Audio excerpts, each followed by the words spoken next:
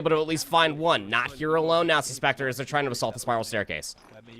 Yeah, I like this route from Suspector. They had the spiral staircase blocked previously, but wanted to reopen that spawn point so they can isolate a couple targets over here on the elbow side with some good shots from Suspector, but not good enough. Legend, who is often touted as the best player in the game right now, will win that 1v1 fight. Formal's got the sniper in the kill feed and finds 2 headshots. And look how quickly Legend routes over to the spiral side of Kraken's base. Now they're forced to spawn on the elbow, and Renegade has a free lane to run this flag. They're just trying to pick up on all the damage and all the pressure, right? You know that they're coming off a spawn. You can force the pressure to spawn over on their sniper side of the map and just fish in a barrel. Damage from Formal on one side of the map, flag being pulled on the other. Legend just trying to play his life and at least hold the crossfire. Renegade's holding the flag, should be just one toss away, and the coverage is good. 2 to the good. Go Optic Gaming. Perfect timing too with Overshield up. Renegade's gonna try to force it, but Looney is in the perfect spot to find the back smack. Suspector's gonna be the one to put the Overshield in the suit, and finally Kraken with an opportunity to get some control of this map. They'd love to get a counter cap here quickly. Can't force it too hard though. The defense from Optic looks strong so far, but Suspector has broken through. The problem is he doesn't have much help any longer. Uses the repulse to get the upper hand in the fight against Formal. Finds the trade, but that's not going to lead to a flag out. It's a 2-for-2 trade. You got the spawns on the opposite side. Looney's got that sniper leading his team 12 for 9. Can't at least lay down the damage and lose their teammate trying to go for the flagpole. So everything that you got from that Looney play in the middle of the map, getting Suspector that OV, it amounts to nothing. In Optic Gaming, off the respawn, may go 3 dead. And got a couple more pings. Legend's still holding on the pressure. He's got good reads on the spawn, but not enough privy to the 2v1, so he will die, but Optic still surmounting pressure on the other side. Yeah, this is a tough one for Kraken so far. They're still holding strong, though. I like the fact that they're maintaining pressure in the base of Optic, kind of making them second-guess themselves coming off spawn, but overall, it has not amounted to any kind of flag opportunity. And Suspector now just looking for a kill. It looks like he's having a hard time finding someone to shoot at. Finds Bound after a call out, but his flag player has died as well. Just kind of getting to that desperation mode right now is what it feels like from Kraken. Yeah, it really does feel that way, right? Where Optic have all of the information and Kraken sees GG have none of the information. Super is just trying to go for the pings. Will inevitably get the trade, but 2 dead again. Go Kraken. Will be a 2-for-2 trade, so it's vying for position in the middle of the map. And Legend, who has just been a real thorn in every single side. I mean, you can see it in the scoreline, a combined 25 kills between Legend and Formal. If one has positional advantage on one crossfire, the other is going to be on the other side. Nice pickup coming through the middle of the map. Looney going to be looking for a couple more kills, but Kraken again go 3 dead in the feed. That was so bizarre. I've never seen that happen on land. He had the Superman arm and launched Legend with his melee, pushes him instead of getting the assassination. It actually works to their advantage.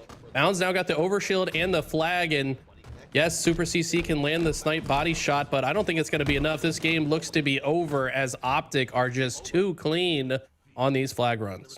Oh yeah, just able to get the slightest bit of advantage, and they're able to run away with it almost instantaneously. Fortress flag going the way of Optic Gaming. Though, are you surprised? Again, this is Optic Gaming at the end of the day, and they're your Dallas champions, they're your Arling champions, and let's not forget that they were able to do that all from the lower bracket round 1 get-go. And let's go ahead and just rip off the band-aid immediately. The way that the pools are set up here at the end from the open bracket, the way that it's all going to be devolving, say Nemesis and Optic do quite well. It's going to be setting themselves up for a wonderful play date in winners round 1 of that championship bracket.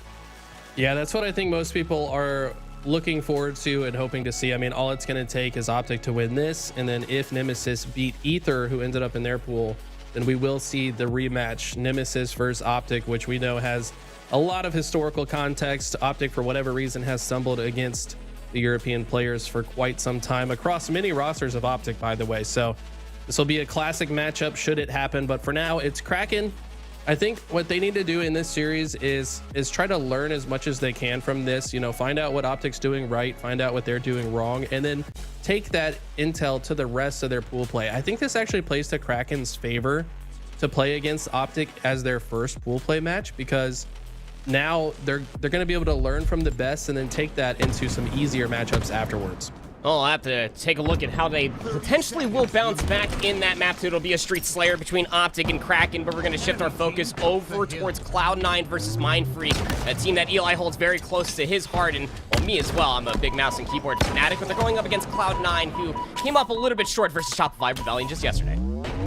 Yeah, Cloud9 have looked good, though. I don't think anyone really expected them to beat Shopify. Shopify's still number 2 in most people's minds. And Mindfreak have looked better than they ever have. I mean, ever since Barcode rejoined the Aussies, they said, "Where have you been, mate? We have needed you." But problem is, Sab has the triple kill from the C platform. And he's playing keep away for this hill. They're just letting this time expire. Mindfreak gonna have to start thinking about game number 2. You asked where they were, and well, they're all in the respawn screen. Says Sab 18 and 15, but Boo Boo Doo 26 and 9. Wow. What the recharge king of the hill did I just see? Sure. So we just wanted to give you a glimpse in potential storylines, but just as soon as we start setting it up, Sab just ripped it away, and Boo Boo Doo has apparently been doing that since the opening frame of that map number 1. So Mindfreak to be looking for a little bit of a bounce back. Again, this is just the one of many matches that are happening. The Alpha broadcast is currently going through Alpha Luminon versus Omit as well, up on towards the main stage as well. Just really good matchups coming through and through from the open bracket. But I guess my immediate question to you, Eli, would be, is the open bracket what you would expected? Mindfreak Alpha from the upper bracket side. You got Kraken and Ether from the lower bracket.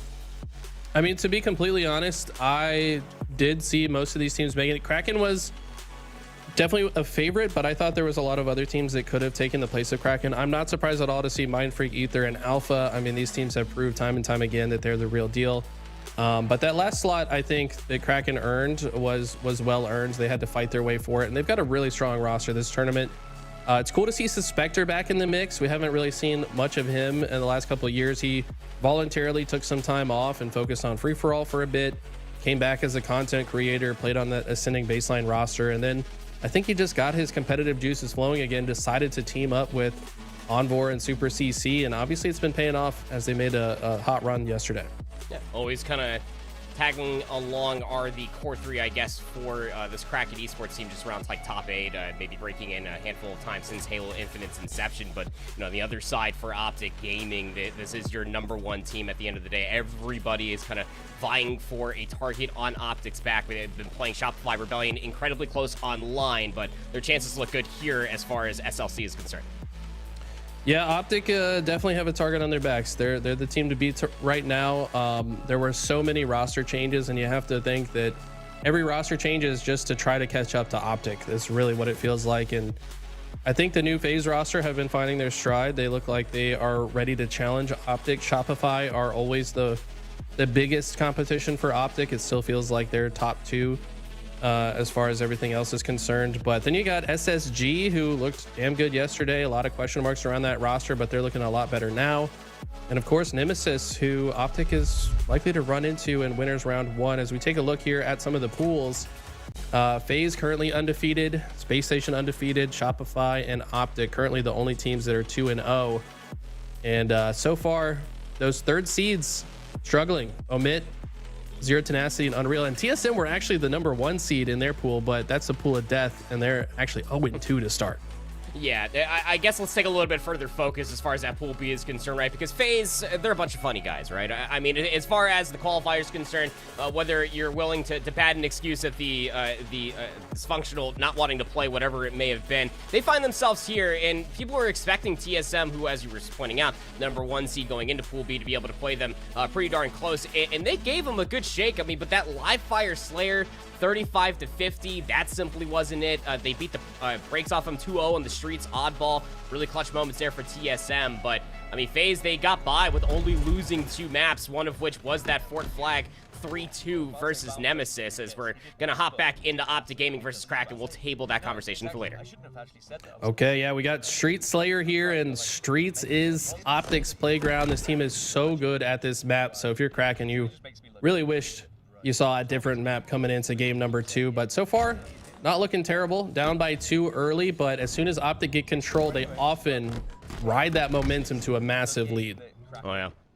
Big 2 in the feed again, coming through for Optic. 3 immediately, and that's going to be the camo is good for Renegade. Got pressure at least coming through from ATM. Pressure over towards the cafe. Good nade to at least show that Renegade is still lurking over by the oddball spawn. So we'll back down for now as pressure is coming up from the stairs.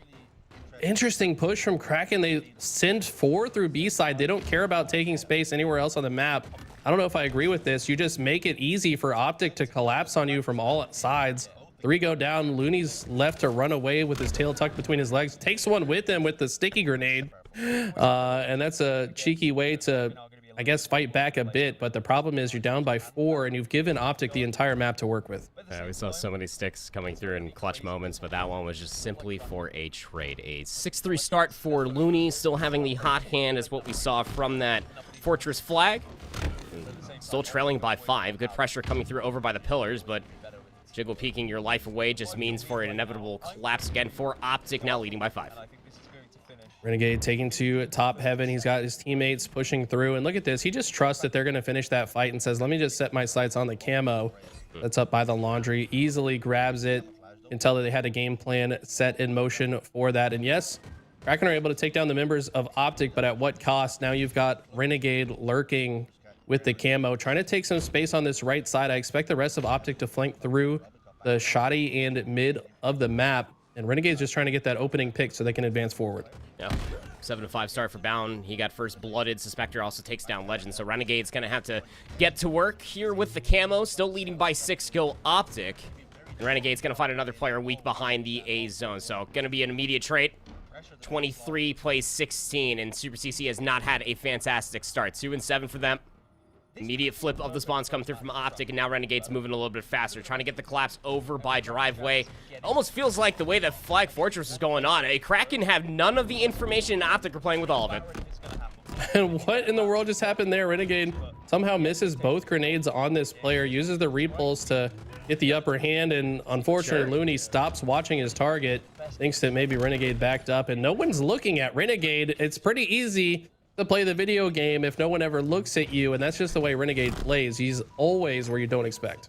29 plays up against 20, and I guess that's the super duper camo coming now from Renegade. He's able to get 2 in a row now, and now just nobody's looking at him. Here comes some good shots coming through, but good team shots through and through for Optic. Now will shroud himself inside of the cover, play for the regen. Renegade's still working off of the spree, getting himself even closer towards the frenzy. Won't be able to get it. It's a trade for Looney to finally shut it down, but a 10-kill lead for Optic Gaming.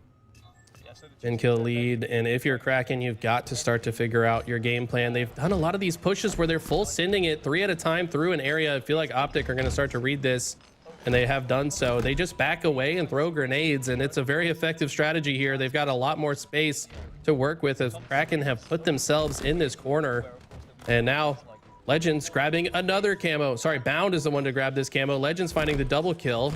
Bound just waiting for his opportunity to strike. Super CC with a great shutdown, but I fear it's too little too late as the lead has only grown for Optic Gaming. They've lost 1 overshield on the Fortress flag. They haven't lost a single camo thus far on the Street Slayer. Objective control, insurmountable lead for Optic Gaming, now 40-25.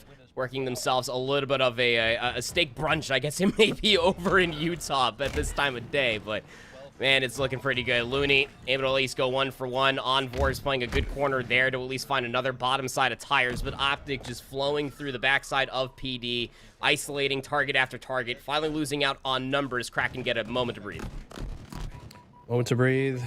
Suspector needs to hold down this shoddy side lane. He wants to watch this cross here, just in case any members of Optic are pushing up that B rail side. And they do kind of have them trapped here. This is a nice looking pinch here for Kraken. Renegade trying to rotate through. We've also got a player on the commando side.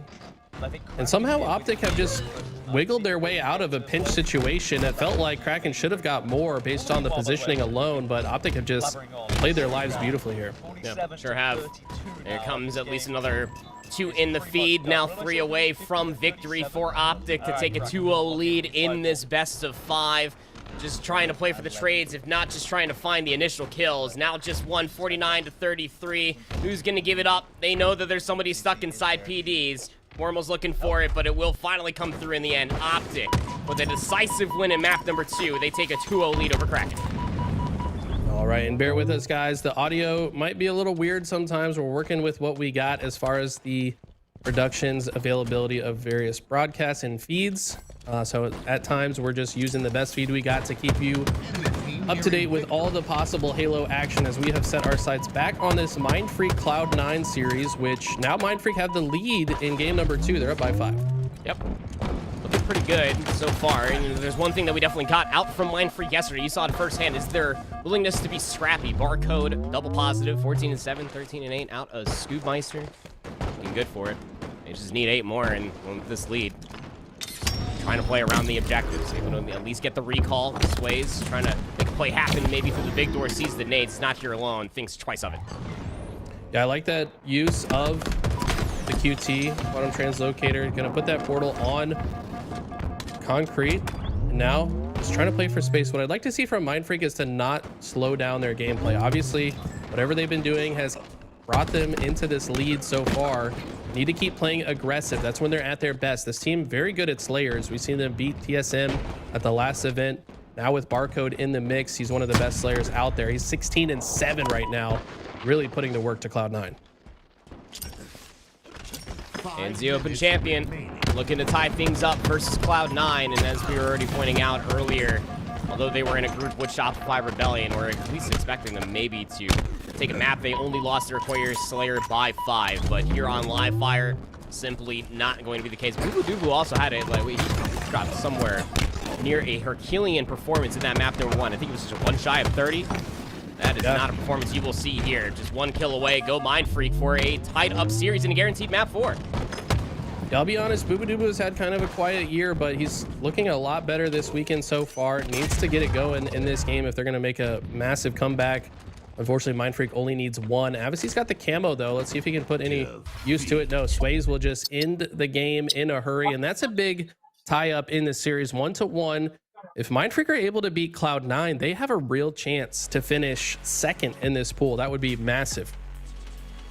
Would be, right? I mean, Cloud9 were able to beat Z10 yesterday, and that's the immediate match that you have after this if you are Mindfreak, and you can almost lean on the Slayers. So realistically, it's just 1, if not 2 more maps that you need to really lean in towards that map 5 victory. Only time will tell.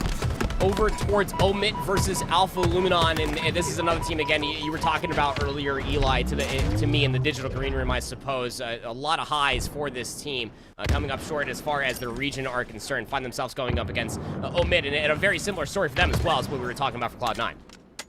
Yeah, to be honest, Omit, full of amazing talent on this roster. Sparty, Breaking Shot, Lethal, and Huss. I mean, on paper, this roster should be amazing, but let's be real. They've been struggling, and Alpha are riding a hot streak from the open bracket. They should have this is one of their best chances to get a win here today, and this is the one that I had circled that should be a close matchup, but so far, Omit have held strong. They've won game 1 and now lead by 5 in game 2. Just now down to 6 immediate trades coming through for Omit. Lethal leading the way at 12-6. I'm gonna get up towards top card now for Omit, just trying to confirm where the spawns are coming from, and it's all happening over to the backside of this base. So goes 1 for 1, does Lethal. Sparty thinking twice about of it, just wants to back down over towards card 2, and I like this play. It's gonna be working out a little bit of a pinch. You saw there for a moment that's starting to develop over by Refrigerator, but the initial kill comes through. 2 in the feed now for Alpha. Omit having to play for where they are for now. Yeah, Lethal really popping off, 13-7. He's having a bit of a resurgence recently. I feel like he's playing some of his best Halo that we've seen in quite some time from TJ, and gets another one. It's a huge reason why they have this lead so far. Up by 7 now. Can kind of play the trade game for the rest of this if they want to. Huss with the camo gets the early shots, and the collapse is in. Omit playing fast and aggressive, and that's exactly how you put a team like Alpha down, because this team, once they get on the front foot, can do the same exact thing right back to them. But right now, Omit not allowing them to get in their comfort zone. Yep. It's like you said, just play for the trades at this point. Lead by 9, and you're able to find those early multi-kills, the damage off the nades, and the overall team play has just been fantastic for Omit. You can see what it means for them as well, just isolating targets, forcing them into different corners. Nice nade coming through. Spartan. He's gonna find himself a triple kill. Where's the spawn at? You know the young man's looking for the overkill, but won't get it in time. What a play out of Sparty. Yeah, we've seen enough overkills on Sparty's Twitter feed for an entire montage, but that's not going to be another one there. And he's really been stepping up his game as well. 14-7. He's one of those guys that we just know has immense talent, can pop off at any moment, but it's been a little quiet lately. I like to see him kind of coming into form here against Alpha.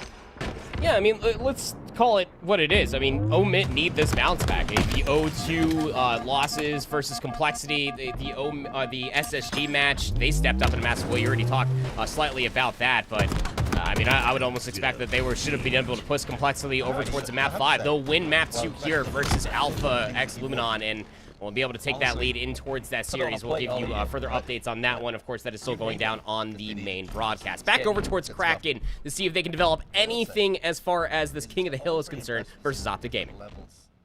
Optic already lead by 1, and they've got a lockdown set up here on the tower. Legend just watching 2 entire lanes by himself from this vantage point.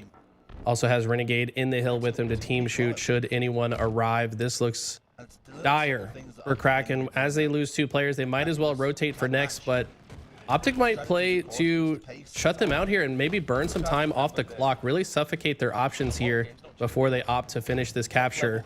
Legend with the skill jump makes it look so easy. It's not that easy, I promise you that. But he's going to take the plasma pistol top tower, and Kraken are still fighting for this hill, which I don't know if I agree with. Might as well back up and play for next, and now they're in an awkward position. Optic might be able to take advantage of this. Overextension coming through, and we can see that Optic, what they're able to do once one target becomes isolated, they know where the rest is going to be coming from, and try as you might to be able to find trades. It's another 2 in the feed immediately for Kraken, and the spawn timer is just way too far gone. Optic aware of it, curb sliding all the way across the map. Formal's got the sniper now. They're in control of the new hill. Yeah, this is Kraken got to be kicking themselves after that. They had a real opportunity to just set up for next. Make a good push here, though. Looney gets the opening break. Slay might be able to move forward. Formal's got to reroute to the key door. Takes one down with him. Bound finds Looney. But overall, solid push from Kraken. They're able to take down the hill player. And now Envor looks to play for space and see if he can maybe get that sniper back in his team's hands. Still missing 1 though, and Legend still goes 1 for 1, able to pick up the sniper, and only had 1 in the chamber. So Envor, he's 1 shot, trying to go for the reload to expunge more of the bullets. Foremost there to be able to find the kill. Ludi was trying to go for the sniper rifle, it felt like almost, but Renegade's able to be there to find the kill. Bound retrieves the sniper rifle, slides all the way through, has top sandbags positioning as well, and that hill is being ticked on. Looking good for the third goes Optic Gaming. These spawns are all the way across the dummy side of the map. They're trying to race all the way outside, just posturing themselves maybe for some camo control and these exits to boot Eli, but still 2 for 2. Optic are scrappy as ever. Indeed, and with 3 hills already, Kraken got to find their way into this game. Formal clearly just taking his time with this sniper, but doesn't realize Envor spawned behind the screen, and now he's going to have that sniper to work with to rotate, see if they can get C-plat control. It's clear the game plan right now for Kraken is to advance to that C side of the map, but look how difficult Optic are making it. Super CC with a clean transfer here with the QT. He's actually going to be able to get in the hill, and as the QT expires, no longer has that escape option. And as soon as Envor dies, he kind of has to get out of this hill and try to fight.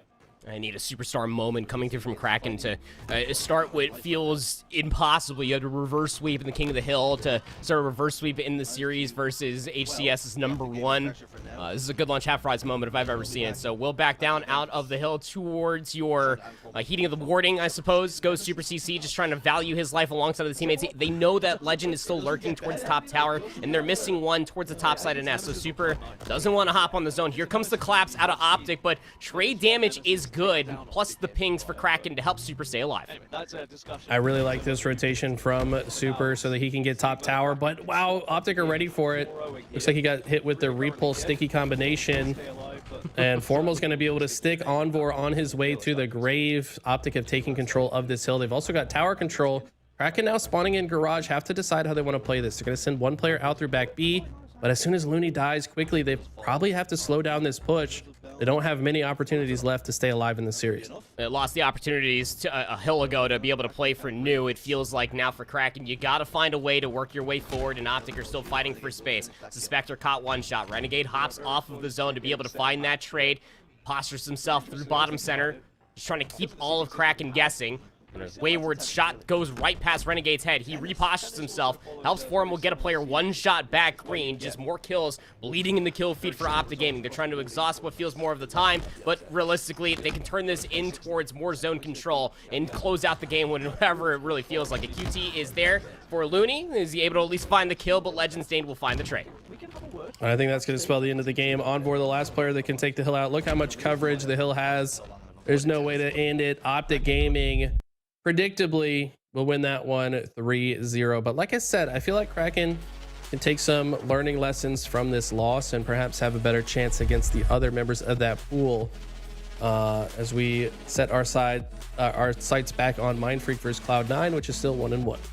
Yep, 50-42 there on that live fire Slayer, just bringing ourselves right back in towards what is an oddball streets now between Mindfreak versus Cloud9. Still towards the end of this round number 1, an explosive entrance over and towards Cafe, where the ball's being at least held over by Soda. Sab's one shot. Because that barcode is also forced for the wear. He's one shot as well, bottom A zone. And nobody can find this elimination on one another, but the ball is going to be retrieved by Cloud9 for now. This fight is an anime duel between Sab and Barcode. It just continues on. And finally, it's going to be Rice that comes to Barcode's aid, but Barcode survived so long and drew so much attention. That's why Mindfreak were able to push in. Rice with the jumping headshot. Mouse and keyboard is doing him justice right now. Collect, though, finally going to shut him down. It just feels like Mindfreak are playing at their pace. They've now also moved the ball. They've rotated this away from Cloud9, and they're playing this beautifully. They're so aggressive. This is giving me shades towards, what was it, the last round that we got of Live Fire Oddball versus Ether in that qualification match just last night. These guys are playing with a different type of gas behind them. They will go 3 dead, do Mindfreak. Cloud9 are at least able to retrieve that ball. They bring themselves just within 25 for the round win. They're bringing it all the way back towards C. Very difficult to break this setup. Damage is there. Transfer for Sab. Finds a player one shot in ATM, but there's still another push manifesting itself across the B street. Luck trying to find the player one shot bottom stairs will do so, but still wayward gunfights. Barcode finds himself towards the top side of Plat. Will be traded. Cloud9 getting themselves even closer. Barcode's Spartan is looking iffy right now. Do you see the way this man is moving? Just jiggling that left stick left and right. And it's making it look good. But hey, Cloud9 able to get this set up here in the subway station. And Mindfreak don't have a lot of space. They're trying to force their way through the B side. They go 3 dead, and that's going to be the end of the rounds. But man, Mindfreak made them work for it, and they show some huge signs of life here. They sure did. I really did feel like that break was going to be coming through towards that top C position. Once Barcode got up there, if he found that kill towards top rails cleanly, maybe you could transfer that into a driveway push where the ball did get yeeted over by the dumpster. Simply not to be. It's a 1-0 lead here for Cloud9 and a big swing map load combination of this street's oddball. Ball's going to get immediately collected, sliding towards the challenge, able to at least get the melee. That was darn close indeed, but if you're 20 and 13, I would trust you for that 1v1. Yeah, obviously, youngest pro player, by the way. I want to say this man is only 17 years old. One of the newest scenes recently joined this Cloud9 roster, and he's showing why. Collect, a new member of the team as well, gets the cluster luck from the grave to make it a little bit easier for Cloud9 to accumulate more ball time. They get away with the camo as well. So far, all things going right for Cloud9 in this offense. Put it over towards a young man, able to almost get the perfect was Booba with the stalker rifle, but Avasi will reveal himself from the camo to be able to get kill number 22. Ball firmly in control. Going to the backside of A. Avasi able to get himself on the killing spree, and the ball in the hands of Sab, moving towards over driveway side, or purple, excuse me. But they're kind of stuck in the middle of a split spawn of Mindfreak, who are just trying to vibe for a position. They're trying to find their footing underneath them, Eli, and they still go 3 dead. Avasi's still alive. Cloud9 are playing so precise in all these engagements, and you're seeing why they picked up the young gun Avasi. 24 and 13, has the ball in hand as well. This man's doing it all. Boo Boo, first grenade somehow phases through his target. Don't know how that one didn't stick. But some good movement coming out of Mindfreak to avoid the stick and barcode, looking like he's trying to do everything he can to make an opening for his squad. Sways will pick up the pieces as the ball has been played out to front C. Now Sways will rotate through, see if he can help out Rice, and Rice does survive, wins the 1v1 against Collect and continues on. And this is looking good for Mindfreak's first chance to score some oddball time. They're good damage. Sways has been chasing all of these different pings and damages coming through. Sways was the next tip of the spears. Scoobmeister is going to collect the ball, and they're trying to claw their way back from what is now a 40-point lead. Cloud9 spawning all the way to the overside of A. They go to dead again. Sways has got the pistol. Camo control is what they're mostly trying to play for. Barcode is able to get it, plus the kill, and he's out of there. Look at this. He's got the camo. I don't know if they're aware of his location at all. Avicii has no idea. Barcode's going to say, thank you for that stalker rifle. Not sure how much ammo it has left in it, but we're going to set our eyes to Sways, who's just trying to hold down this tire side and maybe get some early vision on the next rotation. Going to rotate to the B stairs and see if he can get a team shot in with his teammate.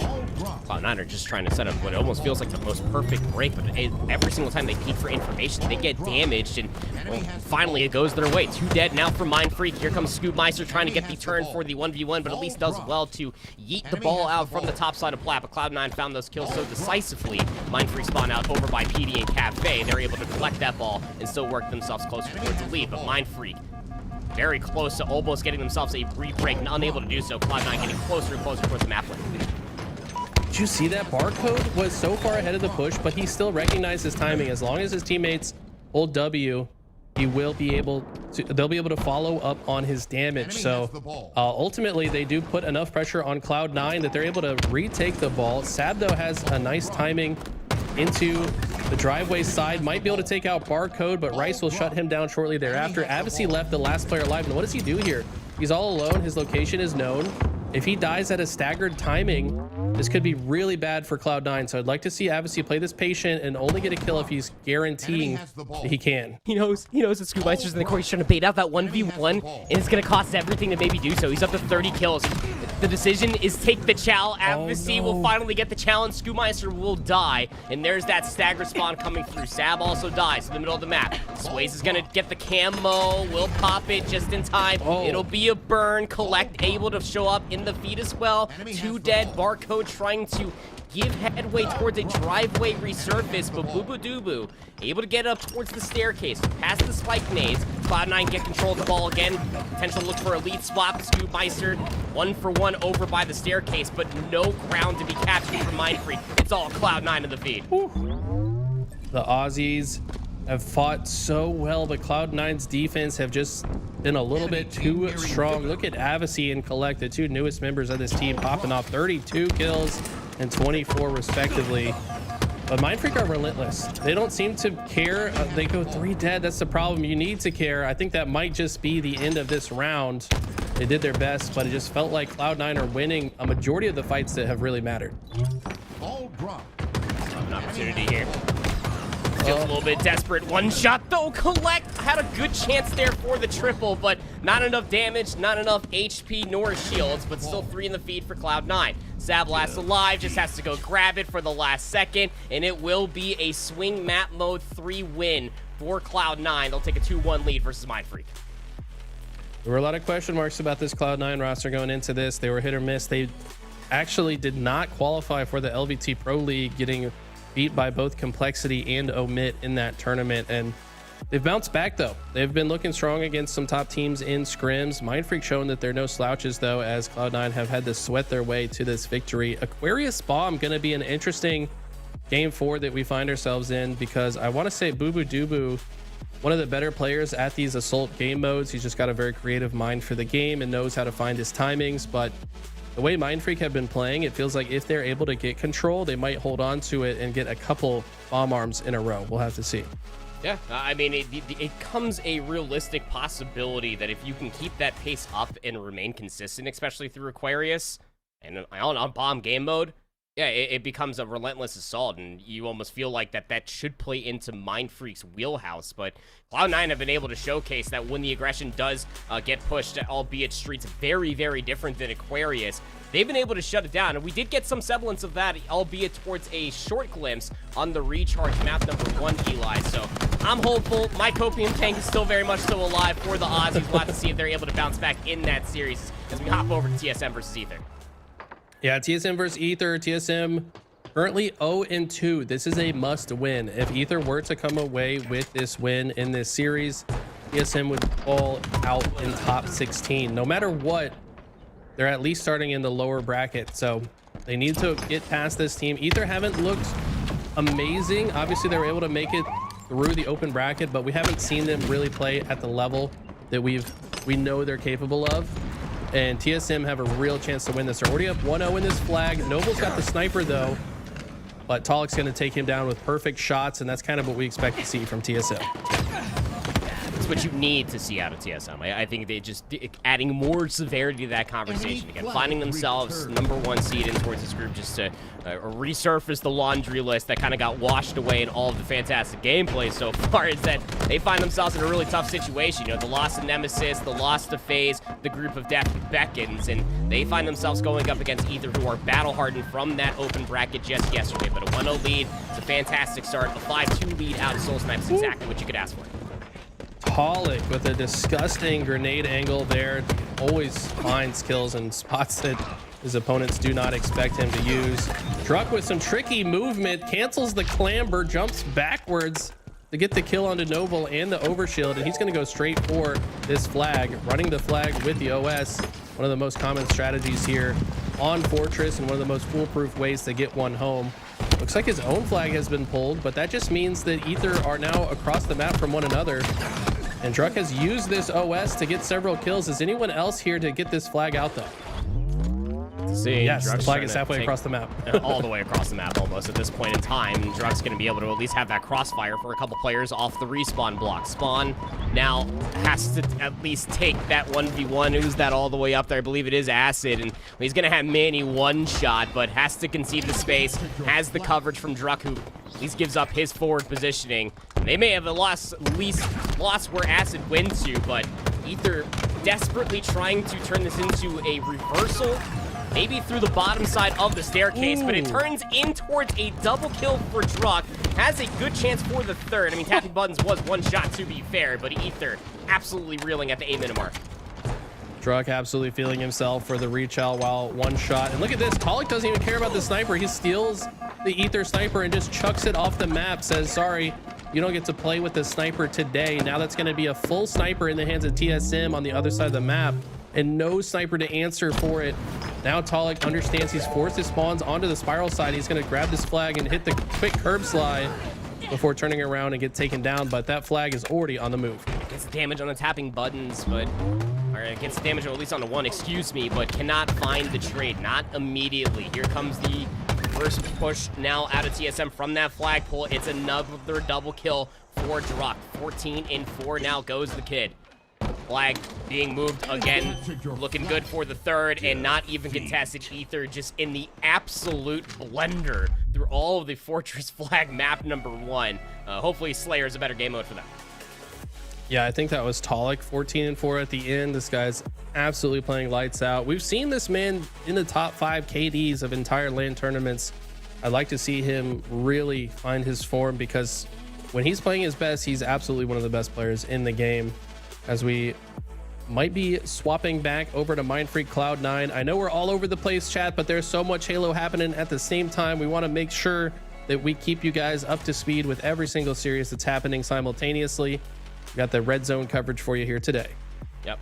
Tons of different updates. Again, this is the tail end of all the different pool play off of Optic Gaming. Will be the first team to complete the 3-0 run.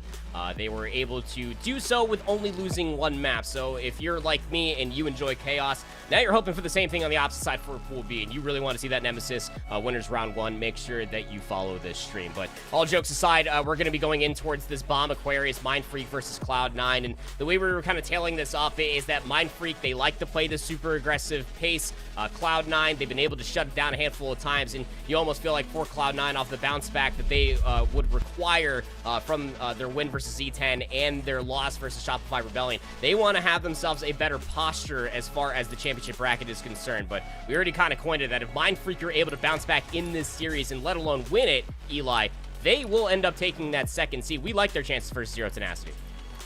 Yeah, I like it indeed. And even Scoob in his interview yesterday after Mindfreak won said that he was, in his Australian words, really keen to play against Zero Tenacity, especially now with Barcode on the team. It's a run back from, their series that they had last tournament. They did not win, but that's before they had Barcode. And Barcode, we all know, makes a massive difference on the roster. As we see our picture-in-picture here, you can see there's no action happening. It's the only reason you guys are not watching Halo right now. It's because no Halo is being played. As soon as one of these matches gets underway, we will get the match back up and running. But Andy, I want to ask you, I know that you're mostly focused on other esports and you dabble in Halo. Is there any, what's your favorite team to watch from your experience with Halo? Any team that has Legend on it, I think that kid is absolutely cracked. I believe that the French controller players are continuously showcasing why they are highly sought after, and I think that Legend's a shining example of that. I mean, through all of this young man's career, he's constantly been able to turn heads, and he's just constantly putting up a lot of impressive numbers. He's now doing it with the green wall, so he's getting a lot of good fan behind him as well, and I think he absolutely deserves it. You guys, again, I come from Call of Duty, so you guys have your own Hydra over here, and that's exactly what Legend is, and whatever the future may hold for that kid, I imagine that it's bright because he's twisted. Yeah, I mean, you might be casting him in COD next year. Let's just be real. He did tweet out free agent for Black Ops 7, and he's gonna be a scary sight in the Black Ops scene should he decide to go there. But we're into game number 2 now between TSM and Ether. This is the first game that popped for us, so we're hopping right into it. And I think this is Ether, a good map and mode combination for Ether to come back. Noble with a beautiful 5-shot right there, by the way. This is really their chance to stay alive in the series. I feel like if TSM go up 2-0, the reverse sweep is likely impossible, so Ether have to win this one. Go back towards Ether's route as far as qualification is concerned. We expected them off of their 3-0 win versus Dark Inside to do well versus Mindfreak. They get slammed around 3-0, but they did play them close on that Street Slayer. They only lost by 4. You saw the torrential play for the camo. Will end up burning it. Nice perfect coming from Manny, not letting the player get past the spike stairs, but 3 dead for Ether as TSM will now take a 2-kill lead. Okay. Here have kind of slowed the pace of this game down, I think, to their benefactor. Been able to kind of catch TSM speeding at times with the speed gun. Can't get past these guys very frequently, but it's a 1-kill game. Manny just sees all his teammates die in the kill feed, decides to find a sneaky spot to wait with the stalker rifle, hoping that someone rounds this corner and does not suspect him to hit the 3-shot. And also just waiting for his teammates to come off spawn in C so they can maybe take some attention off of him. Can't land the 3-shot though. It's a beautiful kill from Acid. And look at the peak shots, just forcing pressure onto Truck. Beautiful grenade. Noble's in the right spot to clean it up. And just like that, Ether get 4 kills unanswered, taking a 3-kill lead. Yep, love to see it. 12-9 now for Ether. Acid just trying to play for the cross. They know that the spawns are over inside a cafe. 1v1 came a little bit late. You know that Acid was wanting to play for it, but TSM find really good timing on all fronts, spawning the backside of A. They'll find 3 in the feed. Got ourselves a tie game. Good timing as well with this camo coming up. They should be able to grab it. Soul Snipe just watching this entire B side of the map, but does so cautiously with his escape route. He gets chased down by Drift. And Talik's going to be able to push in here with Ruck. Try to clean out the backside of the subway station. Manny finds a 5-shot onto Acid. And TSM starting to play their game, but doesn't feel like they're really hitting that flow state that we are used to seeing from them, where they can really start spawn cycling. Ether have been playing very strong off their spawns. Oh, Drug had a really good look at that perfect, but not enough shields for it. Tried to play for the repulsor, but could not get it over inside of the arcade. So 17 plays up against 18. This Slayer in the early stages on a nice edge. Another trade in the feed. TSM still leading by 1. Trying to play for this position through the middle of the map. You know that the camo is going to be starting to tick down ever so slightly sometime soon. Whoever ends up getting that camo, you feel like it's going to be able to take a swing for this map. TSM do it the hard way. This would now be 4, make it 5 off the perfect from Talik. Unanswered kills coming through from TSM. They are rolling in the deep. 23-18 goes the lead, and they got them trapped over by Red and inside the C. Yeah, without a single trade, Ether, not feeling good about that. On top of that, this map is so small, TSM is going to know where you're spawning. It looks like they spread out to intentionally force a split spawn situation, so Ether can't even set anything up of their own. And now Manny just making himself the most difficult target imaginable. Drift with the slide out wins the fight anyways. Druck coming to see if he can clean up the pieces, and they have done so. So despite what was a good kill from Acid, doesn't matter as TSM find a way to clean up the rest of the team and have suddenly found themselves an 8-kill, make it 7-kill lead. It's just the suspense. Tapping Button's able to find 2 Noblix there to at least find another, so it's a 4-for-1 in the feed as Soul Snipes the first one up for TSM, but the Ether were really playing with a certain amount of a gusto there for a moment. TSM, they slow the pace down almost to a snail's pace. They're able to rectify the lead that Ether were able to hold over their head. That then gets diminished down to 6, now leading by 7. Camo being held by Manny, playing inside of the Shroud. Knowing that he's still nearby, Manny just playing with his food, able to get behind one, the camo, the trade will be there. He was one shot, could not at least get the next melee, but the camo's gonna get burned regardless. And you like this hopes for TSM with this lead, Eli. Effectively, you can play the trades and maybe win the game, unless Ether continue to show up with these heroic moments. Yeah, I mean, honestly, Ether have shown me a lot of signs of life here in the last couple of engagements, able to get several kills unanswered of their own. Now have cut the lead down to 4. Now it's TSM trapped in the subway side of the map. Acid playing all the way back. Probably afraid of maybe getting 2 hit out from the Ivy side. I don't know why he's playing so far back. I'd like to see him apply a little bit more pressure from this side as he does, but Soul Snipe with the perfect shots. Doesn't even need a second player to break down the setup of Ether, and maybe Ether playing a little bit too cautiously there. When TSM are all trapped, they had an opportunity to collapse and did not take it. A little bit of hesitation. Not what you need versus a top team, not what you need versus TSM, no matter the way that you gauge it. Ether need to show up here. As now it's an 8-kill lead again for TSM. This was so close just about 2 minutes ago, and Ether was letting it slip through. Soul Snipe one shot inside of A, tapping buttons, trying to play his life. His teammates are spawning all the way over inside of C. So you saw the correlation from that for TSM. They were trying to collapse on the kill, but ultimately they're just trying to collapse on the spawns, trying to play for the trades, just 8 away from the map 2-1.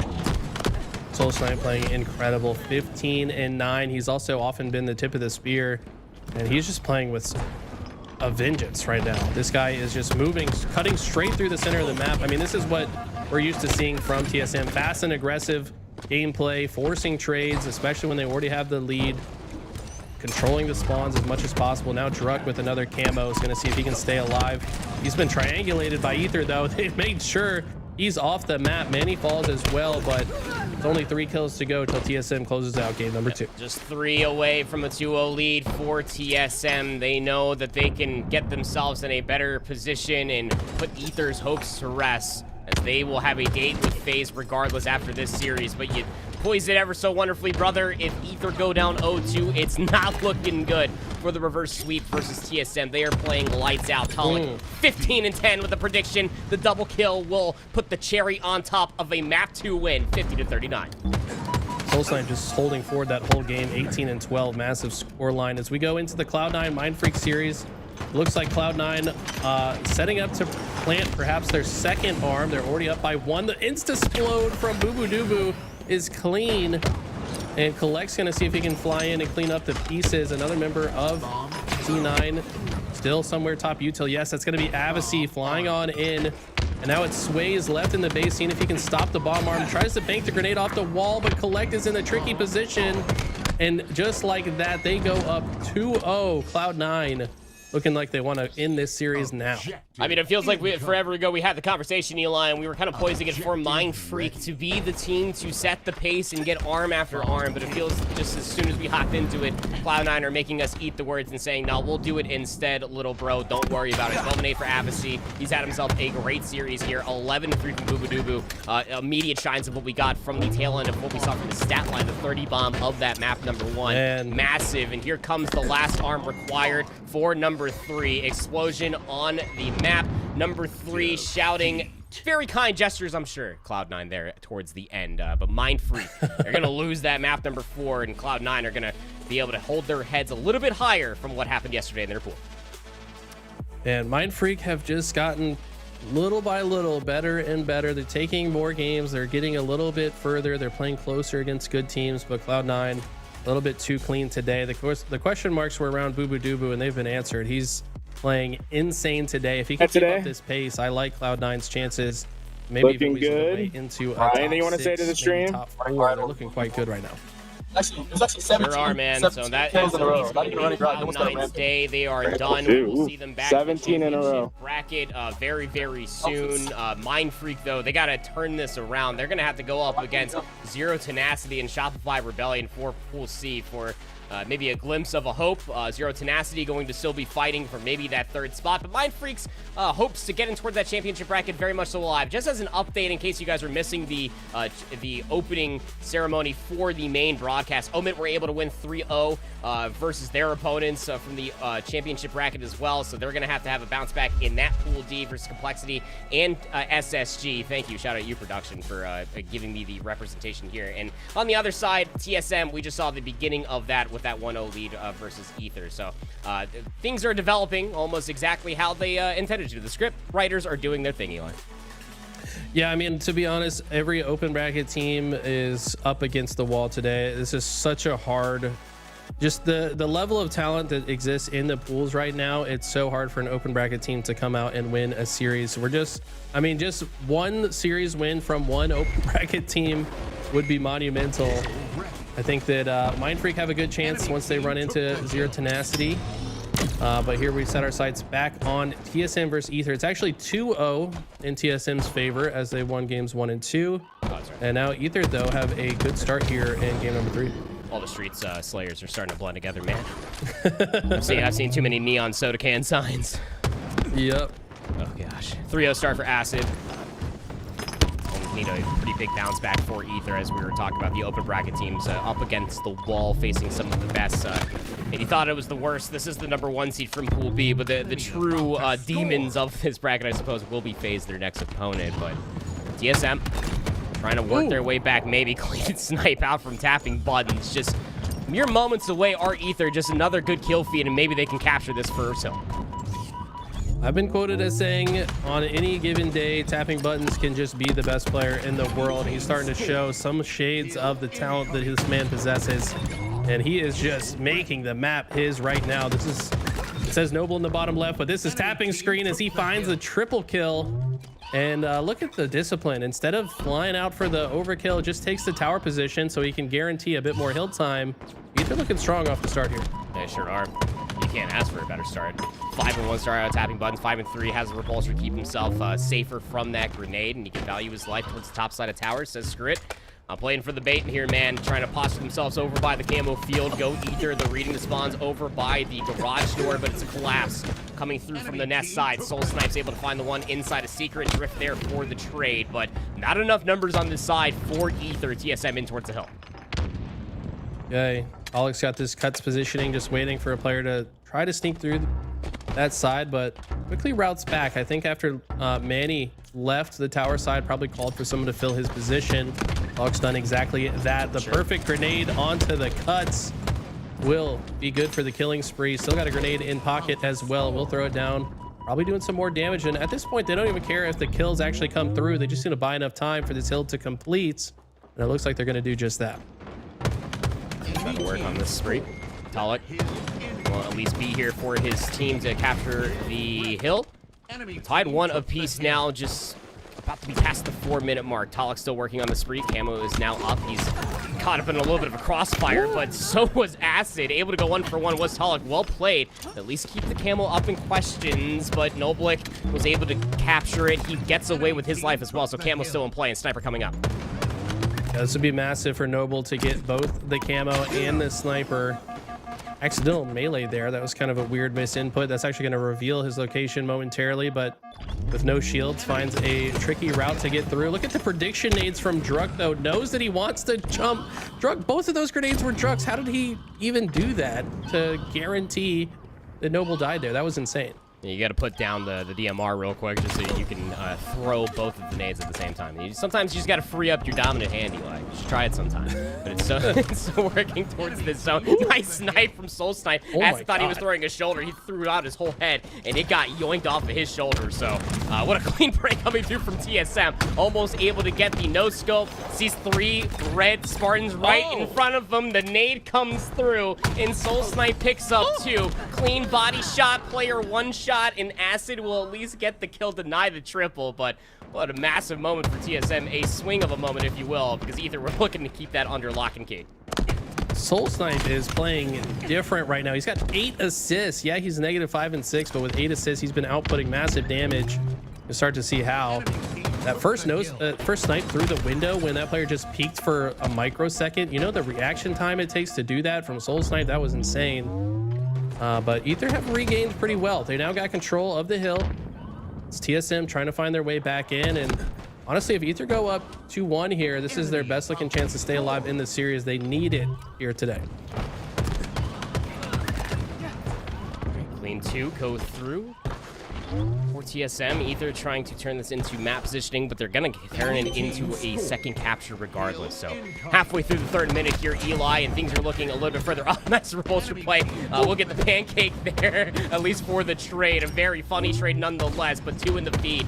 TSM, they got these back C spawns. They got 1 player pushing through mid over towards green. Talik trying to play for his life, and he's able to do so. He still has so many more players towards his sight lines over by green, still holding onto his life inside of mud. Soul Snipe's top nest. A good setup for TSM in the grimmest of moments. My God, Talik is playing insane right now. With the jumping headshot, though, Noble's going to win that one. Noble trying to match the pace of Talik on the other side. 13 kills apiece from both teams, Talik and Noble. Tapping now, just trying to overlook the entire C platform to make it difficult for TSM to rotate to this side of the map. Soul Snipe's going to just run right by and go straight to the top of the tower. Tapping hits the skill jump and has some help as well. But look at this. TSM are multitasking. They can get control of back green and still have an entry point to this hill. Phil just drops down and immediately is ready for the one. The centering from tapping buttons is at an all-time high. 10-9, 14-6 out of Noblik. Ether are fighting. Now down to 3 minutes. The clock's going to get stalled out again, Eli, but 3 in the feed for TSM. Ether are going to get a lot of OBJ time here. I'd like to see one of them go tower. Okay, yes, we do see one of the players rotate to tower just to guarantee they have an answer if those dummy spawns do come out. Also, their extension forces the spawns to be more likely in the back of A, and it's perfect shots from tapping. Druk trying to be the tip of the spear, and instead he gets put in the dirt. Manny will clean up the pieces, but will it be enough? They've only got half the map to work with. Actually, no, Talik broke through on the other side. The multitasking from TSM has been very impressive. They understand they need to pinch the hill from both sides, and they've done so masterfully. And Manny off the QT play, steps up, finds a massive one when it matters most. But Ether just need one more break. They got numbers on the backside of the tower ramp, and Talik's able to find 2. Hold on a second here. TSM might rip the rugs away from Ether as far as this 4th hill is concerned, but they're a little bit worse for wear. But Ether, they're losing numbers. TSM still got close spawns, and they're getting a lot of space. Look at Druk moving through the bottom of the map. Drift will take him down, but you know that he's too weak to push forward. That's going to be another hill for TSM. We're tied up, and this is without Druk really being online. It feels like Druk maybe trying to force the issue a little bit too much. 5 and 15 is the stat line, but he's still making openings for the squad. Talik taking to the sky with the sniper, wants to reroute top tower, cancels the reload, and prepares for the no-scope. He's still got the repulse charge as well, just in case. Checking to see if the skill jump is going to be utilized. He's going to wrap back tower, chase this kill down. Noble's got no way out, and Talik going to use that last repulse surge to dodge his next opponent. And if he can hold this tower, this is spelling great news for TSM in this top mid hill. Halfway towards the 3rd, Talik will at least find the body shot, looking for the little quick peek.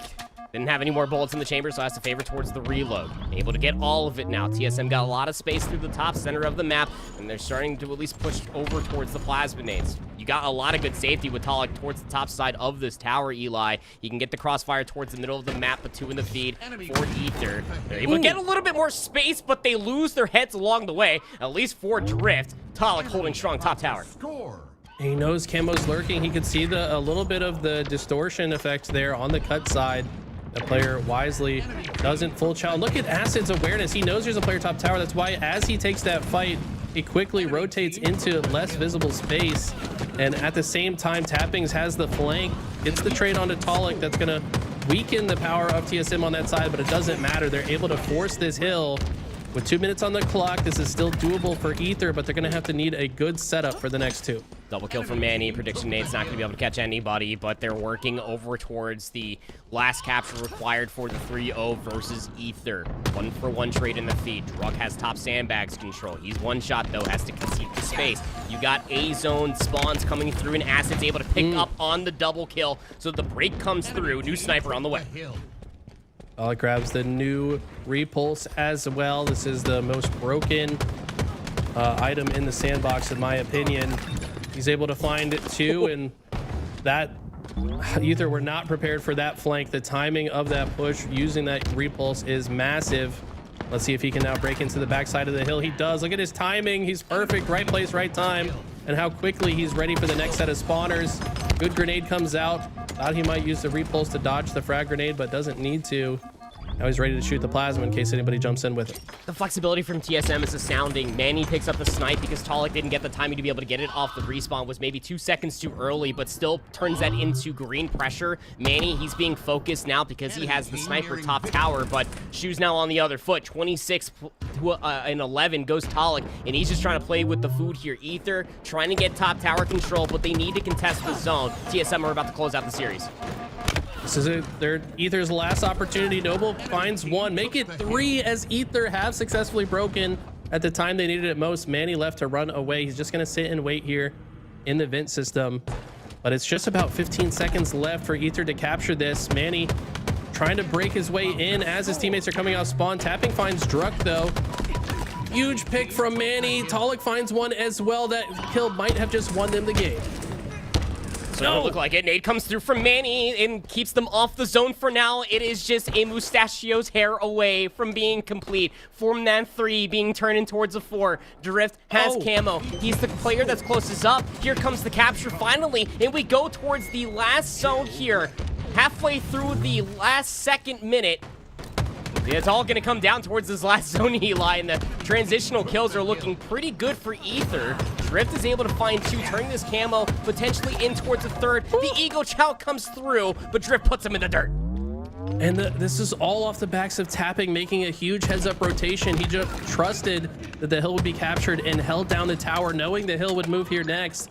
The early rotation is perfect. Now Noble taking his position, but this all started with the heroic frag grenade from Acid. We don't even know where he threw it, but it barely kept TSM from scoring. They just needed 1 more second, and now it looks like they're ready to steal this game. They've almost finished this hill. Just stacking it. You got to somehow contest the zone if you're TSM, or we're going towards a game 4. Tapping button stays alive. The nade over the top kills him, but Manny's up next. He's got the green gun. Can't get the capture. The kills are there for Talik. Soul Snipes lasts alive, and there's nobody for Ether to touch the zone. Stepping up in a superstar moment, Noblik will get the double kill and the last tick required. We go to a map 4. It is not going to be a 3-0 for TSM. They still have to fight their way to earn their spot in the championship bracket. Ether have nothing to lose here. The team challenging from the open bracket, and they clutched up in a major way. That game could not have been closer. I mean, what an insane map. And we've still got more action, guys. We got Unreal Nightmare versus Kraken, and this is a grudge match. These two teams played each other in the online qualifier. It was Unreal Nightmare who came out on top to earn themselves a spot in pool play. And because of that, Kraken had to fight their way through the open bracket as they make it out, find themselves in the same pool. But the story repeats itself as Unreal Nightmare will take the 1-0 lead in that series. And just as fast as I can say that, it's Alpha Luminon now facing off against Complexity. Yeah, Alpha Luminon was part of that microscope that we were kind of taking a look at when the day did kick off. They lost 0-3 versus Omit. So here we find ourselves Recharge, King of the Hill versus Complexity, who had themselves a pretty decent day yesterday. You know, the 3-0 versus Omit. They stepped up to face SSG on a very good day to be Space Station Gaming, and they did lose 0-3. And, well, at least the Slayer was close, I'll put it that much. Yeah, honestly, Complexity, I thought would have put up a better fight against SSG, but SSG were just on fire yesterday. Falcated Ended up with the highest KD in the tournament, finishing today 1.6, which is just unreal at this level. But now Complexity, very much the favorites to win this. I mean, Complexity have been on a hot streak in the LVT Pro Series, have looked damn good, and it's mostly because of this man, King Nick, and how hard he is to kill. One of the most accurate players we have ever seen in the HCS. He's been doing it for a while, man. He's been doing it for a while, and he's still hitting shots like that. Jiggle peaks too. Prediction for the challenge over by the box. Still able to win the one. King Nick taking down Shrikey, and he's back over towards the bottom side of the zone. Got to shout out a subscriber in the chat. Above average Cody, my man, good to see you. Thanks for the tier 1 subscription, and thanks to everybody else that's been subbing today. We see you guys, and hope you guys have been enjoying the action. It's been nonstop today. Complexity now trying to find their second hill. Looks like Leor posturing to see if he can grab that shock rifle to maybe give themselves a better chance into the next hills. Almost completed for Complexity to go 2-0 up here in the opening of the recharge King of the Hill. Well, Alpha will step up to at least make them fight for it. They're stagnant. They're getting themselves pretty darn close. You know, Complexity don't want to go and tie things up one apiece, so they're going to try to surmount a little bit of a push. Weak. Here comes Magico to be able to clean up on a handful of more players. Here comes King Nick, though, trying to step up for another double kill. Ryan Noobs, one shot. Shrikey should be there for the trade. 3 dead for Complexity. Look at that. They sent all the resources to try to last second capture that hill. They literally needed 1 second, but Alpha held strong. They will earn it. Complexity recognized they don't have the timing to contest it. And Leor, not only that, but they're finding double kills in the next zone. Almost makes it 3, but Mental holds strong with the BR and will earn Complexity these A-side spawns, which are so critical for this hill. The transition, good for Complexity, but the exit from the previous hill, not the best. Felt like that they should have a 2-0 lead here regardless, but Alpha are fighting. Elevator control here for Complexity as they go to dead. Mental, Ryan Noob trying to set themselves up for the folly that's about to be from the previous gunfights, and they're valuing their life so wonderfully, but Alpha still trying to fight out from the gold stairs area, trying to get themselves closer. The plasma nades from Mental, just so wonderfully staggered, almost able to find the stick on a Shrikey, who is just jiggle peeking for his life, and I say that literally because Mental will rip it away. Yeah, Mental recognizes his timing here. There's nobody that he needs to block the spawn for. Has teammates there as well. Finds the killing spree with the trade, but it looks like Alpha able to land a couple of kills. Not enough though. Complexity still have firm control of this elevator side. Look at Strikey though, just brute forces his way all the way through. Understands the attention is not on him, so good opportunist play here from Strikey, and now they find themselves in a good position for this hill. They need to block those elevator spawns and stop this push coming in from Complexity though. 12-7 start out of Mental. 11-8 start from King Nick. Strikey though, trying to beat the bruiser for his team. At least join the light side of Roarch, but still. The second hill capture might set themselves up wonderfully, potentially. We'll have to see how Complexity look to bounce their way back, because we know that they can continuously slay. We already gassed up King Nick. We've been able to see what Mental's been able to do since his entrance in towards the HCS. Nice timing from Strikey. Catches a one-player one-shot, but it wasn't clean enough, so you know that the prediction's going to be there, but it's versus another player whose one shot goes for the slide, 2 in the feed, but the capture nonetheless for Alpha. Mental playing that wall like he's in Gears of War again, with the wall bang bouncing off the side. The movement is clean, and look at this. He's already on the other side of the map. He's crossing the hill to try to shut off the aggression on the other side, but it's a 2-for-1 push coming in for Alpha. Ryanoob able to burn the camo before being taken down, but it's Alpha winning this rotation as well. They're playing so clean on this map. And honestly, this is one of Complexity's best game modes. This is not one that we expect them to drop against an open bracket team, but right now, Alpha are firmly in control. Shock rifle top of batteries gets at least damage in towards the second. Would have loved to be able to at least find the elimination, but gonna reposture his Roarch 1-for-1 in the feet. It finds the timing. Oh, what a shot, and the flick comes through, but not enough to be able to get the second on a Mental, who's there to find the trade. Shock rifle down. Mental maybe trying to pick things up, but the nades are going to help him get a little bit further forward. Magico not looking for the challenge immediately. Now he knows that 2 are here. Is there any assistance for Magico? There sure is, and it's by way of Strikey's nade. Ryan Noob there for the trade. Where's next up? Maybe trying to keep the time ticking down to get themselves a little bit closer. Strikey, good assistance there. All the way down towards the end of the hallway. Will collapse from the nade spawn, and that'll be the third capture for Alpha. They got a 2-hill lead. This is so big for Alpha. They need this win, and this rotation from Roarch looks unorthodox. You want him to control the C side, and maybe that's what he should have done as he runs into the entire roster of Complexity. I think a bit of an overextension there, maybe an overheat from Alpha Luminon, feeling themselves a little bit too much after going up 3-1. Should have just locked down those spawns. Now they find themselves in a tough position. They're spawning in the gold pipes, which means they've got to choose which side to go through to get to this bottom center hill. And we know that all members of Complexity are watching their entry points. Mental looking too clean right now. Did you see that snap top glass? That was terrifying. Yeah, he's you insane. know, you're searching for blood. That player was one shot. I want none of that. 18 and 11 goes Billy. He's gonna posture himself over by the stairs, a little bit close towards getting that elimination onto Lure, but not gonna be the case. It would still go 1-for-1 in the end. The trade's good for Complexity. They are fighting.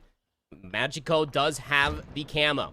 He's gonna convert that into some OBJ time. Trying to press himself a little bit further forward. Nice transfer coming through on a King Nick, but the perfect, even better, puts Magico down. Complexity still hanging by, albeit a lack of numbers.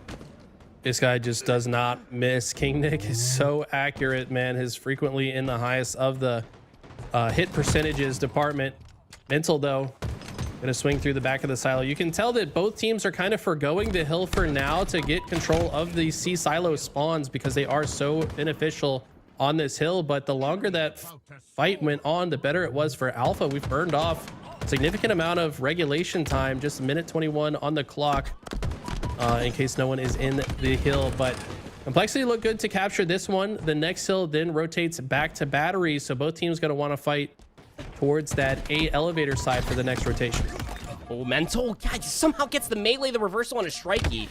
That should have for sure been a trade, but still gonna be Complexity to drop down. To your credit there, Eli, you were right. Able to at least get that hill captured, so now they trail by 1. Or just about 60 seconds, excuse me, left on the game clock as we go towards that new hill on the backside of batteries. Cherish playing his life towards the top side of gold, trying to at least get the one, and the transfer's not going to be there. So good presence being felt here for Alpha. They got the pinch all the way from room Whirlpool. They might be able to set themselves up for a zone.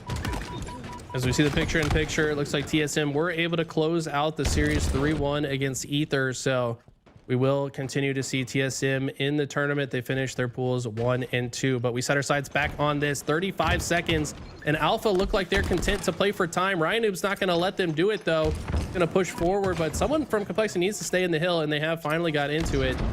Ryan being such a difficult kill with the Insta-Splode combination on the plasma grenades will shut that player out of the elevator, and now Ryan looks to play gatekeeper for the spawning members of Alpha.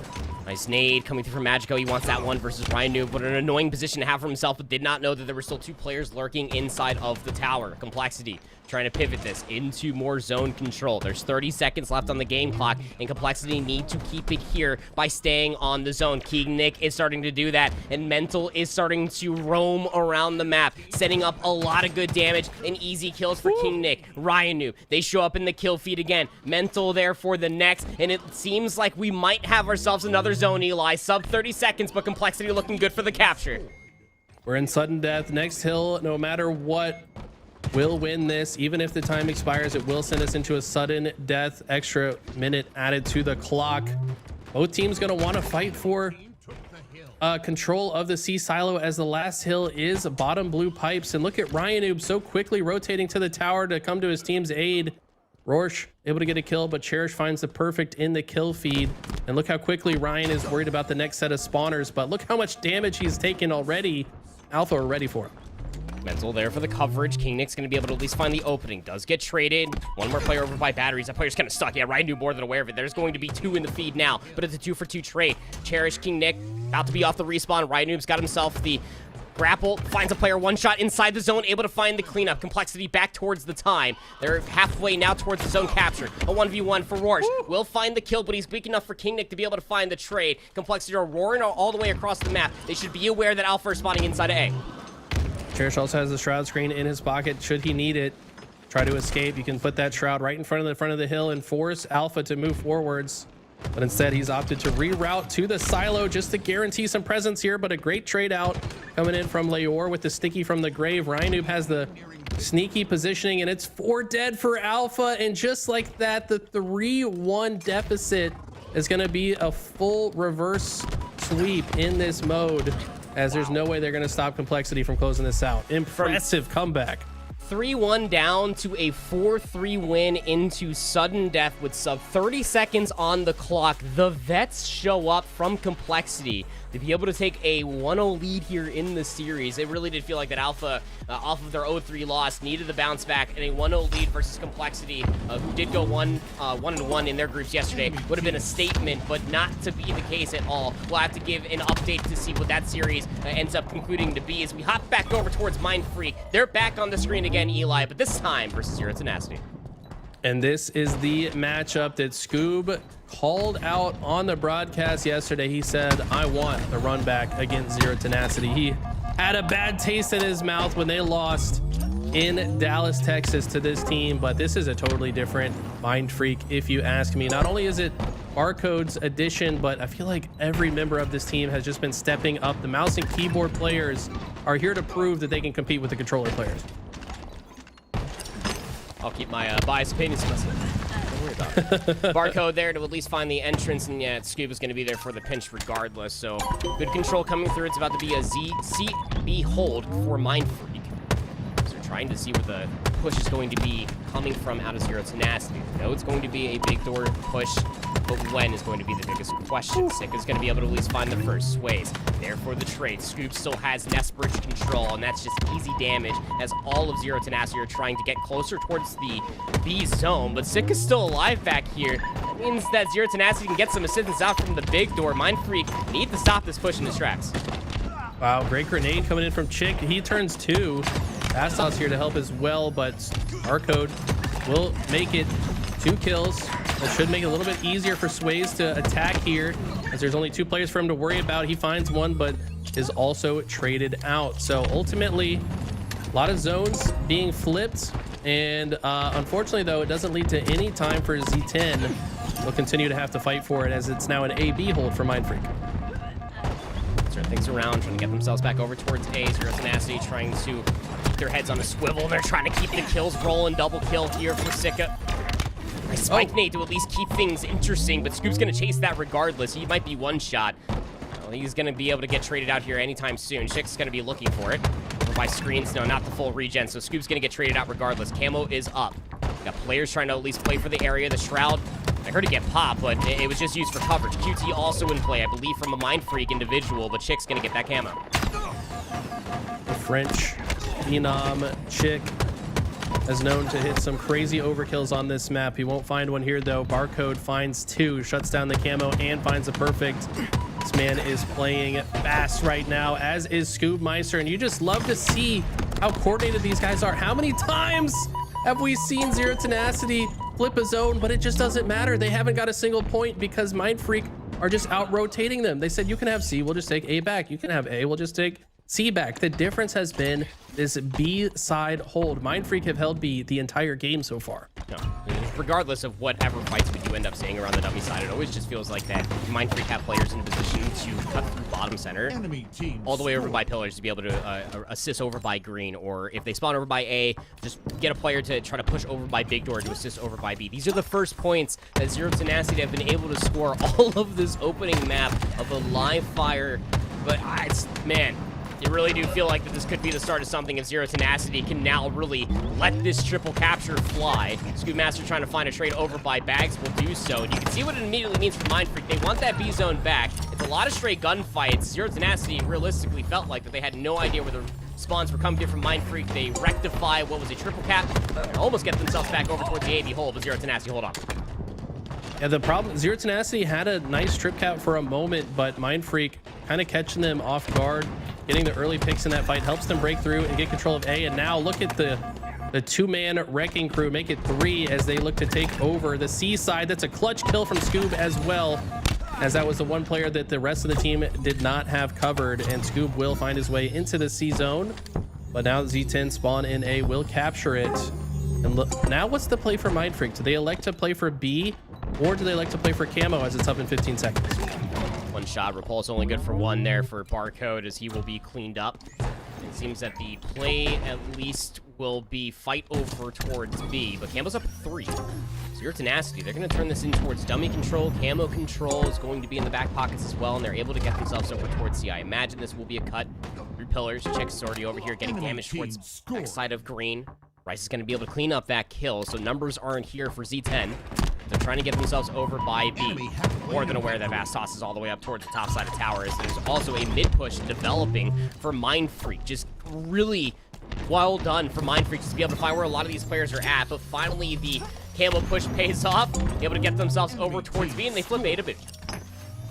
Yeah, Mindfreak really needs C here, and I did want to shout out, it's not often you see the greatest player of all time show up in chat, but Ogre2 coming in to start the copy pasta train says, spam this toad to help barcode. We know which team he's rooting for.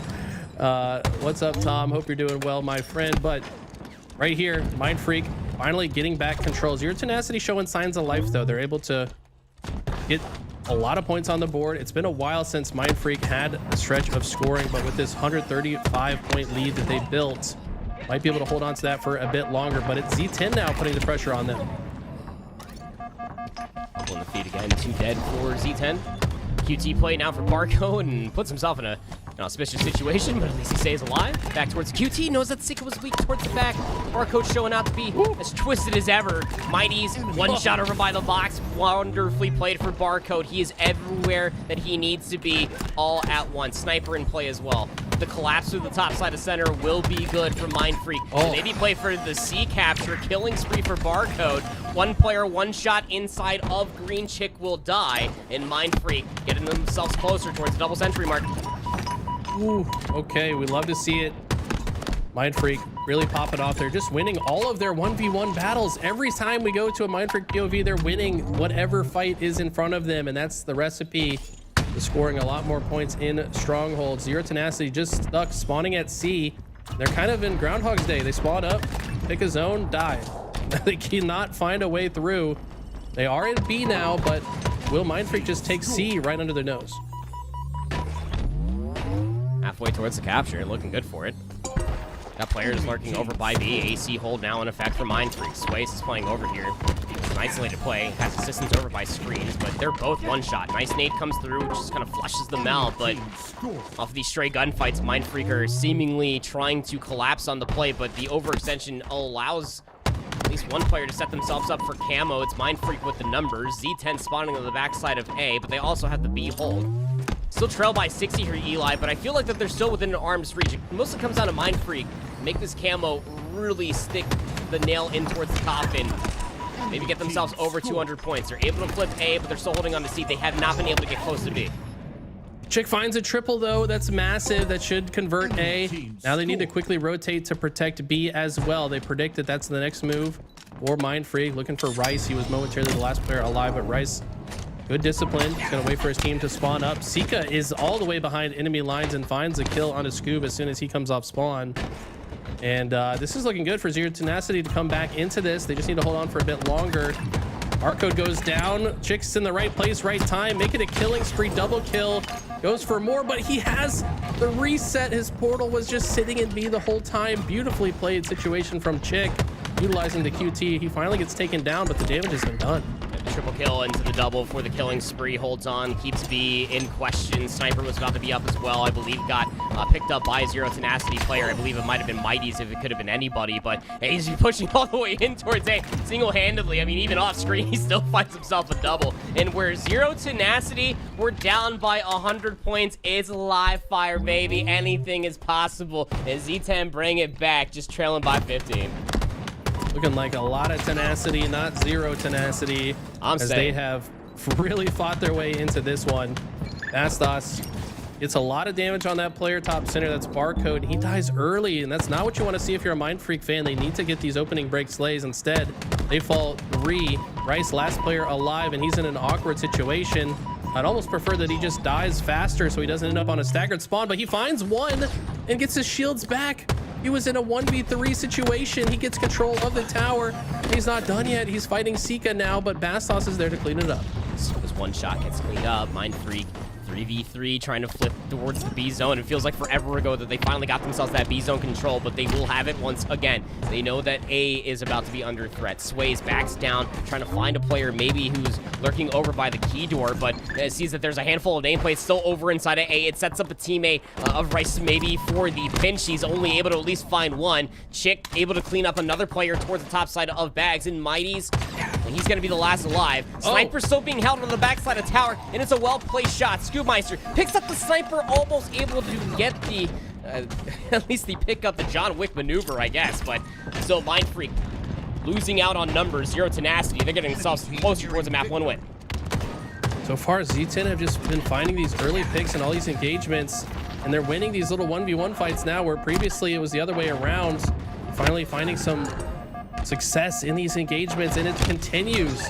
Mindfreak just keep trading out. They're not able to get into any of these zones, and that's why Z10 have continued to score. They've now momentarily paused the clock as Mindfreak are capturing both A and B, but Vassos tries to contest, doesn't get there in time, so the flip does come through, but Z10 might be able to just take B right back.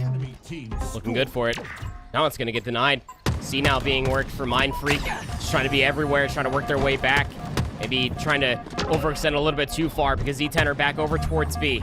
For the moment, it was looking good for a triple capture, but Z10, again, they focus on B immediately. Chick has the QT in play.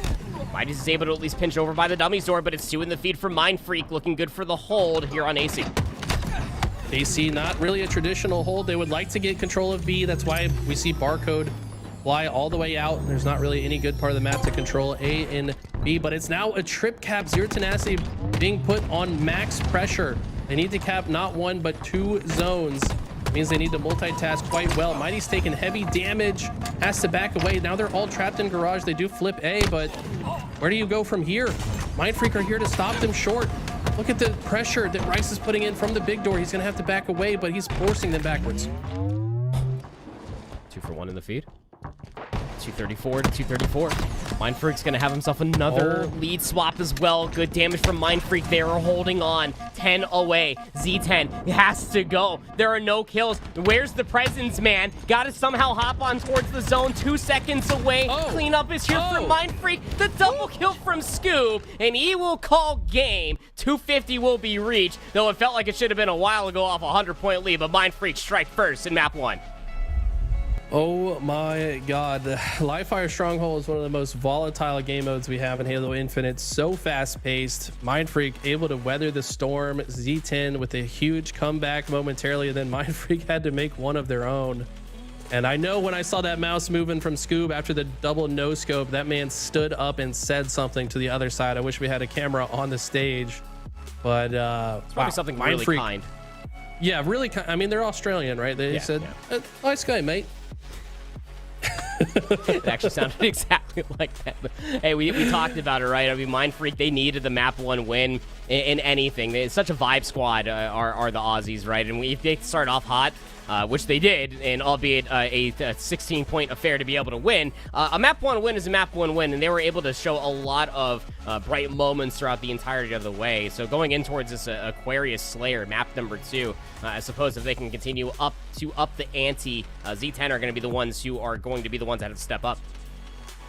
Yeah, like we said, this is a rematch from Dallas. Mindfreak were able to find their way into a pool with Z10 at the last event as well, but went 0-3 in pools, so fell out in the top 16.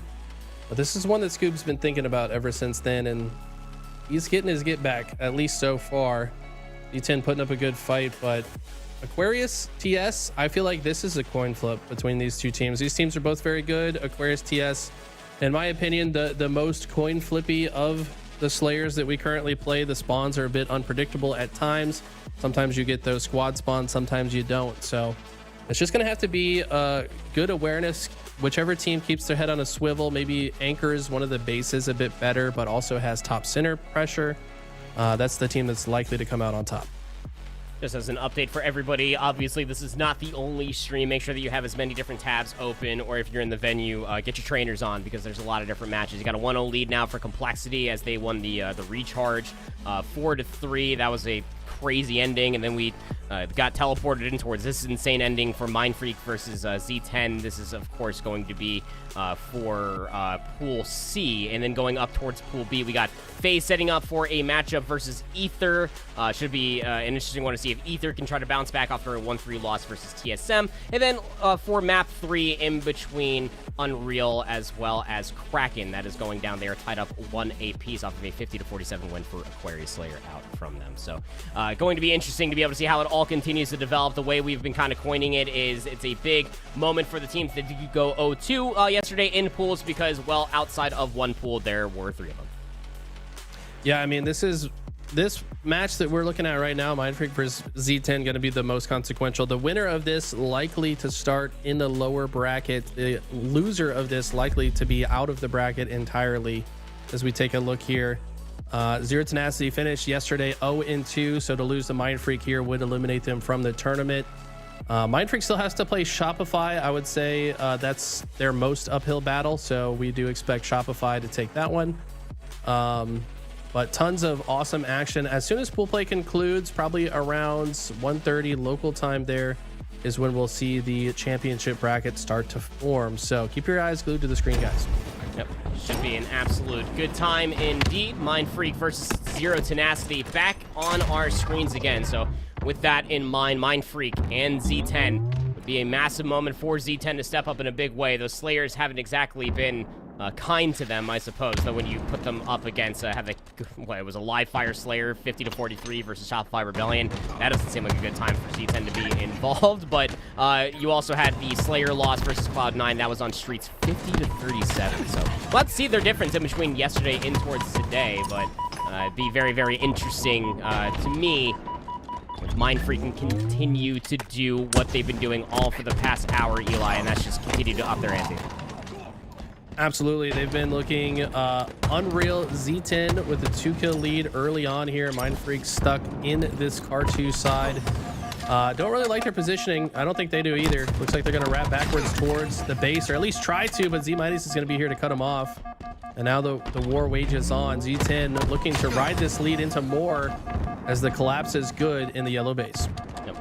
Z-Mighty's just playing over here, over by the Flowers position. And you got Sika trying to clean things over by Yellow Fridge. We'll at least find that trade. 2 in the feed now for Z10. A 2-for-2 trade, but still a 5-life lead now. Mindfreak trying to find any sort of kills, and Sways will at least isolate 1. So Mindfreak trying to play at least off of their positional advantage, getting at least themselves over towards the blue court areas. Z-Mighty's moving a little bit too fast, though. Did not look both ways before he crossed the street, and that's going to be another 2 kills answered back in kind from Zero Tenacity. 15 plays up against 10 now goes the lead.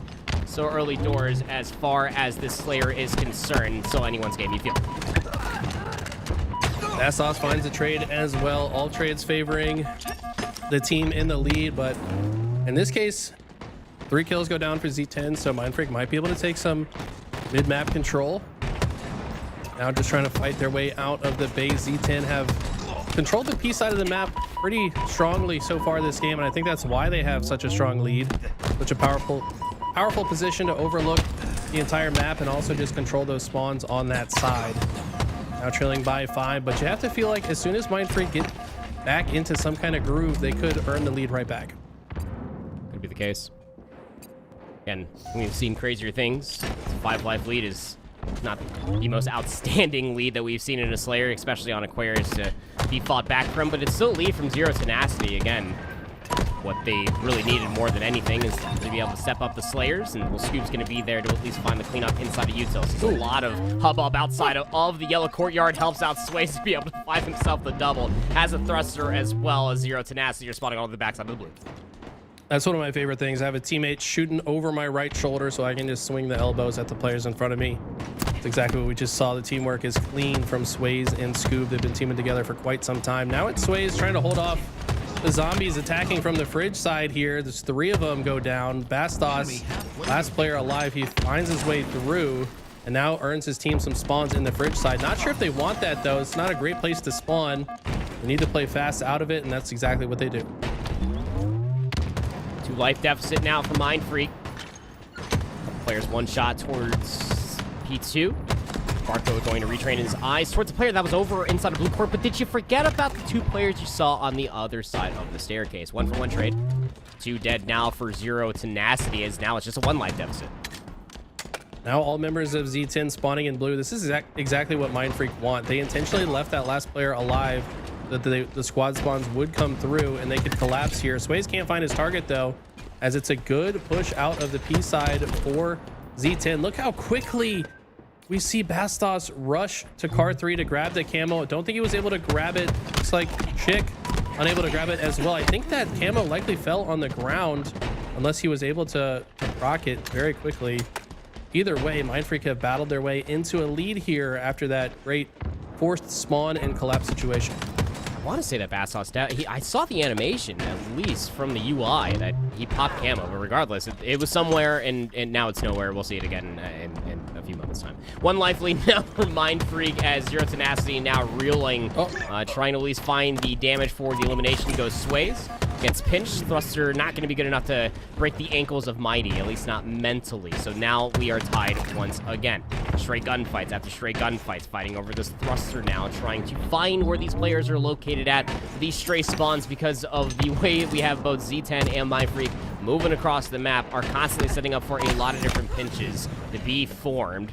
2-for-2 trade again goes the kill feed, as we still have ourselves a tie game.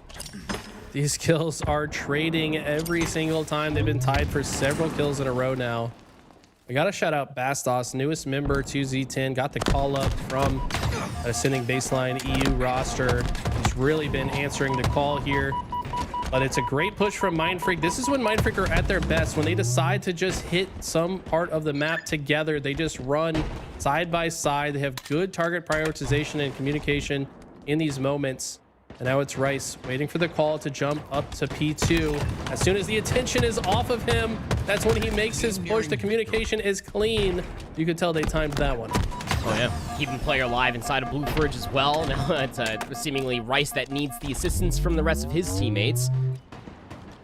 First to get the next 10 kills will win, as we are now sub 6 minutes within the Slayer map number 2 of Z10 versus Mindfreak. Chick will find the first, slowly inchworming their way towards victory.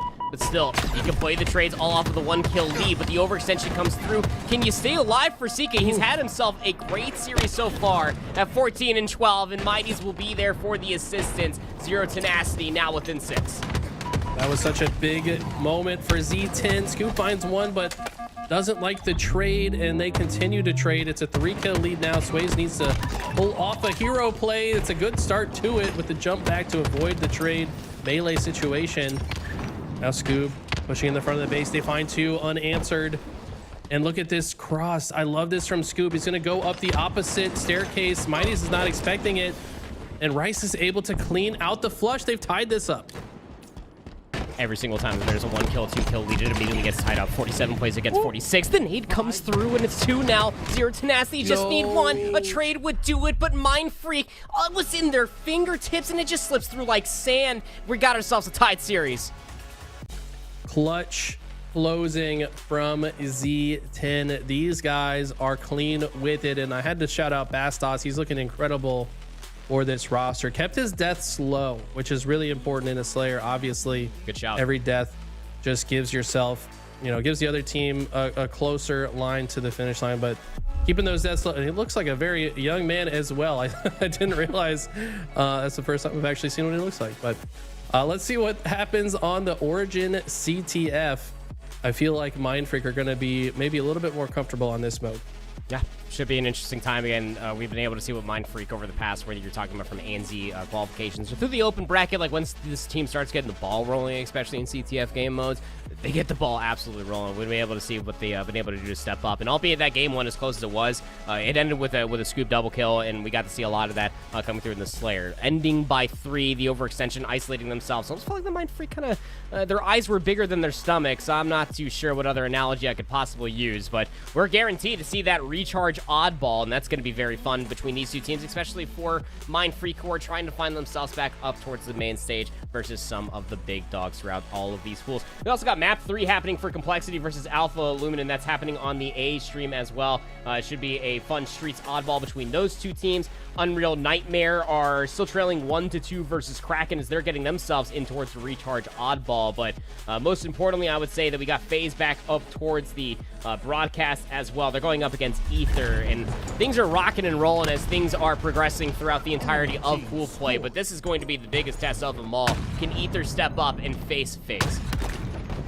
I think the answer is likely no. However, they have the lead here in game number 1, but Scary Man with the sniper rifle. This guy Trippy has had himself a hell of a season so far. This guy has been absolutely lights out, especially now rejoining his duo Lucid. They've been looking incredible together. Can't land a couple snipes there though.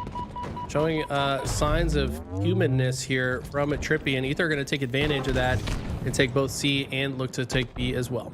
Come on, Eli, you know as well. You're a snipe god. Sometimes you got to miss a couple shots so that way they stop recording you. That's just true. what you got to do sometimes. 11-6 started out of Snakebites, who also had himself a great tournament so far. Again, the IGL really stepping up in a lot of different ways. Had a lot of clutch moments in a lot of tight spots versus TSM and Nemesis yesterday. But Ether really coming to play. They were coming off of a hotly contested game, I guess, versus TSM, but still should be a little bit warmer as far as the stage is concerned. 10-7 started out of Acid, playing his life inside of the cuts.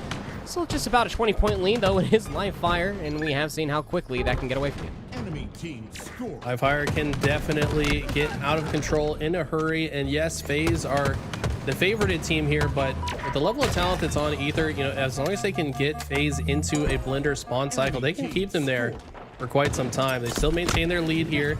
The good pickup from Snakebite though, with a quick rotation from green into garage off of the spawn point. And while FaZe are multitasking on the other side, Ether just break through the key door. Unexpected play here. I don't think FaZe expected that, but they're able to turn the situation and get a few kills nonetheless. Now FaZe scoring, and Snakebite has the camo, at least for now. Oh, wow, what helped Trippy off the respawn? Snakebite was last alive, still recovers the camo, and they turn that into Snakebite staying alive with camo. I did not think that that was going to be the case at all, and they're still maintaining the BA hold. Flip comes through as far as the lead is concerned. Snakebite double positive, 14-7. And I was about to say how it was a very uncharacteristic start out of Lucid. He was just about to be double negative. Now up to 7-11. No churros, but still, you got Ether trying to surmount a B push, and they do flip AB. Snakebite's still alive. This guy's incredible right now. Lowest deaths in the lobby, highest kills. Got 4 assists to add to it as well. Look at Penguin's assists, though. 13 jumping off the page. And he's got more than double the next closest in the lobby in the assist department, which is incredible. A lot of people been talking bad about my man Snakebite, by the way. I don't think you understand what this man's capable of on land. Yeah, he might have a bad scrim here or there when he's changing his controller scheme, but when it matters, this guy's going to step up.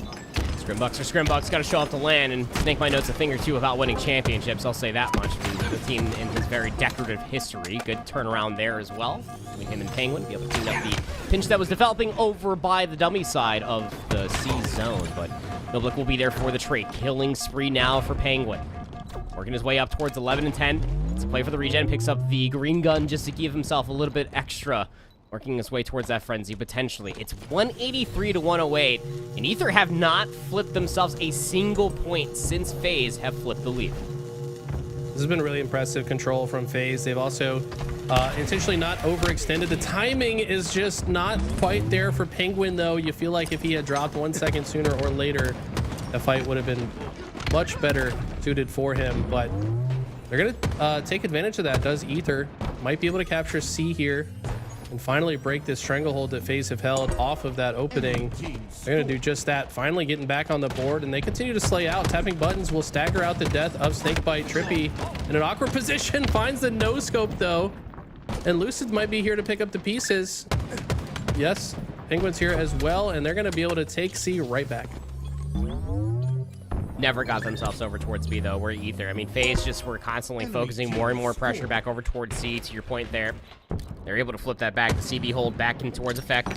Lucid gets an idea, nameplate, that there's a player inside of the cuts. sees Acid as well. Now the info's good for 2. Noble's going to be joining his team, and the way that Ether are giving away this time to develop this push all the way through the dummy door, maybe through C, maybe for nest control, the alarm bells are all whistling so well off for FaZe to be able to collapse on what was a very questionable play, and now FaZe well within the driver's seat to take map 1.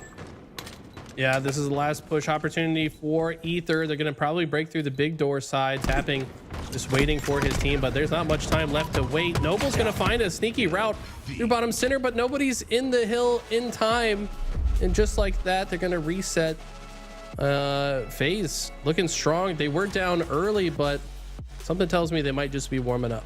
Yeah, I mean, it just felt weird. Yeah, I would definitely say that that Lucid was warming up. I mean, that dude was like double negative. I expect that guy's a superstar. That is not what we expect out of that guy. But Snakebite had himself a great map. Penguin was playing off a lot of good trades, and then Trippy, he's had himself a great tournament. But they bounced back in a massive way. I mean, they were down by about 100 points, and FaZe brought it all the way back there towards the end. But I want to go back just towards like that last moment, right? I mean, albeit like you're down, staring down the barrel, maybe already talking about map number 2.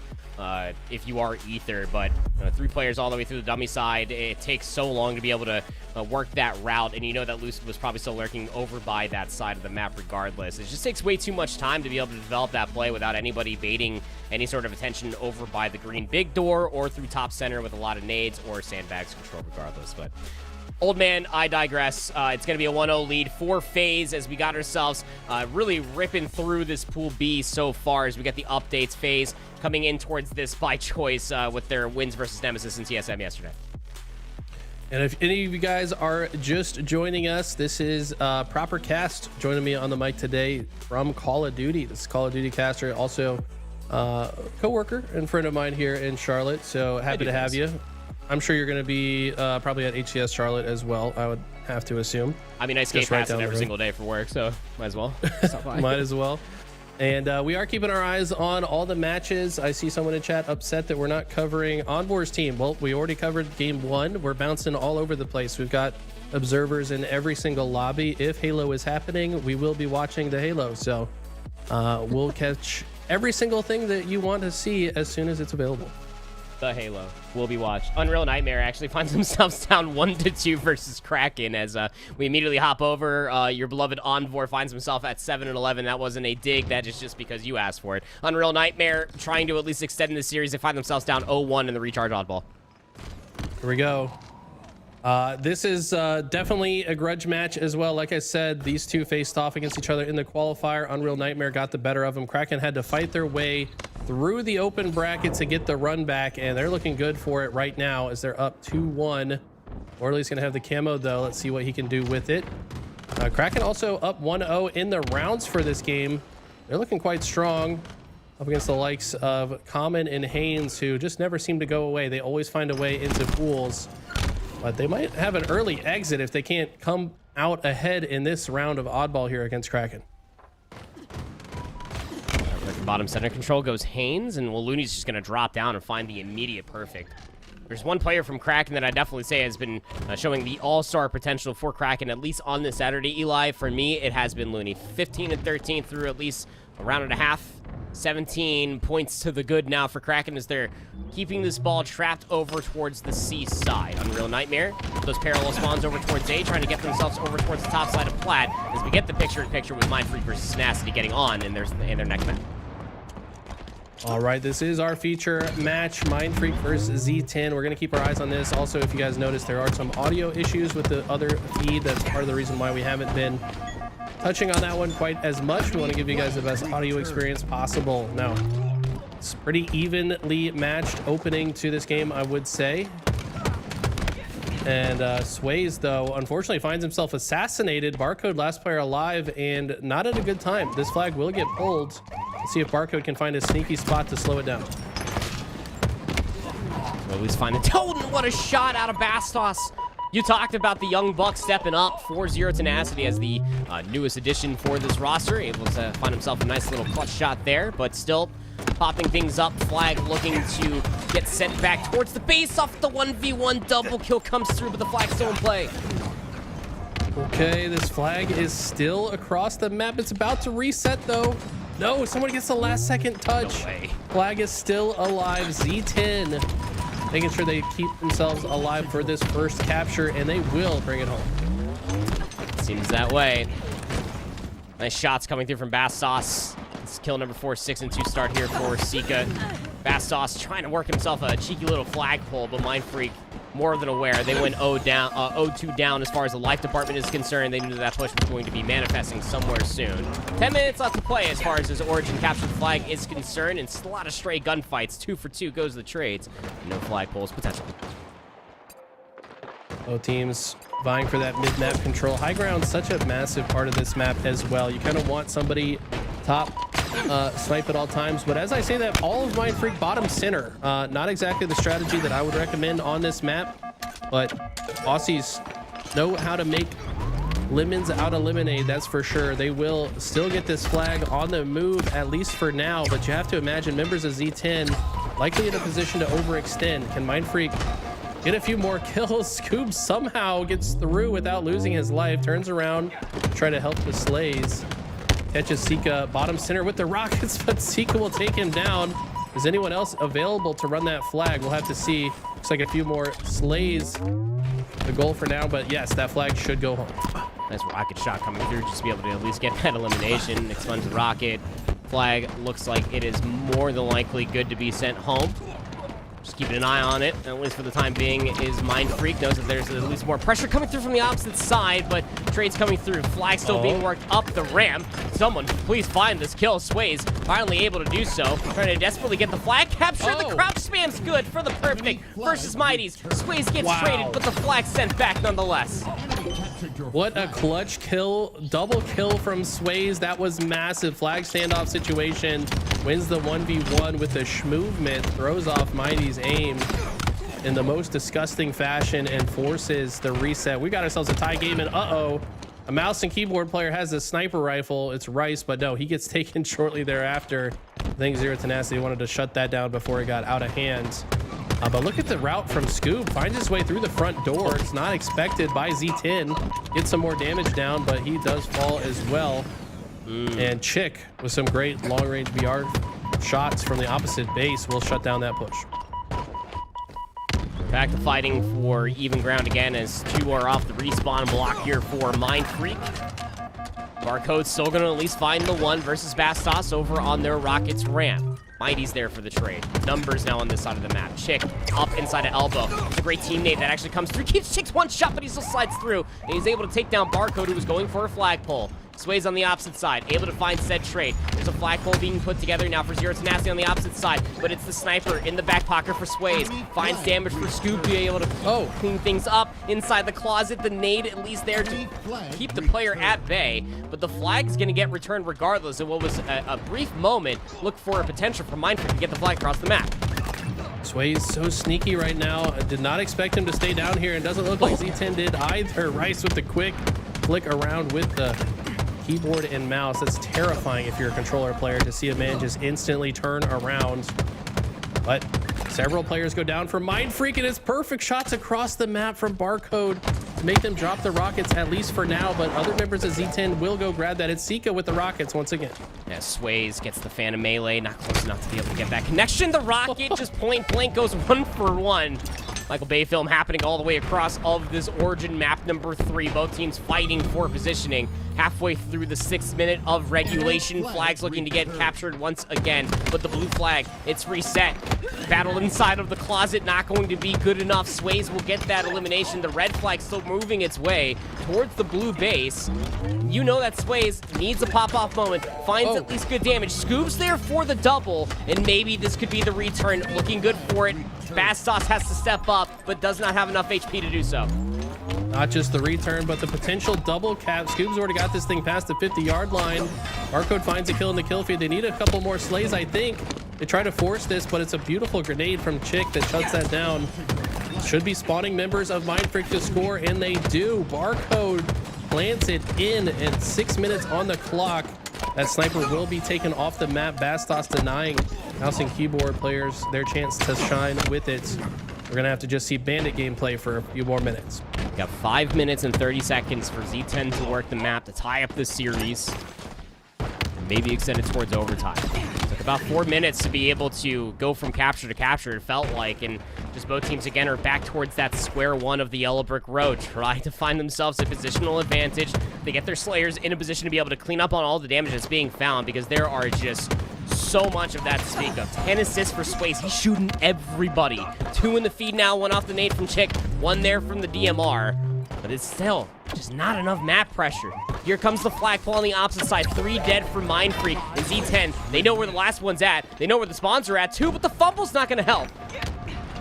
Again, it was intentional, though. He leaves the flag there to try to wait for his shields. He knows if he crosses in front of the base, he's likely to be crossfired from the other side. It's a great melee from Chick to deny, but both flags are still out. Mindfreak has the flag all the way in their base, and they look to reset this. If this goes home, this could be the end of the game. Sway's now going to be the next target to try to return it. And Z10 can't really contest their own flag. They have to force the touch.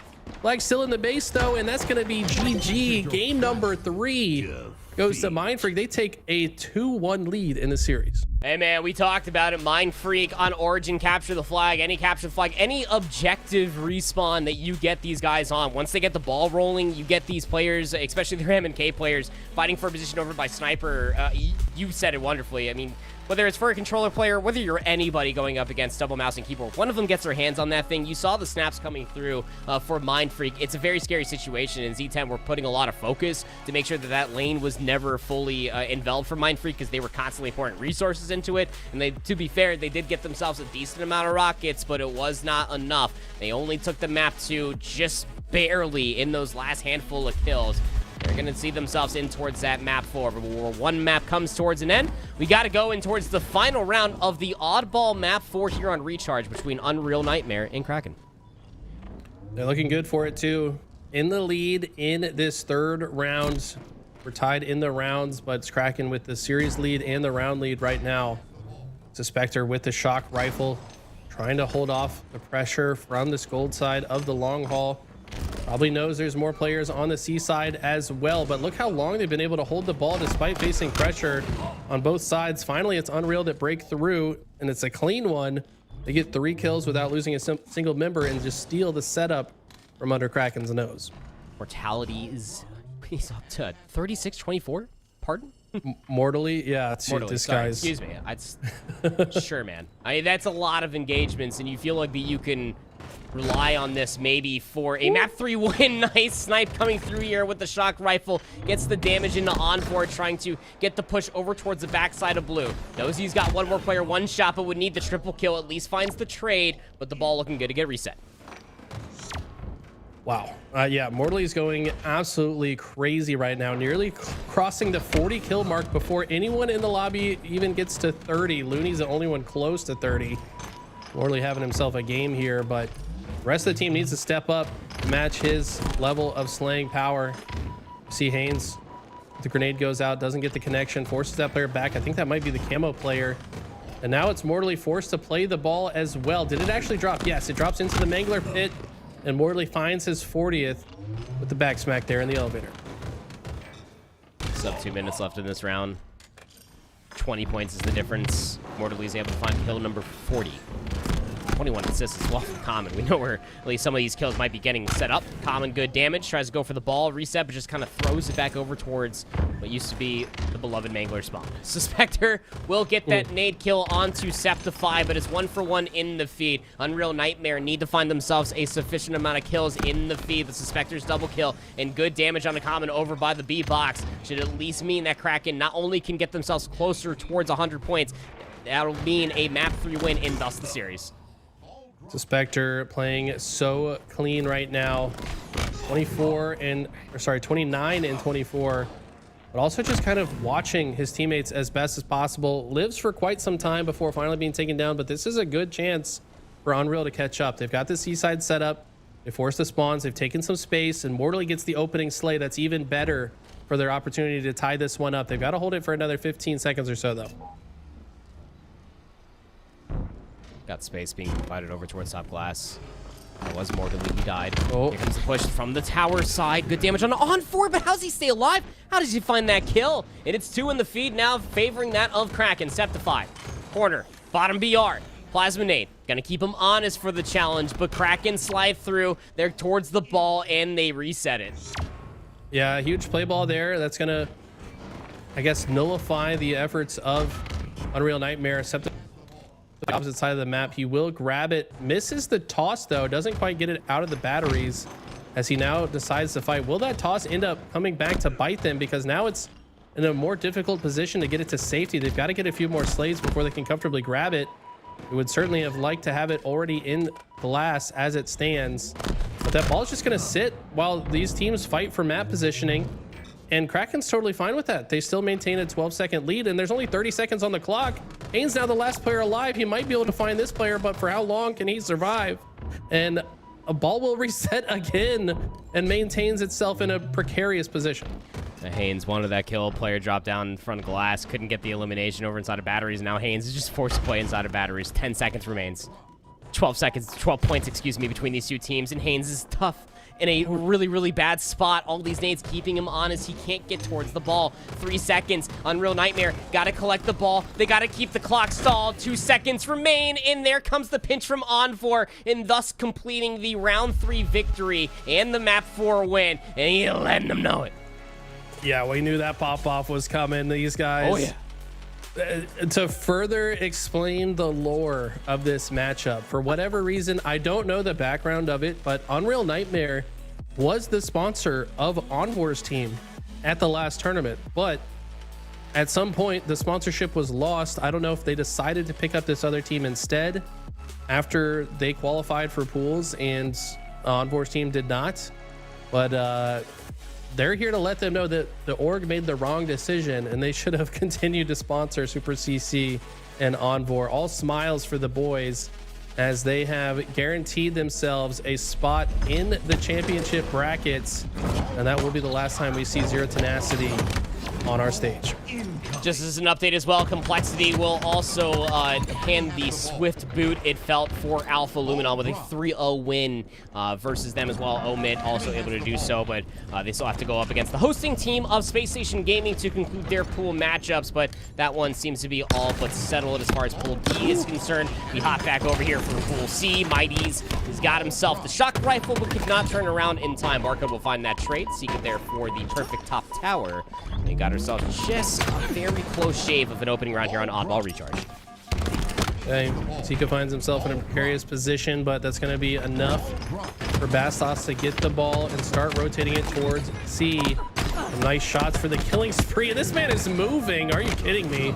Rice having to work for that one. Got the help from Scoob, but Bastos trying to make a statement as his fight ends there. Chick with a clutch kill onto Barcode. Barcode with the T-Rex arms. Can't find the melee, but Scoob will clean it up with the cluster luck grenade. And it looks like a setup for Mindfreak here. Z10 going to be spawning elevator and pipes and going to have to find their way through. Yep. Seeming to be that way. Sway's more than aware of it. Gets good damage on the player top side of the C plat, but Plasminate only just kind of gets retrieved out from his hand upon the death, but still presence through the middle of the map. Mighty's here with the camo bottom pit. Gonna be able to at least find one. Here comes the pinch inside a Whirlpool. Good damage and good cleanup to boot. So now we got Z10 off those respawns that you were talking about. Able to at least get themselves inside of the A area to work some of this time for the A ball, but it's just down to Bastos. How long can he stay alive? Does at least find the trade, but his teammates nowhere near to at least pick up off of that. Honestly, Z10 have made a lot of good plays in the slays department, but it's just been the objective efficiency of Mindfreak. When Mindfreak gets small openings, they're getting a lot of ball time. When they start to lose numbers, they're leaving the ball in a part of the map that's very difficult for Z10 to grab it. Z10's actually out slaying so far, at least marginally. But it doesn't matter if no one's ever in position to grab the ball, and that's due to the way Mindfreak are playing. They're playing a great game of keep away and maintain their 30-second lead. Yeah, I think it goes without saying that the best way to win an oddball game is to be able to control the oddball. True. Objective at the end of the day. I know, right? Forehead statement of the day. You're right. Scoopmeister got to be there for the cleanup onto one. 30-point lead now for Mindfreak, and just now 30 seconds away from winning this opening round. Sways is so cracked, he's throwing nades at walls at this point. He's going to hold on towards the oddball over by the bottom side of the blue box. See if he has to play the ball. Comes down to these 1v1s, and Barcode's going to find that one, but still, too much pressure. Ball's going to get played. Ball back into the batteries, and we know how hard it is to grab in that position unless you have a grapple. And it looks like Mindfreak will be able to get it off its stand. Rice with some good movement hits the curb slide to launch the ball into A. Looks like Sways trying to rotate through, but Mighty's with a great cutoff angle. That's going to be an open door policy for Zero Tenacity to push right on into A. Well, here for Bastos. Ball dropped. Oh, he's just got to play patient. Did the ball gets dropped? He has so much information on what's going on inside a Whirlpool. I don't think that he saw the player inside a glass. Ooh, good monitors coming through up on that main stage. I'll take that much. Able to at least see Bastos, the glimmer all the way through the front side. Camo not going to get the better of Barcode. Misses 2 shots from the perfect, but nice skill jump. Keeping himself in the conversation all the way up top. Bastos aware. We'll clean him up, and now that's a shock rifle in his back pocket. Z10. They got the top A set up. They still trail by 30. Enemy has the ball. Chick on top of the half wall. Likely used the new skill jump that HCS added to the map, but look at the pressure from Mindfreak. They come in swinging the fists and take every member down. Ball gets played bottom center, so great play ball from Zero Tenacity to mitigate the damage here. But Mindfreak probably content to leave the ball bottom center and just burn out the rest of this game clock. Only 23 seconds of regulation left. Yeah, I mean, look, there's less time in the game clock than you need to be able to win the game. So just play for the kills. It's the smarter call. Zero Tenacity, you might be aware of this, though. They find 3 kills cleanly. Ball being played over towards the backside of blue just in case they need to make for a play. You can see players all the way in blue. Mighty's, he's all the way inside a pipe. So it's a 3v4 coming through. But the nades need to be on point for Zero Tenacity. And boy, wouldn't you know what they are. Last player alive would be Rice. 3 dead. Z10, they still play the ball, but they're all the way across the map. That was actually Rice. Rice grabbed the ball at the last second and played the ball with his last breath on this earthly plane. Throws it off the map, and just like that, it's going to be enough for Mindfreak to win round 1. That was so clutch from Rice. Dude, okay, that's disgusting. Like that's like the equivalent of, I don't even know. Like you wanted the new N64, and then you got like a hand-me-down like SNES or like even like a Dreamcast. And you just like, come on, man. Like what just happened? Unfortunate scenes, but the first round will of course go over towards Mindfreak, who have looked really good in this matchup versus Z10. They really have. Z10, I think, not done yet. I expect them to show signs of life here. Need to really have a pop-off round here just to keep themselves alive in the tournament. And Bastos, nice body shot to the back there with the shock rifle, trying to rotate through. No Sways is lurking, maybe overextends, looking for this kill though. He's put himself in a difficult position. Rice is going to be able to clean up one. Scoob gets away with the camo, so great distraction there from Sways. And Bastos overextending, I fear, with that shock rifle. Might actually have given it over to Mindfreak.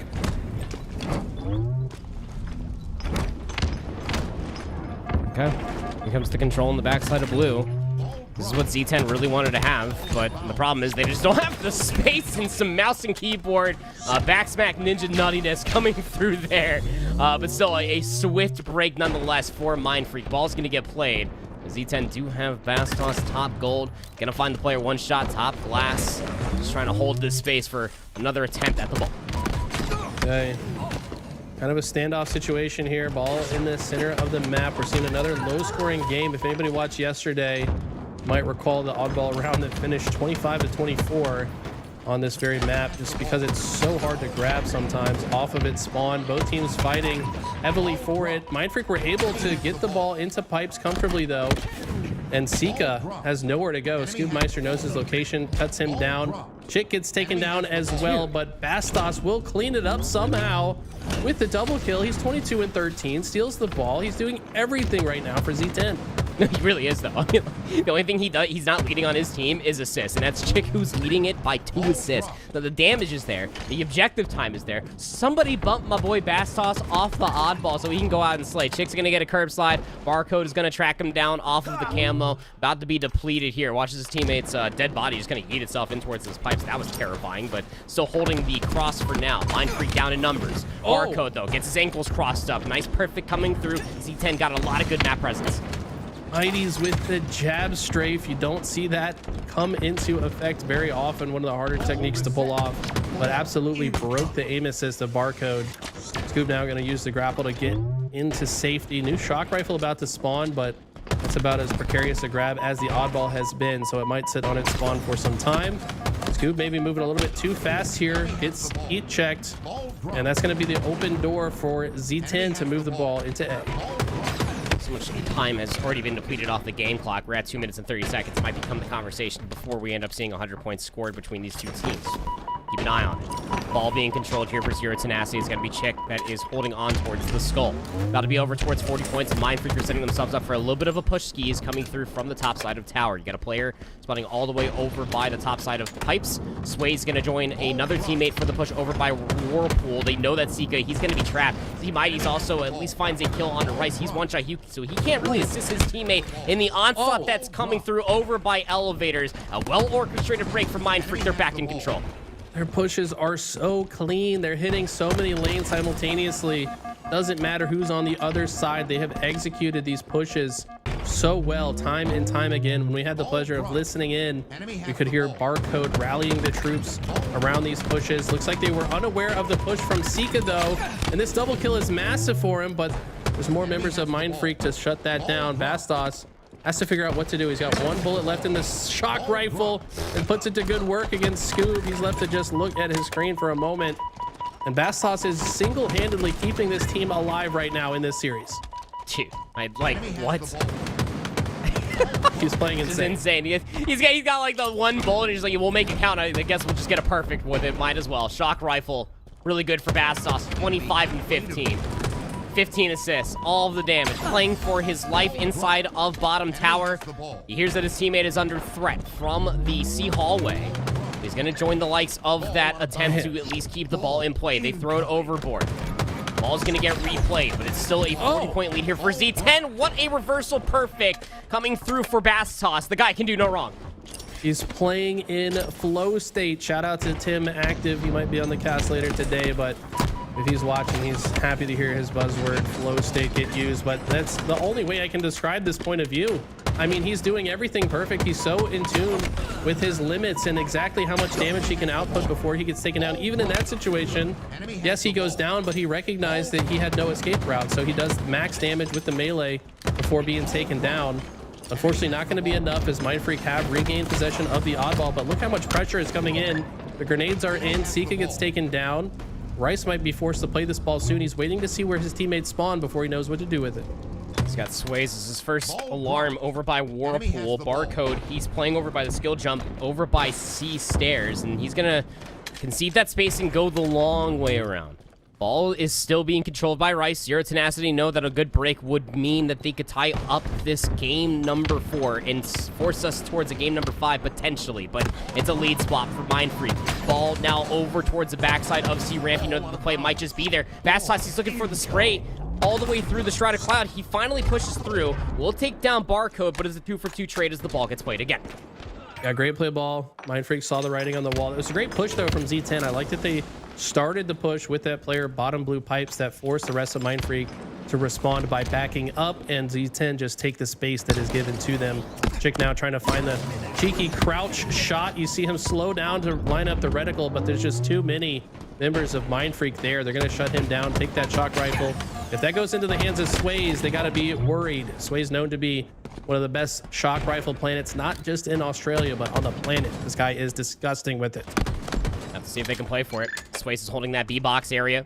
Barcode will be traded up. You know that there's still one hanging around this B area. Scoopmeister's going to slide inside of top gold, but there's a player for Z10 that was nearby to maybe try to clean things up. 30 seconds left on the game clock. A 3-point disadvantage for Zero Tenacity, but they grab the ball in towards Whirlpool. Sika just barely stays alive, and he gets the info that there's still 2 inside of pipes. What can you do off of this push? Sways finds 1. More players around the top side of elevator, but Mindfreak have the numbers. It's 3 dead for Z10.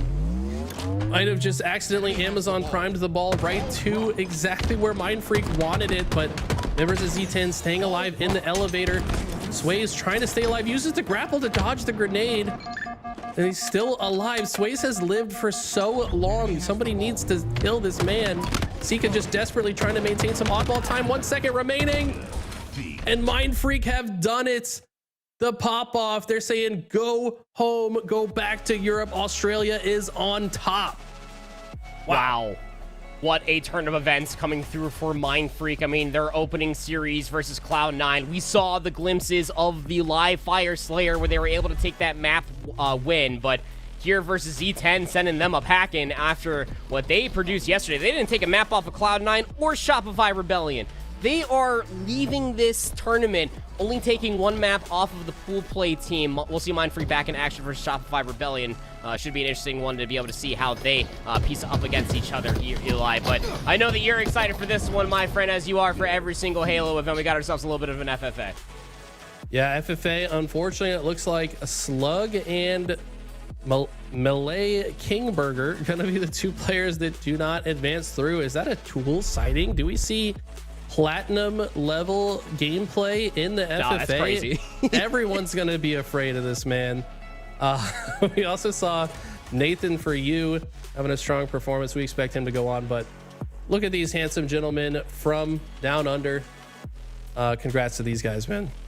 Yeah, really big stuff coming through. ANZ really showing out. Again, we got some glimpses of Barcode playing on international teams, looking really good, at least towards the to upper echelon of HCS, but falling short over the past years or so. Finds himself playing alongside his mates and finds himself here. We will be able to see what he could potentially do in towards that championship bracket. Guaranteed to start in that lower bracket. Round one would end up being them, depending, of course. But I think it's going to be interesting to be able to see how the rest of the day does pan out. If you find yourself here wondering where the rest of the updates are currently, we do have Alpha versus Space Station Gaming. Nemesis is waiting to take on Ether, and then NV waiting to take on Kraken Seas. Honestly, We're going to let this interview play out. unfortunately for those guys, I've heard the context of like they've been having travel issues and stuff like that. So I want to say they were still playing lights out, man, and I feel for them. It was a very unfortunate situation. I know their travel day was just completely short. But that's just the nature of the beast, unfortunately. But we can't really complain. We've got to take anything that we can. I'm ready for Champ Bracket now. Actually, we guaranteed top 12. But yeah, that's about it. Anything for the fans watching stream and I back appreciate home? you guys for watching. Stay tuned. We're going to try and make some history here for Rams and Halo. Never before been higher than top 12 places. So let's see if we can do something this weekend. Congrats, guys. Thank you. All right, love to hear from the boys. You can tell they're all smiles after that win. I think that's the first time that some of these guys are going to be playing in the champ bracket, at least since the modern changes to the pool play system where last place gets eliminated. They have finished last place in pools many times, but finally getting over that hump with this win over Z10. So proud of the boys. They've been working really hard. It is worth mentioning how difficult it is for these guys to practice in Australia. There's no team even close to them in their region. They don't really get to practice against American teams unless they fly over here early for the boot camp, which they did. But otherwise, the only thing they can do is shoot bots or 2v2 each other to get better at the game, and that's not always the best practice. But they've really held strong and practiced regardless. They've stayed focused, and they've really shown that they belong here in the championship bracket. Sure do. And we'll be able to see what they're going to be able to do. Again, starting off in that lower bracket round one, it's going to be a very long road ahead of them, but we have seen teams make a lower bracket round one all the way towards the championship win. Of course, I'm talking about Drums. I'm talking about the green XX ball. But now we're going to be shifting our focus over towards Space Station Gaming, the hosting team here for SLC, going up against Alpha Luminon. And although for Alpha, your day may be cutting short, good experience here going up against some of Halo's best. Yeah, this is a very uphill battle. Of course, SSG, team that's been quite tumultuous over the past few months. You know, after the roster change, a lot of people were wondering who got the better end of that duo trade when Trippy and Lucid were reunited on FaZe. But they're looking quite good. Ever since they got on LAN, they've been looking incredible. And I think this should be a run in the park for them. But look at Rorsch. Rorsch's 18 and 14 against SSG. Magico unable to keep up the pace in the kills department. Had a lot of assists, but it's just business as usual for SSG. Falcated has been playing insane already this weekend. Yeah, really has been. Again, we talked about how SSG, I mean, they stepped up in a pretty big way, but it was the way that they did look. Just frame one in that live fire versus complexity on strongholds was something different, man. It feels like that Space Station are really coming in towards their own of this 4-player team, Falcated, Suppress, Eco, Stellar. We know what they can produce individually, but seems that they're at an all-time high. Can they contest, at least with Optic and Shopify? I'm not too sure, but we're going to see them in the championship bracket to at least answer those questions. Should be a very fun time. Again, we're getting updates all the way across the board as far as the pool play is concerned. Finally whittling things down here, Eli, as the championship bracket beckons. It does, and you can see the pools on screen, but we're actually going to go to a quick break. We've been casting for, I think, like 2 hours straight now, so we're going to take a quick break, get some water. Don't go anywhere, guys. We'll come back to you with some more Halo action. You got me hypnotized. Just one look, I get lost in your eyes. You got me mesmerized. You're playing tricks and messing with my mind. You got me hypnotized.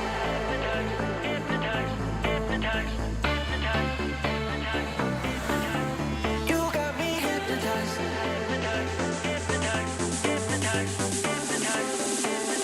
Just one look, I get lost in your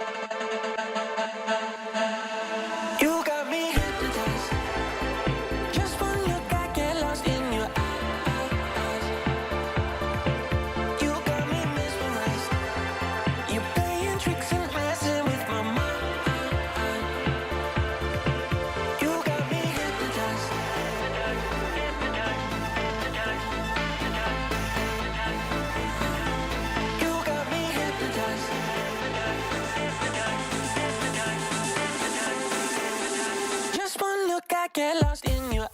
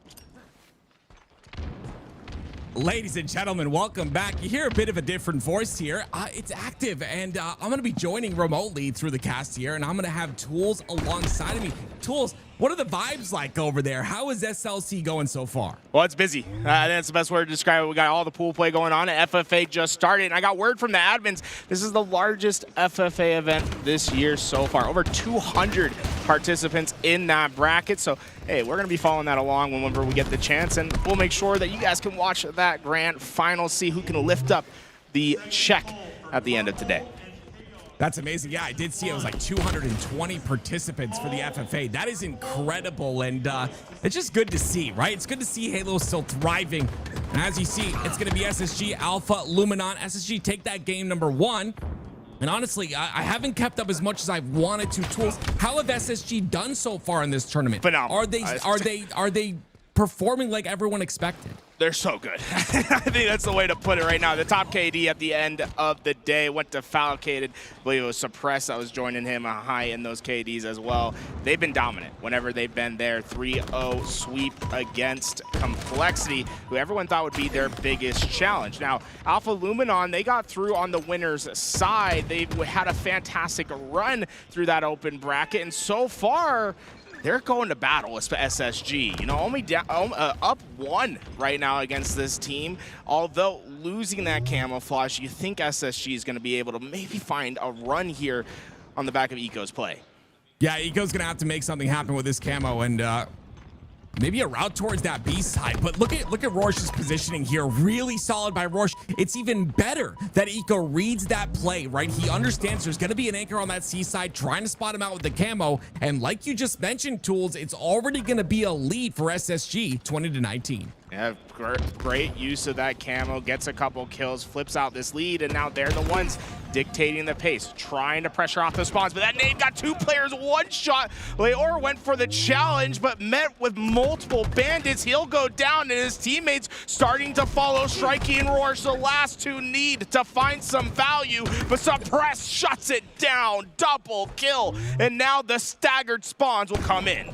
It's just beautiful. I saw Suppress on that KD leaderboard as well towards the bottom side, I believe. And my goodness gracious, you see why right there. The killing spree comes out. The red gun, the stalker rifle being utilized to its fullest potential. It's Suppressed that has mounted this lead here for SSG. And if Alpha Luminon are not, prepared for this, it could get out of hand. He's trying to force Alpha Luminon to bend the knee to the dawn. So far, Suppress has been so aggressive throughout this game, not fearing any sort of challenge. He'll clean up what's left behind, and now has a 1v1 against Roar that turns his into a double kill. 2 more pressuring, but Donnie's not quite out of this fight yet. Yeah, I love how he's just trying to do max damage and just delay as long as possible. He does that, and it's going to be SSG that keep on to that lead for now. Now it's tied.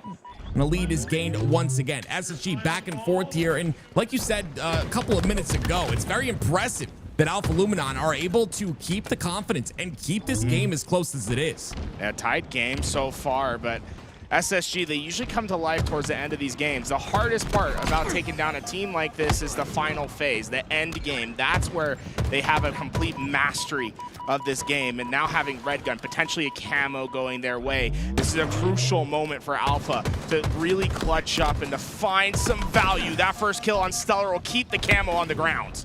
Oh, just great positioning by Suppress, but an even better job by Alpha Luminon to make sure that they take him out. And on top of that, they're going to secure the camo for themselves. Leor, 12-7. Magico, he's going to go towards that top C side, and they're going to try to go for a pinch. But I love Space Station Gaming right now, playing back, looking to delay that camo as best as possible. Only 30 seconds on the camo right now. That's getting buffed in the future, and that camo's taken out. Beautifully done by Space Station Gaming. With that Suppress even able to get his shields back after that altercation, they could keep that tension over on that B side, decide whether they want to flip over there, or Suppressed might just try to bully his way down purple. He has no help over here, but he doesn't need it, and he's chipping away damage to allow his team to start being aggressive on the other side. Suppress has just been a distraction this entire time. So SSG was able to come through, find a couple kills. He's finally found his kill on the other side, and they flip out this entire map, but I don't really mind this positioning from SSG. In fact, Suppress has been traveling all around. He'll be on this front line into this next altercation. Yeah, Suppress really pressuring on that purple side, allowed SSG to push forward, but it was Alpha Luminon that traded the kills once again. Suppress has had a great sequence so far, hasn't died just yet, but that camo's coming up once again. And it's going to be Falcated this time, taking the purple side, making sure to do some cross damage and just put pressure down on the map. That's exactly what he's good at. That's exactly what he's going to do. It's a double, and it's 3 down, Alpha Luminon. Falcon certainly wanted to get that trip, was not trying to slow down at all. Stellar will find that leftover piece. He has camouflage still, and the red gun for Eco. Things are looking bleak as only 2 more kills need to head SSG's way. Alpha Luminon's gonna need something to go right as these players push into Commando. Yeah, it's the double push right here. They're ready for that corner side pressure, and there it is. Stellar's gonna clean up the kill, and Space Station Gaming go up 2-0. And that's about as clean as you could possibly get it onto that entry, right? They didn't quite see that, but I think they heard it when they made that push active, and I love the coordination. One player throws the nade out, the other one slides through, pre-fires that corner. Supreme understanding of positioning and finishing that fight, giving them a 2-0 lead in the series and looking to sweep Alpha Luminon off the stage. Just a beautiful job all around, and I gotta give props to Alpha Luminon, keeping it as close as they did for as long as they did, even though, I mean, it was SSG that got a couple of those camos, that last camo, of course, going in the hands of Alpha Luminon, but it didn't matter at the end of the day. Now we swap our focus over to the NV versus Kraken series, where Envor is again putting himself in a position to be victorious here. But pool play, you've got a lot of difficult opponents, and Envy is one of them. Yeah, this Envy team took a game off of Optic yesterday, and they're going to be a tough challenge for Kraken Seas. But there's a lot of talent on this Kraken squad. If someone's gonna make an upset happen in this pool play, I would put my money on Suspector, Super CC, Onvar, all these guys with plenty of professional experience. Well, it's 3 down now for Envy, and you see Piggy, the last player alive, sitting on that pipe side, maintaining control of that. The pressure does come in though, so having to reroute is Piggy, and he's gonna have to stay alive as well. But you know what? Why not get some hill time while you do so? It is again 3 down though for Envy. Once again, it's Kraken in control. Yeah, I didn't really mind that from Piggy just because he was in a box, right? Everyone was around him. You might as well chip away at that hill while you can, wait for the 4 up, and now coordinate something to find that break. But oh man, Suspector, there's never been a doubt that he has one of the best aims in the game. He is filthy at his one-on-ones, eventually getting caught in the back by Piggy, but that damage he did might have just opened the door enough for Kraken to continue to score. Kraken do. They'll still score with Looney inside of the batteries. And it is descended on that top tower side, trying to create some pressure to pull that player out of the batteries, and Looney does end up going down, so that pressure was enough. Piggy gets a kill in the feed. That's going to be a perfect as Descendant plays his life, but Super CC somehow gets one, so Spectre gets another, and it's 3 down Envy once again. With that precision, the only one left alive for Envy. I think he's trying to hit this pipe side out. I don't necessarily think Onboard knows about it. Yaxon will be this first entry, but Yaxon won that straight out. That's gonna let Precision not have to worry about the hill. He goes and gets that perimeter. They have a really great setup right now for this hill. Kraken will need to find their first pick. Great job by Looney right there. You see him utilizing the nades, right? Throwing 4 nades in a row just to make sure he can get his shields back within that 5 seconds. And with that, he'll jump inside the hill as well. Just trying to figure out where that player was. His Precision ends up dropping down. Looney ends up getting the hill. It's 3 down for Kraken, but they get the first score on the board. Fantastic from Looney, right? He got that first entry for his team, threw that nade, perfect pre-nade in that situation, was able to get that kill, and then just worked with his teammates to stay alive in that hill, and they get themselves a 1-0 lead to start their series. There's a trade, or almost a trade on the back of Hydro there. It's going to be Envy that went out on that one. Envor still looking to pressure, though. Looney does go down. He's the first point of contact, and they're not able to capitalize on any damage. Envy have solidified a wall on the Hydro side of the map, and that wall will allow them to grab this camo scot-free. It's going to be Descendant with the camo in his hands. They're going to incognito, and he'll find his first target. The second dead ahead, tries to use the nerd jump to stay alive, but Super CC able to sniff that one out. Has players to his left and right. Oh man, it is chaos towards this hill, but so far it looks like it's favoring Envy as the numbers just keep coming through. Piggy in a one-on-one to try to win control. Onvor, though, spoils the fun. Yeah, just a heads-up play by Envor. Understands that Piggy's back there. It's going to be a difficult kill onto Piggy at the back of Hydro. Envor takes a route towards top C. Make sure to take him out. Make sure he is the very first priority. And because of that, they're going to end up breaking this hill. And Envor is now taking that back Hydro control. The push comes in. Multiple players inside the blue pipes. The nade comes out. Yaxin goes down, but Descendant trades out. That's going to put Envor in a rough situation. As Envy capped that hill and tied the game up, Envor, he's going to go down as well. And just trying to make the most of a tough situation. If he had a little bit more time to work with, he could have gotten into that position to contest and potentially break into that hill, but in spite of that, has to try to rotate through, gets a couple kills though, and with that, Kraken were able to take space, win that spawn control towards A, and have themselves an advantageous fight to try to win this control on rotation. Well, they do.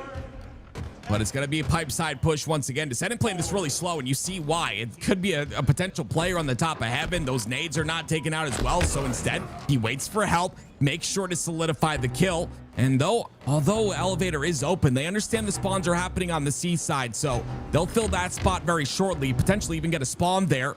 The first player that went down. And Descendant's job right now, not to take damage inside this hill. With Shock Rifle coming up, that is the most important task. Unfortunately, he does take a lot of damage, but understands that he can be confident in that moment. Comes back out. The jiggle is good. The perfect. Oh, my word. 4 down for Kraken. Descendant pops off. That's a play that just gives a man some dopamine. That gives the man the confidence to go into his next. Unfortunately, a couple too many players there for him to handle, but I got one word to describe that perfect shot, and that is gross. I can't believe Descendant is playing like that on land. You gotta love it. That's gonna solidify them about 90% of this hill. It is Kraken though, that take control once again. The push comes out though. It's Descendant once and twice, continues to be aggressive. He ends up falling, though. It's Looney with this shock rifle. Gets back inside the hill. As he's getting pressured by Yaxin, he's got help. 3 go down for Envy, and that's going to be elevator control again with all 4 dead. And with that, Suspector is going to be able to get right in. There's no immediate pressure to come from Envy, and he'll have 1 shock rifle bullet to work with. He's able to find a headshot onto that first entry player. Envy might not have a chance to contest. Kraken. They contest. They're going to make it difficult to contest. It's going to be Descendant that tries to push in. Got to get the kill onto him. It's a trade.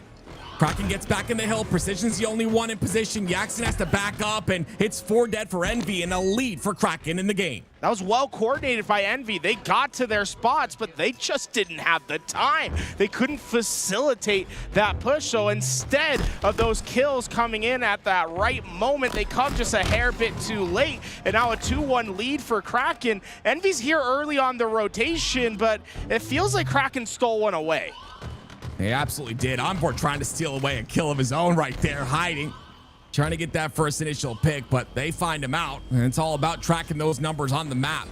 They track him well and clean, and that'll be a camo due to that happening for Piggy here. The question is, how is he going to utilize his camo? Looks like he'll just sit inside this hill. They're halfway through it already.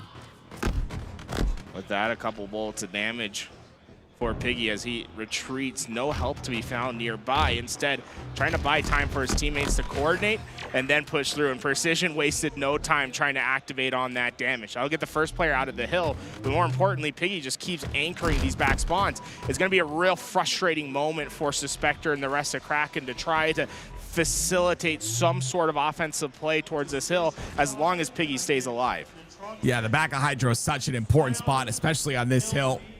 And they understand that. Piggy's going to go forward here. Try to at least get some information. Descendant goes down in the kill feed. Shock rifle coming up in 5 seconds. Piggy looking for an opportunity. He gets 1. Puts down the shroud screen to get a second. Stays alive somehow as well. Can he get another? He's looking for him, but Suspector gets the cleanup kill. It's 2 down for Envy, and it's going to be Kraken just playing keep away on this hill. With that, a couple more shots to come through. Only 20 seconds on this clock. You see Kraken well situated to hold Envy off of that hill. Yaxin's there, but he can't stand in it safely. The nades from Kraken are trying to isolate him out. There's only 12 seconds of neutral time and all 4 players of Kraken to contest. Oh, they're going to get those long haul spawns, though, and Yaxon's going to be pretty safe for a while. They're going to try to get into this hill. They're desperating this right now. So Spectre goes down. The assist comes out. No one in the hill just yet. 4 seconds to work with. Only 3. Descendant comes in, gets the perfect kill. The trades come out, though. Piggy has to get in. No! He doesn't get in time, and Kraken take the game. Unbelievable. Enemy team. Oh my, just needed one more. They just need one more second. Just one more second. They would have had it through. Instead, it doesn't go their way. Nemesis, Ether, they just started their match, and so far, Nemesis off to a hot start. Woodham has had an incredible tournament thus far. I think he dropped like a 1.2 in the 3-0 loss against FaZe. He's been crazy this tournament, despite a win or a loss. I'm excited to see how he matches up against this top team from Mexico. Woodham has just gotten better and better, and it's just puts a smile on my face to see. And now, as Nemesis face off against Ether, it's going to be SLG with a killing spree right off the bat. As he stays inside the hill, it's so much damage being output on the long haul side. It will be overextenders from Ether, though, on that seaside, trying to go through the tower. But guess who's getting kills at the feed? It's going to be Snipe Drone that just prevents anyone from getting anywhere near SLG. Finally, Snipe Drone falls, and it's going to be SLG that falls as well. This could be an opening here for Ether to get inside that hill. That Drift going to be able to support the squad with this camouflage. They should be able to win these spawns at A. Glory tried his best. Was not able to stay alive, and despite Ether going 3 down, they were able to capture that hill. But because Snipe Drone was able to stay alive, he went back towards tower. That wins the spawns for Nemesis, and you see where Ether's spawning. It's going to take them a really long time just to contest here. By the time they do, we could see almost half this hill captured from Nemesis, just really well positioned, and with 4 going down, they can just cycle this right back again active. It's just beautiful. The spawn work is exactly what just impressed me so much right there. Getting that 4 down, now they're in a position to almost guarantee this hill. It's one last push potentially for Ether to stop this, and it's going to be Woodham on the back of Hydro. I would argue where he's strongest. This anchor position, beautiful shot right there onto 1. Gets the second one, and with a couple of flicks, he'll get it done. 4 go down for Ether, and potentially a hill here for Nemesis. This is what you call perfect on this hill so far. I mean, there really hasn't been a contest from Ether. They haven't had the chance because of the positioning, the execution from Nemesis so far. 1:47 on the clock, a 2 hill capture. This is Nemesis's game to decide how they want to play. They can either go into that hill, they can play time. They have so many options from here on out. Woodham on a killing spree here, and goodness me, like you said, many options to work with. First option is going to be to get that camo. Looks like they'll look to finish the game. The melee's not going to connect. It's the woe is a mouse and keyboard, but SLG picks it up. He's got the killing spree to work with. He's got information as well. He'll get the assist too. Nemesis look clean as they get 4 dead once again. And SLG going to be very aggressive into batteries here. They could try to split on this trap. He's going to be able to come in for the first, but I don't think he expected those 2 spawners to be so close. That flank not going to quite work out the way they wanted, but it certainly did slow Ether down. And every second off this clock feels like a knife going into the back of Ether. They need every second available. Well, as you see in our picture-in-picture, it's a Shopify Rebellion against Mindfreak here. Mindfreak's up 1-0 against Shopify Rebellion on the flag game. The Aussies have come to fight today. This is a great event so far. I can feel the energy through the screen here. And you can see it's going to be 43 seconds left of the clock on the bottom right side of your screen in this game. And a chance for Ether to potentially try and tie this up, but it looks like Nemesis are just in control. 2 down for Ether. As they maintain the seaside control, as they maintain long haul, this is exactly what they're looking for to close this out. But can Ether answer back somehow, some way? Dobo was able to bully his way over towards C, but with 15 seconds on the clock, you're almost looking for a miracle to happen, and Snipe Drone has been premium for his team to prevent any sort of miracle to take place. Doubles in the feed for Glory, shock rifles, celebrations are in order as Nemesis take a pretty decisive game 1. Well, As we swapped over and saw Nemesis take that game one, it was Shopify that do tie this up, and in fact, they'll be pulling the second flag in. Frosty will play this intelligently, get his shields back. Scoopmeister was the last player alive. Sways is going to be that first spawner, and you can see they've got him on a cycle as Last Shot takes the third and final flag through the bottom center of the map. I get it. Cycle, like the player. Throws it up. Frosty gonna be to his namesake there. Ice cold as Shopify rings 3 in a row. And boy, did we just blitz through. I think we saw 4 different games there active, and they were all so much fun. But remember what we started with, Kraken, Envy. That's a big upset in game 1. Can Kraken keep that energy into game 2? We will have to see. I'm very impressed at that game 1 win. I'm very impressed that just the storylines here with Kraken and to the Unreal Nightmare situation. I mean, I just love to see Envor doing his thing and bringing that energy to Halo. It's players like him that keep the esport alive, in my opinion. 4-2 so far. Envy are going to try and take this and extend it just a bit. Looney on the backside of B, and he's going to get, Yaxon's going to get taken out right there, and that's going to be a bit of a problem, right? Yeah, unfortunately, you're not prepared for that, and it will be B-side control here for the side of Suspector. With that, I mean, it's been a very interesting start. Like, the pacing just feels a bit odd from both sides, but it looks like it's going to favor Envy as that sniper breaks their way out of A. They're going to get more spacing on the map. And now Kraken, although they have that tower side, it doesn't feel like they're necessarily in control. The pace of the game, precision, almost able to hit that 5 shot. Will back down for now. I think the big piece to this, though, is I believe there's still a sniper for Envy that's running around. Let's see what they do with that sniper. Precision, gonna try and play his life here. He's got 2 players in front of him. Repulse the nade, and he stays alive. He's still alive. Descendant gets 2. He'll end up falling at the end of the day, but my goodness, what a way to delay. It's gonna be Suspector now on the top of tower as the game ties up at 11. And, you know, as he stayed alive, it forced players to come deal with him. While that happens, his teammates are going down. They start losing their control, but they never quite lost it fully. In fact, it seems very coordinated from Kraken. All 4 of these players went soaring out towards B. Precision, though, was able to take advantage. He got a double kill, and now the rest of Envy are trying to finish the fight that he had started.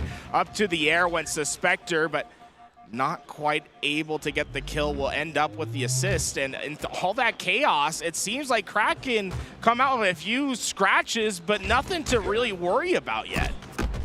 And you see they're trying to capitalize on the numbers as well, right? There was 2 players kind of trapped on that camo side, but Yaxon gets the spawn on A, and because he gets that spawn, Envy are able to solidify their numbers advantage once again. This map, as we saw with that BTH roster, can really snowball with one play, but Envy are doing a good job of not allowing that to happen. Kraken, though, still maintaining this pressure. It's 18-19 now. Envy only leading by 1. Spectre's gonna opt to go through. Able to get in, and he wants to take down this player at tower. That was priority number 1. He backtracks into a double kill. It'll just be Yaxon left alive for Envy, and you know, after all those engagements, the score remains the same, a 1-kill differential, but things looking up for Kraken as they have 4 more bullets left in this snipe. Yeah, I mean, Super CC's really impressed me. Suspector's really impressed me in this game thus far, 8-4. We'll see what Super CC can do with this snipe. Sitting at the top of tower. Very solid. There are 2 down for Envy as well, so they'll have this side controlled for now as the game is still tied. And that shot barely missing the head of Precision here. Looking for any sort of pick, and it's been body shot after body shot. You can see not being cleaned up, and it's just all a distraction for Yaxon to get through and get a double. What a way to break a setup. Yaxon does it, and now Envy have a 2-kill lead. That Yaxon trying to play towards the outside. A couple players that are going to be in his way. Sends them both back, but needs help to finish these players. Just a little bit too much. Can Precision clean it up? 2 1-shots in front of them, but they dance around. Suspector and Envor working so well together. That's such a big deal, right? Trusting your teammates in that situation, understanding, okay, we can play our life. We're both no shields. do a little jiggle peek, and now they're sitting on top of each other waiting for an opportunity to strike. One's crouched, one's up high. You come around the corner, you're getting the bandits to the face. I love it. A couple players, though, meet their demise, and Envy take a 2-kill lead, and that's something we just keep seeing, a small pendulum where Kraken gets a small lead, Envy fights back with one of their own, but we haven't seen anything too substantial from a team running away with this yet. Envy, though, with these 2 kills, a camouflage in hand, maybe the tides are starting to turn. Yeah, right as you say that, the advantages are being taken here. 4-kill lead for Envy. They'll have the A side control. They'll have them trapped onto B. And with that pressure on the C side, they've got to pinch on these players from Kraken. How will they deal with this? Looney gets a kill, though, right away. Finds the isolated player in the Descendant. And because of that, it's a bit of a stronger push here for the side of Kraken. They'll keep it within 3. With that, they're all around the map. Suspector, though, finds an easy target, but not an easy fight to finish for him. Taking a little bit too much time there, ends up costing his life, stopping at only 1 trade in that situation. And the biggest lead we've seen today, right? This 5-kill lead, 6. Let's make it 7 now as Envy continue to find their kills. No trades in sight. Envy are starting to run away. Yeah, and it's honestly been the patience of Envy there. You saw Precision, at the bottom center of the map, like just waiting for players to drop down. They're going to get multiple kills here. It's 45 now to 36. The lead that was once just 1 or 2 out of Envy has now turned into so many more. And it's now Envoy Kraken trying to stop the profuse bleeding here as they look to take the lead in this series. What a story it would be if they were able to lead the series 2-0, but Envy are not allowing that to happen. They've certainly been icy towards the end of this game. But with that, Looney finds a kill with the sniper. Piggy caught out into the open. That should be a cleanup. That should have been a cleanup. Piggy just oinked him away. Holy hell, I can't believe he got away with that one. That's so frustrating too, because the players on B had an angle there. They just weren't able to close it in time. Just that the pillar is so strong there on the bottom of mud. 47 to 42 now. Envy only need 3 more. Looney's gonna get a kill in the kill feed, though.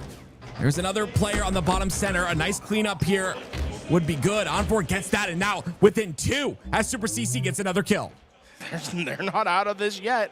They're not out of this yet. Envy, if they get caught out and give up a free kill, Kraken will have their path forward, but Jackson able to clutch in that moment. 2 players going down. The third will certainly join, and Envy make it a little bit close at the end, but they will find their finish. They tie the series 1 apiece.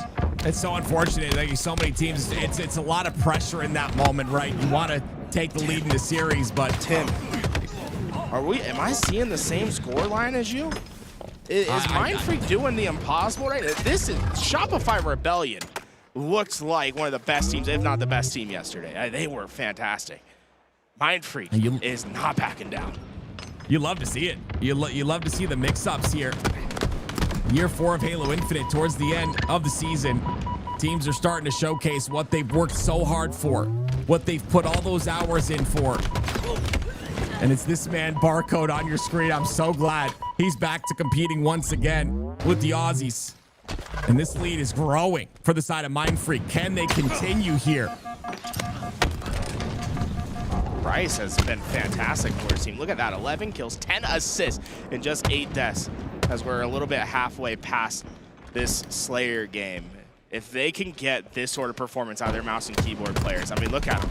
Both Scoob and Bryce, mouse and keyboard phenoms, 12 and 11 kills apiece. That's what you usually end a game, a Slayer with. They have it at the halfway point. You love to see it. If Royal 2 loses this Slayer, I think that's a good enough reason for him to switch. Yep, it's time.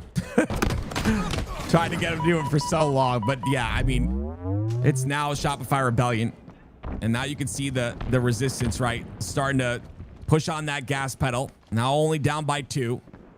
Slow play here out of Mindfreak so far. Players on the C side, Mindfreak trapped on the B. They're going to try to expand towards C, right? But there's always that anchor they have to worry about. And on top of that, they've got Frosty putting shots across the map. They're trying to take out Last Shot, but Last Shot making it difficult. They still get the kill cleanly. No trade comes out, and now Scoob in a 1v1 versus Frosty. He perfects him. That should have been a position that favored Shopify Rebellion, but it was coordinated, but it wasn't as powerful as I think they wanted it to be. On the other side, Mindfreak, they all go at once. 3 different players taking on those fights. Not only did they win back that map control, they're able to get the camouflage. They're able to get past the 40 kill mark. They have a substantial lead to play against Shopify Rebellion now. This looks to be their game to lose. My goodness, the teamwork is phenomenal as well. You love to see it. Now you can see the double push happening on the B side. Last Shot's gonna go in with the stalker. Couple shots being missed here. Has to get out of dodge. I like the play. Make sure you play your life. Frosty and Barcode trade out. I'm sorry, Barcode gets 2. He ends up going down. Almost gets Last Shot as well. Now Last Shot trying to scurry away with his life, and he will do just that, but it's the 10 kill lead for Mindfreak. Tools, no way this is happening on my screen. It's the assist that's really been making the difference. Mindfreak, you got 2 players that have 10 assists apiece. Scoobmeister's right there with 8. He has 14 kills. It's just everything's been so connected for Mindfreak. They are not letting go of any one-shots. They are finishing their fights, and they're just 1 kill away from tying this series up. You can't mess this up whatsoever if you're Mindfreak. It's just one solid push, get at least 1 trade, and that's all she wrote for game number 2. You'll tie the series up at 1, but you see they are all trapped inside the C side. That nade's gonna push a player back on purple. Cycle's gonna be down to no shields as well, and I would assume the aggression would start here, and you see it is happening. It's gonna be Last Shot roll 2 though that get 2 kills. That's gonna be 2 down for Mindfreak. There it is though. Sways gets the cleanup onto Frosty, and Mindfreak will tie the series 1-1. It's a calm confidence over there on the stage. They didn't get up, they didn't roar, but they were obviously emphatic. Nice high fives they go through, and that has to be a massive confidence boost for those boys over on Mindfreak. They just took a game off one of the best teams in the HCS. I love to see the mouse and keyboard players reeling. It's so great, right? You know, whatever the future holds, whatever it may be, I just hope that, you know, the mouse and keyboard players are shown the love that I think they need, and we see mouse and keyboard, you know, as time goes on. I think it's very important to balance both, and it's so good to see Tools, because I was watching back on some of my content from the very beginning of Halo Infinite and seeing, like, you know, how I was talking about Scoob as a player and his first time on broadcast, like in I think it was like one of the first events. He did so well, but goodness me, it's just great to see a tied up series there. You can see Pool C here. We're getting an update on all of the pools, and my goodness, what a tournament it's been. Do you think we're gonna see the upsets that we're looking for, right? I think it's gonna be tough, but these teams are I mean, the top teams are at the top of the pools right now. Yeah, I mean, so far though, we've seen already 2 pool play teams that should make it out of their pool. When we go look at it, Zero Tenacity fell to Mindfreak. That puts them at 0-3. That guarantees Mindfreak pool. Now it's the question is, if they can find an upset against Shopify Rebellion, maybe they can get out onto that winner's side. I'm trying to do the math here. I believe they took a game off Cloud9. So if they do take this series against Shopify Rebellion, I believe it'd be a 3-way tie, and they would win that tiebreaker against Cloud9 on map win percentage.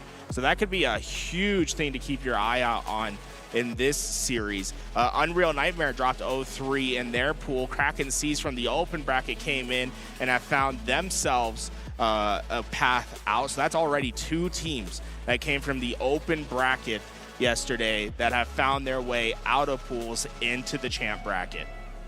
Oh, you love to see it. Oh, goodness me. It's all that work culminating into this, right? You're headed towards the later half of the season. Everyone, we can't talk enough about how much time these players put in, and you can see right there that champ bracket forming. And goodness me, Tools, I'm excited. I want to see some sort of a huge upset before the season ends, like something crazy. This is like the projection right now. If we look at the winners bracket, I believe this is how it's projected to come out. Now things can obviously still change, but look how stacked that top half is. We got Optic versus FaZe. We have Shopify Rebellion versus Space Station. I feel like that can't be right. Maybe this isn't the projection. If it is, that's crazy. But that cannot be what's supposed to happen, right? I think it'd be yeah, I don't think so. I am honestly just curious in the terms brackets of there. Okay, the bracket's wrong. I was like, woo, that's a crazy bracket if that's how it's supposed to be. we have two grand finals matches in the first round. Yeah, right. You imagine all 4 of those teams on the one half of the bracket. I could not imagine it. But Nemesis, they're up 2-0 against Ether. And, Ether, this very strong team from Mexico, unfortunately got an unlucky draw into their pool. They desperately need a victory here, and Wutem is not going to provide any ground. 3 kills for him as he unleashes the triple. And with Camouflage up, Ether and Nemesis still have a chance in that fight. My man Wutem, he's just, like I said, he's gotten so much better. Event after event, it's just been massive improvement. You can see he starts the game with a triple. Now it's going to be Ether, though. They grab that camo. That ball's still in the hands of Nemesis. They've got a bit of a setup on the back of A, but that could all change here if Noble can find a kill. They spot him out. They've got the information. I like the double back towards the planner's side. They expect him to be inside of PD, and instead he takes a route towards tires. That is beautiful out of Noble. He gets the first kill that could break the setup. Oh, he's about to get more. The double comes in. He gets damage onto the 3rd, and he's wrapping around to find the 4th player.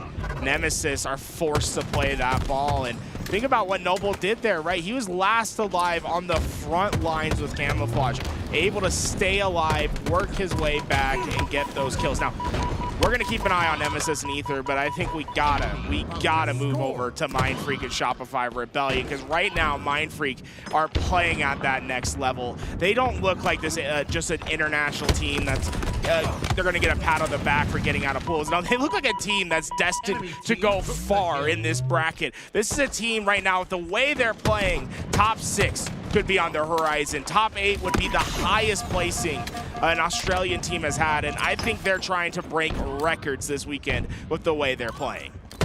Well, it's one quick break here, and they could potentially solidify this hill, but Shopify Rebellion have taken control.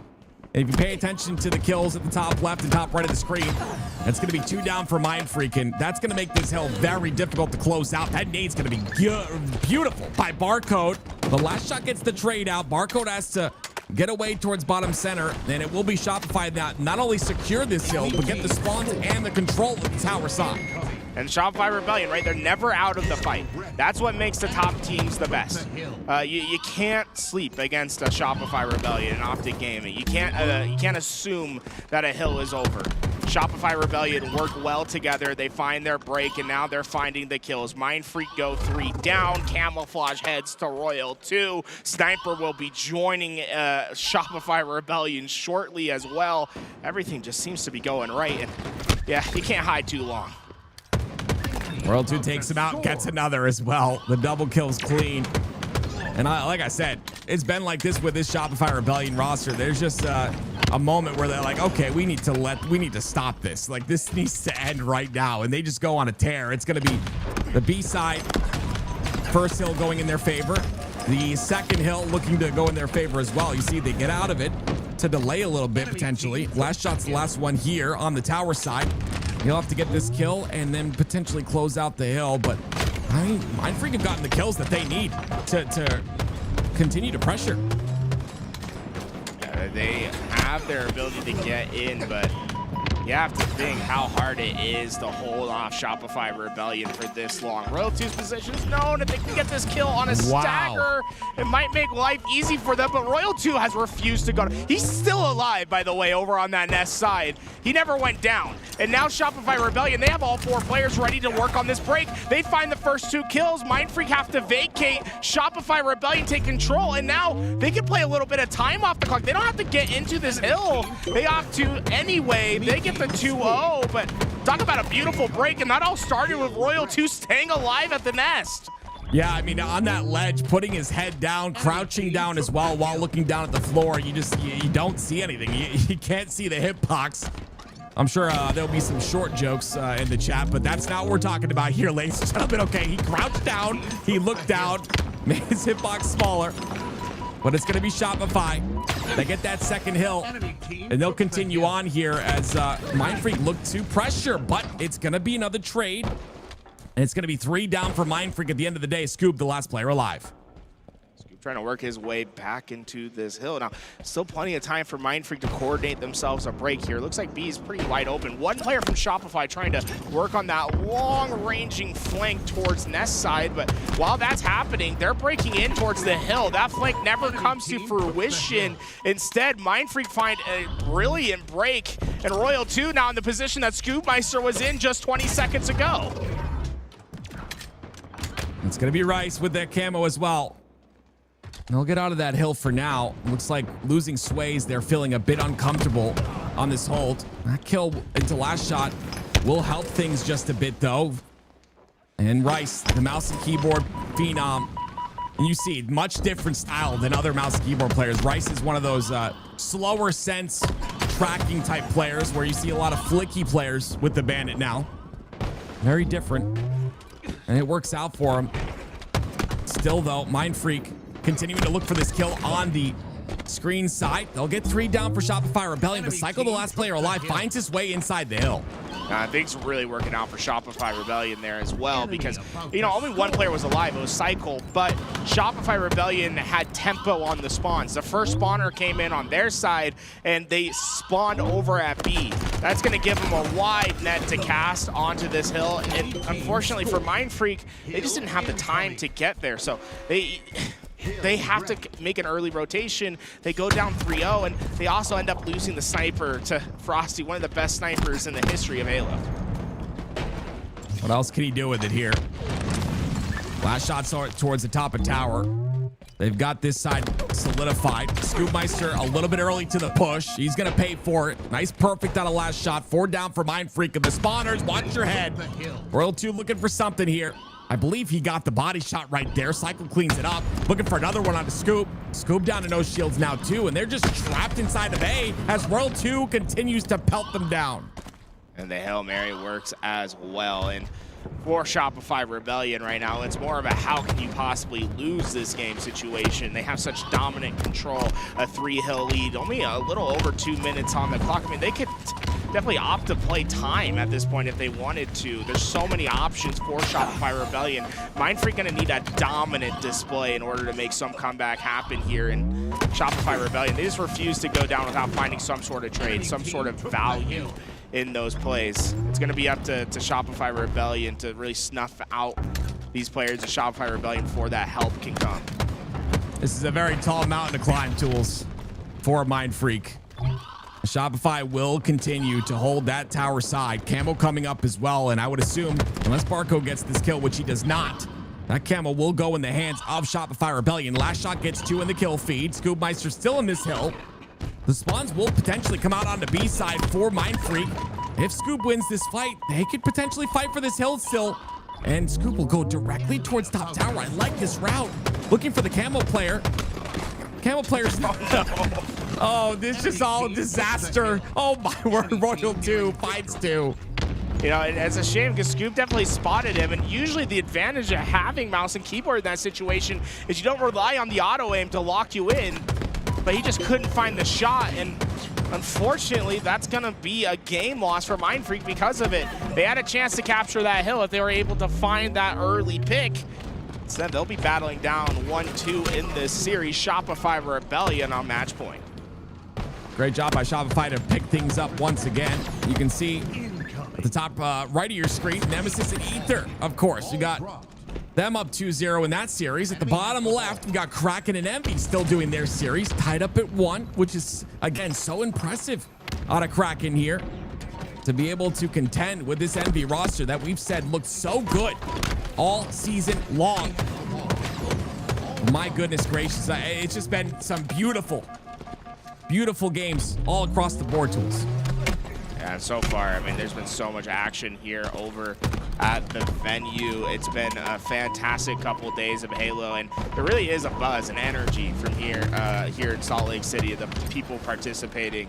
And this has been a fantastic event so far. And we have some big standout teams from the open bracket, man. The open bracket has been so competitive this year. I'm just so excited to see more and more competitive Halo from day 1 to day 3, right? It feels like everyone is getting closer and closer in the competition. And, you know, routing back to what you said about the SLC event, SSG just knows how to put on a show, right? It's great. Every single event that they put on has been phenomenal. Excited to see, like, you know, in the future what happens as these other partner teams get involved. But Jackson and the side of Envy maintaining that ball control. Both sides gonna have a long game ahead of them. This is one of those games that really tests you as a player, and a lot of players don't really realize, or a lot of the audience, whatever, don't really realize how much energy goes into playing in a tournament, especially a 3-day event. You are genuinely drained at the end of it, right? You're putting your all into every single game, making sure that you're playing at 100%. It's definitely very taxing, and that's something that I really give a lot of credit to these players for, is being able to show up, give their all every single game, and put on a show for us for 3 days straight. And you see how much this means to everyone. Double kill from Suspector. Woodham with his camouflage on the top. So far, I mean, Nemesis up 1-0 in their game against Ether. Envy and Kraken going back and forth in their first round. You know, real battle of attrition every time you get over here onto Oddball, and what it takes to win this. We're gonna go full with Kraken and Envy. We'll keep an eye on that other match between Ether and Nemesis, but this one, it seems to be so back and forth. We have to give some attention to Kraken and see if they can make their upset against Envy. And you saw the documentary from LVT, right? And Envor being involved in that. This man is not, he's not happy with just making it out of pool, making it out of open bracket every single event. He wants to make an impact. And honestly, this event he has. It's just great to see the energy that this guy put, the passion this guy has in the game of Halo is, it is, you can't compare it to anyone else. I mean, he's very vocal about his passion, whereas, other players are not so vocal, but still very passionate. I just, so much heart goes into the game for him, and it's great to see him succeed against, again, a team like Envy. And as you can see, it is going to be Kraken that had the lead for a moment. Envy take that lead over, and they'll have that B-side control. They've got all of Kraken trapped inside of C. My question is, how will Kraken break out?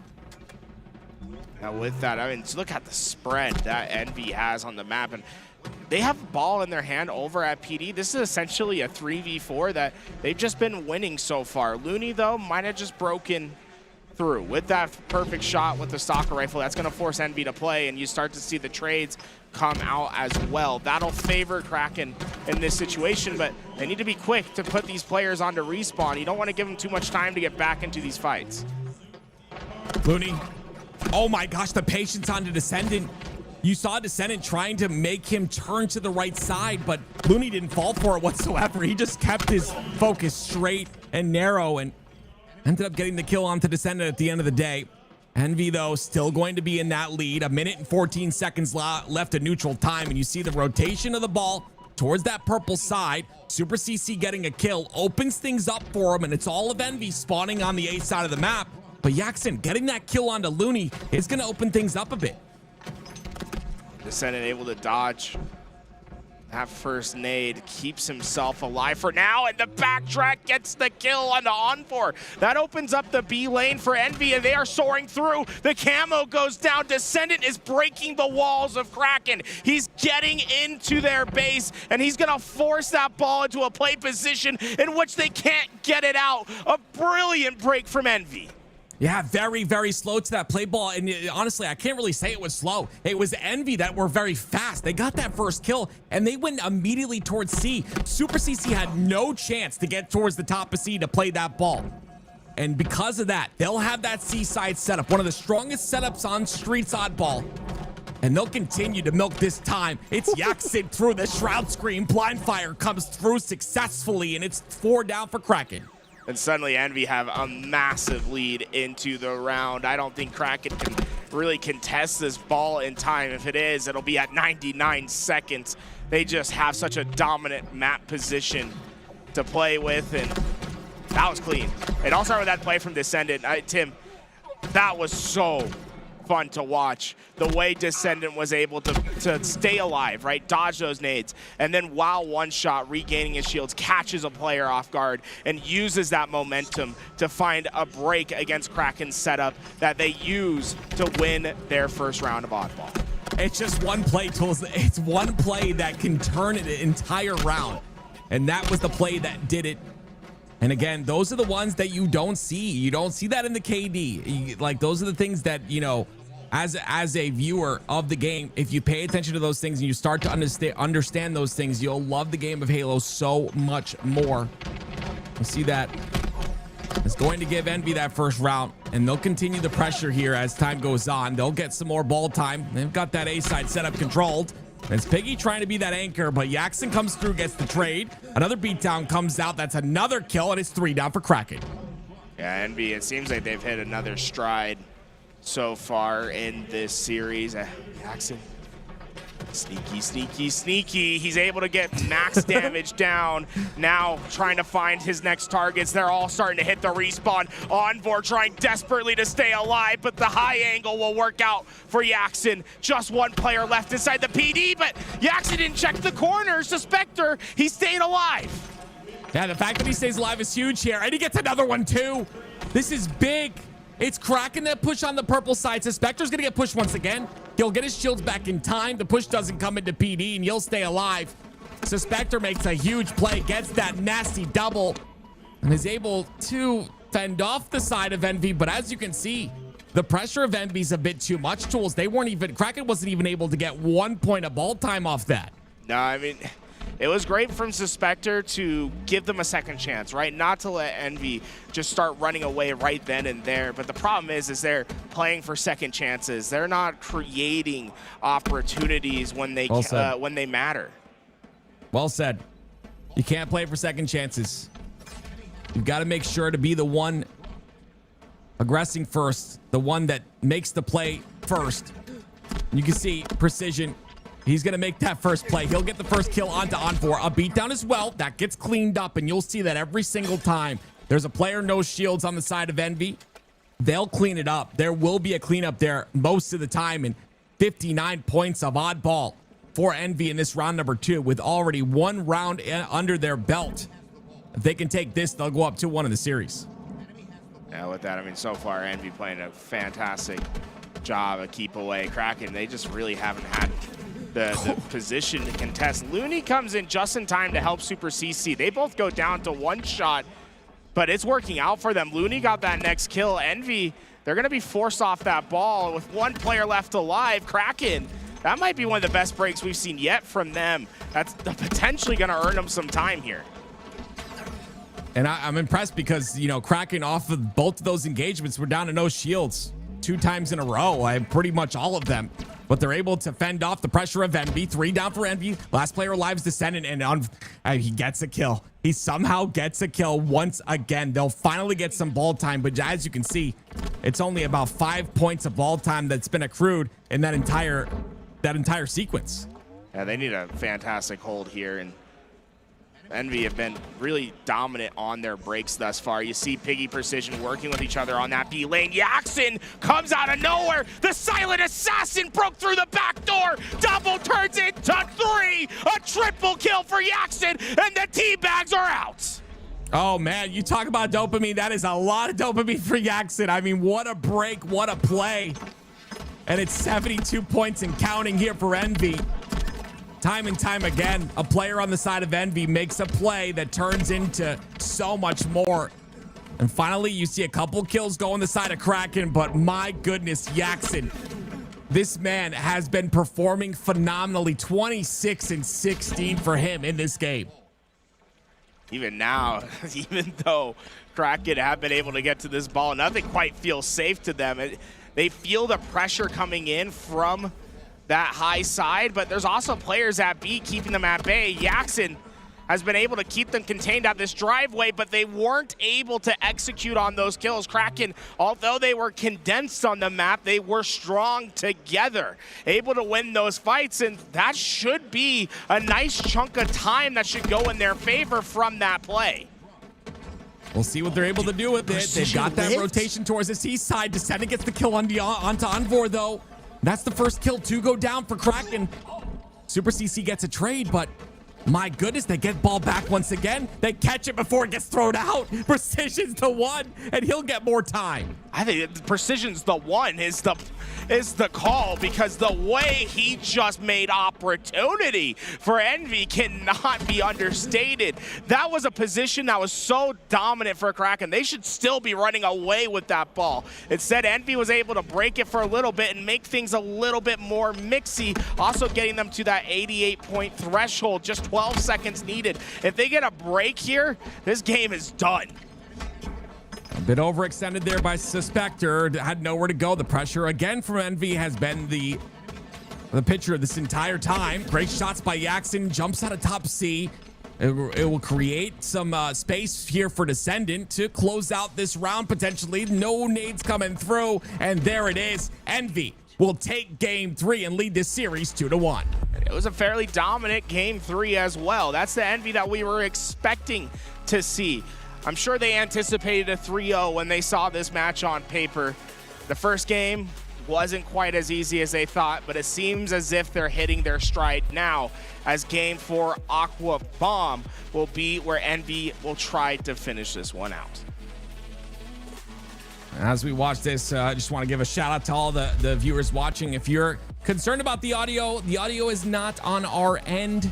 It is on the other end of things where we're getting the feed from, so there's nothing we can do about it.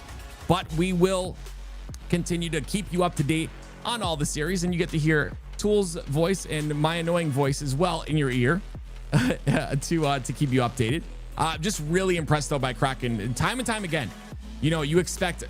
We watched Envy for, between events from DreamHack till now. We saw what they were capable of. We saw them grow as a roster, and they've been so powerful. But Kraken, you know, they've kept close. And again, that's very impressive to me, because when we saw the documentary, we heard Envor saying, "We'll be back. We will be back," and they are back, and you can tell they put in the work. Yeah, I mean, they look fantastic today. I think just going through and looking at how this pool play has sort of sorted out, off screen we saw the strongholds went to Shopify Rebellion, so Mindfreak going to finish in 3rd place in that pool.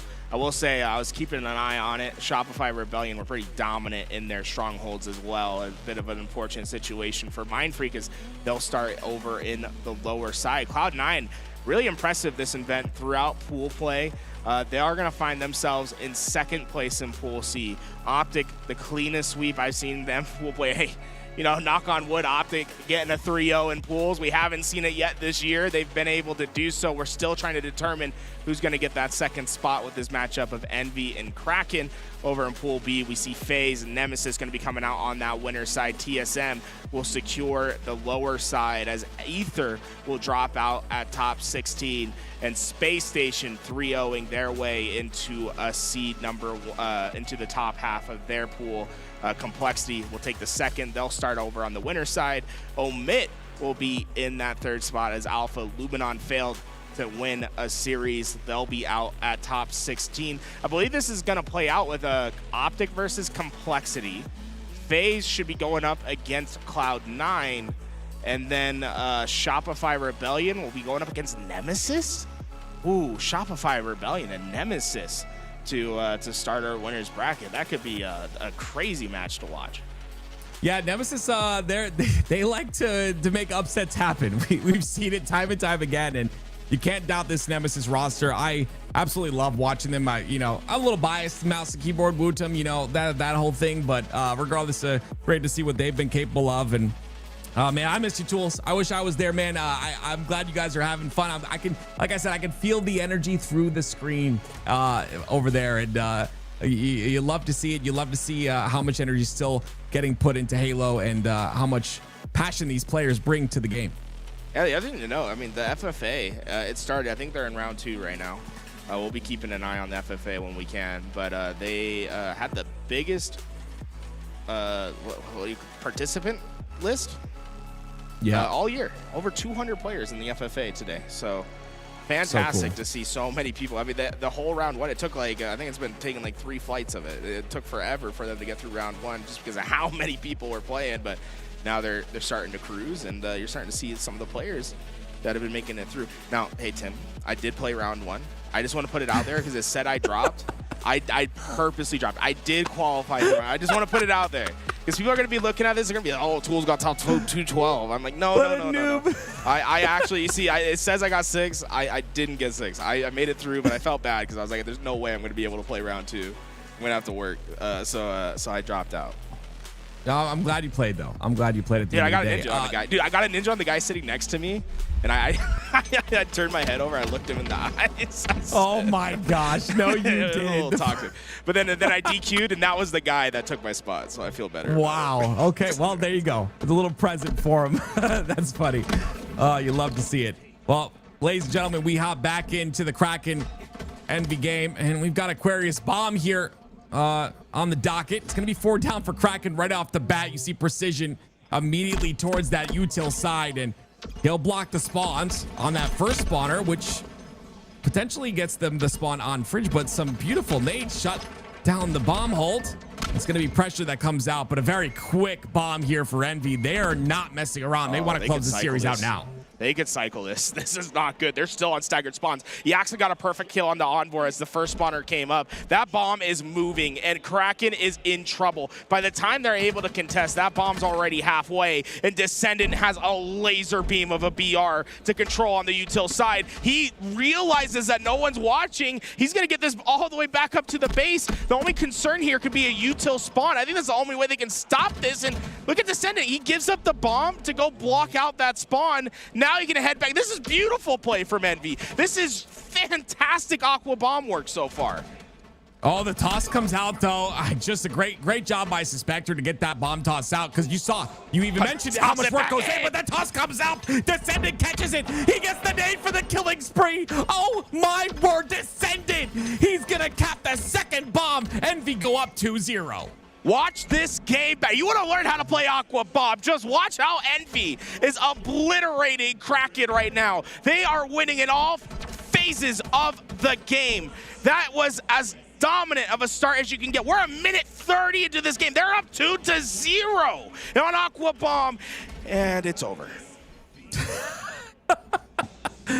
Does someone's controller not work? I mean, something had to be going wrong there. I mean, you go down 0-2 and 130. I'm throwing the hand up and just hoping. Hey, admin, there's something going on here, bro. Something's happening. They're not supposed to be this good. that's what I'm saying to the admins. Yeah, I mean, I'm gonna be honest. I was surprised too, because Kraken had put up a fight, time and time again throughout this entire series, and seeing them come out flat in a very important game number 4 very definitely surprised me. So. It is no surprise that something was going awry there, and we'll see and keep you updated on what that is. But regardless, it's a nice reset for Kraken. You don't want to go down that early in an Aqua Bomb game, like you said. That just doesn't happen. We don't see Aqua Bomb games go that quickly. And I will say, watching from Descendant's screen, it was still, regardless of what was going on with technical issues or whatever, it was still perfect play. You saw everyone on the side of Kraken moving. He played it perfect the entire time. But regardless, we'll get that reset, and we'll keep you updated. All right, this series, there's a lot on the line here. Aqua Bomb, Kraken need this game. If they can find the victory here and defeat Envy, they could find themselves on the winner's side from all the way from open brackets. So that'd be a big accomplishment. Yo, shout out to Hoaxer. He's in the chat right now. Yo, Hoax, come sit on the couch. Come cast with us, dude. You know what I'm saying? I love it. Omit got out. I'm happy that I was watching the Omit series against the open bracket team. They looked good too. I'm hoping that we see a next level Omit this weekend. Yeah, same here. Big fan of Sparty, and a big fan of his cause and his reason for wanting to do well this season. I'm sure he is. He's got a lot of pressure on himself as a player. To make things happen. But yeah, very impressed with Omit. Overall. Between events. But yeah, this Envy roster, I just I don't know if it's like Envy. Maybe, I wouldn't say coming out flat, but I don't know if I think it's more of a thing of like Kraken just playing at a really high level. Like what have you kind of seen between these two teams that that has been the reason for how close these games have been. I feel like Kraken has come out at another level here today. Kraken's scrappy. You know what I'm saying? Like, it's like you think you're about to get away with something, and then Onboard gets a crazy kill. Super CC finds a good timing pocket. So Spectre just never misses a shot, right? They always are able to find something. And I think that was really displayed on that recharge King of the Hill, where there were a couple hills where it felt like Envy should have gotten away with them, but Kraken were able to find big kills and secure those hills. I think the big thing is that Kraken wants the game to become dirty. They want it to be mixy. They want it to be this dogfight. What we saw the start of this Aqua Bomb game was the exact opposite, right? If Envy gets to a clean start, they're able to get to their positions. They're able to work the game. It's how it's supposed to be.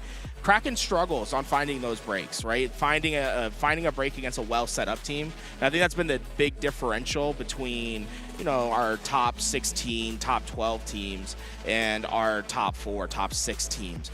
Optic Gaming, Shopify Rebellion, that's what they're so well suited for, is finding breaks against teams that are well set up. If Kraken can find that solution against Envy, then they could push us to a game 5, and Slayers, anyone can win a Slayer. Yeah, and Slayers are definitely that coin toss there. And curious, like just thinking out loud here a little bit, Tools.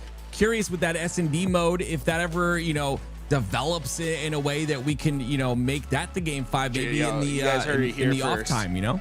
Active wants S&D into Halo HCS, so let's get it. By Worlds, if we don't have S&D Game 5 to determine who's winning a World Championship, Active will be mad. You heard it here. I think it's a really hot take because, you know, there's a lot of balance issues. There's a lot of things that need to be fixed. I think it's more of like a fun mode right now. Yeah, but I will just say something. It's kind of gas. Yeah. I'm not gonna lie. I played a little bit of it in matchmaking. And if your teammates open up the comms and you guys like actually coordinate with each other, it's really fun. I'm not gonna lie. Yeah, the elimination modes are just so fun to me. Like you kind of like put yourself, it's a 1v1 situation to win the whole round. Like it's just cool. I don't know how we make that happen, but it would be cool regardless. But here we go. We're gonna hop into this is awesome. We're gonna hop into a little FFA here real quick, and it's going to be, of course, Titan on your screen. This is round number 3, ladies and gentlemen. And some of these lobbies are really stacked. So interesting to see how this one pans out. I'll say Zoom making his appearance. He's a player from the UNG, University of North Georgia in College Halo, teamed with It's the Last Shot. And he's been one of the most improved players I've seen year over year. You know, I've been keeping an eye on him for a couple of years now. He's fantastic at the game, and he's ready to break into that next level. Wouldn't be surprised by the time that next Halo game comes up if he's not trying to make a big name for himself. Other people in the lobby to keep an eye out for. Mo is one of those fantastic players from Europe. He came and competed in the open bracket alongside Jimbo. They weren't quite able to make it out of open bracket, but usually he ends up going far in these FFA tournaments. Well, we're hopping on board with Switch It Up at this point in time. A player I've seen in matchmaking very often. Goes directly towards that top P side, and very important to control this on the side of Aquarius here. You got spawns on either side. You've got players spawning inside the base as well. And of course, that fridge spawn where you can come in and clean up. This is just beautiful work on a Switch It Up right there. Again, you capitalize on that. You make sure to get those 2 cleanup kills. You make sure that you're pinching on the player pushing from the base and the player spawning fridge. And you can clean up too, just like that. That is the game of free-for-all. With this so far, it's largely about picking your fights. See who decides where to go. We're still in round 3. And remember, folks, it's the top 4 that move on from each round. So a lot of times the fight that you're actually looking to follow ends up being the fight between 4th and 5th place, because it's all about those bubble rounds, right? It doesn't really matter if you get 1st or 2nd. What matters is that you're just top 4. Yeah, 1st or 2nd doesn't matter until that grand final, of course. We should put like I feel like FFA, it would be kind of gas if they made it so after a certain round, if you win your rounds in like round 4 and above, like you get like $100. Make them play for like 1st. Because a lot of times it's like you guarantee yourself 4th, and it's like, I could just chill out. Like I don't need to go super hard. But if there's a little prize money like at a certain point for just doing well in your rounds, that'd be pretty fun. I like that idea because like in the free for all matches I've been in, it's like you you playing play for top 4. You just kind of like you don't I won't say you don't try hard, but you don't put the pedal to the metal. You don't go all in until that grand final or until you get to the point where we're playing for the cash arena. Now I will say, 13 guys, kills for. I'm sorry. Go ahead. We're watching FFA here, but I want to make sure that people know that how much of an expert you are at FFA. No. Because if you guys go to esportsearnings.com and you look up Active EE, you'll see a top 6 placing from Active in one of the biggest FFA tournaments. Oh, fourth. Sorry, a top 4 placing in one of the biggest FFA tournaments. I think it said you won like 20 grand or something from there. Can you tell us a little bit about your history in the FFAs? No. No one gives a crap about that. I did talk to Ogre 2 about it though, and he said that it was the biggest IOU tournament he's ever had. I literally talked to him recently about it. For those that don't know, there was a $30,000 IOU. There was a massive tournament in Halo 2, right? It was Halo 2? Halo 3. Halo 3. When the game first came out, it was $100,000 or something like that, and it was supposed to be $1 million. Oh, $1 million, and the tournament organizers just didn't pay it out. So Tim on his esportsearnings.com, he made like $60,000 that just never went to him, which is, I gotta say, Tim, that's one of my favorite stories. Thank you. So yeah, it was $1 million tournament. Then it ended up being, I think it ended up being $100,000. It got changed like multiple times. They didn't have like the copyright or something or permission. I forgot what it was. It was sus from the start, but hey, a great experience that turned into a cool little contract and stuff and salary on a team in California. It was cool. It was it's something I could tell my grandkids. It was a good time. Cognis able to get the double kill. He's 18-9. Yeah, he's ripping this lobby apart so far. He's been finding kill after kill. And the big thing, right, is trading out those deaths. Do not want to give away a death without getting that kill to go alongside with it.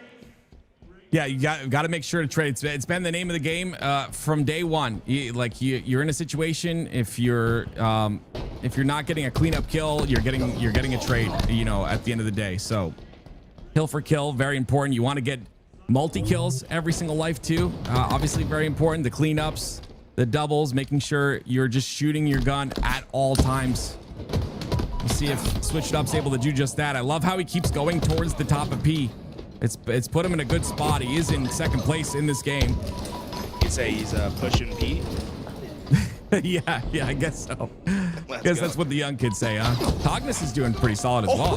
See that. Oh my goodness gracious, Zoom Doctor. End the game. Zoom's won it. I don't care. That was sick. He's not stopping. Oh, the assist, but don't do it. Oh wow. Killing spree for Zoom. Oh my God, he almost got the 3rd. Zoom, what are you doing? He's 18 kills now. He's catching right back up. Yeah, those are the turning points in the free for all. You can watch his score line. He's going to continue to tear it up, and you see the pressure he's still applying. He's at 20 now. Zoom is doing really well in this game. Atroxy gets his perfect of his own. Cognis trying to hold on to his lead. It's only by 1 now. The Zoom Doctor just tied it up just now. So I love you call him the Zoom Doctor, bro. That's sick. That's right. It's not. It's Zoom DR. No, it's fine. It's like if you put DR on your name, it's Doctor, but you called him the Zoom Doctor, and that's a sick gamer tag. If you need someone to Zoom, call the Doctor, because Zoom is playing fast today. He's got himself back into the lead. First time in the lead. He was down by like 8 kills. He now leads with 22 in the lobby. Double kill for Jess. Bro.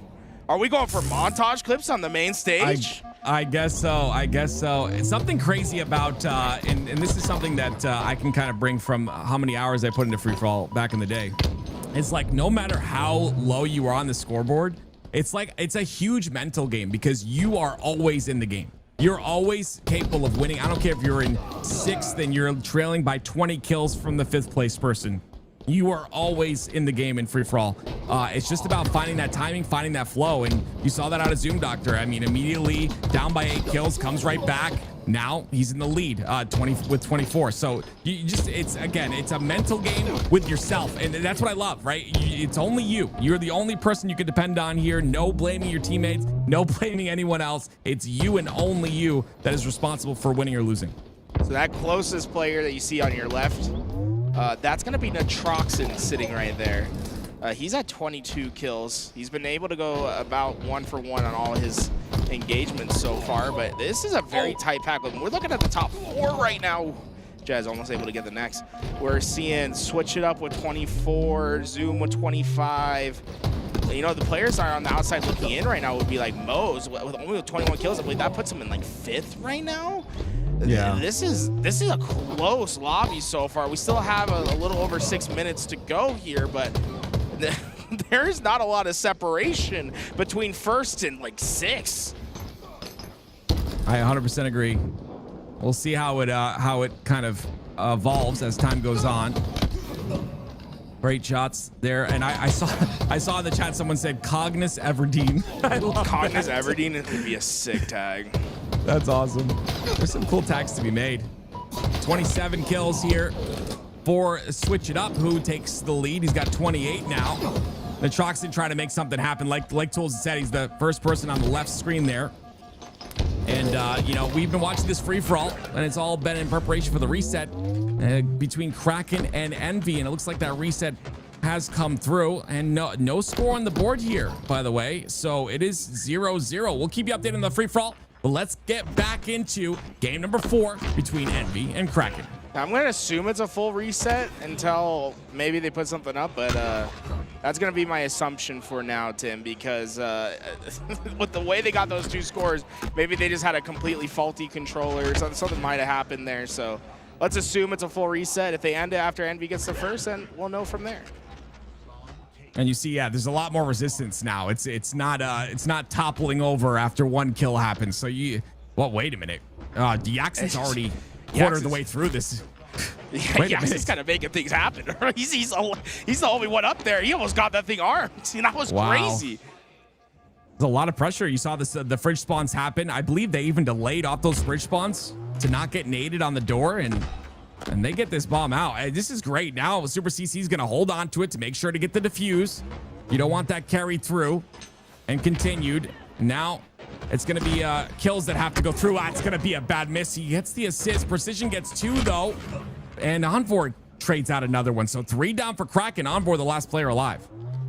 And with that, Envor doing his best to try to find those picks. He'll be able to get the first on the Jackson, but that bomb is still very far on the other side of the map. They need some movement for it, as they need something to be more in that neutral ground. Precision. Nice play from him. That was perfect pre-aim there. Expected the drop, able to capitalize on it, and they're not slowing down. This is where Envy's been so good, is they get a couple kills, they move that bomb right away. There's no hesitation on the objective efficiency. It's just 1 player alive. Suspector, what can you do? There's 3 players of Envy here to stop you. Yeah, great. Just great overall by Envy. You see how they double push on the shroom stairs. Precision goes directly towards the util as that first spawner's coming up. He understands he has to block that and just guarantees the bomb. It's already 1-0 for Envy. This is a full reset, as you can see. And we're going to see if Envy can continue this pressure on it. I don't know if anything's going on the technical side of things now, Tools, but Envy are still just looking so solid on this game time. Yeah, it's so hyper efficient. And even then, right, 2 players for Spectre to worry about. Piggy able to capitalize on that, getting those perfect shots to ring true. Just a couple more kills here, and they'll be able to push this through. Super CC gets caught out. Piggy cuts him down as Envor tries to stay alive underneath. Multiples that'll join the respawn screen. It's just Descendant that's left for Envy. Well, Envor's having a really solid game here, 9-6. Like you said, Descendant, the last player alive. He understands how important it is to stay alive in this moment, not push up aggressively, make sure to play his life on that top car side. And with that, he'll still be alive here. He'll still play his life. What movement out of Descendant. Gets his shields back. Envor comes in with weak shields. And this entire sequence has been clinical out of him. He just, look at him. He's still pressuring the mid side of the map. The bomb's still down, and he's still pelting damage onto P2. That Looney trying his best to hide in that corner to get the shields, but Jackson will not let that come to fruition. And Jackson, Precision, they're all working together well right now as the nade comes in, they get 1, and this is what's been so special. Every time they get the 2-3 down, look at where the bomb already is, right? It's on the door step. Double kill, Descendant. It's time to arm. You got to see that the timing there. It's just so beautiful. He waits for his teammate to engage on the bolt, comes in, gets the double, plants the bomb, drops it, gets another 2-0. Envy lead the game. He's 14-6 right now. He is ripping apart Kraken, and they had no hesitation. 3 players able to just destroy the spawner at the fridge. The flip spawns will pay no mind for Envy as they coordinate with each other to take them down, and that bomb quickly moving. Looney was all the way on Envy's side. He needs to get back towards his own as that bomb is on the doorstep once again. Yeah, Looney, that's a case of trying to do too much right there, right? He's trying to pick up the damage. Suspector does get that kill, though. He's going to get one. He hears the footsteps above him. It's Yaxin. Just a beautiful strafe and a great trade by Envor, making sure to get that kill. Not even a trade. It was clean. He'll move that bomb forward inside of util. It spawns on the fridge side. And Suspector making sure to block these util spawns, but they've got to pressure inside the base now. And right now, Envor's the only one forward. Look at that. They just need one more arm. Kraken, they need something to come in on their end. If they can find this bomb arm, this game becomes so much more manageable for them. But well defended. 2 backsmacks will clear out their base. The third will join the respawn, and big play by Super CC as last player alive to get that kill onto Piggy to prevent that bomb from getting any more forward was massive for his team, but they're not out of the woods yet. Yeah, the pressure is still being mounted on the util side here. Precision looking for some way to get in. And I don't know if he touched that bomb or not, but if not, there's a potential of a reset. And as you can see, it is the last 33 seconds here of the free-for-all. And taking a look, right, it's going to be Mose who ends up skyrocketing into first. Crazy. And it's going to be the rest. It's going to be Cognis, it's going to be Switch It Up, and it's going to be Zoom who are filling out the other spots. But I didn't expect Mose to be in first this quickly. No, he had him. He was in 6 when we left off, and now there was only 6 minutes left. To get to first place like that is incredible work from him. And yo, oh my, 43-42. I think Zoom might just get, I think Zoom lost his spot at the last second there. He did. 49-40, yeah, wow. It's all the right side that's gonna continue on. Switch it up, Natrox, Cognis, and Mose are gonna be the ones that move on. Zoom had that fantastic start, but not quite able to finish as strong. If I'm not mistaken, by the way, the Troxon was at like 39. So Zoom had that solidified. But he was at 41 for such a long time. The Troxon just came in, scooped it up, and he'll move on. I saw back the over to the Envy game. Literally give like a breath out, dude. You can see the tension leave his body after that game. Insane. It is a lot of pressure. It is, goodness me. One kill, you move on by 1 kill. Yaxin and Envy continuing their pressure. Descendant 24-9, and it will be the last bomb that gets armed, and it will be Envy taking the series. Yeah, they get up. Business is done. Envy have secured their second spot in the pool and will have a winner's bracket run. And we have our pool play is finished. That was the last game out of the pools. Wow. We now know what the championship bracket should look like, and who is going to be able to play tomorrow is the question on everyone's mind, right? We got to get through this championship bracket today. Man, we've had a fantastic day to start Halo. This has been fun. Yeah, it definitely has. I've tried to keep up today. I wasn't able to keep up yesterday, but have kept up today. And there's been some great matches. Great to see FaZe doing so well. Great to see them performing. Congratulations to these top 4 for moving on to the next round here. This is, of course, round number 3. So I believe they'll go on to the quarterfinals, I believe. But let's take a look at the pools real quick, Tools. Yeah, so Pool A, Seed 1 should play Pool D, Seed 2. Pool B, Pool C, right? That's usually how it matches up. So it should be Optic versus Complexity, FaZe versus Cloud9. Let's see, do they have it updated yet? No, it doesn't. Optic Nemesis. Maybe that is updated? I think that is updated. It looks correct, yeah. Yeah, so Optic Nemesis. My bad. I had that one wrong. So Optic Nemesis, Space Station Cloud9, Shopify Complexity, FaZe versus Envy. Wow. Interesting. the Optic Nemesis matchup again. Dude, we got bangers. I will say both Optic Nemesis, Space Station, Cloud9, those are going to be two really good games. I'm curious where those will go. And then you can see who's waiting on the lower side. And that means top 12 for Mindfreak. They've been able to get their highest placing guaranteed, matching their performances at London just a year ago. So congratulations to the Aussies. We'll see if they can break through and get top 8. I mean, that's going to be a big storyline, right? I'd love to see the Australians be able to get their highest placing yet. Oh, that'd be amazing. Those guys have been working so hard for so long. And again, Barcode on the roster definitely changes things a bit, but I just love to see Scoob and Rice just do their thing on mouse and keyboard, of course. On the other end of things, I'm looking at the bottom of that FaZe versus Envy. I feel like Envy are a team that play up to their competition, and I think, you know, even though we saw some close matches in that last series, that's going to be a good series between those two. Yeah, I'm really excited. I mean, all these series look really good. I'll say let's assume it all happens like the seeding says it will, and Optic and Space Station win. That's going to be a banger, because I just think about that tweet that Stellar put out where he said the only people that can beat Optic are Stellar is me and Eco. Yeah, dude, that's their chance to prove it on LAN. You know, it's like I don't want to count Nemesis for Cloud9 out, but if we get that matchup, man, that's going to be a banger to watch. 100%. I'm excited to see how these things pan out. Complexity is another team who's been playing really well.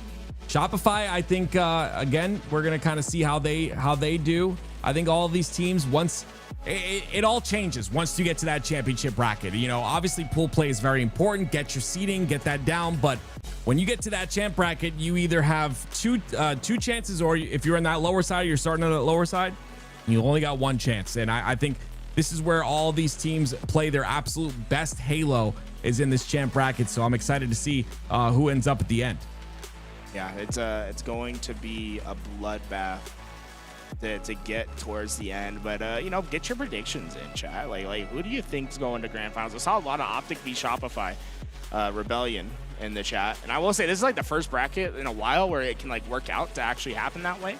Now, if history has told us anything, I would be going to the casino and putting my odds on Nemesis right now, because that looks ripe for Nemesis maybe to pull out something. And I will say, Woodham, he gets better and better every event, it feels. Yeah.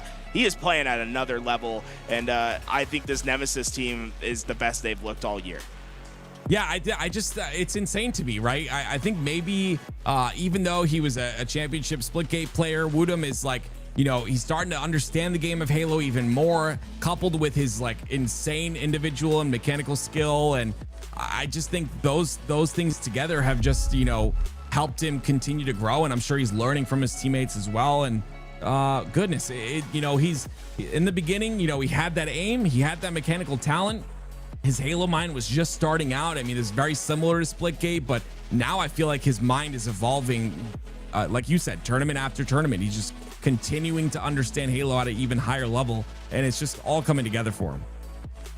All coming together in the right moment. On the other side, though, Optic Gaming, man, they look stronger and stronger each tournament. I think their goal for this tournament, right, is not to have that same sort of trend where they go down early and they have to make the lower bracket run. For them, being able to come out, getting it done from the winner side, I think would be satisfying, to say the least. Now, obviously, anything but first is going to be a failure in their mind. So for them, they're already looking forward to that grand finals, and it's just what path can they take to get there. Yeah, Renegade tweeted. He said he wanted to get the third one for the roster. We'll see if that happens. Ladies and gentlemen, we're going to take a break here. We'll be back very soon with some more HCS Salt Lake City action.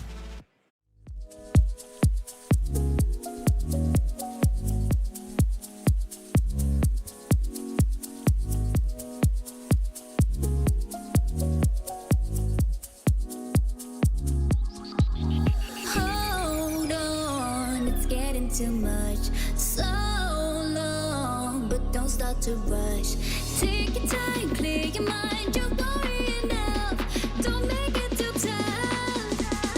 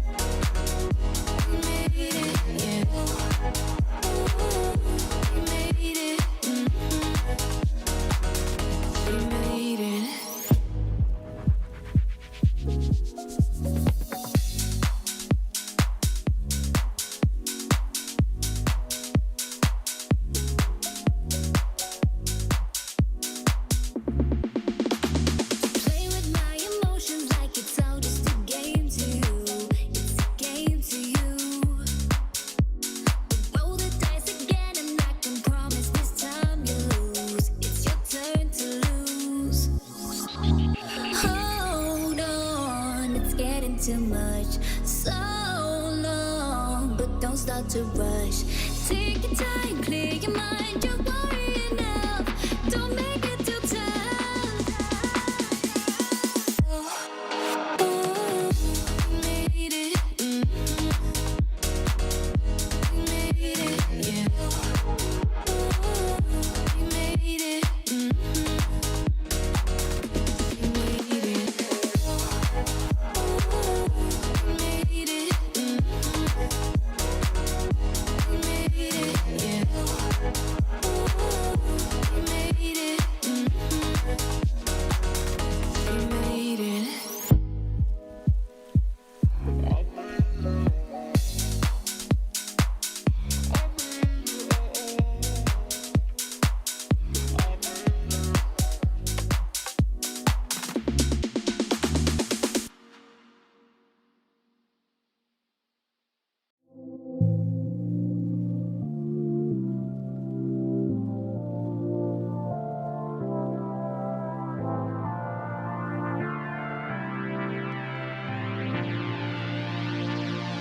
The way that you make me feel like I've never been felt before. When you look in your eyes, I found the one I've been waiting for. I'm feeling electric.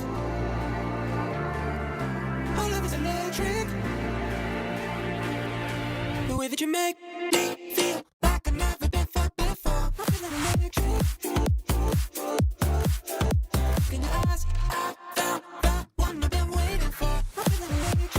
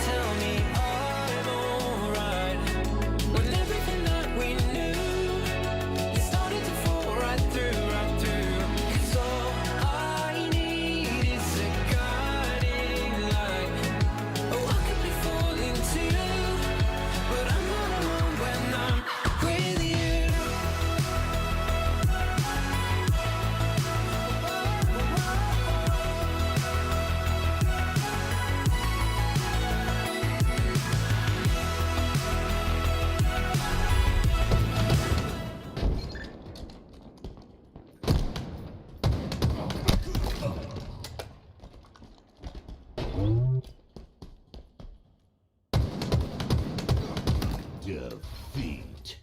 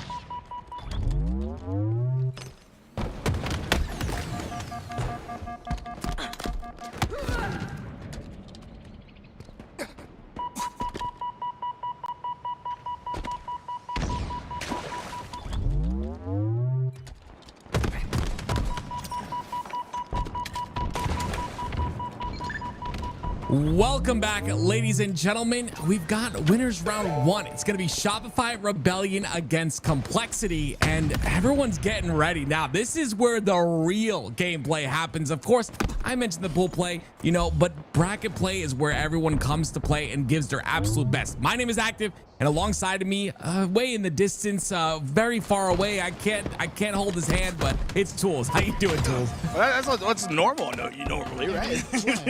But, no, I'm very excited for this matchup. Shopify Rebellion, Complexity, two fantastic teams, and a lot of people had Complexity potentially getting out first in their pool. They'll get second as SSG was able to fell them, and unfortunately, they have one of the harder matchups to start their winner bracket run. Shopify Rebellion has been fantastic. At the end of day one, they had 3 players in the top 5 KDs of the event. They've been just phenomenal to start out the day. Goodness me.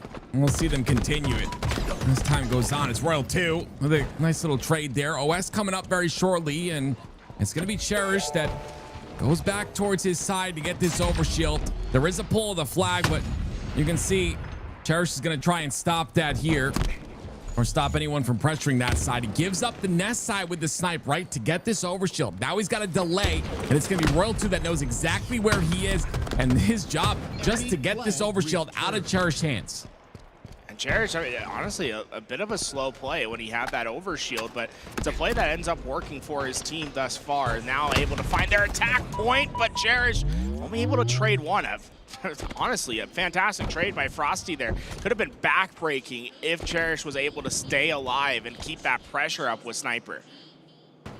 Well, King Nick goes directly back towards Shopify Rebellion's hut side. And with that sniper going down, it's going to mean that Shopify Rebellion have that sniper on their side of the map. I would assume they have control of that. But it's just constant pressure here from Complexity on the side of Shopify Rebellion. And it's going to be Cherish, the first one forward. But Ryan Noob, he goes down to Royal 2. That Royal 2 trying to find himself a position to get a pull out here. There's a couple players to deal with, but they haven't really been looking back for Royal 2. It feels like he's been able to get to this position without Complexity necessarily looking back for him. And because of this, he's going to be in a prime spot. If they get a couple kills, he can just go. Honestly, I think Royal 2 is a bit surprised. I think he's finally realized that no one ever came back looking. Well, Cherish ends up getting the spawn back of the hut, though. We're down. I think he ends up going down. Yeah, Frosty takes him out very cleanly, and it's just incredible to me, right? Shopify Rebellion being that aware that the backside of hut was open, and Frosty capitalizing on that kill immediately. He's going to allow this flag to go in here for Royal 2, but he's not going to force it in just yet. There it is. The timing's there for him. Gets the first cap. Shopify lead by 1. And that's classic Royal 2 gameplay, right?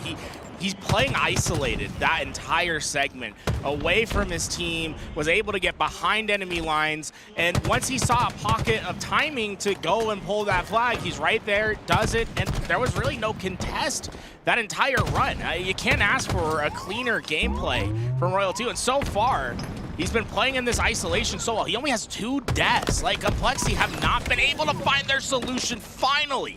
Cherish gets that kill. A flag is out. Mental might just be able to get this one around the corner. Yes! Complexity, this one was likely to go back home. A quick answer in order. Yeah, very impressive there. It's going to be, once again, I believe, Cherish that gets that overshield. So that's 2 OSs in a row here for the side of Complexity. And that second OS turns into a flag cap for them. Tied up at 1 now, but 3 down go Complexity. And you can see Shopify Rebellion immediately setting up towards the hut side, looking for a response here, looking for a pull of this flag, and they'll do so without any kills whatsoever. Yeah, it's counterpull after counterpull. Really smart play by Cycle there, just playing passive and tucking himself into that corner, lets players pass him, and by the time they do, he gets an easy kill. But King Nick never went down. King Nick got timing. He's going to be able to get this flag more than halfway. Can they stop him? No. This is a perfect answer from Complexity. What looked dire turns into an opportunity.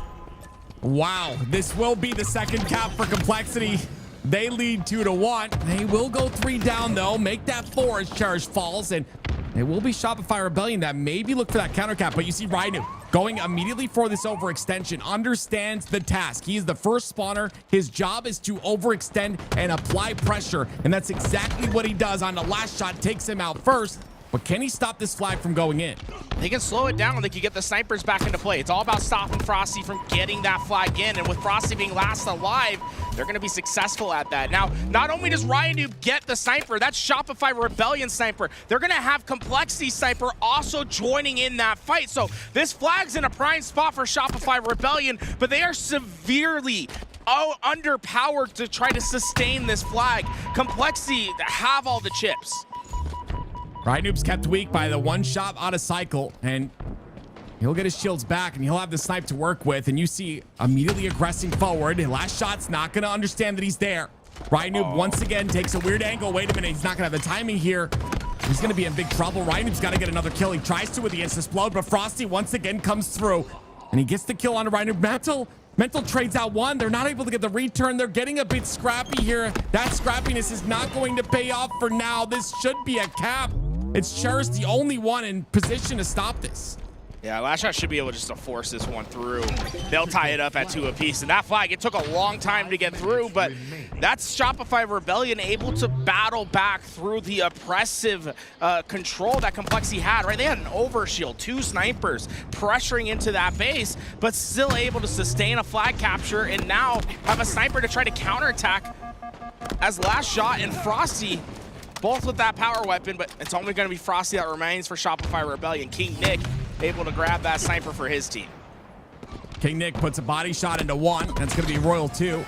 Once again, playing that isolated angle that we always talk about. He actually gets killed in the feed as well, so he's just alive in the back base of Complexity. What a thorn in the side Royal 2 is. Still alive, still pulling flags. Royal 2 has been the reason that this is just unconventional and uncomfortable for Complexity time and time again. That might be an uncanny sense of deja vu right there from Royal 2. This flagpole, although it's ran the complete opposite way, it starts the same exact way as the first capture that Rebellion had. Just staying back, waiting for a pocket of timing, able to grab that through, and now, with Mental being the only player alive, can anyone stop Shopify Rebellion from pushing their third one through? Game 1 goes to the Rebellion. Oh my word, you saw a little bit of weakness there, but then again, it happened like it's happened every series we've watched. Shopify find their backs against the wall, they push through that wall, they break it, and they come out victorious. It is Shopify Rebellion going up in the series 1-0. And you obviously got to give them their flowers, but Complexity, I'm impressed. You know, lots of great counter cap situations there, great control of the power ups as well. It just wasn't enough. And now we go to Recharge Slayer for game 2. But Complexity, I will say, we're doing a fantastic job of getting themselves in positions to have flag opportunities. They never hesitated on their overextensions to get players into those premium spots. What I think it really came down to was just execution on some of those slave battles. They went to Shopify Rebellion's favor just one too many times. Really, that was a fantastic back and forth, and I think we're in for a treat with this Shopify Rebellion Complexity matchup. For those watching at home right now, there's going to be 4 matches that happen at once. Right now, we're watching Shopify Rebellion versus Complexity. We are waiting for the start of Optic versus Nemesis. When that match does start, that will become our main focus. After that, we'll be jumping around in between the games, giving you guys action. So it'll be nonstop action here over at LVT Halo, but we will be focusing on that Optic Gaming Nemesis match when it does arrive. Shopify Rebellion versus Complexity gonna be our second focus, as we'll be trying to watch that whenever we get the chance. Very excited to see all these matchups, and again, Optic Nemesis has been honestly in the history of these two teams playing together. 2 game 5s, I believe, in just one tournament. I mean, you know, just you love to see what Nemesis has been capable of. But Optic, you talk about them coming out, obviously 3-0. I'm excited to see how they do on the winner side of the bracket and see if they're able to survive throughout the whole bracket. But let's hop back in. Let's shift our focus here. It's going to be FaZe versus Envy. And like you said, 4 matches happening. And on this winner side, it's going to be the same game types. It's going to be, of course, once again, CTF on Forbidden, and Trippy gets a trade with the stick right there. Jackson is going to find an opening to pull this flag through. Yeah, there's no wasted time at all from Envy here. They are wanting to get this flag back, and Jackson maybe try to strong arm it as he has an overshield and a sniper to work with. That's the first kill in the feed, 2 players to deal with, but the shots just won't hit true. A couple players able to survive, and Jackson's demise is now met as FaZe has successfully overextended. And instead of helping there, Piggy ends up pulling that flag, maybe just trying to get a touch on it. You see the overextension by Descendant. This is really good by Trippy to take him out. Flag still down. Not returned just yet. Penguin playing it slow, though. Unfortunately, the timing's not there for him. Precision comes through, gets the perfect. Lucid answers back with a trade of his own, and that flag finally does get returned here for FaZe. High angle over there from Lucid as he's trying to shoot down onto those weak players. Snakebite opens up with a double. Penguin finds the third, and now Precision by his lonesome tries to tuck into this corner, but that damage is going to reveal him, and those nades are true. Precision goes down as the spawners of Envy come up. FaZe are pressuring the base and staggering the spawns of Envy. Penguin trying to get a pull on this flag, drops it to put some damage in. You saw the spawns or the control not necessarily on that hut side, so that flag is a dead one. It was Envy that overextended towards the hut side. They also got a spawn there as well, but just making sure that they control their hut and just making that flag pull very difficult for FaZe. But now it's all about this overshield towards the top center of the map. Snakebite in a position for it, gets that first kill. And if he plays his cards right, should be able to grab this OS for himself. Trippy there to assist him as well. And it's going to be Lucid pulling a flag. 3 things happening all at the same time. Yeah, the triple dilemma is going to make things difficult for Envy, but so far they seem to be handling it pretty well. They're not moving out of this tower side as they know they can't afford those deaths, but can they weather this storm? Can they weather the pressure that Snakebite and Trippy will be providing? The double comes in for Trippy. Snakebite's overshield gives him just enough juice to move that flag a little bit further. 1 remain and now none do. Trippy with the perfect shots should be enough for this flag to get back home for FaZe. Lucid, he's the one to put it in, and there it is. 1-0 go FaZe in this game. And you can see Nemesis versus Optic Gaming is starting up, and like Tools had mentioned, this is our featured match here. We'll keep you updated on every single one of these matches happening on your screen right now, but let's hop in to Optic against Nemesis. And it's important for Nemesis to come out strong here. Optic Gaming, if they're able to get that momentum early on and just play to their pace, I feel like it'll be tough for Nemesis to find their even footing. So far, Sniper going into the hands of Renegade. It looks like Woodham's going to have his chance with Nemesis his own. The Sniper battle will secure Overshield. Oh, Woodham hits the body shot on that first trade. Renegade's going to rechow that, but Glory with that body shot is opened up to get the Overshield, and he'll have that in his hands. Lots of damage goes down onto Formal, who's on that hut side. Very important to control that side of the map. But I love Glory going down to clean up onto Bound. They're trying to get the hut side control. Snipe Drone gets the kill onto Renegade, goes in, gets another one onto Formal. It's going to be Glory that pulls this flag. He's got 1 player to deal with on the right-hand side, and that player will get a couple shots into him, but he'll get this flag all the way through. But he gets stopped immediately from Optic. That was a clean run from Glory, though. He got as far as he possibly could. Now Woodham, mouse and keyboard gets him too. You see that flick back 180, able to get that damage, but can they keep the flag alive? 2 players from Optic ready to contest. Not enough there, but Snipe Drone was able to at least play that sniper off the map, not giving Optic Gaming any more tools to play with. Formal. He's going to be the one that gets that flag return. And he'll back his way up towards the hut side. He understands the pressure's there, and 2 of his teammates are down. So backing up in this situation, very smart by Formal. Has to get this hut side player. It's going to be Glory's, but Glory's has help and assistance from Snipe Drone. The pressure is so strong. Renegade trying to get that pull towards that branch, but he's not going to hit the pull. And because of that, he'll end up going down, but at least gets a trade with it. But at the same time, Woodham wasted no time on the run, not able to get around the corner, Bound with a massive double kill, but the pressure's not done yet. SLG got the overshield. The nades pop him to the sky, Wow. but he goes. Clay Pigeon shooting, able to find the first, but not the second or the third. Optic Gaming in the same exact spot, get their second return. But it's been all offense for Nemesis. Optic Gaming have been very reactionary in this game so far. But quick, right? They're reacting to things, but they react to them so quickly. It was an OS completely melted. It was flag stops before that halfway portion. Snipe Drone goes down. Legend's going to get that kill. And Formal understands there's 1 more looking for him. It's going to be SLG who falls to Renegade with a nice, beautiful perfect there. And that'll allow Formal to push on forward through the pistol side and create pressure here on their main ramp. And they're not expecting that pressure. And because of that, Glory's falls. The rest of the players stuck on the back of that nest side. And Formal looking for an opening once again. 2 down for Optic Gaming, but Formal still pressing forward. Formal's got a target in mind. Snipe Drone, the nade just misses. And with that, that's going to have bigger ramifications as it clears up the pressure on the sniper. Glory was able to grab it because of that play.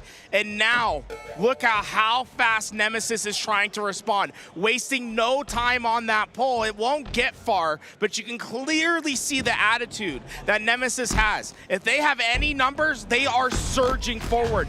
No opportunity to play slow for this team. Glory's is not going to play slow either. He's going to play aggressive, waste all the snipe ammo. You see Bound looking for it. Poor Bound, dude. He's just looking at the ground. He's like, where's the sniper? I saw you. It's all gone. It's all gone. Smart play by Glory's. You know exactly I like this. you know what will happen if Optic get their hands on those power weapons, especially Renegade and Bound. I like that play from Renegade to go deep, right? So far, Optic's had the problems where they haven't really been able to pull out flags. Sending a couple players to overextend to make Nemesis have to think about what could be happening in their back ranks, I think is important in this game. It doesn't quite work out this time, but it's important for Nemesis to have to play backwards. As Optic Gaming get more pressure on Nemesis's base, it'll slow Nemesis down naturally, but once again, man, they get a couple numbers, they instantly pull flag. It's not going to go far once again, but you can clearly see Nemesis, any chance they get the pull, they're going right for it. Just to give everyone an update, the audio issues are not on our end, ladies and gentlemen. They are on the HCS end. We cannot do anything about the audio issues, so listen to our beautiful voices instead as this match goes on. It's going to be Nemesis who are down 1, and it'll be Legend that pulls the flag through the runway side. This is a beautiful pull here. He'll get it through all the way, but 2 of his teammates go down, so he has to back up. I love this play by Legend. Let that flag go back, get the slays necessary, and make sure that that counter cap opportunity is not available for the side of Nemesis. Yeah, it's more about not letting a counter cap come in more than trying to secure this flag capture. It's important to maintain strong map control, and now, because they're able to do that, they get 4 down, and Legend's in a premium position just to pull this flag out. It's okay to sacrifice an opportunity to guarantee a second chance. Legend does that masterfully, and they're going to be able to get it through, and FaZe will be able to win their first game against Envy as Legend wraps this corner. That's the cleanest run we've seen yet, and like you said, Tim, it's from that opening play where Legend recognizes that he can't go any far forward, heads back, and basically earns Optic Gaming their first flag. They'll go up 1-0 because of it. On that FaZe series, it was Penguin that got a overkill, by the way, to solidify that last cap, so beautiful job by him. And we will go on to this game here. Optic Gaming with that first punch. It's gonna land, but SLG making sure to understand to take control of that nest side. Sniper comes up and he goes down at a real terrible time because now it will be Sniper in the hands of Optic Gaming, but Snipe Drone answers back, bound, hits that shot onto Snipe Drone, which makes him down to no shields, and it will be him trying to get that kill, but it also will be Shopify winning game number 2 on that side as well. So they'll go up 2-0 in that series. So far, pretty dominant display. Complexity can answer back. Yeah, pretty dominant display from Shopify Rebellion as well. This is a big moment for Nemesis. They got 4 down as that flag was running.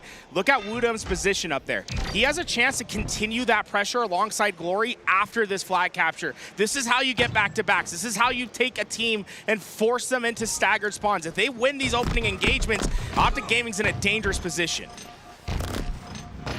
Nemesis and Snipe Drone trying to play his life here. The delay is not good enough. Glory's trying to get a kill onto Renegade, dodges the nade. Renegade's gonna get that kill. It's gonna be 2 down for Nemesis here as Legend gets his own and now pushes forward. The defensive hold on his base is good. He gets another one, but Wootum does get the trade. The return comes out for Renegade and an opportunity for Optic to move forward, but constantly Nemesis are getting these kills. Look at the slays category. Nemesis are leading.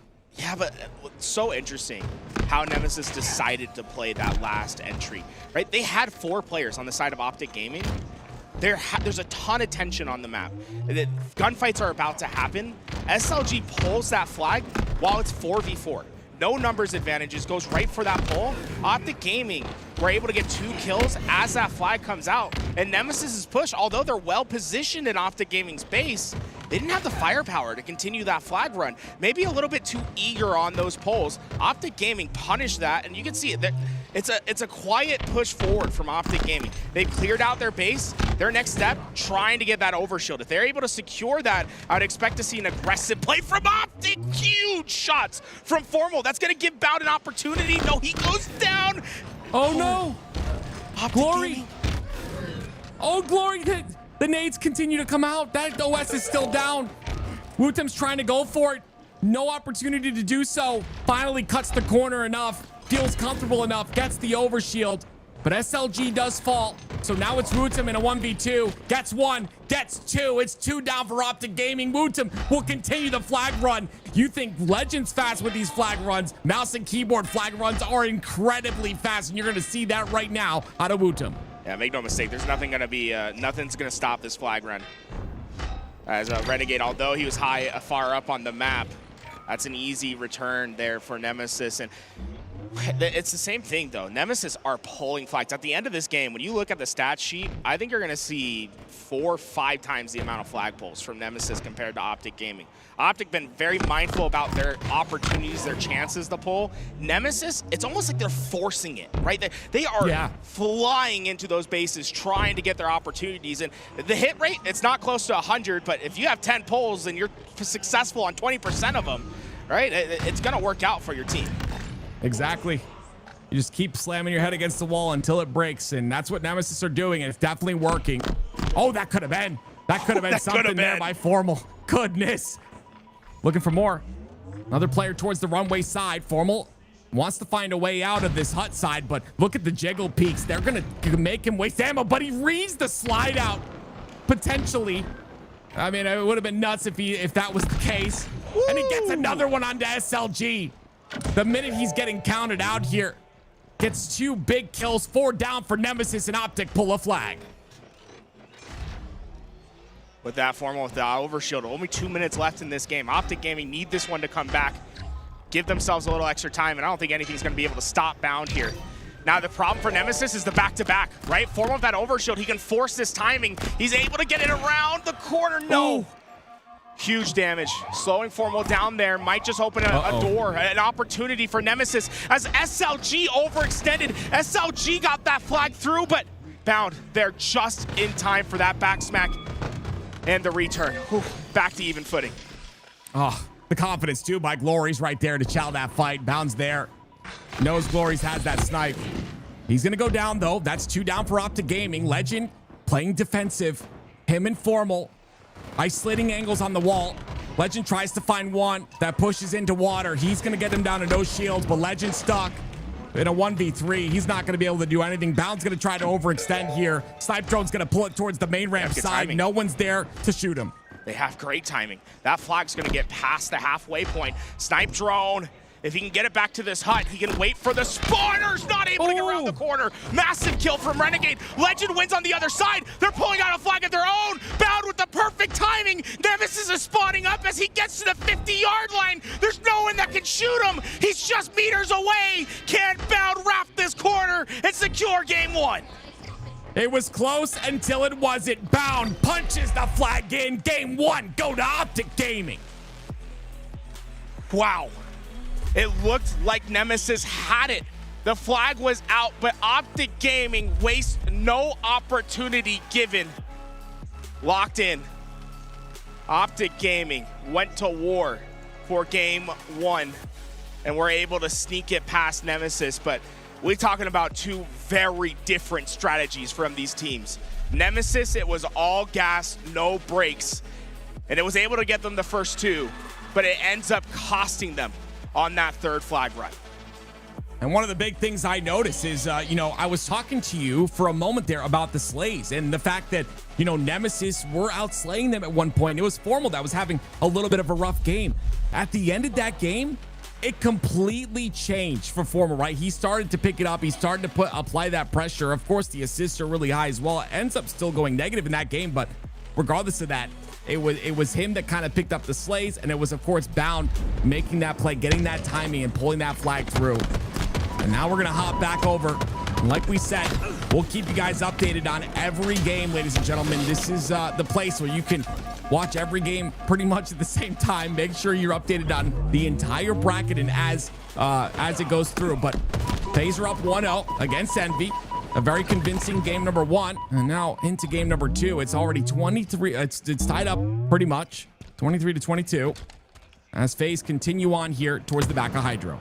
So far, we're seeing even work from everyone in the lobby. No standout performances quite yet, and it's been just that back and forward, back trade for trade style gameplay. And at the end of the day, it feels like games like this come down to a battle of attrition. Who can maintain their composure for longer?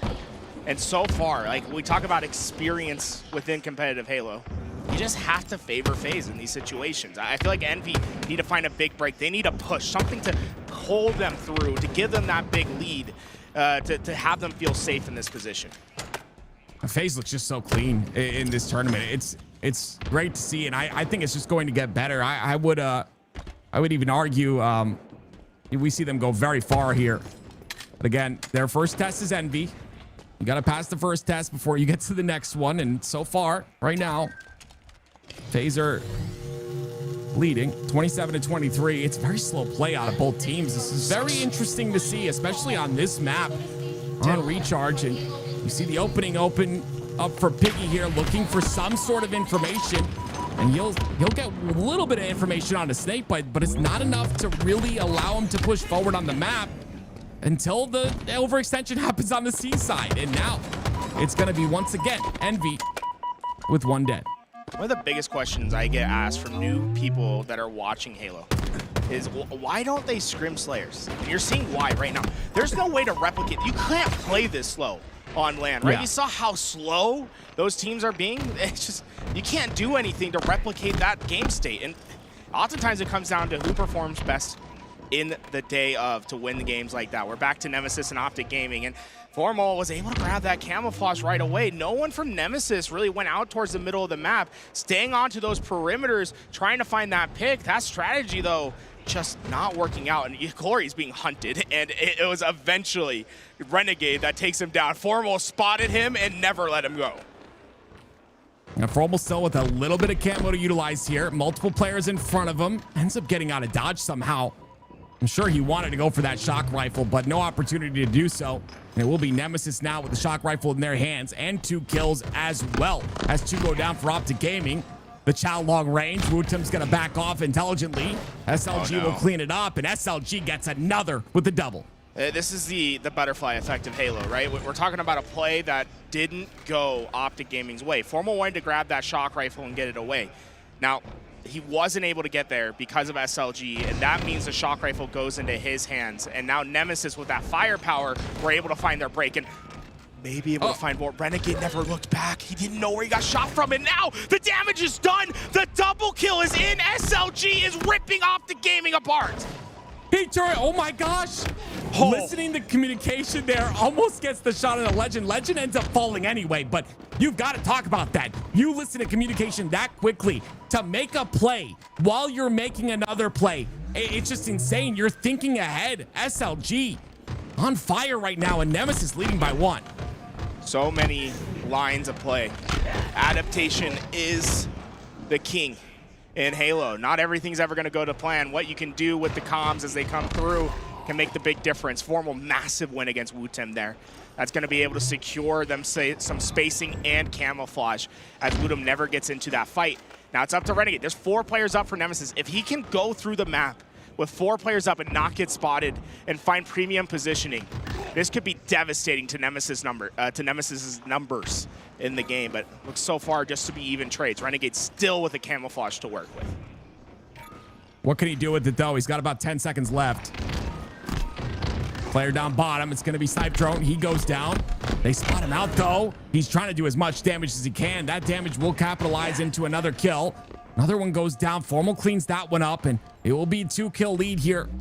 We're Optic Gaming for now. And they've got that elevator side control, and they've got Nemesis, or they had Nemesis trapped on that long haul side, but SLG gets a big kill on the bound to open things up. Just a 1-kill differential. Formal trying to work alongside his teammate to get through, but just trades out for now. And Glory got great timing on Formal, but the noob combo's better. Oh my, ripped his head off. The poor man's sniper rifle gets him 1. You love to see it. And you love to see Renegade, by the way, having a stellar game here. 11-4 to start this off. Down pushing in. Wutum's going to go down cleanly. Renegade cleans that one up. Leave new shock rifles up as well. You know Renegade's going to go for that. A stick in the feed by Formal, and now Optic are starting to run. This is where it gets a bit scary. If you're Nemesis, you have to stop this. You have to make sure to get that numbers advantage, because right now you're getting staggered spawn after spawn. Yeah, Renegade just broke the door open. He's 14-4, by the way. Renegade having himself a hell of a game to start in. No, he's not missing. Anything that comes into this man's target, you might as well say GG. You see Envy fade. Oh, Renegade. Oh, my Renegade. Yeah. Can he miss? He's a player that you watch him, if he can just take over games. And the thing is, there's every single player on the side of Optic Gaming can be that X factor that takes over games. Renegade when he's playing like this, it's where Optic are literally unbeatable. And of course, at the bottom right, you do see a 44-44 right now. It's a 4-kill swing here for Envy. They get another one as well. So down to the wire is that game. Optic you see in the lead at the top left of your screen by a lot now, and it's going to continue here. They've got Nemesis trapped in a stagger spawn. Nemesis just cannot get out of it at this point in time, and you can see the desperation as Renegade gets another camo in his hands. Once again, putting it to work. Ladies and gentlemen, that's 18 kills for this man on your screen. 18 kills and only 5 deaths for Renegade, and he wants more onto SLG. But at the bottom right, 47-46, FaZe finally take the lead here. They get 48. A minute left, but that's not going to matter because Lucid gets another kill. FaZe versus Envy. FaZe are going to take this game too with one more kill in their hands. And if they do, they will lead the series 2-0. Envy trying to do their best to fight back, but it's looking like an impossible task at the moment. They're going to triple up into that white tower side. For them, they don't really want to make the first play. I wouldn't be surprised if we see the game just really crawl to a halt here. I believe there's only 30 seconds on the clock, so Envy, I think that clock's going to force them to make a play. Yeah, they're all on tower side. Lucid takes a lot of damage there. Trippy's gonna watch the cross. Information on multiple players. I would expect them to overextend on that. They do. There it is. The cleanup kill comes through. Snakebite gets the last kill. FaZe lead 2-0 in that series. And as we hop back over to Optic versus Nemesis, it's Optic Gaming that get that 10-kill lead. And like I said, it was gonna continue on. The stagger spawns are deadly in Slayer, especially on a map like Recharge. And they've taken advantage of those. Nemesis trying to find a way out, but it's just too much, especially when Renegade is dropping 21 on your face. He's a 3.0 KD right now, guys. 3.0 in the Slayer. And the reality is, like, what is Nemesis supposed to do when you have a player playing like that? And then Bound just hitting the perfect reversey at the back of pipes. Like, Optic Gaming, whatever they want to get done is getting done at the moment. This is their game. The question is, who gets the last kill for Optic Gaming? It's just insane. He's done it so many times. I'm not even surprised at this point. In the game of Halo Infinite, Renegade, I would even call him the best player in the game. 22. And there it is. It's the last kill goes in. Optic Gaming lead 2-0. Let's hop over to the Shopify Rebellion and Complexity game. It will be Shopify Rebellion that close out this series in pretty dominant fashion here with a couple more seconds of oddball time. There it is. It will be 3-0. Shopify Rebellion send Complexity to the lower bracket. And big shout out to Frosty in that last game. That's a man doing it all. Main slaying, least deaths, second most ball time for his team. If Frosty can play at that level, right? I think that's been one of the big questions for Shopify Rebellion is just having everyone at their top, right? If everyone's playing at their top, they are so deadly. I'd love to see a consistent Shopify Rebellion this weekend. They've submitted their ticket to Winners Round 2. Optic Gaming's just one game away, trying to match the performance that Shopify Rebellion just put through. And Nemesis have kept this, they kept that first game close. That second game was close for a little bit of the time. But again, it's the Optic Gaming effect. You have a player that just takes over, and there's every single player on that roster can do that. As we take a look at the bracket here, a little bit of an update. It's going to be, of course, the 2-0s across the board. Space Station Gaming and Cloud9 not started just yet, but that'll be on the main stage. And, I would assume that all of these go to the 3-0, potentially. I think that the most competitive match that we've seen thus far is definitely going to be this Optic Gaming Nemesis match, at least in that game 1. Things definitely changed in game 2, and I would assume Optic are just gonna sweep here. But Nemesis, they look really good. And the thing about being in this upper bracket is you've got a second chance, right? Every one of these teams go to that lower bracket. They have a second chance once again to push forward. And you would assume that they do so. A lot of talent on all of these teams that are down in these series.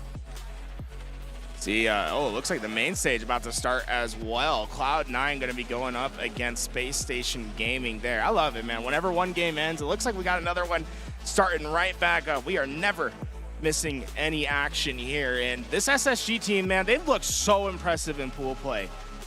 If they can come out with a clean victory against Cloud9, that team might be it. But also, our main feature match, it's back. Looks like no one decided to get up from the stations there this time around. Nemesis, Optic Gaming, this could be the match. Optic just need one more. And they look good. It looked a little slow to start, but that's just kind of how things go. Nemesis in the past have given them a lot of trouble, so you can see how dominant this series is. See if they can continue that. Formal, nice job playing the angle there, isolating on the brutes, but he's gonna end up going down. Renegade does have that snipe, and it begs the question: will he continue on the tear from last game? Because my man is on fire right now in this series. That Renegade trying to get back towards that camo, high diving. 1v1 against Woodham. The help comes through, and it looks like they're just gonna opt to get that camo away. Smart, decisive plays from Renegade. Give them a power weapon, power up combination that's gonna be so deadly in Renegade's hands. Yep, gets one. Immediately goes towards the body. The first thing he sees, tries to clean it up with the headshot, but it won't go through it. He'll go right towards top tower. That's another player that goes down for Nemesis. No ball time being accrued just yet for either side. That's going to be, of course, Optic that have the numbers advantage, but Legend will grab that ball and bring it towards the tower side of the map as Renegade still holds snipe. How many shots is he going to hit is the question here. A nice angle there from Renegade. Easy kill on the snipe drone. And Optic Gaming, this is their bread and butter. They are so good at oddball. And one of the big reasons as to why is they waste no efficiency. If there's a chance to pick up ball and to get a little bit of time, they will do it. They will chunk away at a team, and by the time a team's able to get that break against Optic Gaming, they're down 20, 30, 40 points onto those holds. It just becomes a battle of a million cuts that Optic Gaming usually provides. On the other side, I mean, look how long it took Nemesis to grab that ball, Tim. They had the control, they had the setup, but even now they pick up ball, they get a second, and who else? Bound in the front lines trying to create chaos. SLG and tries to get the play ball off and play the sniper as well, and I assume both of them do fall off the map. Snipe drone comes through, he challenges, Renegade gets a double kill in the kill feed, and immediately towards that ball he goes. So doing it all is Renegade. He'll bring that ball back to the tower side. He's 6-1 to start this game off, by the way. Another stellar game for him as Legend, with 2 bullets a snipe, goes directly towards this camo. I love that repulse as well. They're trying to pressure. They just have no room to do so. And this is what's so deadly about Optic Gaming is, look, they're down numbers or they're even. And they're getting ball time, right? It's like Nemesis, they've had the slays, but they've never been able to really get that ball out of their hands. It's been difficult. Finally, it takes a full break of their setup. Legend, the only player alive, out towards B. Optic Gaming finally give up the setup after 42 seconds of ball time.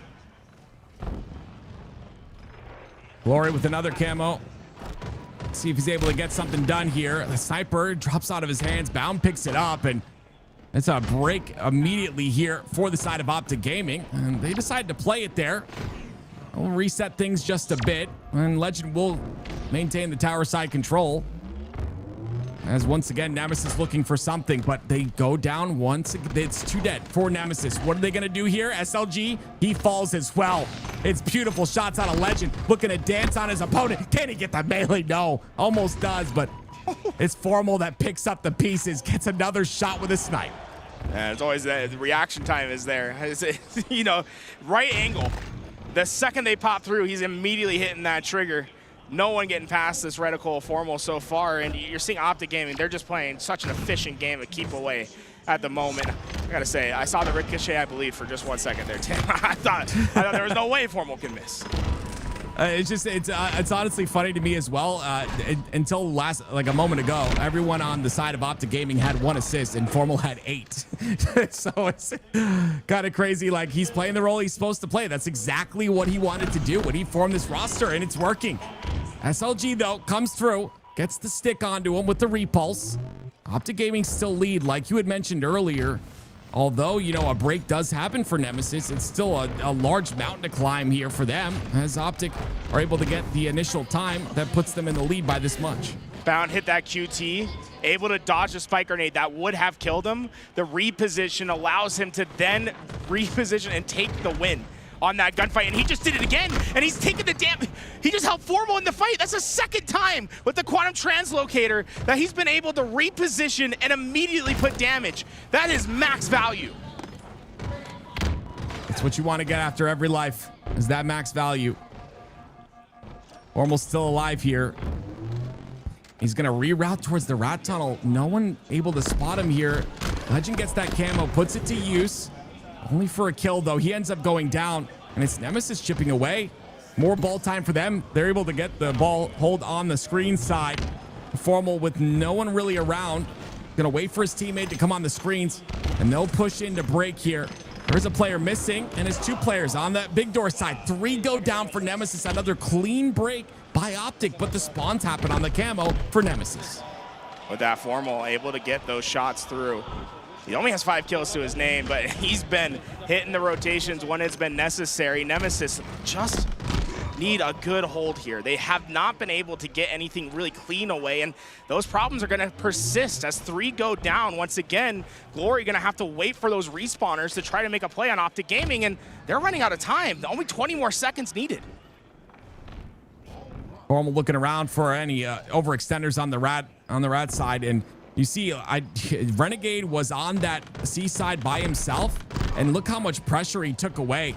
Look how much pressure he pulled from the ball on that C side, but they finally take him out, and then they route over towards the ball on A, and now they'll have a bit of time to hold, but Optic hold forward, and they'll pressure more and more.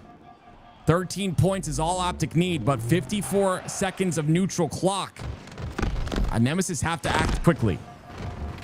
With that, a big push starting to come through for Optic Gaming. If they can find that break, you think that one's going to come through, and it looks like SSG tying the game up with Cloud9 over on the main stage as well. We'll keep you guys updated with everything that's happening, but Optic Gaming just a few seconds away from taking the first round of this oddball. Yeah, they'll rotate towards the rat tunnel. There's a free time for him. Formal and Optic Gaming, they'll get round number 1 under their belt, and like you said, tied up at 2 is Space Station Gaming versus Cloud9 at the bottom right. 2 go down for Cloud9, an opportunity maybe for a Space Station to pull there. But let's see how this round number 2 goes. Right towards the top center. Renegade picks up that snipe. He's gonna get pressured here, but it doesn't matter. And those are the shots that make him such a scary player to play against. It's those, I always call them the low percentage kills, the kills you're not supposed to get. If you're Renegade, you're getting those kills mostly every single time, and that's what makes him such an incredible player. What did I say? Double kill, double no-scope B, solidified in both time in Optic's hands. They're gonna see JW in the dreams tonight, or I should say nightmares, because so far he has not missed. Woodham taking the damage, not backing down from the fight, but so far Optic Gaming have been playing just perfect keep away. It is this man here on your screen that is taking over so many games on every team he's a part of.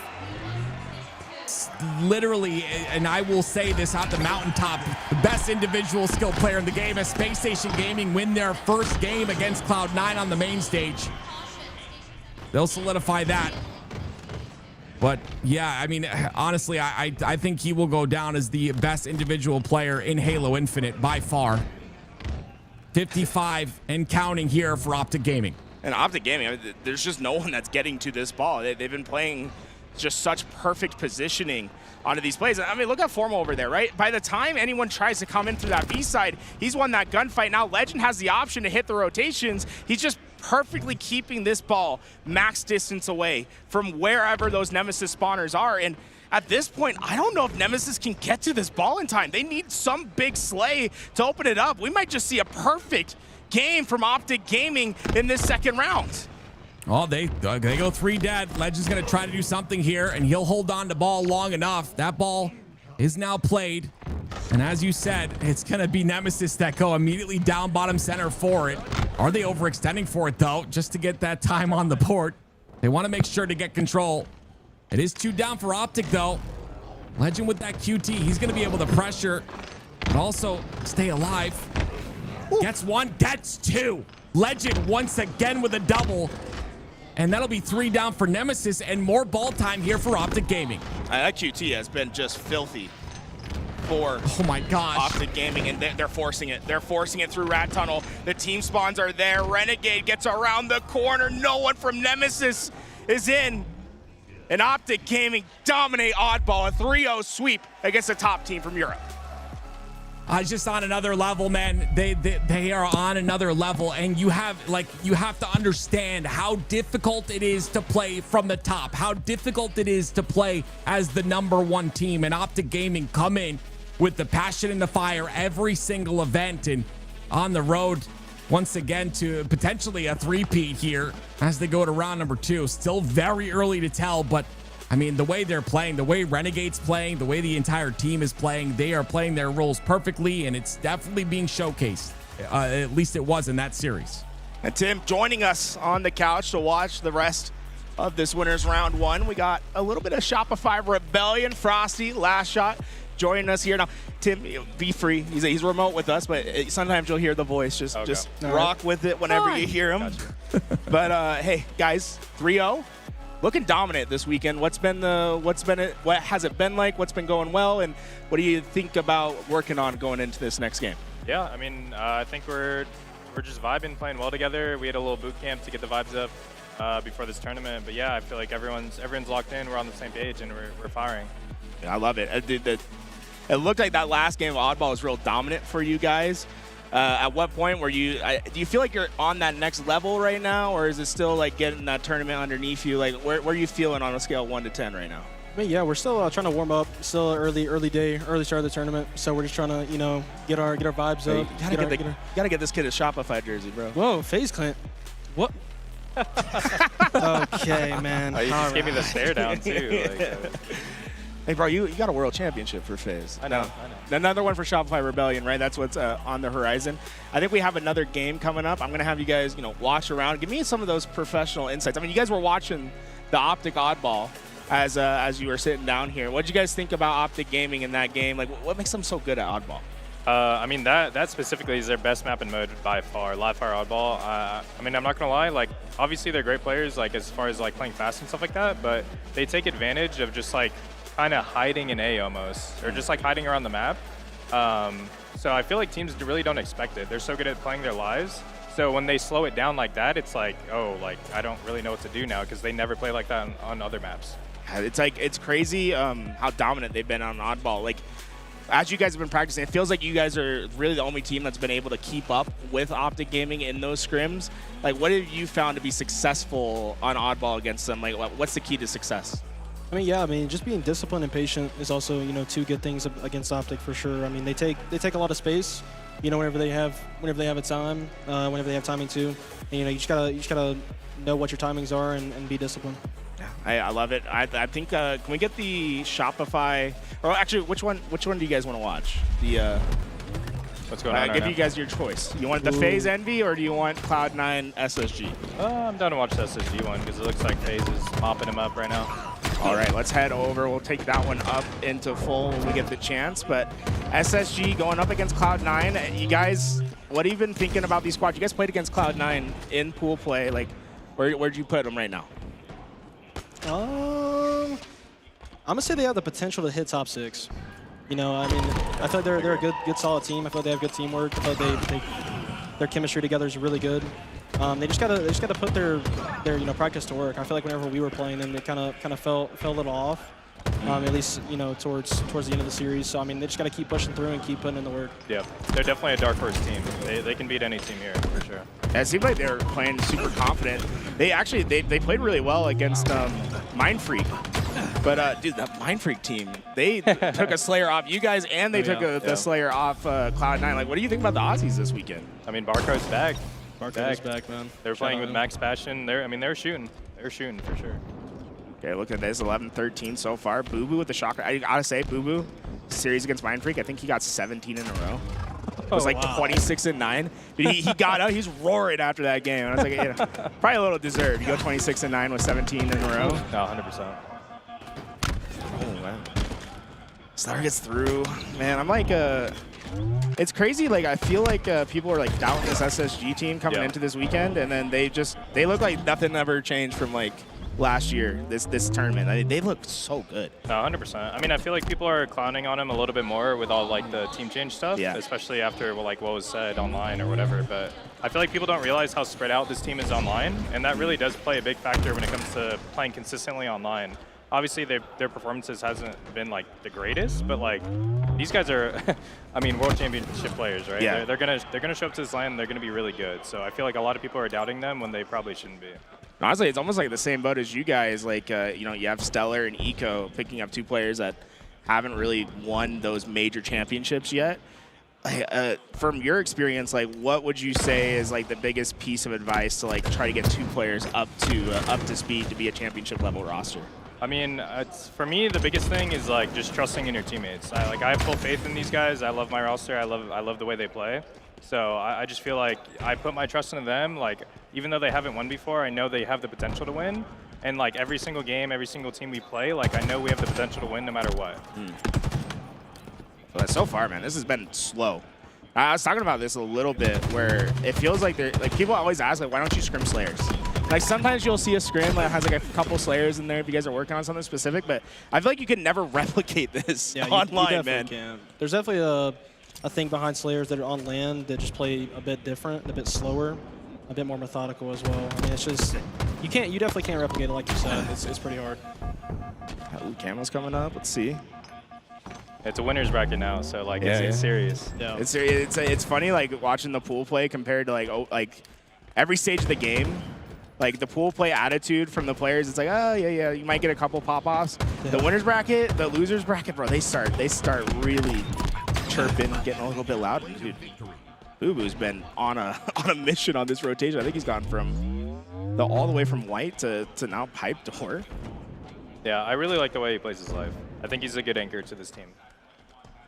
It feels like Boo-Boo's one of those players that just makes the life easier for every other player on the team. And I feel like those are like the most underrated. It's like Eco, right? It's like people disrespect Eco all the time because like they look at the KD, but I feel like you put Eco on a team and everyone else gets better. Like their KD's all improved. Yep.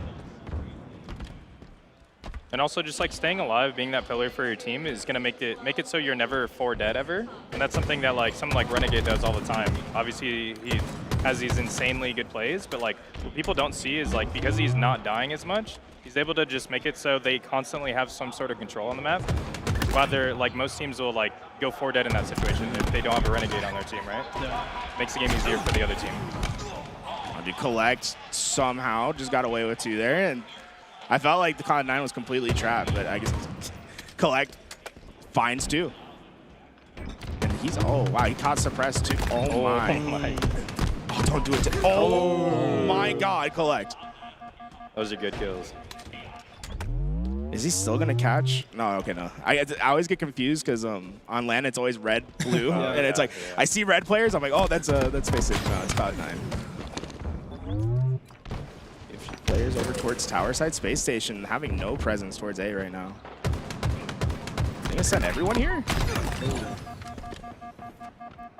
3 that go down. Just Stellar last alive for the team, and now there's a big deficit at the end of these games. And they don't have camo either. Like this looks tough for Space Station. How do you even, it does. Like what's the game plan here? I mean, they just gotta hope Cloud9 kind of messes this up. That's a huge kill by Foul. If they can sniff out camo, it's gonna be big. Don't do it, K. Don't do it. He's about to run out, right? Like he's got like 5 seconds left. Does your coach time the? Yeah, he does. Okay. We try to tell him, but obviously it's easier on Oh my God. It's all working perfectly for Collect right now. It's like nothing can go wrong for him. SSG are playing it well though. They're mitigating the deaths. Yeah. Especially since Cloud9 did have camo and shock. I mean, they're doing actually a pretty good job. It could have been way worse, but even then, I mean, after all it's done, they just need 5 kills now. Yeah. It's like this looks pretty guaranteed to go up to 1-1. I think the series might go the distance. I think we're gonna see a game 5. To be honest. Think so? I mean, it's early in the bracket. You never know what's going to happen. Teams sometimes, light a fire themselves and they start heating up. So, and I think Cloud9's one of those teams. I'm glad that Cloud9's playing well because I felt like, Okay, let's see if he finish this out real fast. Collects. Dude, what is his stat? He's only 12. It feels like he's like. I know. It feels like he's 19 and like 10 right now. Every kill is like an insane play, though. No, I think that's like the best way to describe Collect is just like, yeah, it's the flashiest plays you'll ever see. Yeah, this should be guaranteed. There's no way. Close it out. Team nade. Oh, a little scary now. Wait, it's getting spooky. Okay, what? So they're gonna slow it down, get a little forward edge. Nah, but they're all trapped in red. Nah, they're not. They can. Yeah, they have a. Wait, 2 red step. Oh my god. Wait, Camo's coming up for Cloud9. This is if they get this is pretty. They just wait, they don't know they have A. Yeah, there we yeah, go. There it is. I was gonna say Cloud9 is such an interesting team to me because I didn't know about whether I believed them on LAN because of like Avice's last few tournaments, like just not having the greatest performances. But it seems like this team, he's been able to get his footing, and obviously like first couple LANs, getting them underneath your belt, it feels like it made a big difference for him. This Cloud9 team looks great. Yeah. I mean, I will say like the meta right now is kind of just make the map mixy, and I think Avusi does a good job of kind of opening up the map for his teammates. Yeah. Same with Collect, same with Sab. Livefire Oddball gonna be up next. Looks like, yeah, we haven't even seen any Fortress Bond because everything's been just clean sweeps all around. Looks like they chose the right one for main stage. Livefire Oddball, man. It's like, it's just, what do you think about Oddball in this game, period? Because it feels like every other game goes like, like 10, 12 minutes, like at most. And then Oddball's like, you get like a 22-minute game out of nowhere. Like, does that change the way you play on LAN at all? Or like, is it just next game up?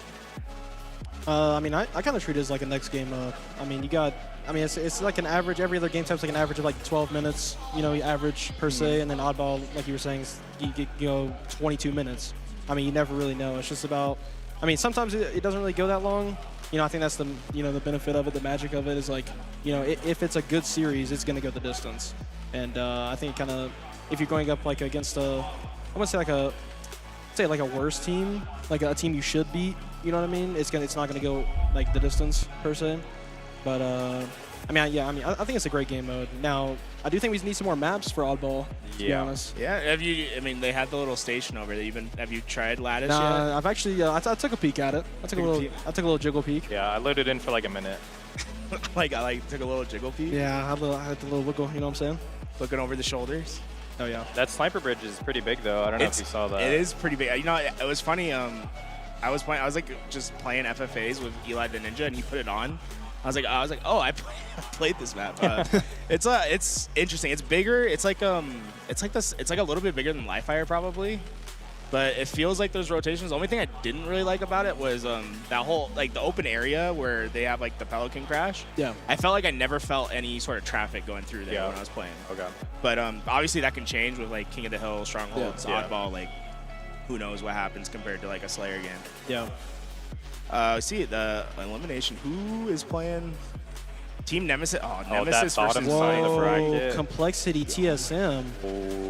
Oh, that's gonna be a good one. That's gonna be a good matchup right there. And then the winner plays Envy or Oh my god. That's I mean, if someone's gonna get a primed run through lower side, like if Complexity, let's say like Complexity TSM, either one of those teams, like if they win that one, win against Envy, win against the next, like that's like the journey to like make the run happen, right? Oh yeah.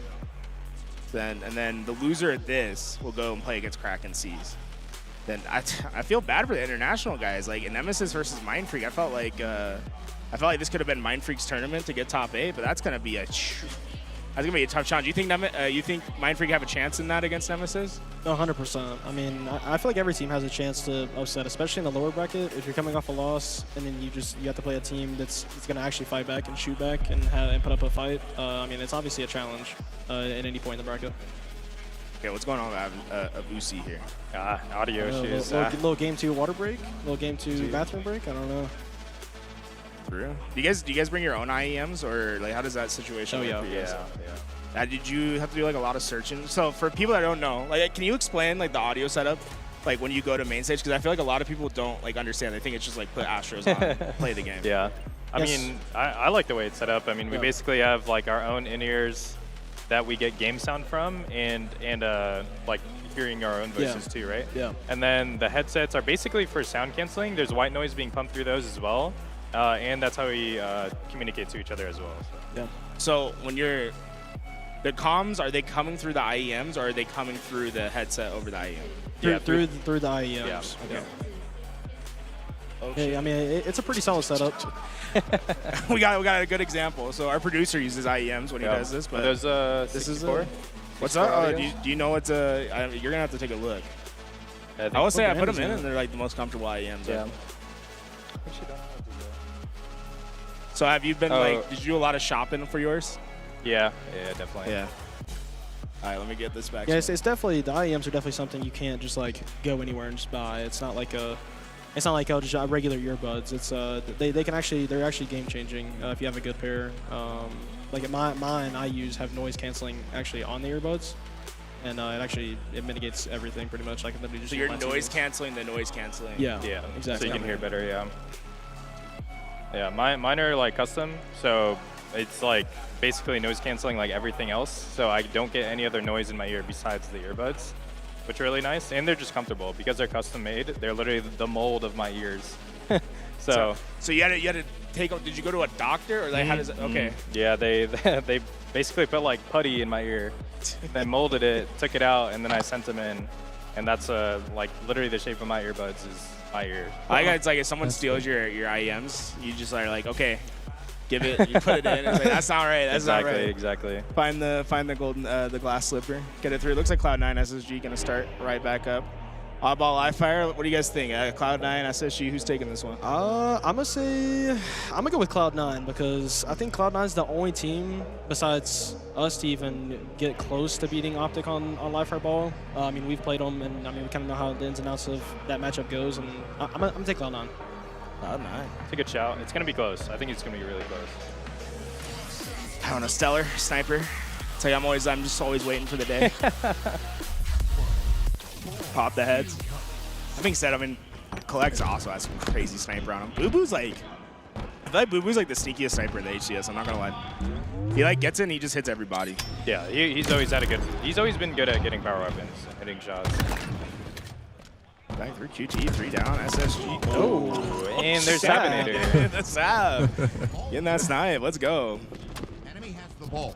I'm curious about like when you get this sniper, like what's going through your guys' mind about how you play with the sniper? Like, you liking this from Sab or no? I think it's good. Yeah. I mean, I like to play aggressive with snipe. I mean, I just like to get in people's faces and kind of just make them chill. Hey, I'm liking it. Yeah. I think it's pretty good. He's missing a shot, dude. Oh. I agree. Though playing aggressive is definitely good if you can make sure to like play your life on top of that. $1 million on the line, 1v1 sniper. You have to, I guess, who's the last person you want to play against?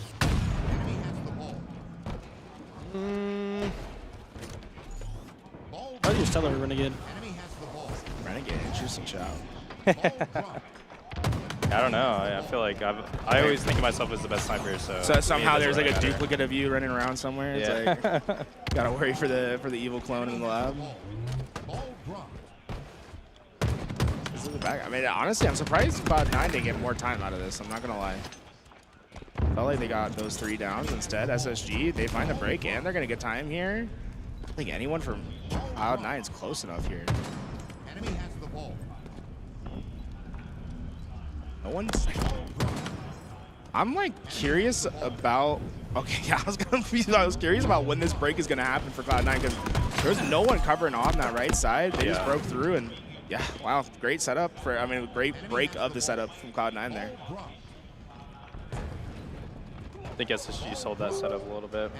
Yeah, what would you have done different there? Like, what do you think was like the missing piece? I think they were just kind of separate. Like one died screens, one died top mid. They should bunch up a little bit more. Enemy has the ball. Cloud9 go 3 dead, 4 dead, no time. See, that's crazy to me is like, I feel like we've been seeing this more and more where a team will get the setup break, they'll get the ball time, and then you think everything looks good, and then team comes off spawn and they just obliterate them right away. And it's like, I feel like Optic, you guys, SSG, FaZe, like you guys are notorious at it, where it's like you think you guys, like you think you finally got the ball away, and then you guys are just like messing them up.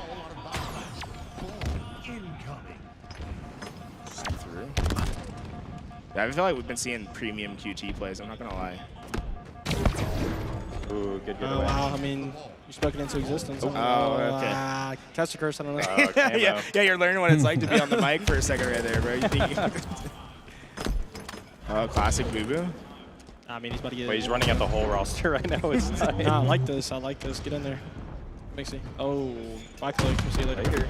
That has to be it's so funny just to see the icon of your teammate falling off the map. Go through. I mean, that snipe not doing a lot. And SSG grab ball. They get it away. Wait, where is the sniper? I think he was beyond the box.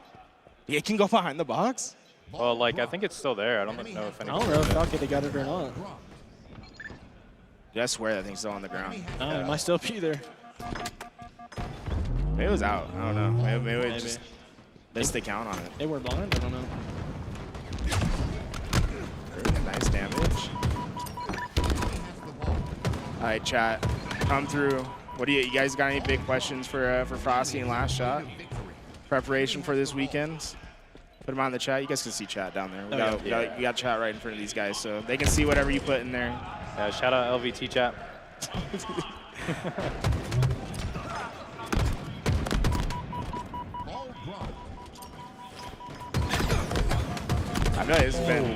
I feel like it's been so chaotic, but then I look at the score and it's 60 seconds. Yeah. I'm like, SSG's just been able to get time where Cloud9, I don't know why they've been having this like struggle of being able to hold that ball in there. It's just a lack of, I don't even know, because they're not being really efficient with the ball on top of not having a great setup as well. Yeah, they're dying right away in their setups. I feel they're taking a lot of space, but they're not like being strong with their life. They're not playing their life to the fullest you can. Bro, the eco boo boo doo boo ego challenge from across the map. I love it. Oh. Yeah, ego doesn't sprint strafe, huh? Oh, you put a little jab in there? The thing is, like, it's not even worth it most of the time. People just do it. Like, I feel like if you're not like that mechanically, you shouldn't be trying to do that. That's an interesting thought on it. I talked to him about it the other day. He's like, yeah, I like it. I need to use it more. he's like, I don't really use it that much. Yeah. I mean, if you're comfortable with it, it's good. What's more important, keeping the farm in check or winning your pivs? I mean, if you know me, I love farm, man. But like, farm you first. You can't do both? Farm first. Yeah, and then everything falls in line. Yeah, exactly. Yeah, it's like a good day of farming. It's like it rewards you. You know? It's like exactly. That's what I'm saying. It's gonna allow you to play better Halo. Who was your favorite player before you went pro, Frosty? Favorite player? Mine was always Lethal. Lethal, yeah, he's my GOAT. You dropped the GOAT for Lethal, right? Yeah. Shows and us. then I dropped TJ. just on a rampage, dropping all the GOATs. I dropped all the GOATs. What about you, Last Shot? Same question. Who's the pro you liked before you I mean, hit status? This guy doesn't. Don't want to gas him up? No glaze, Frosty. Oh, Who said wow. that? Yo, who said that? All right, but like runner up though, like Runner up? Yeah, next one.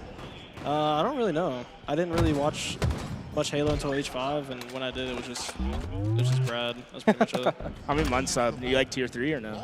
I'm like 6 months in. 6 months? Okay. Why not?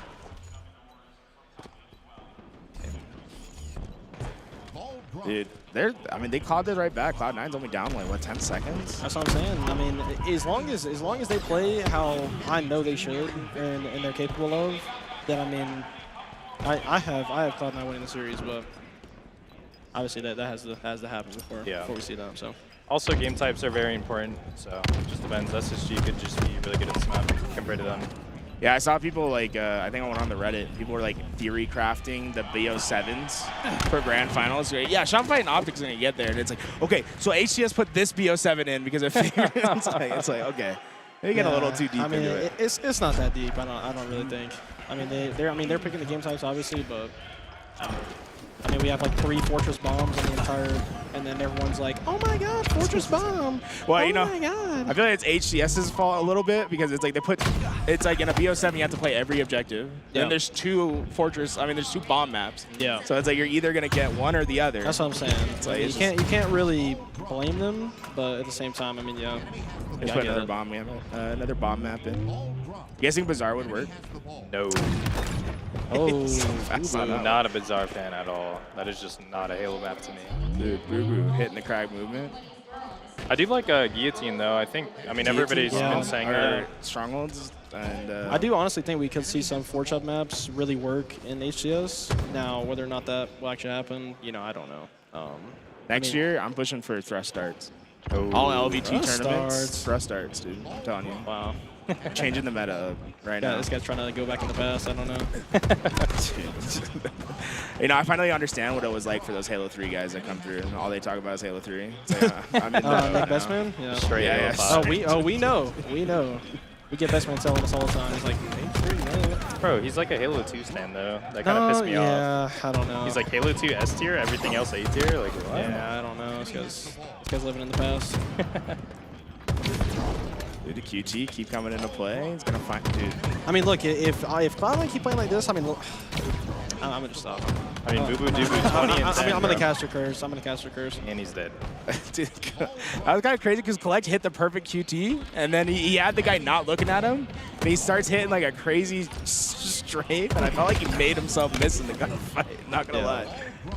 That was a great play by Boo Boo. He's playing this game like flawlessly. I can't lie. Yeah, walk through it. Like, what'd you like right there? I mean, you just stayed alive. I don't know if like you guys caught that on the cam, but after Collect died, he had the ball back B, got to the light side wing, stayed alive. There's 2 people back B, and he's finessing them, making them come out all the way. Like, being able to survive that long and have 2 people focus you that whole time, it's huge. It's huge. It goes such a long way, especially playing like one of the best teams in the game. Yeah, I feel like it's like something I've been noticing more this last year. Is like I feel like the finesse level's gone up like to the next level. Yeah. Because I think people just like understand like just buying back time. It's like another way to buy back timing for your team. I feel like it's like Guys, as long as you keep staying alive, I feel like it just opens up so many more options for your team. Abilities to like just make plays. Now, do you ever have the comm of like go die? Like on the opposite end where it's like you're worried about like a stagger?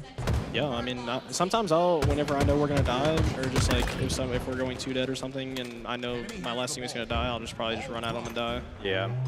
Just to get back on timing for your team. Yeah, 100%. I kind of just do that normally, but yeah, Royal 2's comm is definitely like, yo, we should die. Yeah. He doesn't Wait, they didn't clear the guy elbow. Flowerful. Yo. Wait, use him? Okay. You know, dude, I feel like this should be a good amount of time for SSG, no? Like, Cloud9, 3 down. They're going to be spawning across the whole stacker. Yeah. Wandy has snipe. If you would have gotten that kill in Rats on Boo Boo, though, like, I think Cloud9 can't recover. I'm not going to lie. You think it's just a stagger just the whole time? I think so, right? Because he has snipe. He just keeps playing fast. Just hits him. It's a good trade. Donnie's gameplay is so funny sometimes. What'd you see? No, he's just like standing out in the middle of the open, like lining up a shot. Does not miss. I feel like you guys created a monster. I'm not gonna lie. the whole triplets. Oh, 100%. The way they play is like I think it's like probably it's like them Bounds or like the players where you just like watch them play and you can tell it's their gameplay without seeing anything. Yeah, it's like 100%. no one else plays like that. FFA Finals right now. Really? That's what Dayquil said. Oh, we're that far in. Oh man. I played round 1 in the FFA. How'd it go? I qualied through the round, but I ninja'd the guy that came in 5th. So I DQ'd my spot so they could get it. Wow. Felt bad. I was like, you gotta.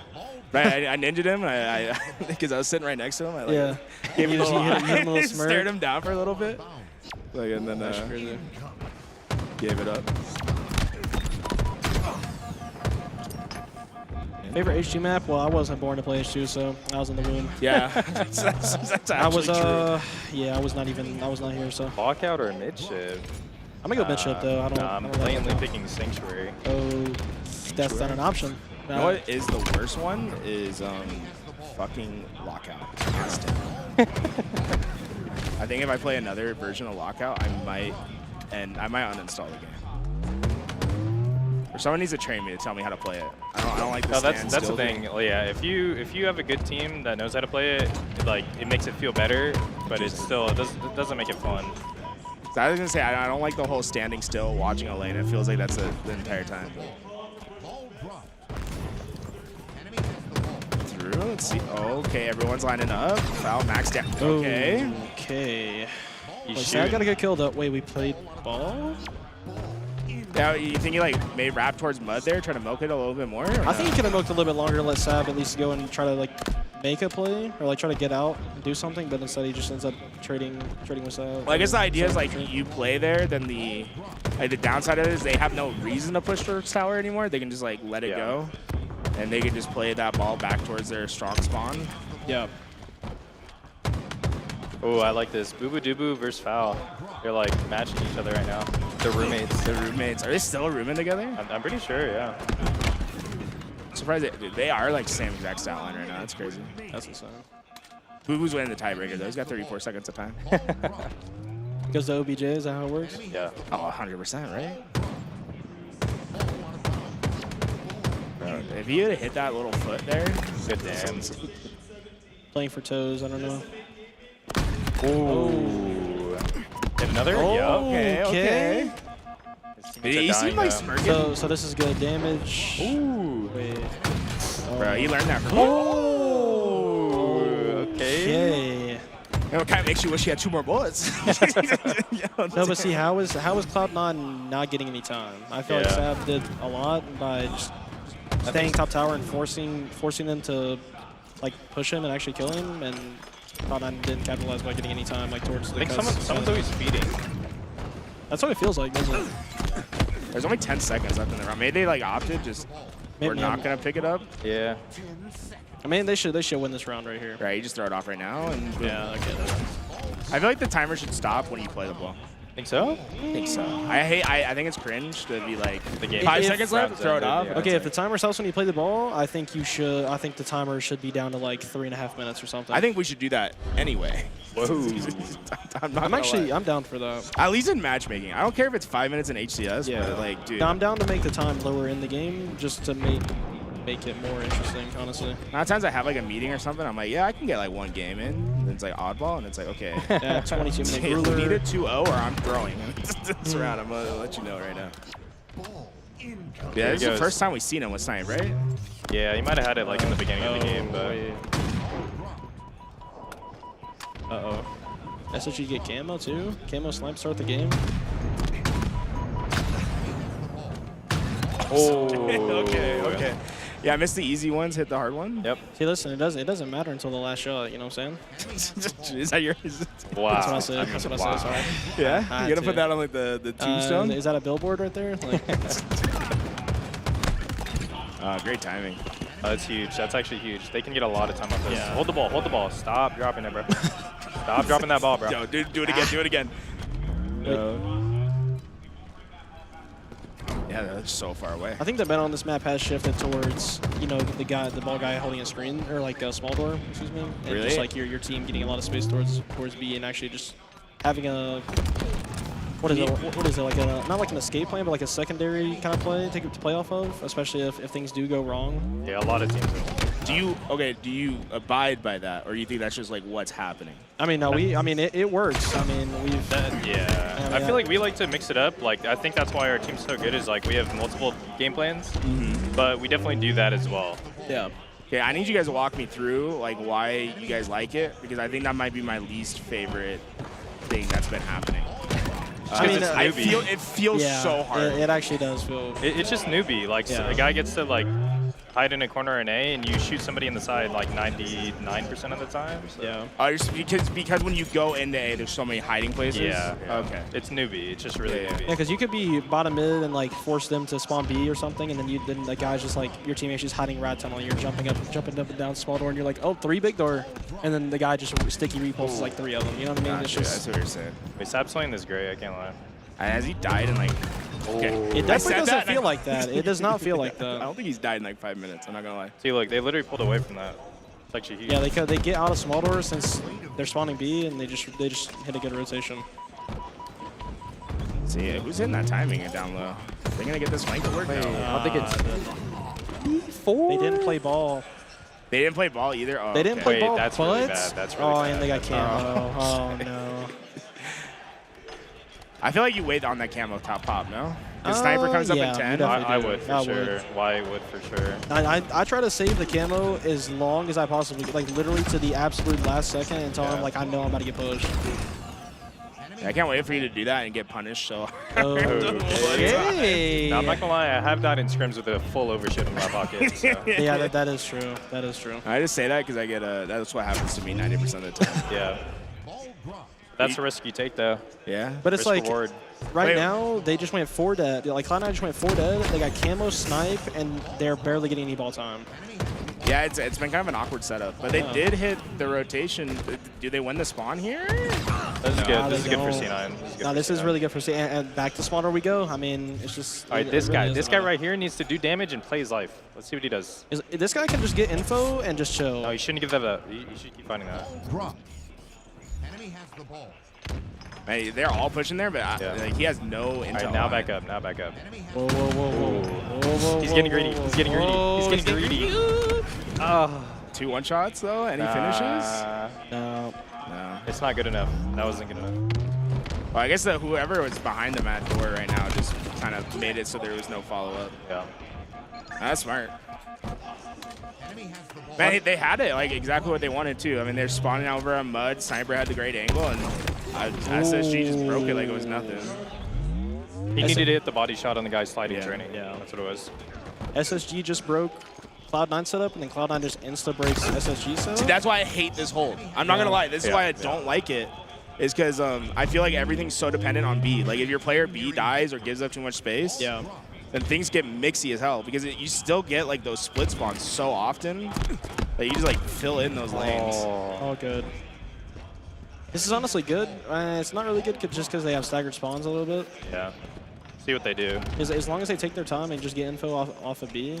That game was coming up. See, SSG's just like locking down the lanes, which is kind of like their game plan. But I really like this from Stellar. Just he has access to all 3 lanes. He's playing it. Whoa, and C9 get camo. Oh my! Wait, do they? Oh. Okay. Okay. Well, we've seen it the last like 3 times of the instant breaks, and they're reading the B spawns. Oh my God! Wait, Sid big door in the corner. Oh, Collect's got great positioning. Yes. Oh yeah, Max back. Beautiful. No. Oh my God. No. If he backs Max 1 and he kills the other guy, it's GG, over. GG. It's over. Now they just need 5. Are they just gonna like ape it? It's just boo boo. 1v1. It's a 1v1. Okay, this could be bad. I feel like SSG has so much spacing right now too. Let's see. Now this could go really bad. Yeah, the crowd's starting to feel it. Okay. Oh no. Donnie got a kill. That's good. Damn. Oh no. Wait. Just live. Stellar has to die if they want to break this. Yeah. Wait. Whoa. Wait, what's happening? What the? Bro, he's pressuring him on spawn. If he oh my! He got a kill. Dude, they got 2. They're not trading. And that guy's gonna die. Wait, he should die. Wait, no, they stagger him too. Yeah, he got caught by the nade. They're staggered, dude. Donnie's running at this guy. They have 1 push. He killed him too. Wait. Yeah, no, they're winning. My You know, hit the They rotation. just won. They just. No. They just blew it. Wow, they actually just blew That it. camo play was everything. Wait, wow. Wait, he has to get 2. He has to get 2 here. They're in. He has to get 2. Wait. No. Wait. That ball's down. They're going to pick it up. Dude, there's no one there. No shot. Wow. Oh, whoa. Over the Boo-boo's monitor. Over the monitor. Boo-boo's over the monitor. He's over. Oh, my God. Any lightsabers out of that guy? No. He can't do that again. Remember what happened? No, we know. We know, bro. Yo, Louis, you got that on replay? Holy. Wait, was it suppressed that went top mid? Bottom know mid. who He it went bottom was. mid. So who are we watching at the end? That was Falcated. That was Oh, at Falcated? the very end, yeah, that was Falcated. That's Falcated? No, his teammates died, though. They didn't get a kill. No, because everybody, if you remember what happened in London, okay? Boo-boo pulled out the force choke, and he got reverse swept, okay? We don't need that to happen again, all right? It's all good. 2-1, though. Like, Wait, they can't get reverse swept now. No, but you don't want to. Nah, it's not good. Foul drop 12K. Foul and Stellar both dropped 12K. Oh, Yeah, Jesus. Nah, That's what's good, going, Damie. what's going on with C9? What damage they do? I feel like Sab and Boo-boo probably maxed them. Yeah, for sure. I mean, Sab probably had max. I don't know, 13K. All right. Trying to get warmed up. Go to back. Yeah. Yeah, get one more. All right, boys. You out, or are you going to watch this next one? I think we're out because we probably play after this or maybe another match after that. So down to get a little warm-up in. Get your warm-up in. Yeah. You guys are playing against FaZe, right? Yeah, should be FaZe, yep. All right, what are you, just initial thoughts on it? Anything excited for you? I mean, it's going to be a fun matchup. I mean, it's going to be cool because we get to play this new team on LAN, so it'll be fun. I have no words. No words. None. Silence. That's it. Real G's move like it. I move like the G in lasagna. That's all you know. That's all you gotta know. Wow. All right. Well, thanks for coming on, guys. Appreciate it. We're gonna go to a quick break. When we come back, we're gonna have casters for Cloud9 and Space Station, and then FFA Finals is coming on. Thank you guys for watching. Don't go anywhere. We'll be right back.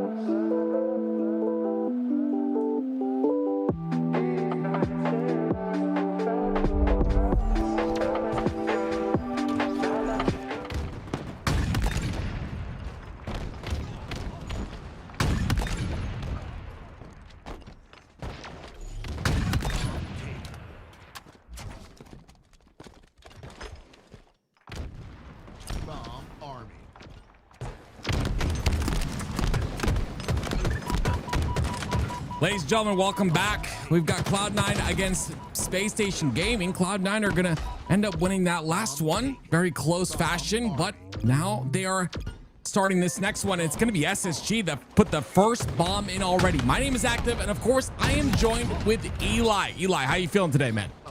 I'm feeling good, man. The Halo is always craziest on Saturday, it seems. I don't know if anything's going to top the Saturday we had in Dallas, but this tournament's already shaping up quite nicely. Less than 30-second bomb arm for SSG is a great bounce back, but as I understand, we've got a free-for-all final starting, and we got some familiar names in here. We know that you guys can't see the names right now, but just to fill you in as we get the nameplates ready, it's Kid Nasty, Kruvu, Maddie Matthias, Saves, Nuclear Blaze, Lego, Deputy Goober, and Gun Collection. So a stacked lineup.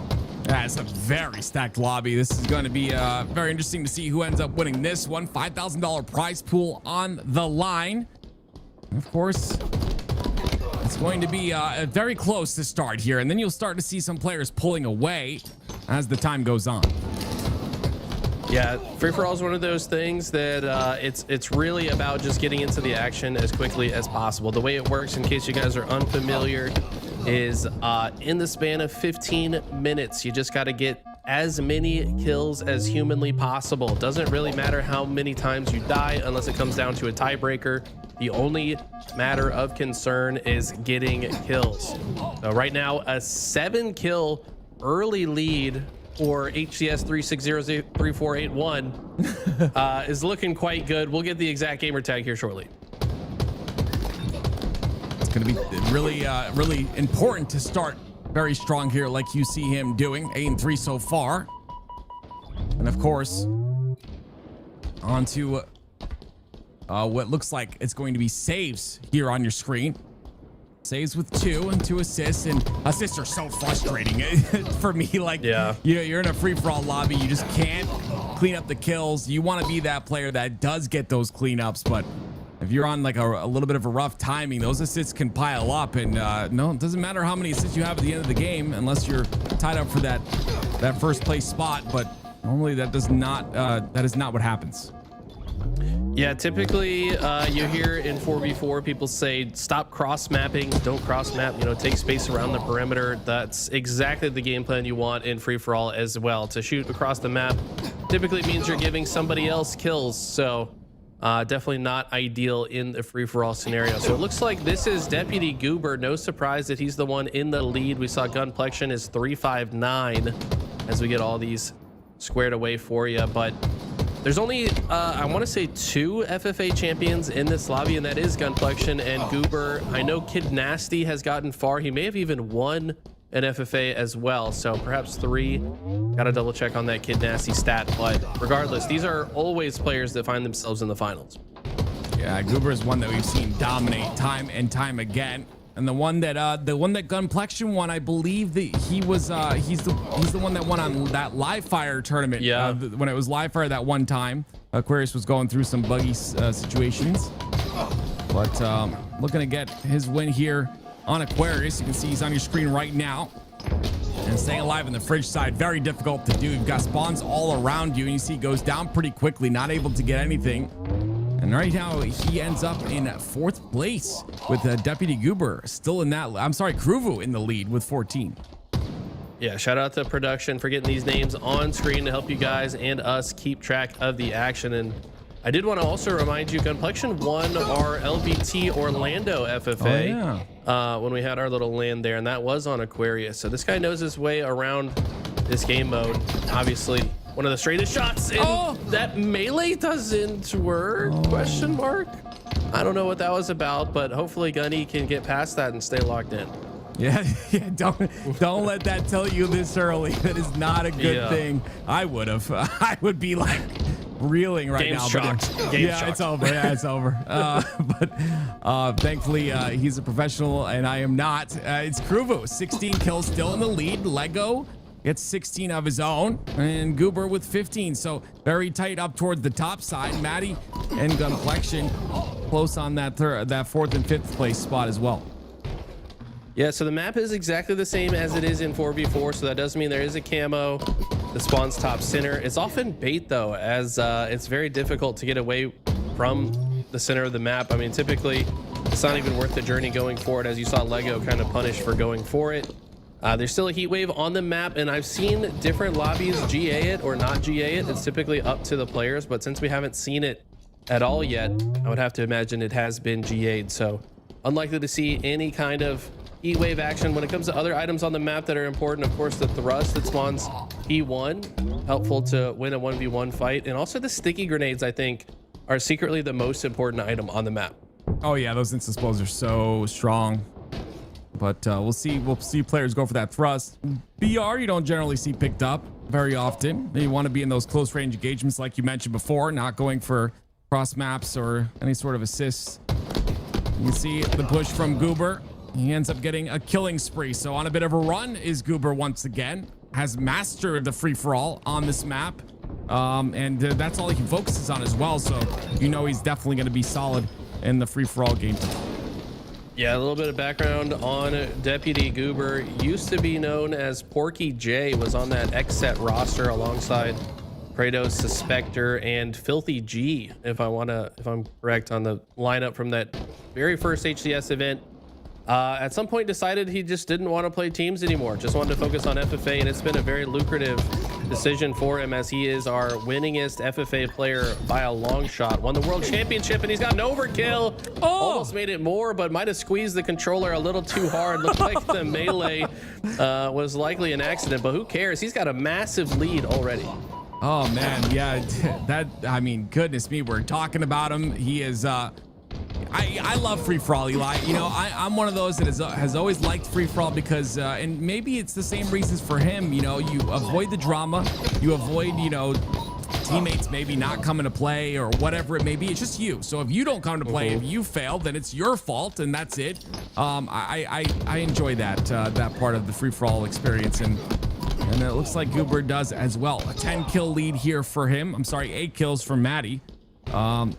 But on the other end, we've got Lego with 22 as well. So the players still a large gap there between them and Goober. And of course, first place is all that matters here in this grand final. Yeah, Goober, by far and away the best FFA player that we've ever seen in Infinite. Gunny is close, but even he would say the same thing. He'd say Goober is that guy to beat. And I would say Gunny likely to be number 2 in the equation. Last Shot was in that conversation, but ever since he won the World Championship, he hasn't been able to play in it because he's too busy doing so good in 4v4. It's a good problem to have, but yeah, right now I would say Goober is the guy on everyone's radar, but I think I've studied his gameplay a bit because, you know, I'm an FFA guy myself. That's how I got my name in Halo. And one thing I noticed about him, he's just so tricky with his movement around the map. He's taking routes to find players that are fighting each other when they're not looking at him, and just picks up easy double kills more frequently than anyone else. Speaking of a double kill, one directly in front of Gunplexion there. He's going to get another assist, though, but goes directly towards the back of P. He'll get a trade there. Trades are not what you're looking for. You're looking for those double kills and those sequences where you stay alive for a good amount of time, try to catch up to this deficit that's been created. But Lego is someone who's starting to catch up. 28 kills for him. Goober's still with 34, though. And you see Gunny going directly towards the top of P again. He's going to have a camo. This time it's not bait. He's going to utilize it. Let's see what he does with it. Be very surprised to see him get more than 1 kill with it. Typically ends up being a waste of time. He's still, I think the side effect is you end up walking, right? Because you're trying to stay camoed, but yeah, the reality is you kind of have to speed around the map to get in as many engagements as possible. He has found 2 kills with it and tries to go for the sticky before going down, but only 2 is all he gets from that camo. And 2 is not going to be enough.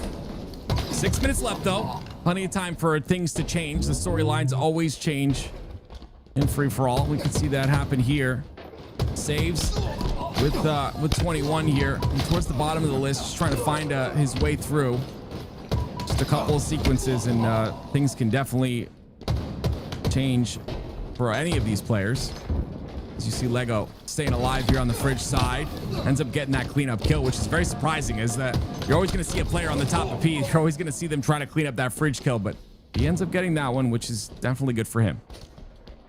Yeah, shout out to the Regulators Discord. It is a house of FFA practice, and we've got several of the players from those lobbies in this one. Deputy Goober, Lego, Saves, Maddie, Nuclear Blaze, all these guys practice FFA regularly in that Discord. You want to get better at FFA, they're open to having new players join. But I gotta warn you, it is very sweaty and difficult to play against these guys. As you can see, they're the last remaining players in the tournament. 5 minutes on the clock, and you're right. Goober has a pretty massive advantage so far as he finds another one, make it a 9-kill advantage. This is starting to look like a race for second place. Yeah, I was going to say also, we talked about him meleeing for that kill tack. Second time I've seen him do that. Maybe a button switch, maybe switching to LT zoom. I wouldn't imagine so, but maybe there was a button layout switch there that he's still kind of getting used to. Or I wouldn't really say he's getting used to it. It could be like the, you know, that second nature side of him where, you know, the brain turns off and your body takes over. That's the side that takes the longest to get when you're getting used to button changes. Doesn't seem to be affecting him that much, though. Still with 45 kills.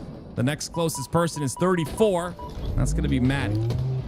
Could be a controller change as well. Some buttons a little bit more or less sensitive depending on the controller that you use. I personally squeeze my controller too hard and accidentally click in the sticks pretty regularly. Yep. So I had to move melee off of the right stick so I would stop accidentally meleeing in the middle of a fight. That's so funny. Who knows? Maybe a similar issue. I had to just change it to ping. I'm like, well, ping it won't mess me up in the middle of a fight. It'll just tell my teammates where to look. So there you go. There you go. Ends up working out. Smart decision there. Ruvu with 32 ends up going down. Still 4 minutes left. 47. But yeah, it's going to take a while to catch up to that 47 mark. I mean, what's the highest we've seen in free-for-all so far? I think it was it 59 or was it in the 60s? I'm not, I don't really exactly remember. In the finals, probably like 61, I would guess. Okay. Was seeing higher numbers in the games leading up to the finals. Obviously, the competition gets harder and harder. So, right. I mean, to win by more than 10 is definitely not a frequent thing that we see. I think we often see the winner win by just a couple kills. So if he continues this pace and wins by greater than 10 would be massive. Right now, there's a slew of players in second place. Looks like Maddie with 38 is currently in second. Lego one behind with 37. Gunny 36. Everybody else trailing a little bit after that. And you can see the assists are pretty even across the board, which means no one's getting screwed over by the timing right now. Everyone's kind of like, you know, either finishing their kills or dying, which is good. Sometimes you see that one player with a lot of assists is just really just having a rough time. Ooh. Goober still, once again, and this is what makes him so good, is always finds a way to try at least get one, but always on the precipice of getting two every single life or more, which is so good in a free-for-all game. Yeah, honestly, if you're able to trade or at least get a single kill for every life, like that's a good pace in FFA. You start to fall behind when you're unable to land any kills. But Goober very frequently takes two with him before dying, and that's why he has such a strong lead here. Now a 10-kill lead. It's still Maddie in second place, trying to catch up with 2 minutes on the clock. I don't think it's going to be possible. We're going to have to start to look more granular at the second, third, and fourth place spots. I think Goober's got this one locked up. Yeah, he's going to have to severely slow down, and as you can see, the pace continues. 1 for 1. Saves coming in, getting a kill of his own. Complexion at 39. You just have to get a really good string of kills. You have to get some really phenomenal timing, and that's the frustrating part right there, is when you're not able to clean up those two. That would have been a triple there for Gunny if he was able to clean up those two kills. And Goober once again still like slowing down just a tad, so leaving a chance. But with 1 minute and 20 seconds, I don't see anyone catching up to him, to be honest.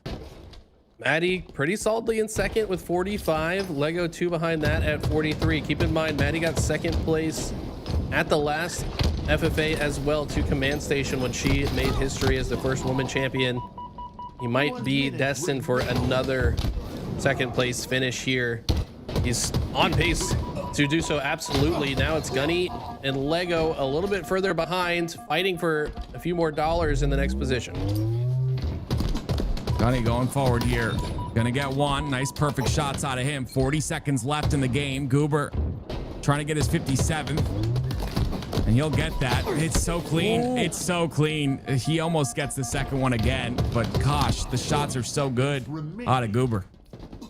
Goober's locking this one up. Second place, 47, Maddie. Lego, 45. Lego could potentially get a couple more kills here to steal second place from Maddie, but when Maddie gets one more, it's going to be even more difficult.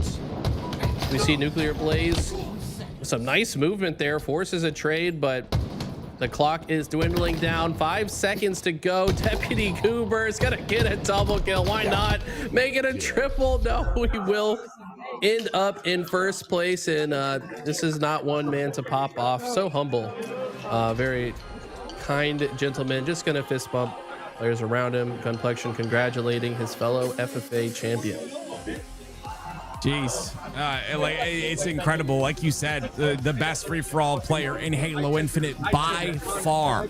And I mean, it's insane. What's insane to me is the consistency. It's just time and time again. And everyone calls free-for-all a random game type. It's you clean up kills. No, there's I'm sure you would attest to this, Eli. There is a skill involved in free-for-all, sure. And to be as consistent as Goober is, it's not easy to do. There is a lot of random factors to free-for-all, but if you can control those random factors as best as possible, you end up in a scenario where you're the best FFA player in Halo Infinite.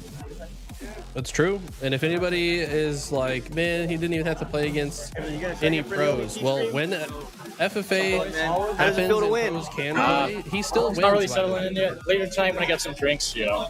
I feel you, man. It's more like relief than anything. Cool, man. Well, you did pretty dominant fashion, over 10 kills to the next person. You know, what was your success going into this? Just my death cam. I was just, every time I was coming off the spawn, I just knew where to go every time. Was there anybody here that was giving you a lot of pressure? Things they... Everyone was really good. Lego, Gunny, everyone was frying. Awesome, man. Well, is there anything else you want to say to the fans back home? I just want to shout out Ascending Baseline for supporting me to get here, so shout out to them. Awesome, man. Thank you. Thank you. We love food.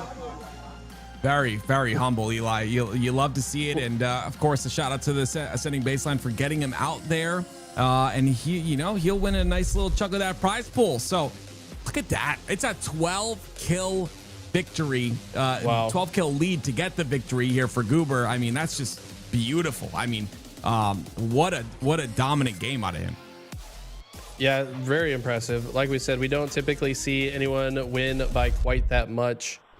But that's going to do it. Goober will be your HCS Salt Lake City 2025 FFA champion. And we got a game 5 that I'm hearing between SSG and Cloud9. So we're going right back to Aquarius. Just got done with it on the FFA. And one thing I know about Boo Boo Dubu, this man has made a lot of Aquarius game 5s, 50-49 wins. Can he do it again? That's the question here. I saw that Aquarius Slayer. I was like, wait a minute, dude, are we going to a game? But this is awesome. Game 5 and winners round number 1.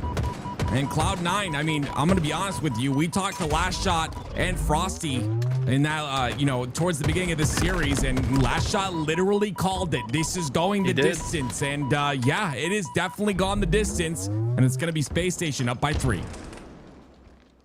A great start for SSG. Stellar saw Boo Boo with the camo, but elected to not engage.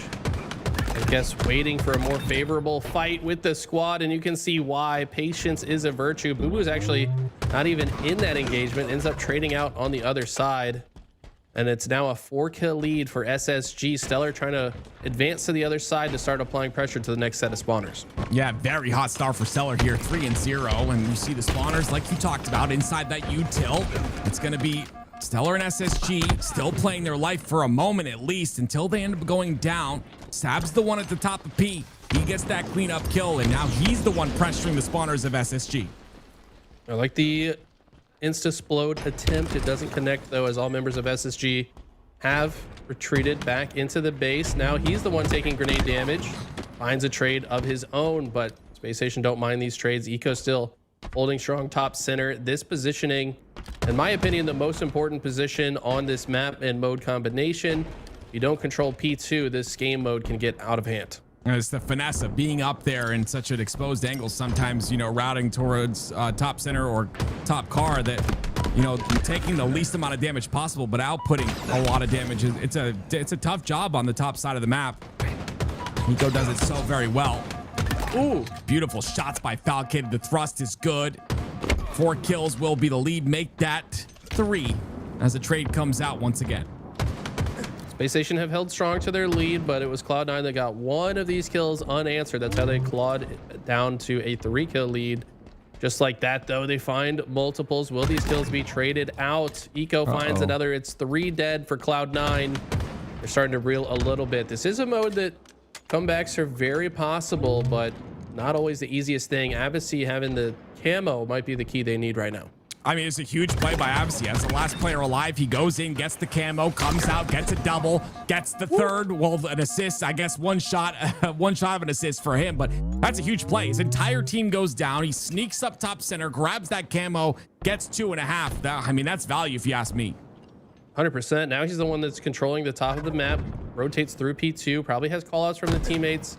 But there's enemies on this fridge side. Gets some great shots on the Eco. Can't finish it with the headshot, though, and that's going to be costly as he gets taken down. And SSG not only maintain their lead, but also good map positioning into the next play. It'll be Falcon going into that next play. Gets the kill on the Boo Boo Dubu. A couple players from Cloud9 do hide inside that fridge. As Abacy down to no shields. The assist comes out. Suppress gets that one. And now, even though Cloud9 get that camo and you see the pressure they were applying, it doesn't matter. SSG still end up getting these picks, end up getting the first kills in a sequence, and that's allowed them so much control of the map. Cloud9 need to slow this down. They need to start playing their game. They need to work together a little bit better. They can't fall into the trap of playing Space Station's game. Bubu catches Eco off guard. That's massive, but Eco's able to dodge grenades, at least for now. Collect forces that one out. But all the while, it doesn't even matter. Other members of Cloud9 dying on the other side of the map. Collect goes down as well. And Space Station have done a fantastic job of just constantly trading every one of these kills out. Cloud9 have the next camo. It's in the suit of Boo Boo Dubu, and they've got a good push here. They look to be moving together as a unit. Can they get a successful collapse here? A lot of information given by Boo Boo there in that scenario, just trying to clean up that kill, getting a bit scrappy, and because of it, this explode onto Stellar is going to make him weak, but not clean him up. Boo Boo still gets a kill, though. He's got another player in front of him. Great job playing his life. Goes back up to the top of P. Now they can collapse and utilize that teamwork you talked about just now. On to Suppress. They'll clean him up too. So far, so good out of Boo Boo Dubu. He's playing this camo really well. Lots of damage output, max value, but still the lead in SSG's hands. It's been a consistent 7-kill lead for SSG. They've just been playing so even ever since they got that early lead. Now they're kind of trapped, though. This positioning is a little bit rough. Yes, they have some presence on P2, which is good, but not unless you have other angles to complement that P2 position. Now they're forced to extend. Sab runs into Falcated's grenade, though, and that kind of mitigates the damage that was potential there. Yeah, 2 down, and that's going to allow SSG to move forward. Avicii ends up the last player alive, and with that, it's the information that the spawns are coming out on the yellow base. Stellar aware of the overextension, or the overextended spawn on Util's side. He'll take care of him, and it's just piece by piece. Cloud9 continue to fall. One goes down. It's not able to capitalize on the others, and now the two are trapped inside a fridge. Stellar with such a smart route, but he gets shut down by Boo Boo and his teammate. It doesn't matter, though, if Suppressed and company are here to clean up the pieces. And just like that, SSG have finally extended their lead. And though it's getting dimmer and dimmer, the hopes for Cloud9 here. They could potentially come back. New camo's coming up, but it's really hard to play out of the base when Space Station's playing like this. Very aggressive. Suppressed, though. Ends up going down to Sab, but it's only 5 kills. And 3 go down for Cloud9, which means SSG continue to have control. I believe spawns will happen on the blue base and on the blue fridge. So an opportunity for Cloud9 to maybe gather up, try to mitigate the damage. But Falcated with this camo, it's going to make things a bit tough. They have to take care of this camo quickly, but Falcated somehow stays alive and he gets an assist. Look how confidently Stellar's playing. He knows that he's just got to hold forward and the game will end, and it does. Space Station advance to winners round 2. Cloud9 are going to have to wade through that murky lower bracket.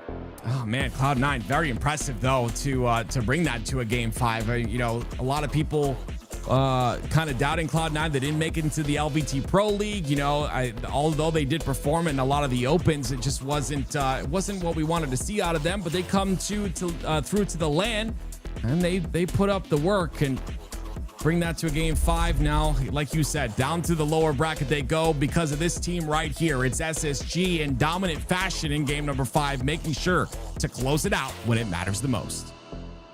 You got to really feel for Cloud9 about this one too, because if I'm not mistaken, at Arlington, they were playing SSG, went to a game 5 for top 4 late on Saturday night. It was actually past midnight because this was the tournament we had the power outage. Yep. And they had that same matchup for top 4. Couldn't pull it out in the game 5. It was heartbreaking for them. And now they have to suffer the same fate here, even earlier in the tournament, but they still got a chance to bring things back in that lower side. Oh, it's Optic versus SSG, the storyline we wanted to see. I mean, you've heard Stellar in the tweets say, Eco and I are the only ones that can beat Optic. So we'll see if it happens here. It's going to be a great one. And then on the other end, it's Shopify Rebellion against FaZe. And FaZe have played really well all tournament long. So excited to see how that goes. And then, of course, on the lower side, we've got Team Nemesis, who makes it through with a 3-0 against the Aussie team in Mindfreak. They'll move on, and it will be, of course, the winner of Cloud9 and Kraken Seas that will play them. Yeah, shout out to Mindfreak. They played a hell of a tournament. They looked phenomenal at times. Unfortunately, Team Nemesis likely a little bit too strong, probably a little bit pissed off that they're even in losers round 1 in the first place, but that's going to be an interesting one. If Cloud9 can beat Kraken Seas, which by the way, they should not overlook Kraken Seas. They've looked very good as well. But if Cloud9 does win that one, that's going to be a crazy matchup against Nemesis. On the other side, you got Complexity and TSM. That should be a banger series and likely to be the next one we have up.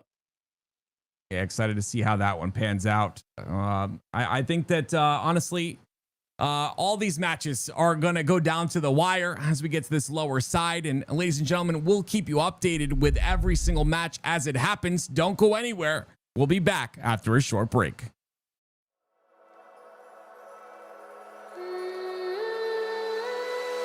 Salt on my skin, pull me closer, right in. I think about all of it.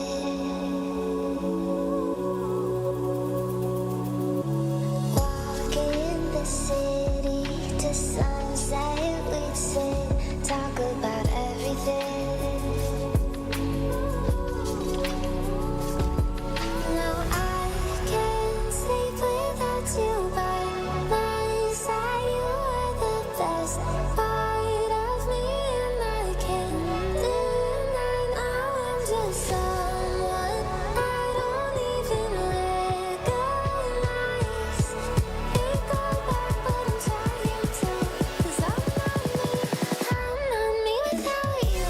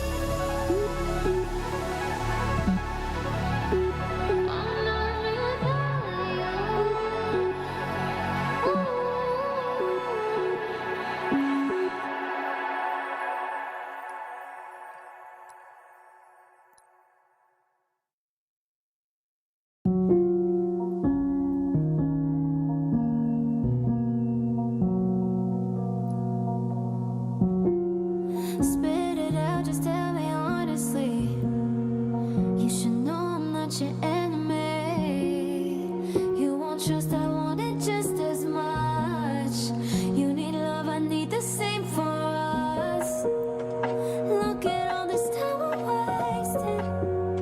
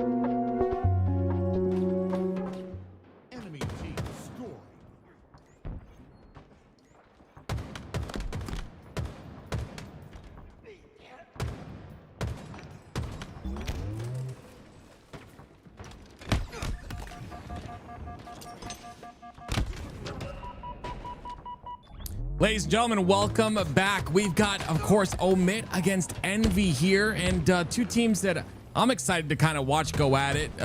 My name is Active, of course, and with me, I've got Eli to run us through this series. Eli, what do you think about this Omit roster in this tournament thus far? I mean, let's be real. They've had one of the toughest goes at it the last month or so in online scrims. They've been kind of getting beat up, as well as the LVT Pro Series, still without a win under their belt. But these guys are all players that do level up themselves once they get onto LAN, and they do have a lead so far against Envy, who kind of are on the opposite train, where they're at an all-time high. Their stock is certainly rising. Can Omit pull off the upset here? Now, Sparty's starting really strong, 5-1. Let's start this game. Like you said, the lead 60-10 so far. Hopping on board with Descendant, a player who has just been phenomenal as well in online and on LAN in previous events. He's definitely a player to watch here as they continue to get time. And right now, a little bit staggered is Omit. They're not really able to find any sort of footing. Finally, they get their feet inside of A. They'll lose C for it, though. Will indeed. Envy might be getting themselves back into this game. That's a nice kill from Piggy, bottom center as well. By the way, we are waiting on the TSM complexity match, which we're likely to switch to as soon as that is available. So just so you guys are aware of everything transpiring in the venue, so much action happening, but Omit still holding strong here. They look to capture B, but a last second stop from Descendant. He dies shortly thereafter, but it's going to be at least a little bit more time, and also forces breaking shot off of his power position. He's going to have this shock rifle in a very dangerous spot on the battery side, and he'll stay alive for a pretty long period of time here. He'll hop inside a hill. He'll flick onto one, get the killing spree. Precision down to no shields as well. He'll go down. It's a reset on a Sparty, but a lot of resources sent there for that reset, and it'll be 3 down momentarily for Omit. Yeah, Envy need to get into a zone, though, to get some value out of the kills that they have earned. Piggy in an awkward position here. Does get taken down. Denied access to that B stronghold. So despite Omit going multiple players down, it's Envy still unable to capture either A or B. Omit have played this excellently. They've been denying access to all the parts of the map that Envy want. This shock rifle's been a big factor here in the hands of Huss now. What else can he do with it? Descendant's going to peek his shoulder. Come back, a little bit of movement. Confusing Huss just a bit, but regardless, that A-B setup has been locked in for Omit. And you talked about them being a LAN roster. You saw it right there on a lethal. No worries about challenging that fight across the map with that commando. And Sparty comes in to get another kill as well. 3 down for Envy. Someone in chat, Adam, says that this is actually game 3 and Envy's up 2-0. So that would not surprise me if that's the case. If it is, though, Omit really putting up a good fight here to extend this series. And Envy have finally captured B and A. A continues to be fought for, and Huss elects to back up. I like this. Wants to wait for reinforcements. Make sure that by the time his team is available, he can push with a little bit more effort. Instead, they actually back all the way up to protect C as their home base, and then will choose to play out from there. This double cap held for a very long time here for Envy. We'll see how Huss and the rest of Omit play this. As you can see, the cross map with the BR, extremely powerful as he pushes forward. Off of that, he likes to play that glass area, but the minute he finds an opening, he goes straight through to pipe side. The fight happens on the top of A, but enough clearing and enough kills go in the favor of Omit. They feel comfortable enough to take A for themselves, and now they've got a double cap. This is really important for them to just continually keep Envy at bay, because we know how good Envy are once they get into control. If they're able to get into a double or trip cap and start to flow around the map, they flow like water and so well together. That double kill from Descendant looks great, but in the process, Precision and Yaxon went down, and Piggy goes down shortly thereafter. Descendant now going to see if he can set his sights to B, but all the while, Omit, every time they're losing some resources somewhere, they're making up for it elsewhere on the map. They're keeping themselves in the lead. There's a stick, another trade, 4 down for Envy. They're going for C. The triple cap is locked in. You see Sparty's positioning here. Wants to try and force the ideal thing is to force those spawns onto the long haul, but A was completely open, so Envy flip A very quickly here. Now it's just about getting these kills for the side of Omit. They get the first one, 2 down. Go Envy actually, as they continue to pressure forward and still hold this 2 cap. Lethal in all the right places. Can he get this trade? No, that player will survive. Camo's up. I think that an Envy player was able to get away with it. No, it's Breaking Shot. Breaking Shot picks up the pieces here and will rotate through long. They know exactly where Envy are spawning in A, and now they just look to surround them on all sides. They're giving them no options to play the way they want to play. Every single push has been countered almost flawlessly here throughout this game for Omit. And you see that Breaking Shot, although having that camo and that shock rifle, you wouldn't expect him to sit on that grapple, but it's actually providing so much value in terms of information and the like, but he ends up going down. So not the value you'd like to see. You'd like to see that information and then a capitalization on the information.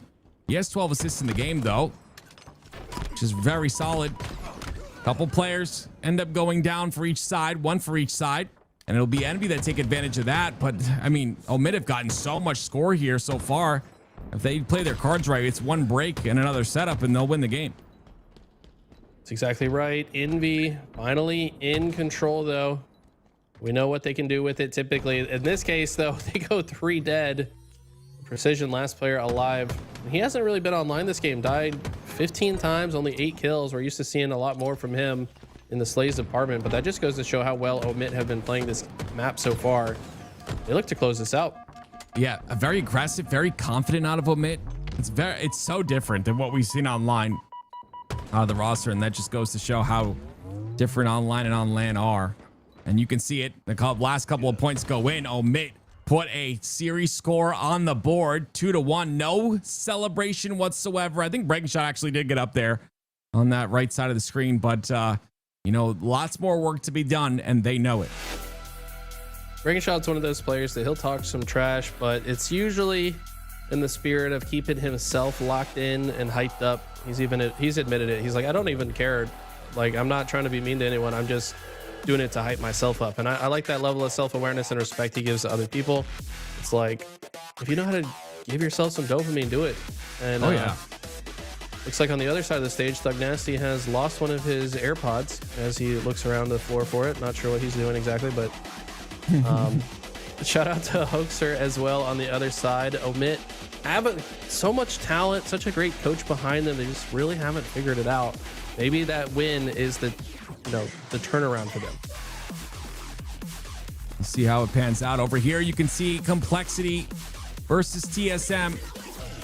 I believe that's our featured match, so we'll keep you updated on all the matches, though, ladies and gentlemen. That's what we do here at LBT. We jump around with nice, beautiful transitions like that, and we keep you up to date on everything that's going on, so that you don't have to wonder or worry what the score of your favorite matches are.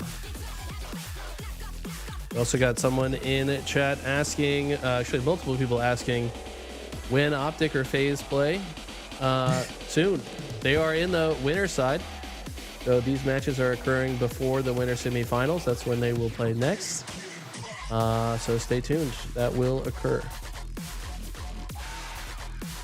This is it's been a great tournament thus far, and like you said, I think it was you that said this, or was Tools. Regardless, it's very true statement. Saturdays are always the most exciting days. I believe it was you, and I agree with you 100%. I think pool play is one thing. Everyone's playing. They're playing their best. I would say they're the best at the moment. But when that bracket play comes in, your back's up against the wall, and you just can't lose. You can't lose more than twice. I mean, these players bring out a different level in them, and that's when you get the best Halo, especially in year 4 of the game. Absolutely. And it looks like Thug Nasty found his AirPod, so he's now standing once again. Love to see that. I work with Thug Nasty every day at our 9-to-5 job as an esports production company, so I love to give him crap whenever possible. But yes, the players are loading in, and I gotta imagine they're a little annoyed by that loss. Let's see if they can lock in. It was really just a strong setup from Omit that they could never break, and let's see if Live Fire is a better environment for them to right those wrongs. We'll see what happens. As you can see, Descendant goes right to the top of C. It's gonna be Omit. Let's start off here. Jackson goes down pretty quickly. It is going to be Huss with this sniper rifle in his hands. Tries to be aggressive, but Descendant takes him out, and that means a sniper in the hands of Descendant. And I've said this a million times, and I will continue to stand on this mountain top or dirt hill, dirt mound, whatever you want to call it, but one of the best snipers of the game. This guy is phenomenal. Jackson gets 2. There's a shot from Descendant. Huss goes down. Don't you love when you say something on the cast and then the player just goes and proves you right immediately? I know you got a bit of vindication you're feeling there, but I got to agree with you. Descendant is just absolutely insane. He hits some picture perfect snipes. He just found another one, by the way. So coming off spawn, found the sniper again. It's back on the ground. Breaking shots in a mixy situation, finds 2. And Huss has a sliver of visibility on those pillars. He's going to push that player back. I think that sniper still sits precariously in the mud side. And you know Descendant's thinking about it. He's going to push forward here. That hill is in the hands of Envy. And you see the push coming in the pillar side. Sparty's playing down bottom, just trying to maybe get a pick there. Just sitting still, looking for a rotation through the rat tunnel. Not going to find anybody, though. Lethal goes down, so it is Sparty that takes his spot on the pillar side and actually goes up towards the nest. So there's the aggression, and Jackson takes care of both. This is beautiful by Envy. Very different than what we've been seeing. And breaking shot, a little bit of late jump tech there, but not going to work out. Piggy takes him out. That was a triple late jump, by the way. He did it 3 times in a row, and probably at the most perfect angle to do it, to throw somebody off. But talk about Piggy not even being thrown off by it. He just sees, oh, it's breaking shot. He's going to keep going for that. Yep, let me just keep aiming up. Oh, he didn't drop again. All right, let me aim back up. Like, Piggy's not even phased by it, but shout out to the tech we see breaking shot throwing out. Precision. Nice little double there by him. It's 3 down for Omit, and with breaking shot being the last player in the hill, you would expect a collapse onto him. It's going to be Jackson, but the mud spawns come out. Jackson's got to be worried about those. He gets taken out by Sparty. Those mud spawns are deadly, and that should guarantee the hill, and it does. Do they have the rotation on the new hill, Omit? Or, yes, looks like they do have that seaside control, so Envy have a fight on their hands. Yeah, Omit still riding the wave from that last win they had in game number 3. Really starting to make this series quite interesting. And I tell you what, all of these players are momentum players. Breaking shots, Sparty, Huss, Lethal. These guys, once they start to feel themselves, do ascend to another level. Envy seemingly playing with a little bit less energy than we're used to seeing from them. We'll see if that can change as this game progresses. A 1-hill lead can often be the difference in a game type like this. Piggy falls off the map there on the kill feed. Descendant gets another shot with a snipe. Gets another one onto Sparty. Not missing whatsoever in a very important game number 4 here for Descendant. He'll make sure that Envy gets this hill time, and another body shot into the player on Big Door. Omit cannot move as Descendant has that snipe in his hands. He's really making a massive impact for his team with this gun in his hands, and he doesn't stop. This guy is a human highlight reel. Thug Nasty, of course, he's a little bit biased. He's the one standing behind him, but he often tells me, I think Descendant might be the best sniper in the game, and I'm starting to see why. Just, Thug Nasty, he gets his perspective as a coach behind the team, watching them all the time. My perspective is getting sniped in the head in matchmaking all the time. He's just a really good sniper. He's been time and time again, just these big plays that turn games around. But it is Omit that are pushing forward here. Envy are trying to defend. It's a little bit too much damage. Can't stay alive, but the trades come out, and that's all Envy are looking for. Okay. Get their next point on the board. They've also got a solid setup for next. Jackson has to back away from the screens. It looks like the spawns are coming on the dummy side. Omit likely to swing the rooftop center. Interesting that they completely cross horizontally instead of just moving forward. Once you look at this, you recognize that maybe just playing through the camo side could have been quite beneficial for them, but they're playing their process. Moving horizontally before vertically on the map is typically a good play off your spawn. Talking to you, my teammates in matchmaking. Don't just hold forward all the time. And Piggy doing a good job to protect the hill, but Lethal breaks on through. Yes, it's a really good tip. Hold to the left or the right. I do not do so. I literally hold forward, but it is very important. Assess the situation. Lethal, he assessed the situation on the camo side, took out the target. Camo's still up. It's gonna be Piggy that goes for it. He'll escape with his life and the camo as well. And 2 go down for his team, so he's in a bit of a sticky situation here, but does have help on the cuts with Yaxon. Piggy vying for his moment to strike. I don't think Piglets are very sneaky in the wild, and they're apparently not very sneaky here in Halo either, because he gets taken down quickly. Omit are playing so strong right now, and they're continuing to slay during the transition periods, which is massive. Now they're gonna have solid positioning. Piggy's gonna contest the tower. He's getting several grenades thrown at him. Finds a kill before dying, but who cares if all of his team have died around him. Omit really playing strong here, and they can start to burn time off the clock if they want to. Yeah, Sparty ends up getting 2. He also goes up top center and gets that sniper rifle for himself. Descendant tiptoeing into that hill. That'll give a bit of information, and there you go. You see the activation on his positioning right away. That's how quick Omit are to act on information. And Lethal going top center. That's the last player alive. It's going to be Piggy. With that information and knowledge, they know where the spawns are happening on the A side. Yeah, this is one of the hardest parts of the map to play out of on any map at Halo Infinite. I hate going out big door. I don't know about you, Tim, but that is I hate it. That's not a route that I frequently take, but sometimes it is necessary.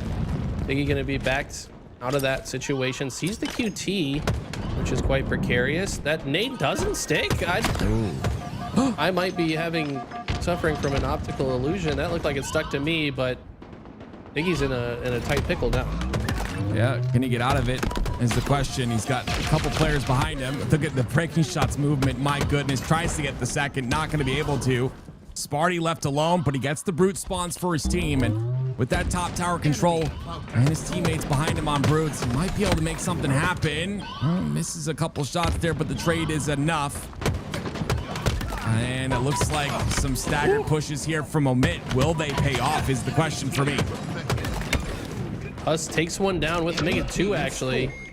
Marty's going to be able to get the camo, but at what cost? The hill has been lost to Envy. We've got ourselves a tie game. Keep in mind, if Omit do not win this game, their tournament run is over. Trying to force a game 5 at the very least, but right now Envy are picking up steam and starting to catch some fire. Yeah, you said they weren't playing with the energy. I agree with you, but they started to now. I think they're looking to end this series here and now. What do Omit have left in the tank to answer back with? Piggy towards top center. 2 minutes left on the neutral clock. He'll get a bit of time until he feels pressured. One of his teammates falling and descended. That's a moment for him to maybe get out, and he gets a perfect timing on Haas. That is just beautiful, and I'm sure he's very happy with how that turned out. And Sparty, all he can do is try to sit top center and milk as much as possible. Yeah, earlier we had Frosty on the couch. He talked about how important it is to play your life in this game, to just have someone that is an anchor for the team to stay alive, and we know that is Piggy's role. He's just shouldering, getting hill time, but as soon as he saw some pressure, backs up to guarantee his life, and that's why they've been able to secure this hill, because it wasn't until just now that he finally died in that sequence, and what a play that has paid off. Oh man, the timing there too. You see Omit, I mean, that was a great play to break into that hill, but it was just a couple seconds too late.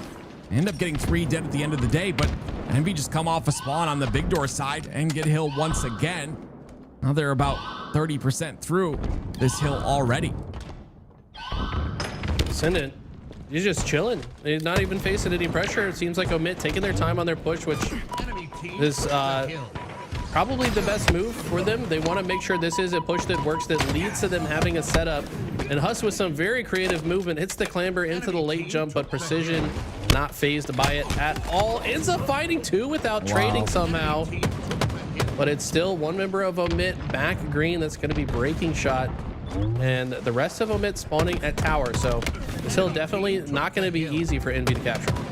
Great timing by breaking shot. Lethal comes through with the snipe. There's a couple spawns on the mud side of the map, but everyone falling. Groundbreaking shot right now. Sparty's the only one that can help him out. At least brings it down to 2 players of Envy that push the hill. And it's a remote detonation triple kill out of Descendant. Not only is he a good sniper, but he's a good grenadier as well, apparently. He's just a very creative player, and that might have just sealed the deal. I don't think Omit can even physically get there in time to stop it without some amazing grenades, and Envy will close it 3-1 in advance into the top 8. Omit are not happy about that one, I'm sure, but Envy are very happy. I'm sure they will continue that momentum going on through the rest of the bracket. That will be it for the side of Omit, and again, we have a couple more tournaments left, that being the Charlotte tournament and then Worlds, for them to pull things together. I think that's Omit's definitely a really solid roster, but Envy showed to be the better team here today. What's it going to take for people to start putting some respect on Piggy's name? This guy is so individually talented and such a good leader figure for his team. Just level-headed, never too high, never too low. Just kind of keeps everyone's heads on straight, guarantees positions. Like I said, that top middle hill that they ultimately won to take the 3-2 lead was all because of Piggy. He played it so perfectly. He waited for the right time to disengage from the hill, reroutes back to the hill, kills the players in it, and just guarantees it time and time again. And I'd like to see him get a little bit more respect. I agree. I think he's one of the smarter players in the game. You talk about his plays and like the decision making. I think that is up there with the best. Love to watch Piggy play. It's always a chess match when you're watching him make decisions on the map. And as you can see, it's the lower bracket here. Of course, it's going to be Envy that move on. They'll play the winner of Complexity and TSM, and then Nemesis, of course, waiting for their match as well. And you can see Complexity, TSM here right now, looking to get their match started, but maybe some technical difficulties holding them back. But what do you think of these two teams? Complexity looking really good. I think, obviously, I think they started off a little hot yesterday, but today not having the best of time. What do you think about this Complexity roster? I mean, I think they're phenomenal. It's been a little bit weird to see the level that they've been struggling so far. I mean, they got 3-0'd by, was it SSG, and then also got 3-0'd in the winners bracket by, was it Shopify? I just kind of expected them to be putting up more of a fight, but I think this will be a better fight for them to prove what they're capable of here against TSM. Mm-hmm. I agree. And this TSM roster, I feel like, I don't know, constantly, online, a lot of people will talk about them as a roster and say, hey, they're a LAN team. And I 100% agree with that. I just think even at this LAN, something's not clicking. Something's kind of off. And, time and time again, they've found their stride. They make it to these big placings, but there's other times where we see them kind of fall flat. And I'm hoping they can pick this up here today. It's their last chance to do so against this Complexity roster. Well, while they get ready to play, we're actually going to go to a quick break. And when the series starts, we'll be right back. Don't go anywhere, guys.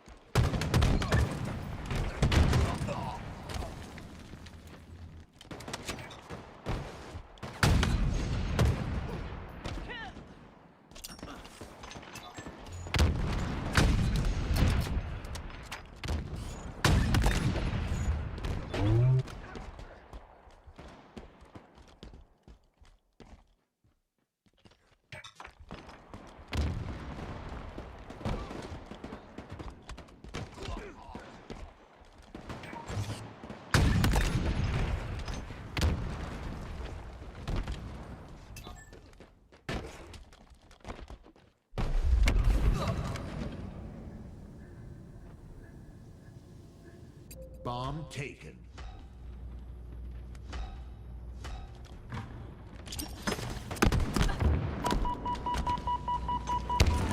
And here we go, ladies and gentlemen. It's TSM versus Complexity, a very important lower bracket round number 1 matchup. Which team will make it through?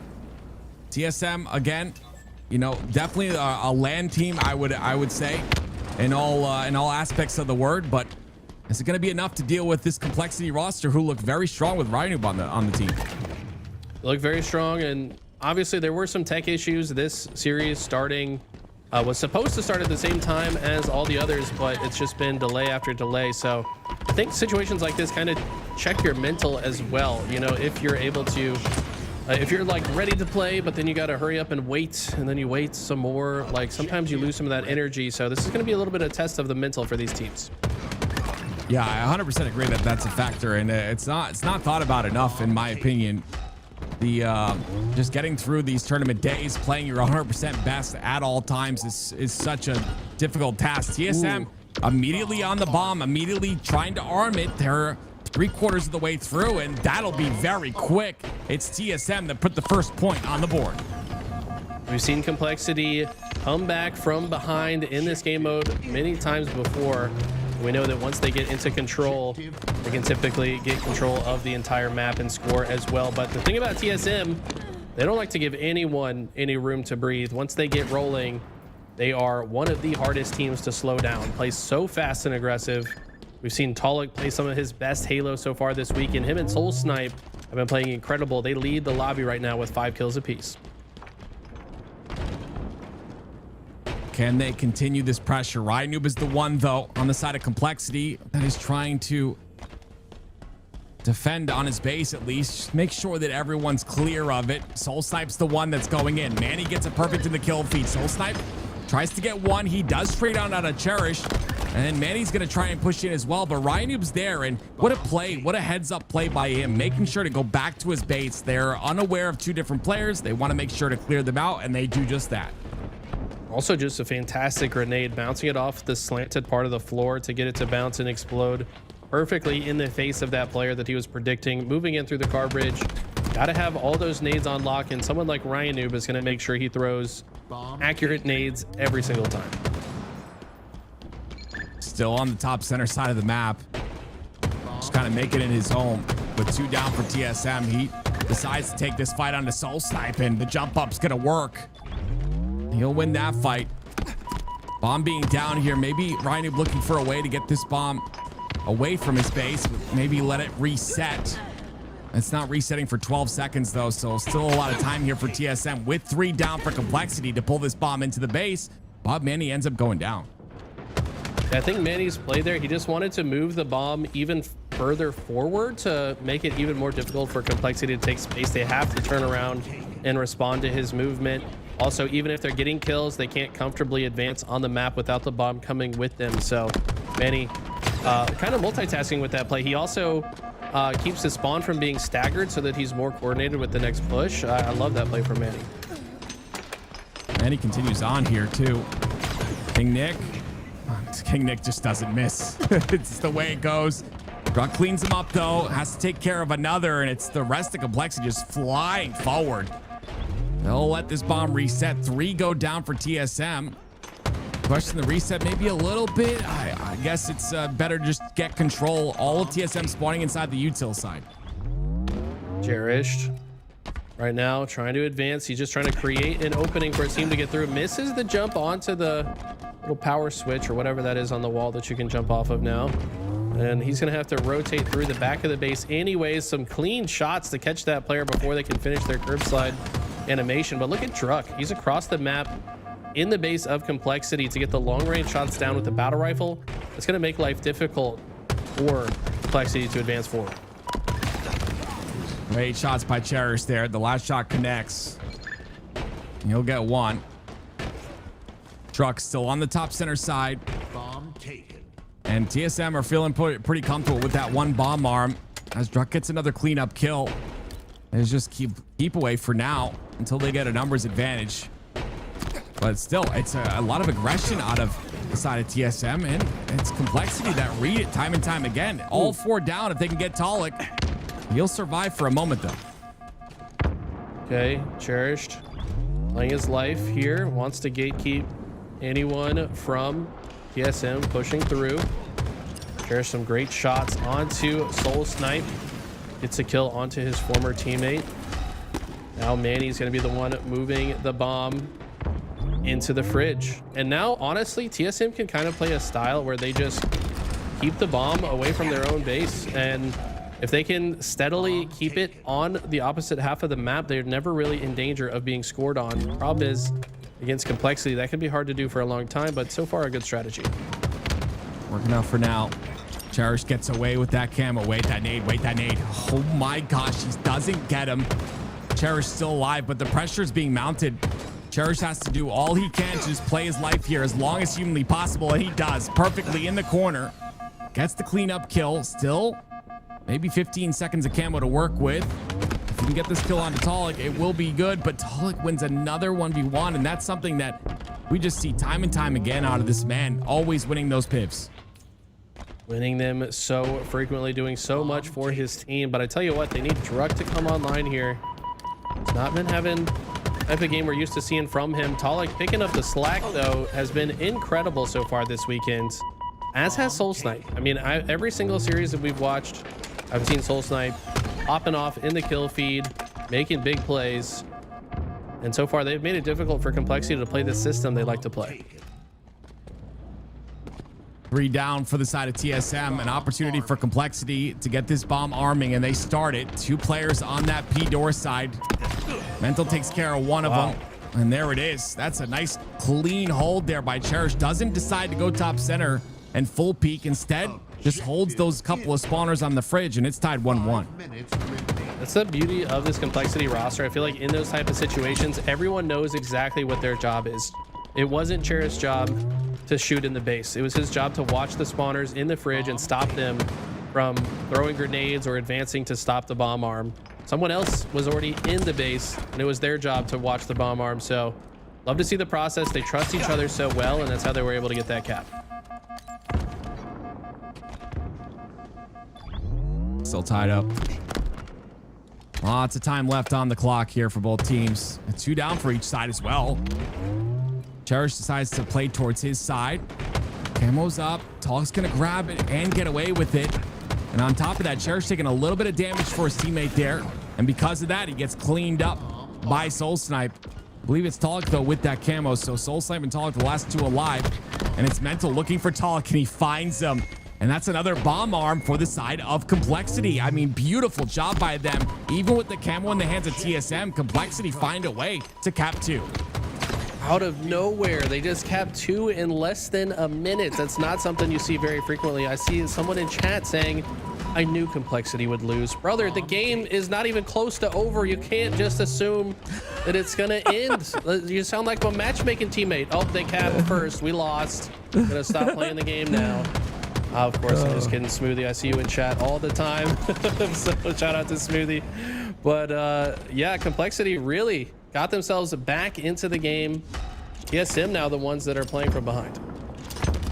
You saw TSM in the base of Complexity looking to create a bit of pressure, get that bomb in, but it was thrown out immediately. Well, TSM still on the side of Complexity, and they play on the side very often. That bomb, though, that bomb's in a rough spot on the P door side. Talik's gonna have to create space. That's exactly what he does. Goes towards the base, looking for someone. That player, I believe, went towards that util side.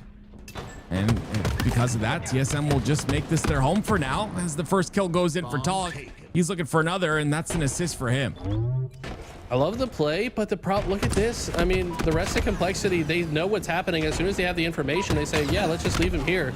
Let's just move the bomb forward. Now they can play the style that we talked about before, just play keep away. As long as this bomb is not in the base, they don't care if enemies are in their base, because that's just going to be their path to victory. Soul Snipe in his dying breath trying to move the bomb closer to the base of Complexity, but it's going to have to take a massive overall team wipe just to get the bomb into the base in the first place. TSM have their work cut out for them. I just say, you know, their work's cut out for him because of the man with camo in his hands right now. Cherish 26 and 13. What a great performance out of him in this game number 1. Bomb taken. TSM continuing forward here. The bomb in the hands of Complexity.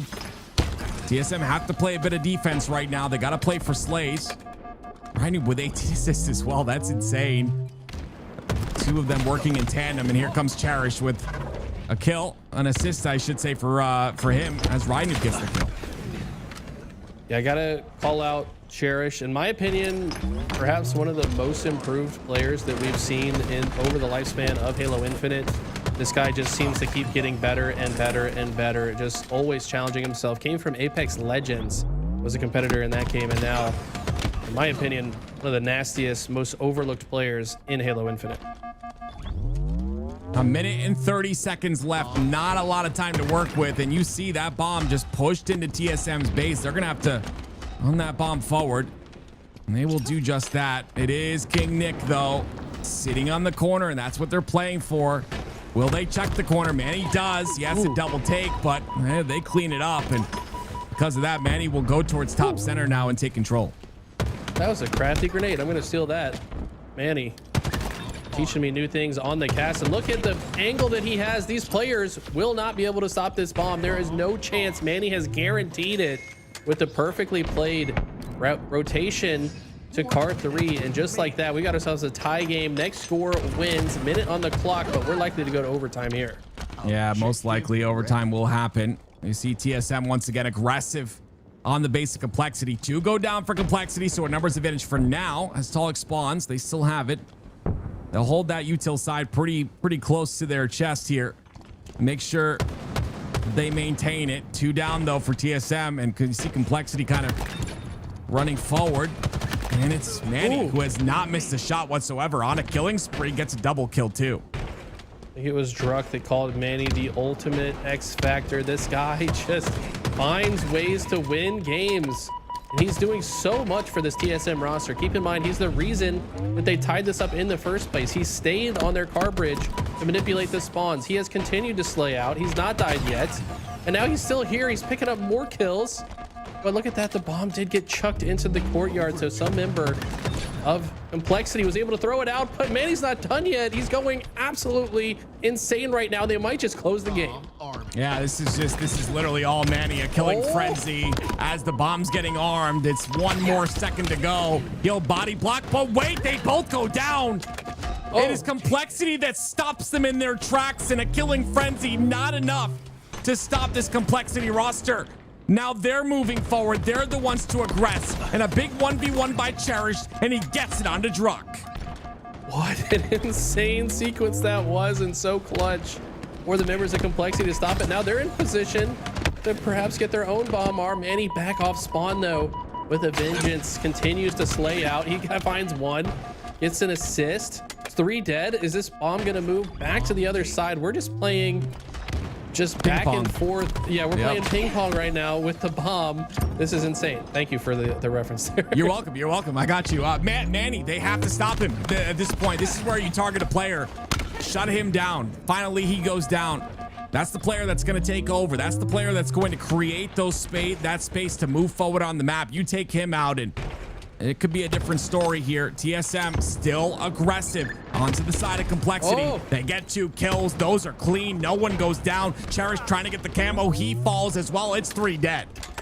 Look how quickly Talik recognizes the situation, gets all the way behind enemy lines, wants to force the spawns to one side or the other. Doesn't want anyone spawning in the base. Would have liked to see him fully block the util, but apparently this is the correct way, and they're about to end the game, and they do. TSM with the pop-off performance. Manny started that game rough, goes on a killing frenzy, and gets them the W in the end. Wow. We're in year 4 of the game. You gotta have a player take over like that, and that was his moment. That was Manny's moment. You call him the X Factor.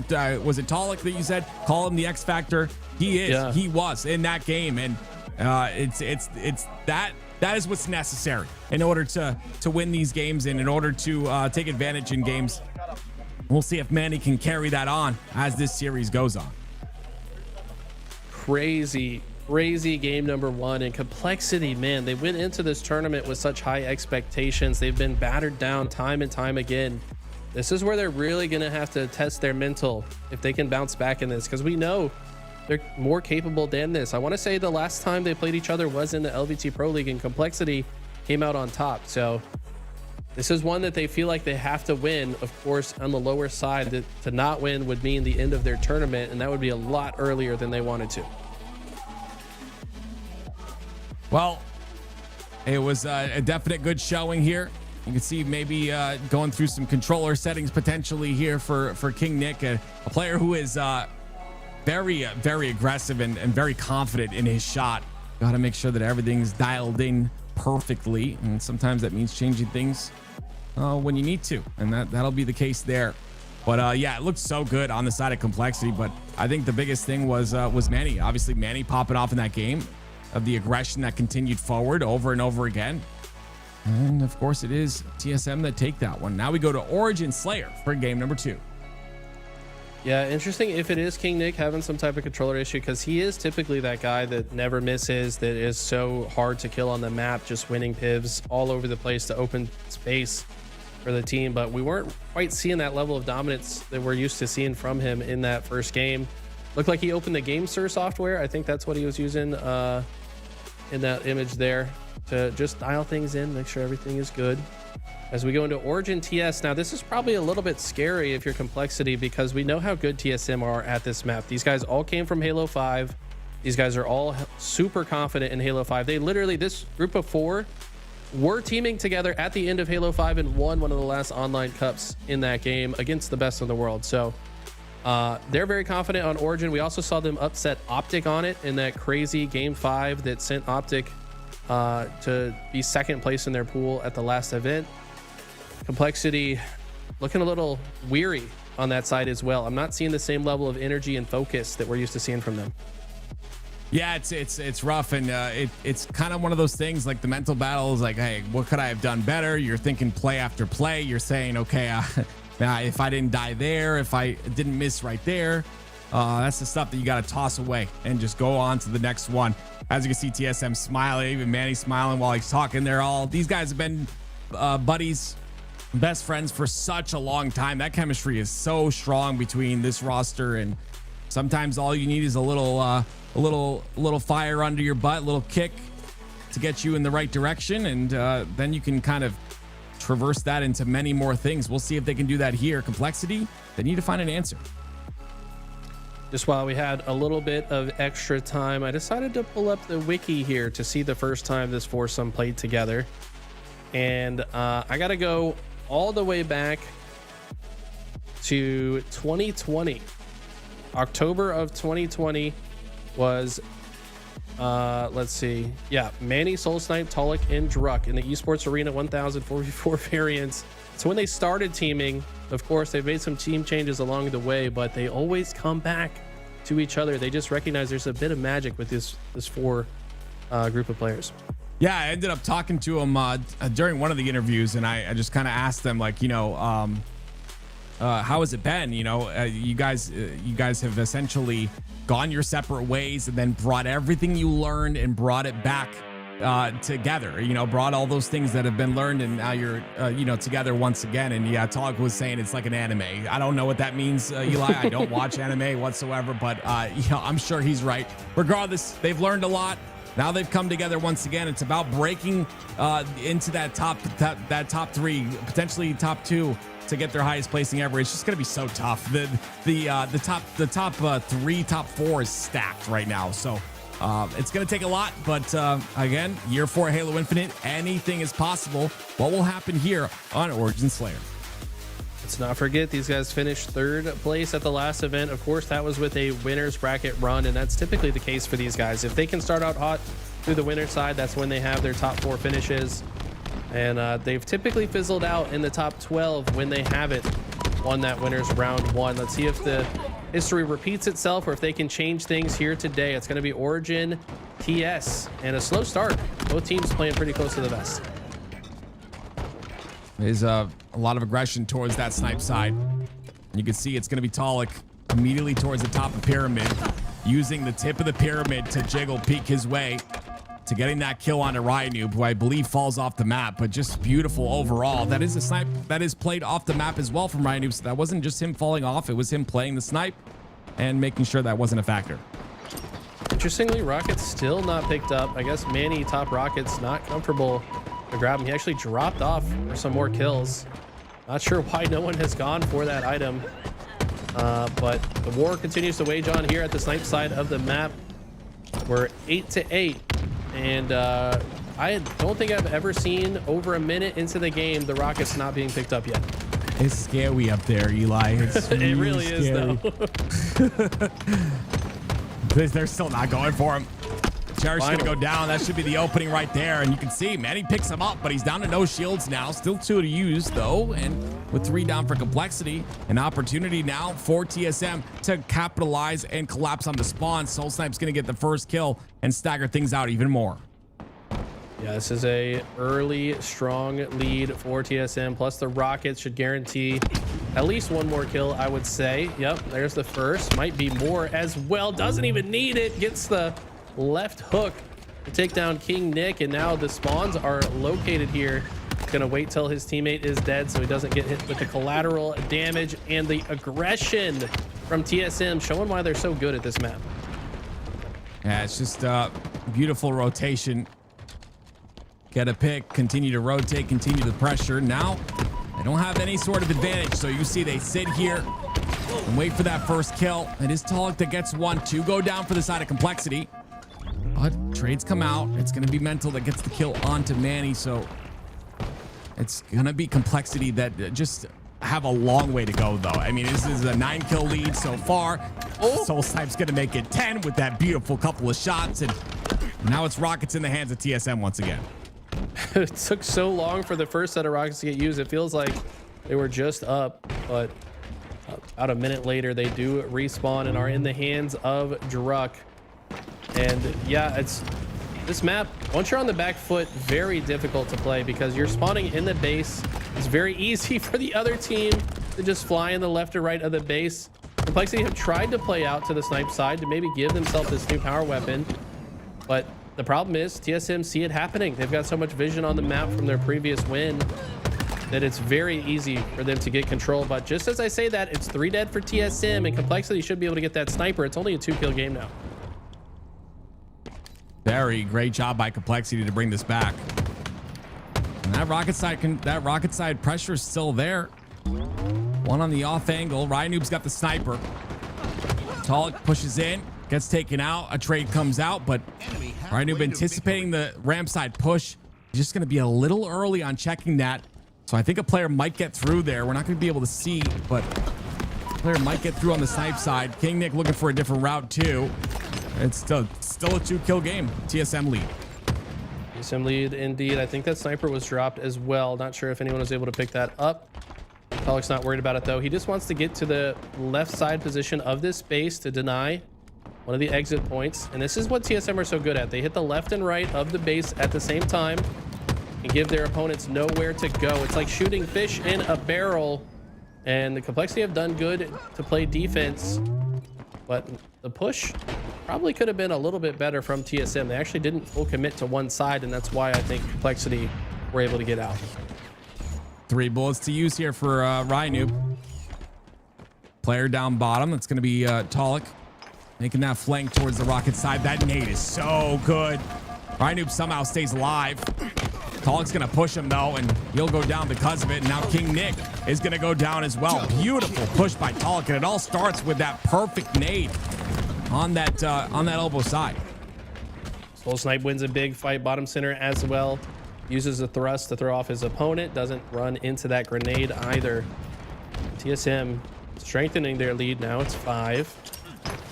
TSM control this snipe side. You can tell Complexity want this for themselves. It's such a strong vantage point, especially when the Rockets are up, because you can look across. Cherish finds 2.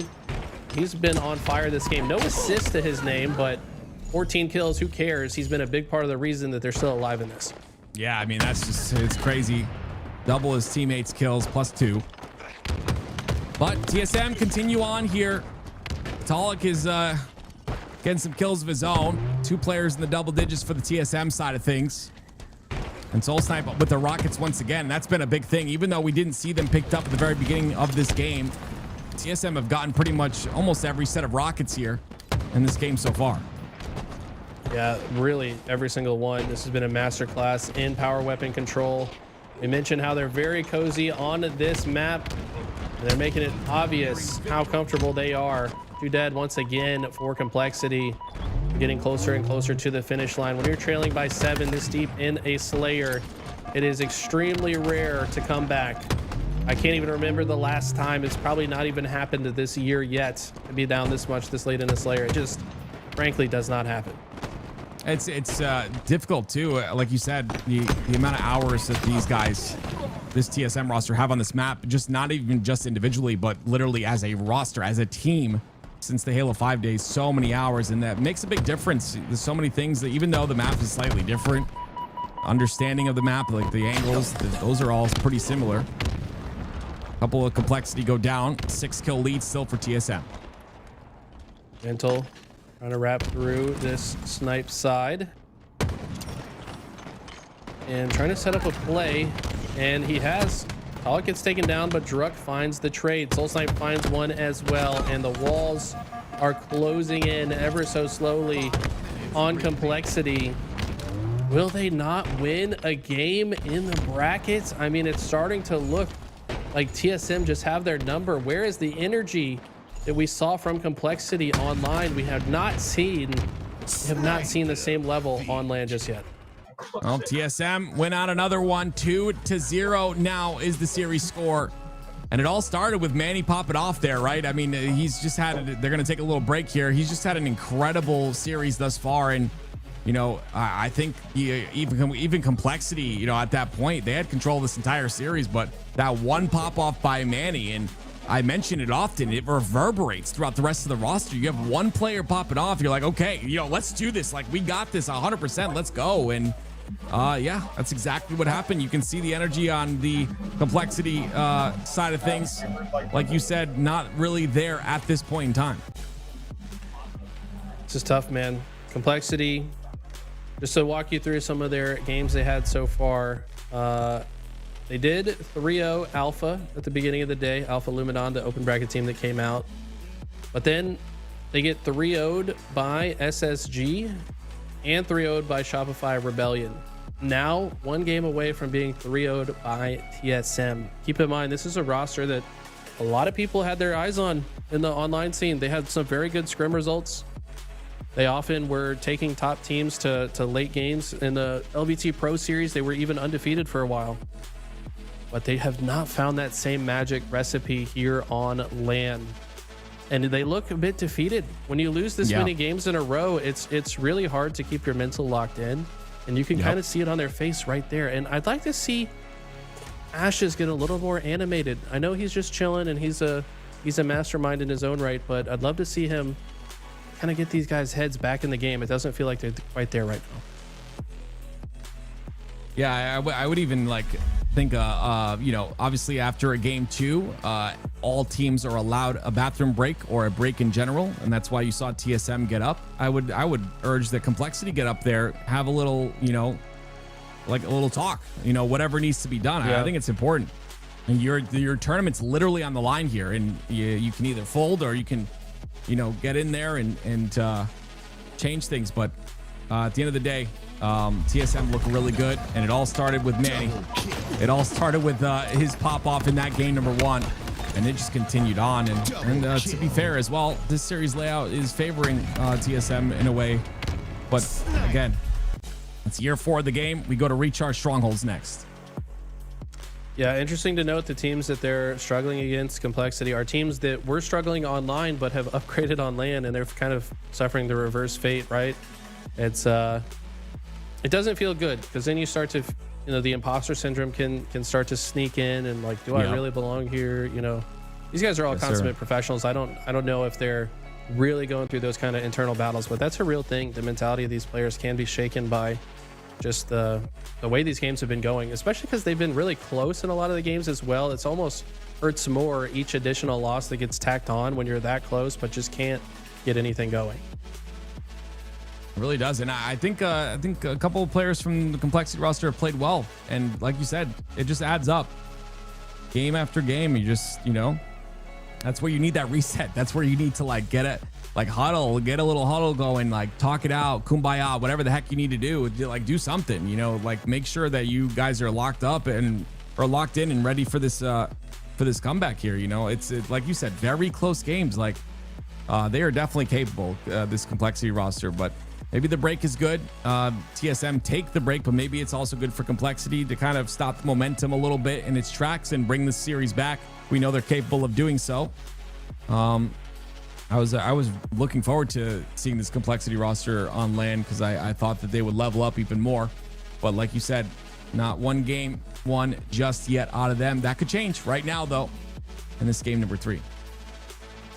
Yeah, I'm curious if there's something else going on. Maybe bad timing with some personal event. I don't know. They're just not quite as locked in. But those things just happen. It's part of life. TSM though, looking great. I think they've looked incredible so far this weekend. This would just be another notch in their belt should they get this one. Winner of this. Let me pull up the bracket real quick here.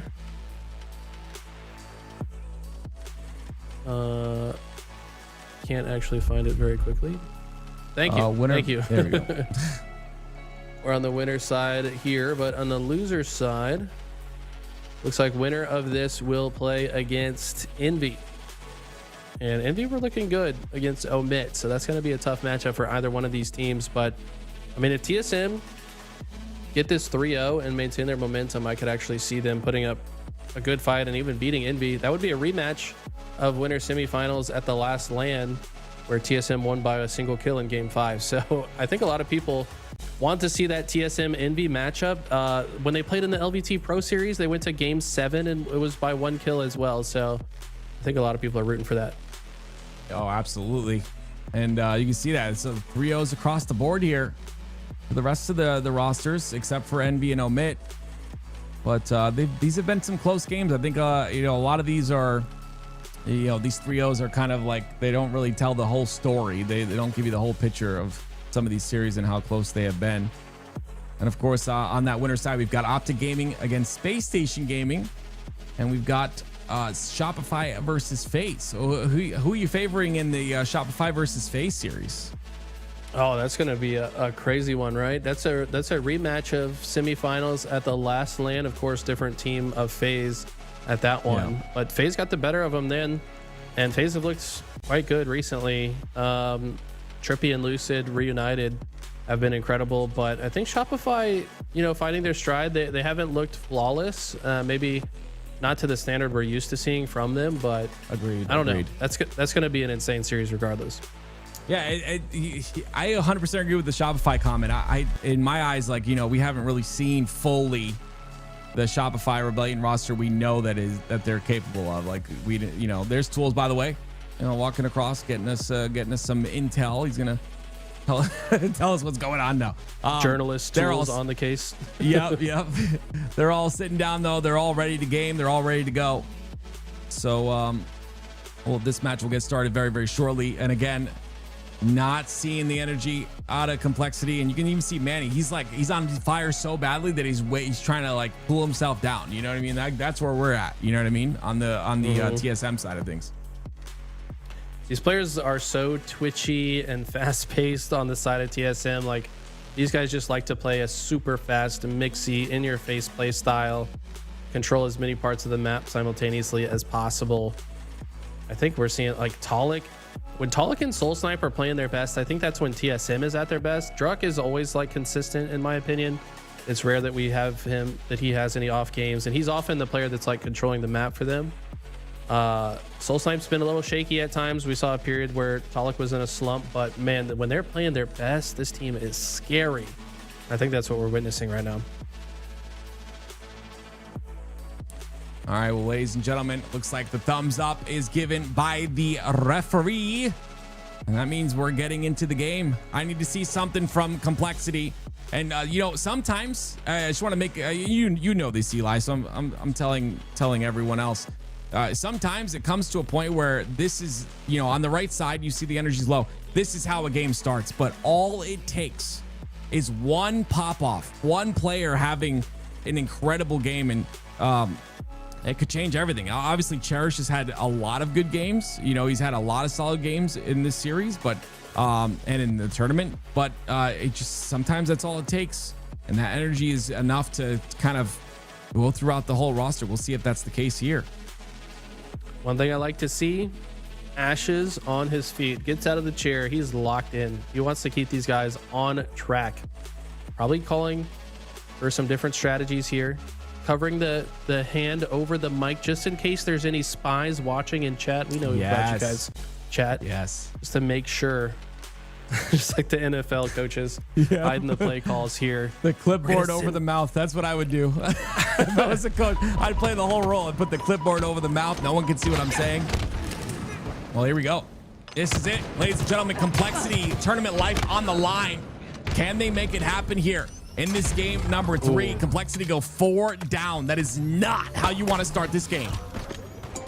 And that's a bad feeling, man. I've been in that situation before. You're already down in the series. You just had a pep talk about, all right, let's just do this awesome thing at the start, and we're going to really get back in. Then you go 4 dead, and it's typically dead silence. And just very difficult to overcome that kind of bad start. Yep.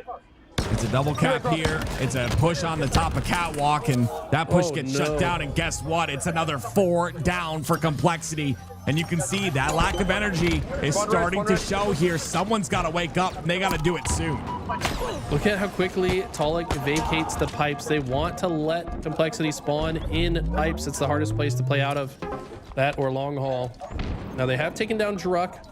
They were able to hit out one side. King Nick finds one as well. So just like that, they're able to take B and then looked for C as well. But Talik with a disgusting double. Can he get more? This man is feeling himself right now.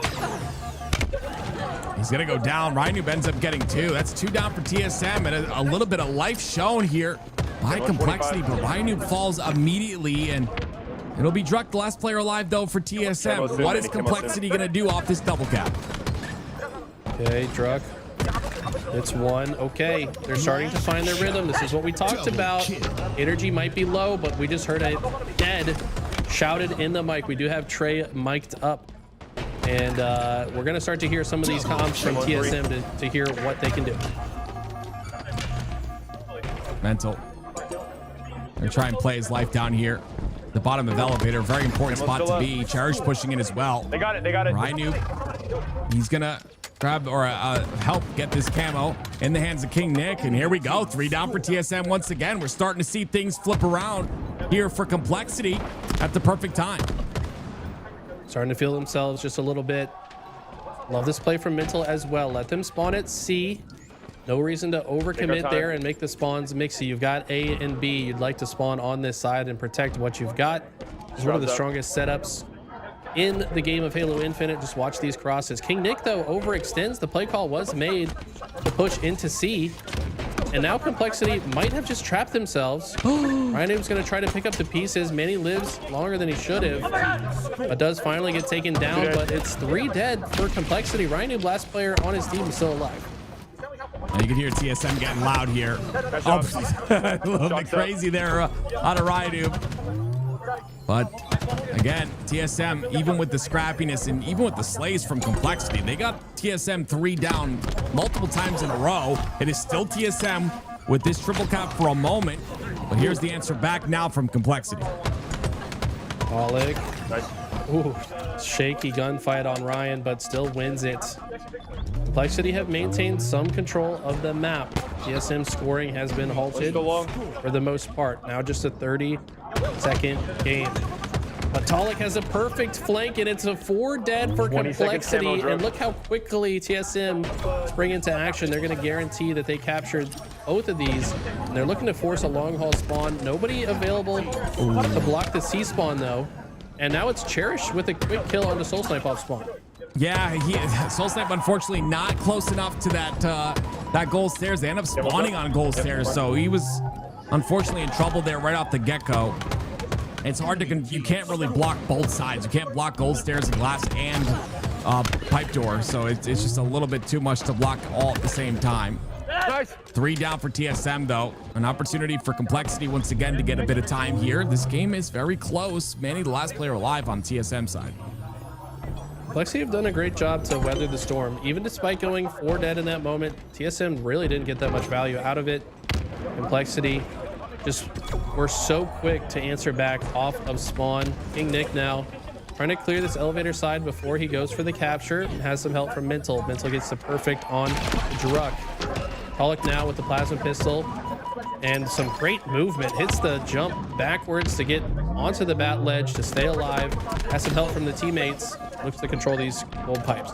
Yeah, just a really good job, though, by King Nick in that scenario, at least, to push that pipe player, right? Because that triple cap was in effect. That's 2 points every second. And with that pressure, you don't allow B to get taken. Still Complexity hold that double cap, so it is them in control still. And this is impressive out of them. You hear the coach, Trey, in your ears saying nice to his teammates. If someone's saying nice after I make a good play, I'm feeling good about that. I'm gonna be honest with you. That's kind of the role a coach has. That alongside of a lot of other things. It's a double cap still for TSM, or for Complexity. I'm sorry. Yeah, Complexity showing signs of life. Like we said, this team was looking quite good online. Hadn't yet seen it at this tournament, but they're starting to come to life. They're starting to show what we saw from them before this event. And I tell you what, when Ryan starts feeling himself, this team gets a lot more dangerous. That was a nice, perfect kill. Maintains their scoring position. And, we didn't really talk about this, Eli, and this could be the case for Complexity. There's a lot of teams that, don't have that energy type mentality. Final Boss is definitely one of them where they're just kind of like quiet. If you remember back in the day, they didn't really, even if they were down in a series, they're not like pepping each other up. They're just kind of quiet, and then all of a sudden you start to see them dominate and come back in the series. That could be what Complexity is like, that same mentality where they're not necessarily getting hyped or like trying to hype each other up, but they're just like, okay, we got this, like lock in, do our thing. And it's working out for them right now. 176-94. Complexity dominating this game. I think you might be onto something. There is such a thing as over communicating when you're losing, maybe trying to micromanage plays a little bit too much. Everyone just needs to play their own game. Just lock into your own life. Not worried about what your teammates doing. Just try to play your life as best you can. Support the people that are on your screen and listen to the information that's around you. Not everybody has to be talking and trying to make a play vocally. So I like to see them lock in. As I say that, though, TSM have regained control of the map. They've got A and B, and Cherish trying to steal B from them right now. Yeah, this is a risky play, though. You go for B there, you lose resources. Now you're staggered, and now King Nick falls as well. So the first piece falls, the rest of them fall after. Thankfully, it is Rhino who does stay alive, but Mental falls too. And that triple cap's going to be deadly now. It's going to get locked in for a long period of time. And the lead that Complexity just had, it's all but gone at this point.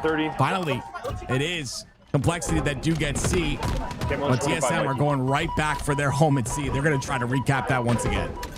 Mental momentarily last player alive for Complexity. Where is he on the map? Looks like he is in A.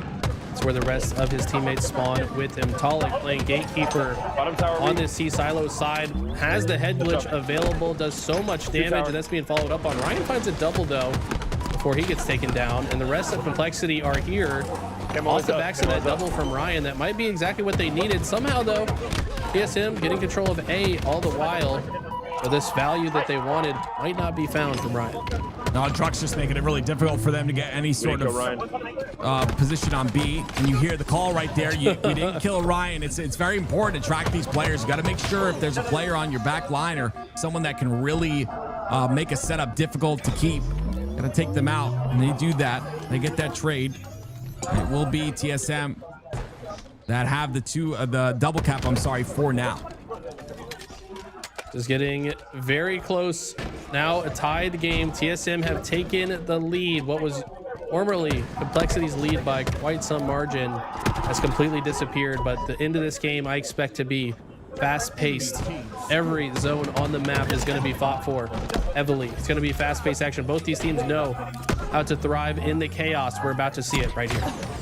When we talk about the mental, again, Eli, it's rough not only to not win a game whatsoever in any of these series, but it's also rough to have such a big lead to be on the precipice of winning your first game and not able to do so because, TSM come back and are pressuring it. It's just like, how do you deal with these moments? And this is what makes these professionals so good is the ability to deal with these moments. Right now, Complexity going for that double cap. B and A about to get taken here. Cherish somehow stays alive once again. And he's going to end up going towards that A side.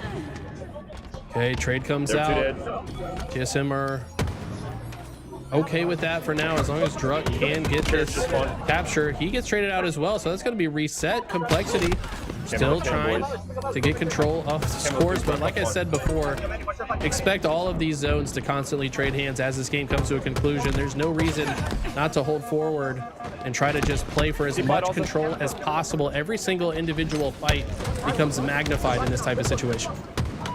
King Nick, speaking of individual fights, goes in to chow that one. Mental does not go down there. Big kill out of him on the C side. He'll solidify control of that side of the map. And now Talik trying to help get B here. You see the triple push on the catwalk. It's going to be top A that they end up getting. Cherish actually gets a spawn on that side, so A should be theirs.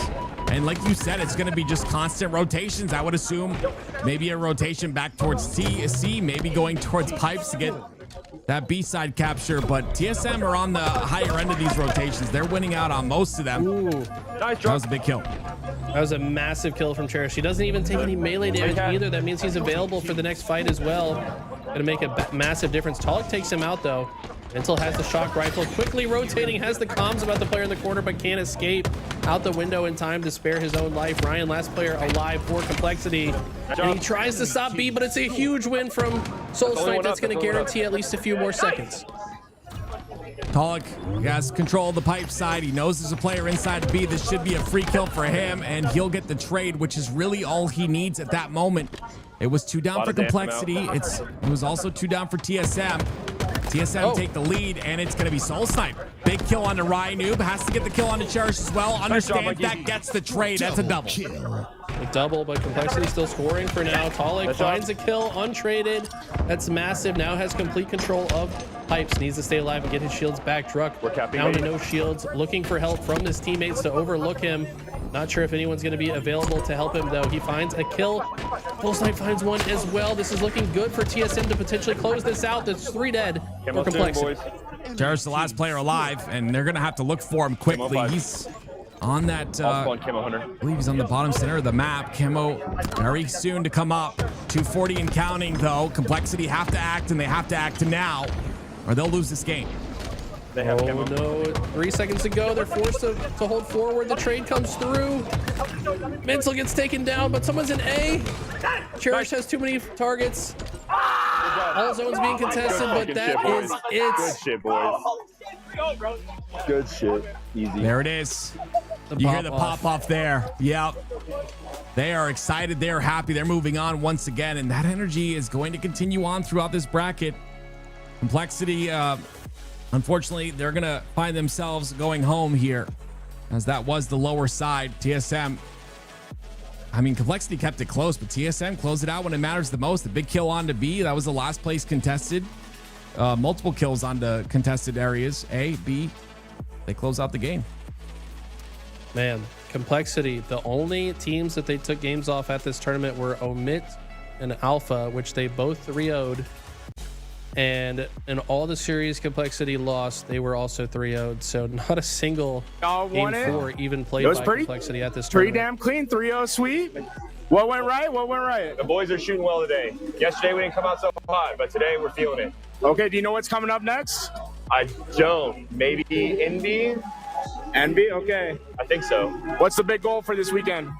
Just keep going. Just keep One going. At a time. Just keep going. Hey, you got any favorite moments that happened from that last series? Just the boys are pivoting. They're all getting hyped. There's a lot of momentum and a lot of morale. So it's been fun. Hey, love it. Thank you for coming down, talking to us. We're going to go right back to the cast. Absolutely. Momentum is king, let me tell you. And yeah, when your coach that can see everyone's screen says everyone's shooting well, you know everyone's shooting well there, Eli.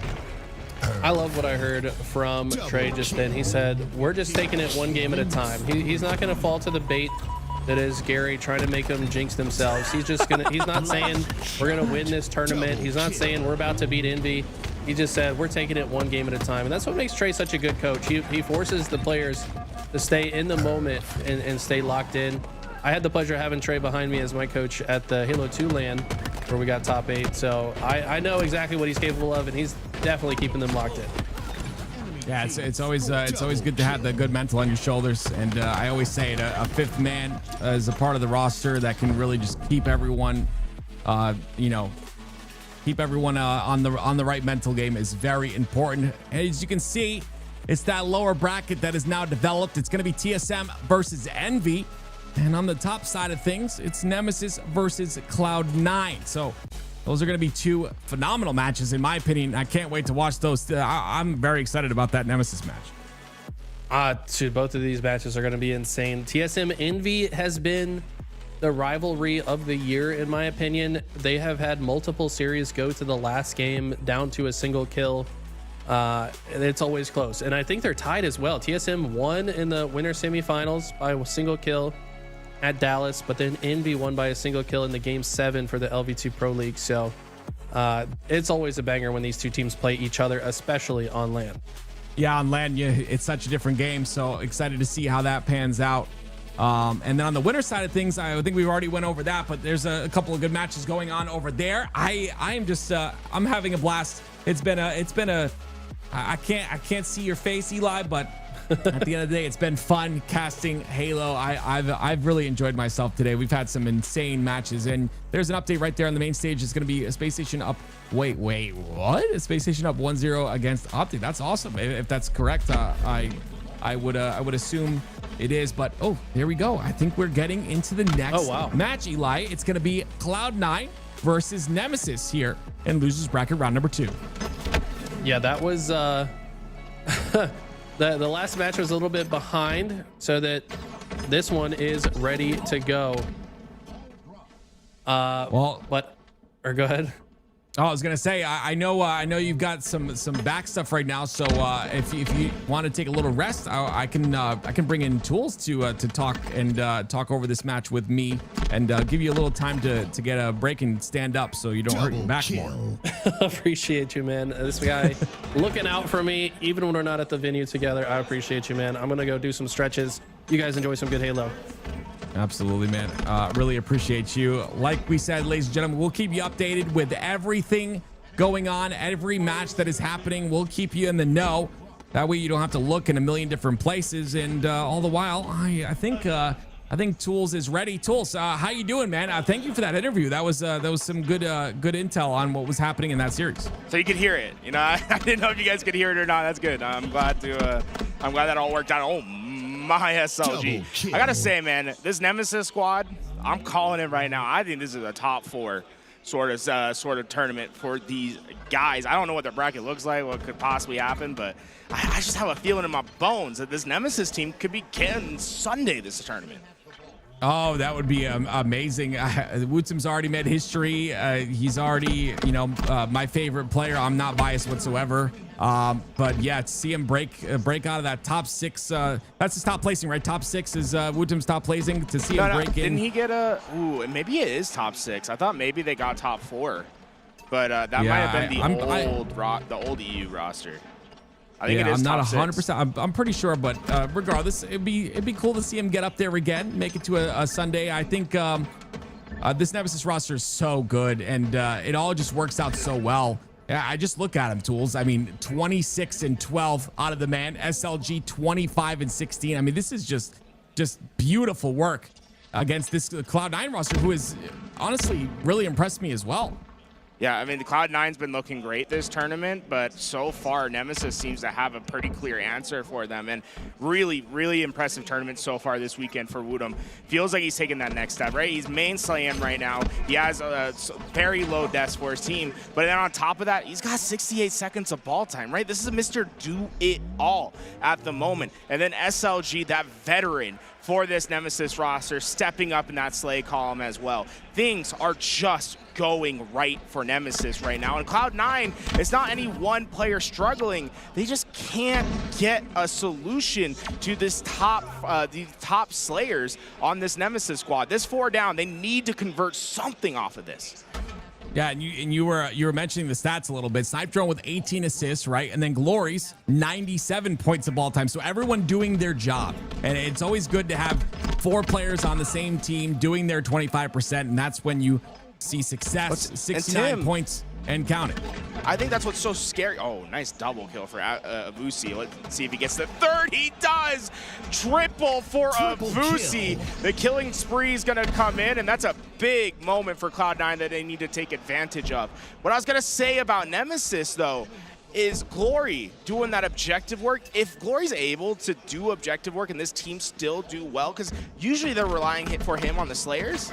If they don't need him to be that Slayer and they can still win these series, that's a huge benefit to Nemesis. It makes them much more dynamic if they're not relying on specific Slayers for the roster. Oh, they've taken that triple kill, Cloud9, and they've moved on to get more points of ball time and another 3 dead once again. They'll get this ball, they'll hold it towards the back of Hydro, and they'll continue on the spawners now. Avusi pushing up into the pipe side, but he allows that long haul spawn to happen. So because of that, it's going to be pressure here, and Boo Boo now has to go down because of it. What do you think about that overextension? It was a bit, you know, at the end of the day, I was going to be a little bit more harsh about it, but eventually that ball did get played off, right? And we see it go back into a neutral game, and because of that, I don't hate it, because they found themselves back into a salvageable spot. Now it's all going to be about winning into that neutral game. But Glory, SLG, they just got both the goodies on the map. Sniper for Glory, camouflage for SLG, and Cloud9. This might be a dark period for them, these next 30 seconds, having to deal with all the goodies on the map. Well, we'll see what Glories does here, playing a very slow roll on the Batledge side. Understands how important it is to keep this shock rifle. They pinch him from both angles. Because of that, he does end up falling. Under a minute left here on the clock, of the neutral clock. And it's going to be Wootum on your screen now, looking for the players inside of the pipes. Wootum's having one hell of a game still, and these cross-map fights are his bread and butter. He wants to take those long-range engagements. If he was not off the ground there, I don't think Wootum could hit the head if he wanted to. Avusi able to stay alive because of that, and Cloud9 needing these 10 seconds. Can they get it up? No, the jump, it missed the ball. Oh, no, that's the nade off his dead body that was shot by Wootum mid-air. How in the world did Cloud9 lose this setup? Nemesis is breaking in. Wootum! The remote detonation comes in, gets another kill. 17 seconds of neutral time left. All of Cloud9 trapped on the bottom and long haul side. It's all the kills that matter. These ones right here, 3 go down. Triple kill for Glory, and an over assist will count it. It's all 4 dead for Cloud9, and this should be game here for Nemesis. They take the first game of the series. And that has to feel good for Nemesis, right? 2-0. You let Cloud9 have their moments in game 2, but you were able to finish strong. And honestly, that stick that fell off the body, that Wootum shot mid-air to not only stop the ball, but to get the second kill on that rotation. Insane. Look at that. How did he do this? I think, was he on that? Let me see. Where is Wootum here? All right, so he's dead right now. He comes out. He's going to come off a spawn. Maybe he spawns on the... No, he doesn't. He's bottom A, or like towards half. Yeah, he's bottom A. Yeah, he's bottom A. So then he gets in. Watch, he's going to get this damage, but watch what happens after this player goes down. I'm pretty sure it's a sticky off his dead body that then gets caught mid-air. The sticky's in the air.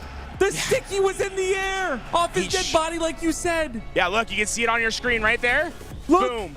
Look. Shoots it. Oh, my gets word. The kill. No way. I don't think I've seen that before. I'm not gonna lie. Now, obviously, I don't think that's necessarily a skill thing for Wootum. I don't know if he meant to hit the sticky grenade, but all I know is the impact that just had cannot be understated. Cloud9 instantly lose their numbers. Cloud9 cannot handle the push that comes from Nemesis and are forced to play early. That's when this game is lost. It was on purpose. That's Wooten we're talking about. He's a legend amongst men, amongst mortals, holding and wielding the mouse and keyboard. My goodness, what a play. Ah, gosh, and it all starts with that stick or that plasma getting shot in the air and then pushing through the pipe side. It's insane. Not even, you can just delete that play from the game. The impact that he had in general, 37 kills, I believe, a ton of ball time as well. Like, I don't know. That's nuts. I mean, the Tools, I never said you're right before, but maybe you are. Maybe a top 4 is in the books for these guys.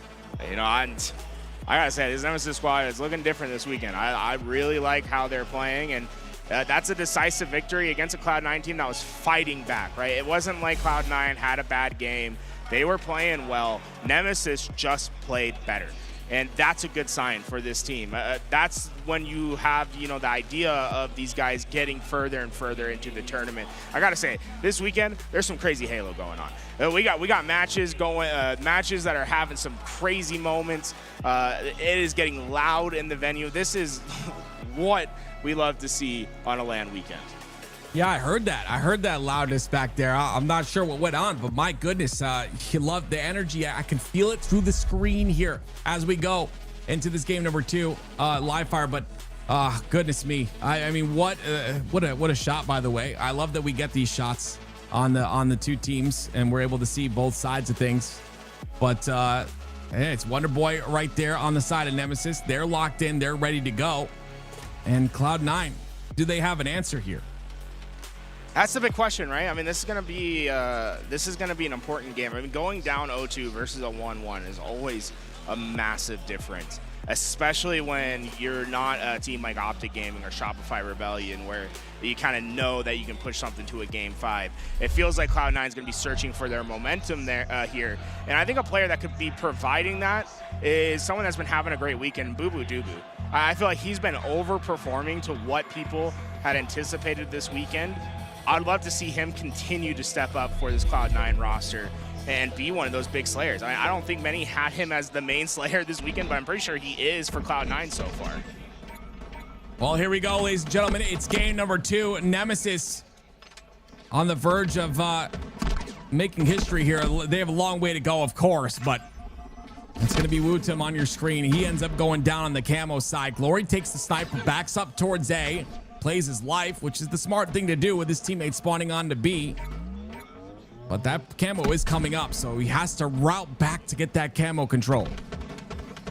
That great shots in, but not able to find the kill on Boo Boo as that head evaded him. Glory with still plenty of this sniper left. I like how they're being a little bit more patient for this camo. They're not trying to force anything, instead trying to catch Cloud9 off guard. And once they get those kills, then they can grab camo and be patient with the grab. I mean, Cloud9, they only have a couple kills, and now this camo gets picked up so late into this stage, like you can get a massive amount of value out of this. Oh my gosh, he stays alive as well. Trusting his teammates, slides through the key door. Dude, those nades. Oh, but that nade. Dude, we're hearing them clinking back, left, forward. I thought he got away, but a third one came through. And SLG comes in. He's got a killing spree already in this game. 5-0, no deaths whatsoever. And he's not missing anything. He misses a couple there, of course, as I say that. But still playing his life so well. The repulse comes out. He's going to go down. They shut him down pretty quickly there. And Cloud9 still trailing, though, by 6 kills. With that, Woodham moving towards this back. He's going to have the support for his team, but I don't think they need it. They are able to find a couple of those kills. It's just Sab that's left alive, and Woodham's going to be able to get great timing on him. No pressure that Sab's able to provide. Woodham just able to move free on the map. So far, 5-2. SLG following up that performance once again with 5-1. These two have been slaying at that next level for Nemesis. And I think that's one of the big pieces to me is the fact that it's SLG and Woodham being the slayers. Usually it's Glory and Snipe Drone that have been like hitting on those slaying spots the last few lands. It feels like every player on this team now is stepping up to the occasion. You love to see it. 16, make that 17-8 so far. Nemesis trying to run away with this one. It's going to be, of course, another trade towards the back of green, a double kill. That goes in for the side of Cloud9. That brings them within 8 once again, but it's another camo for Snipe Drone here. And he's got all of Cloud9 trapped on that mud and sea side. How is he going to play this? Trying to creep his way through the back of Cloud9. Snipe Drone could catch a couple players off guard. I like how he looked at back tower. He wanted to make sure he didn't get caught by shooting at those 2 players with back turns towards him. Instead, just gets damage, is able to keep Sab out of the fight. And now when they start pushing up, it should be an easy cleanup for the rest of Nemesis, and it will be just that. Only 1 player traded out during that entire engagement. Cloud9 are on their back heels. What are they going to do off that, though? Very important that they make the right plays here. Wootem's got that sniper in his hands. Gonna miss 1. Repulses just to get out of there, or repulse some nades towards the cut side. Very important. Him with his sniper here. What can he do? And he misses the shot. Sab's gonna take him out. Glory's gonna come up to clean up the kill, though. And that will still be a lead here for Nemesis by 10. Glory checks underneath, able to pepper down some damage. That'll keep Cloud9 back. And Cloud9, the unfortunate position they're in is they kind of need speed. They need pacing to get themselves back into this game. They want clean wipes. Nemesis isn't really going to provide them anything that's going to be clean, right? For them, just going as a group, ensuring that they have each other's trades is priority number 1. I think that bloom might have just saved Boo Boo Doo life for now. Until, you know, Glory hits the perfect flank double kill killing spree. Hey, he's 10-3. Glory's come to life. This is insane. This is insane out of the roster. Nemesis, they want more, and they'll continue to look for it. 28-18, the 10-kill lead is still going. They are trading every single kill possible here. And you can see they want this win. This will be a 2-0 lead if they're able to do it. Glory's not missing a shot on to collect. Gets the perfect kill as Wootem gets another kill on the feed as well. That's scary, right? Because, I mean, that's the one-on-one players for both of these teams. Glory and Collect, their job is to win those sort of one-on-ones. And Glory he just laid down the law. He said, hey, my 5 shots better than yours right now.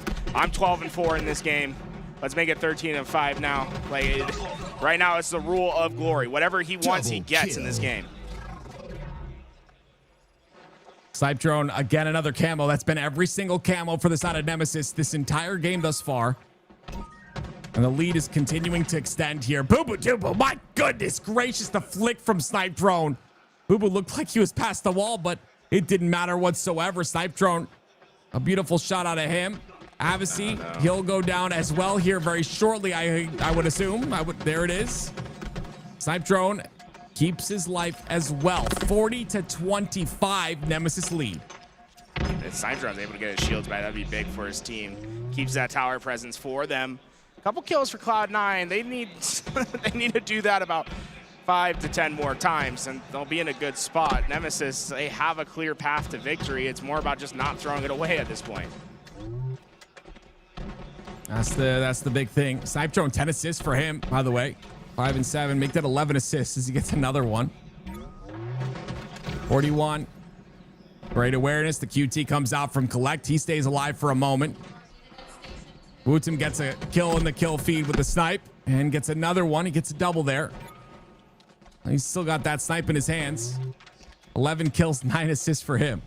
I just want to give a shout out real fast. A Pickle Jar just subbed for 6 months in advance. Thank you so much for the help. Nemesis, Cloud9 find themselves towards the end of this game, and it's slowed down significantly, but at this point Cloud9 are looking for these unanswered kills, and it just doesn't feel like they're going to be that readily available. All Nemesis has to do is finish 1 or 2 in each of these engagements and they'll be fine, but Cloud9 slowly and surely, I mean, that's a 5-1 run in those last few engagements from them. That's a big moment.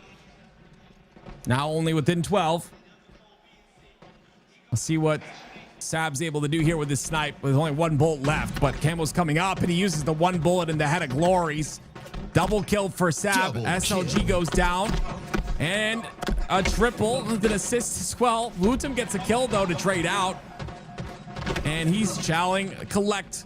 Because of that, he falls now within 10. 4 more kills for Nemesis to close out game 2. And with that, Avusi looking to take that challenge, but no easy kills to come. Camouflage for glory, and they are 3 wide into the middle lane. But yeah, there is nothing that's gonna stop these guys. Anyone that gets into their path should go down. Just 1 kill to go. 4 clean trades though. Cloud9 need something special. They cannot afford a death. They need a killing frenzy as a team. Collect is very forward here, and he's caught out. Snipe Drone's the one to take it. Nemesis go up 2-0 in the series. And something we did not expect whatsoever, but they have been dominant here and continue to be so as they go to game 3. And with that, you know, they are just once again dominant, right? 2-0 in the oddball. The Slayer 50-40, and that's closer than I think it actually was. You know, the score could be a little deceiving there. It never felt like it was in doubt for Nemesis. Well, ladies and gentlemen, you see Aquarius CTF up next, and this is going to be a big one for Cloud9 if they want to keep themselves alive here. Of course, they are in that lower bracket side. And of course, if Nemesis are to win this, they will move on and they'll play the winner of winners round number 2, I believe it is. But they've got to get through Cloud9 first, and I wouldn't count Cloud9 out, because the minute Boo Boo Doo Boo starts popping off, and then he starts standing up, and then he starts doing the Darth Boo Boo choke, I think you know, things could get out of hand. Yeah, I mean, they really do need probably Boo Boo Doo Boo to be the one to step up. I mean, that's why they were playing so well earlier in the tournament. It felt like he was rising to those occasions so far. I mean, Nemesis has done a good job of shutting him down. Look at Wootum, 12, 11, and 10. Everyone on the side of Nemesis in a positive KD ratio. And we'll get to game 3 very shortly. Usually with the game 2s, there is a little bit of a break there, ladies and gentlemen. So as we wait for that break, we'll hop over to the Space Station Gaming versus Optic Gaming matchup. And I believe Space Station Gaming are actually up 2-0 against Optic right now going into this match. And we'll see if Optic can bring this back. They are definitely struggling against SSG. And it's got to be suppressed for me. 17-11 out of him.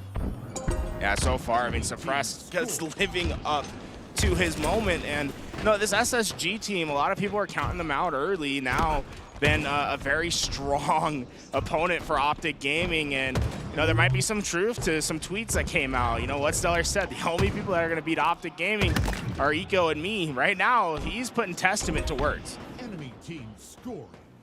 Gotta love it. We still have to close this out, though. It's not over just yet, and it's this man on your screen right here. It's Legend, who has been a thorn in the side of everyone he plays up against. 18-6 in this game with camo in his hands, looking to make some sort of an impact. And the information on Eco is good. He'll perfect him. Doesn't need any help whatsoever, even though he was waiting for it. Yeah, I've got a couple more kills that'll go down, but the players that remain for SSG have access to all 3 lanes, and I love this expansion from Stellar. He's going to go to B while his teammate works at C. They have that spawn trap towards long haul. If they win these next few engagements, this trip cap's going to be gnarly. All 3 of the members of Optic Gaming push through, and they end up getting a couple of kills there on the C side. We'll see if they're able to continue on these slays here. Optic looking to continue their lead, but like you said, SSG dominating. Did that seem like Falcade's controller stopped working there for a second? Possibly. Yeah, it felt like he was like standing still out in the open, but we'll have to see. It looks like they're continuing to play on for now, and it's a trip cap for Optic Gaming. That will be shortly lived. Space Station gonna have to work out from that long haul side. With Legend getting that first kill, things are gonna get much more difficult. Renegade anchoring down on the A side, 3 down for SSG. And you see on both sides of the equation, it's one player that's popping off. It's Renegade, it's Legend on the side of Optic Gaming, and on the side of SSG, it's suppressed. Both with 20+ kills. There's the break. It's Optic Gaming, only need 11 more points here, and Legend will reset that B side, so this is a double cap help for Optic. That was actually a huge back smack by Legend, right? If he doesn't find that player that quickly, we're looking at a trip cap situation for Space Station. A few times now where there should have been a real fight for total control that should have gone SSG's way, where Legend has stopped it just in time to allow Optic Gaming to have some sort of counterattack. And that's a big 5 shot. You know, the trip cap almost went in, but now Renegade has the freedom to move, reset, and get his team into a position to fight for a home. Great play by Renegade right there. So patient. Goes in, gets the reset, comes back, gets the kill onto Stellar, then the kill onto Falcated, then the kill onto Eco.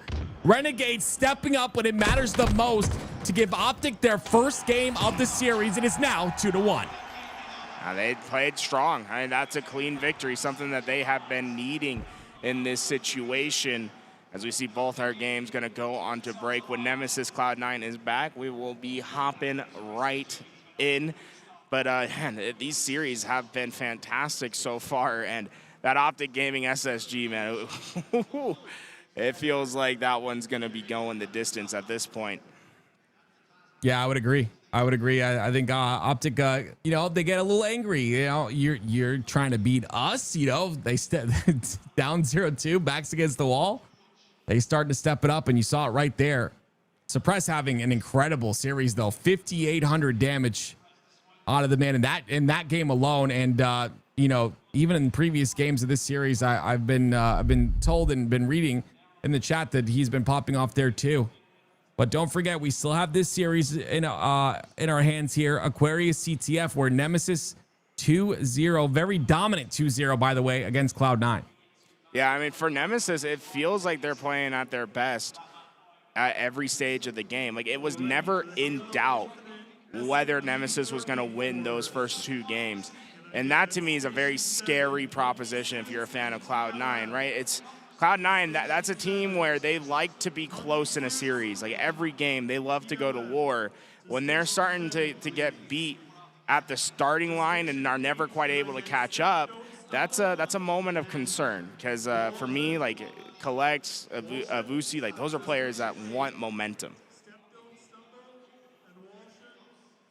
Momentum is key here. We'll see if Boo can step it up as the rest of the series goes on. Definitely a chance for Cloud9 to stay in it. If they do not, they will go home. They are on the lower side, so very important to pick it up here. But Aquarius CTF, Forbidden Bomb, and then Origin Slayer. One of my favorite maps and game types, by the way. Origin Slayer, really fun to play.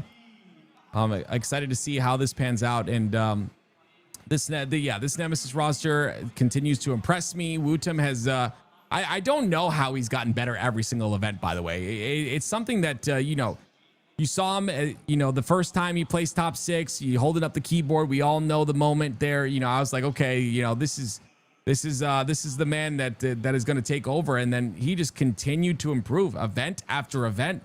The Halo brain has just gotten so much larger. And it just goes to show, you know, you can have mechanical talent and it'll get you pretty far, but you start to understand the game of Halo at a different level and you can go even further than that. Now with the Aqua Flag going to be the next map in actually both our series, I believe, funny enough. Honestly, this is going to come down to the team shot for both teams, in my opinion. Whoever can fire on full cylinders, whoever can make sure that their one-shots don't get away. I always think that's such a crucial moment on land, right? Being fast and efficient on your cleanups. Well, here we go, ladies and gentlemen. On board with Legend now. Optic Gaming. They get their first one of the series and potentially setting themselves up for a reverse sweep. They will have SSG 3 dead, and they will have them 3 dead once again as Formal continues forward. Push inside the base. Falcated just trying to look for information, but Formal's going to make sure to get the trade there with the plasma as that flag has made it all the way through the other side of the map. This will be the first flag already for Optic Gaming. This is what makes Optic so scary, right? They're a hyper-efficient team. If they get up into the base, if they're able to get those couple kills, they will not waste opportunities to pull flags. It's what makes Bound and Legend such a scary duo to play against. Oftentimes it's Bound that leads for the entry, and it's Legend that's there to take advantage of that timing that Bound often provides. You see how Bound was moving right there, by the way? That's a Bound that's a bit scary and a bit angry, as you can clearly see. We'll see if that continues. It's going to be Stellar that tries to find this player inside the util. Legend down to no shield. Stellar takes him out. Opts to go for a couple of seconds of return there. That'll naturally return itself through as he goes for this thrust. Well, we'll see if Optic can take space here with 2 down for Optic Gaming. This is an opportunity here for Stellar to get aggressive. That's Stellar. Hey, he's almost surprised that there's been no one in this base. He's going to try to go for it. Throws it out. That thrust back's going to let him stay into this fight, though. Needs to win it, but the flank comes in just in time. 4 more with the back smack. That might just be enough to clear out their base and to get that flag back home. Optic Gaming, not only is their individual skill so good, but their teamwork has gotten even better, which is crazy to say. The return comes in, and with 2 down for Space Station Gaming, it's an opportunity now for Optic to push up on the map. Information on 2 different players. Suppressed, a bit too aggressive there. Maybe thought he had an opening, but it was going to be Eco that cleans up that kill towards the top center of the map. Bound, though, is going to find a way somehow to get the camo in all the mix. Perfect shots, and now Bound gonna have plenty of time to work with this camouflage, and that player got away. Who is that? That just is hiding. SSG got a player forward, and that player is gonna be responsible for taking down Camo. Eco cleans it up. SSG now have a potential attack point as they are flooding into the base. 4 go down for Optic. Now it's just a matter of getting that flag out. Well, Suppress is in a very important position here at the top center of the map. He's got eyes on the spawners inside a fridge. He's got to pay attention to the other 2 spawners, though, that happen on the back of base. Oh, that's going to be Renegade and Legend. Legend gets a kill. Renegade almost gets another one. Suppressed finds a way to clean him up. And Legend, he's going to find the cleanup kill once again. Optic Gaming continuously resilient here in this game, but Space Station find a way to get that flag towards the back of their base, and Legend is pushed back. This is gonna be a potential flag cap for SSG. That's in a great spot. They just need 1 slay, and they got it. Flag is in. Only thing they gotta be concerned about, right? Don't go down too early. Optic Gaming love to hit the counter caps. If they're given a chance off a couple slays, they can have one right back to their own side, and Suppress played that so well, right? He didn't try to charge into the fight, repositioned himself, got to the advantageous spot for that fight, was able to get it, works back with his team, and now they have pressure on the spawners of Optic Gaming. Fantastic work of not only getting that flag capture, but then clearing out their base systematically and getting themselves ready to attack once again. Stellar pushing up, looking for that attack opportunity. With Camo coming up, this could be the time for him to get forward, and that's exactly what he does. Camo now in the hands of Stellar. Pound looking for him. Pound's gonna go down too. And Stellar's gonna potentially go back up for that thruster, I would assume, but regardless, that Camo usage gonna be big here. What can he do with it?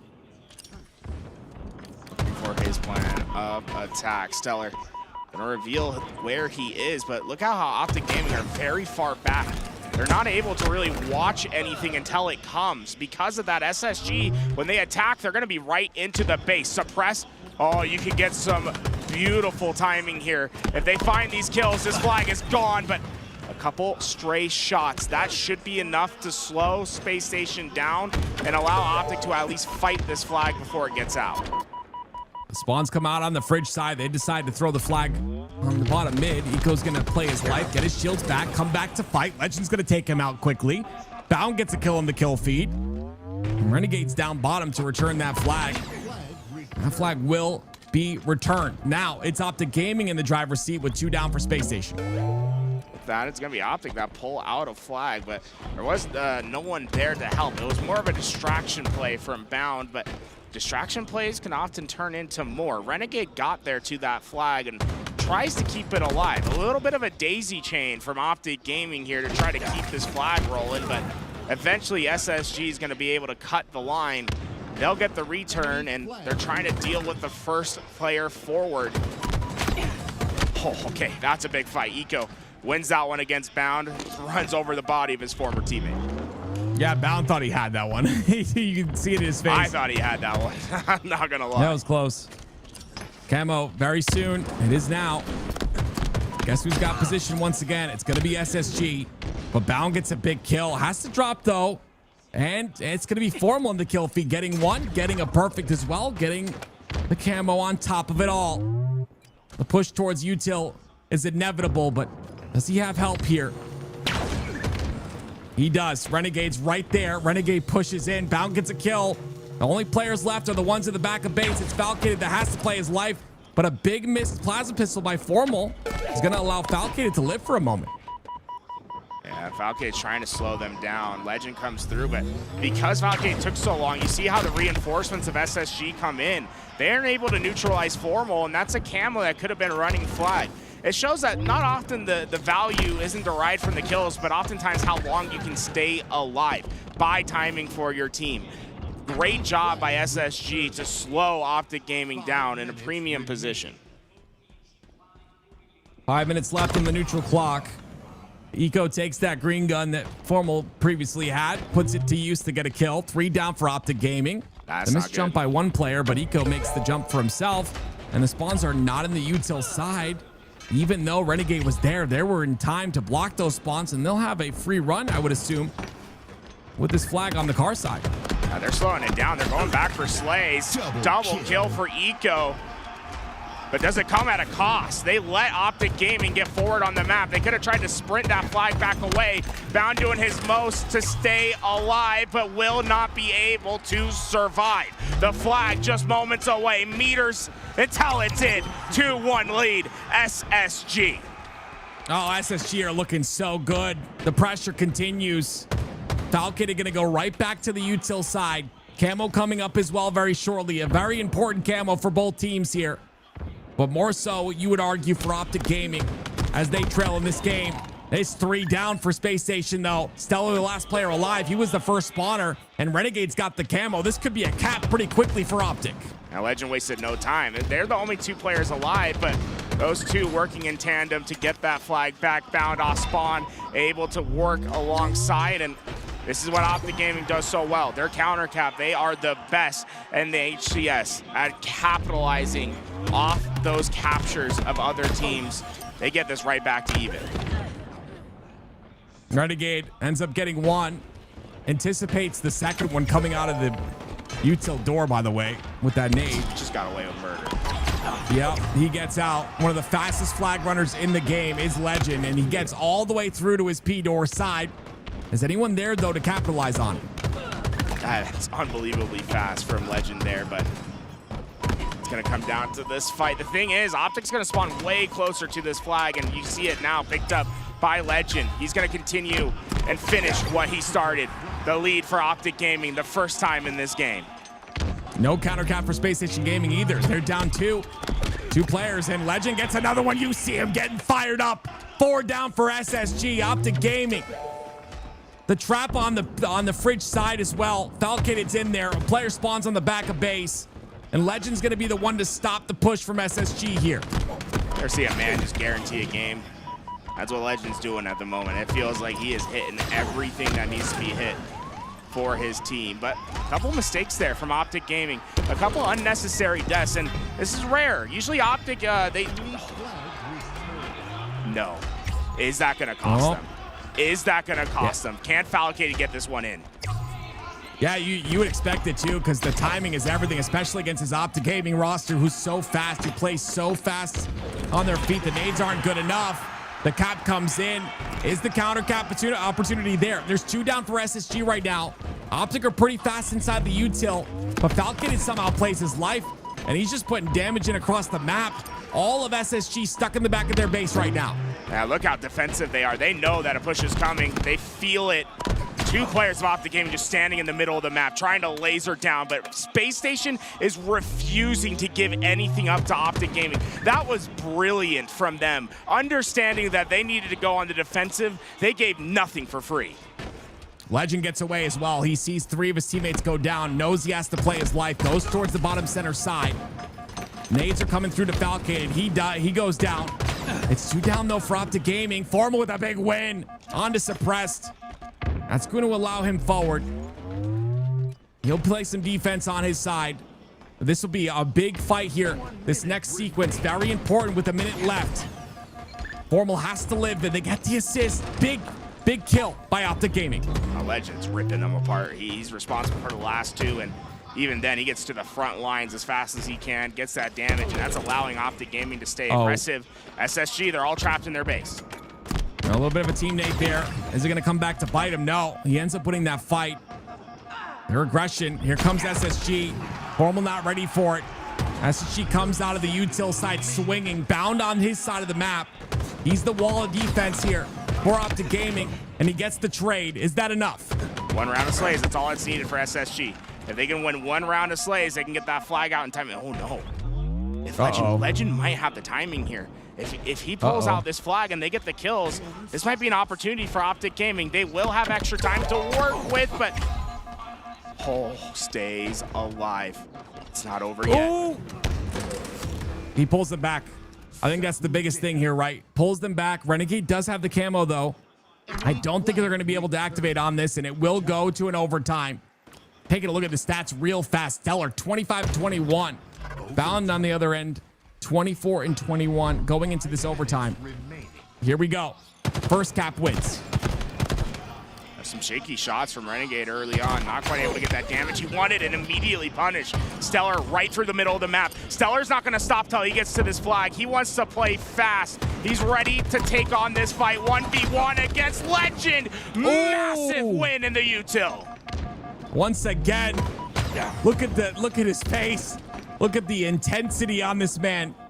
He will not lose a fight if it's up to him. And there's Renegade starting to pick things up as well.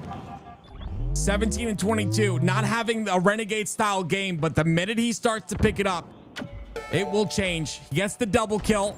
Here comes the players from SSG trying to chase. Stellar's the first one to go down. Renegade's got everything in his hands right now. Gets the second kill onto Falcade and suppressed.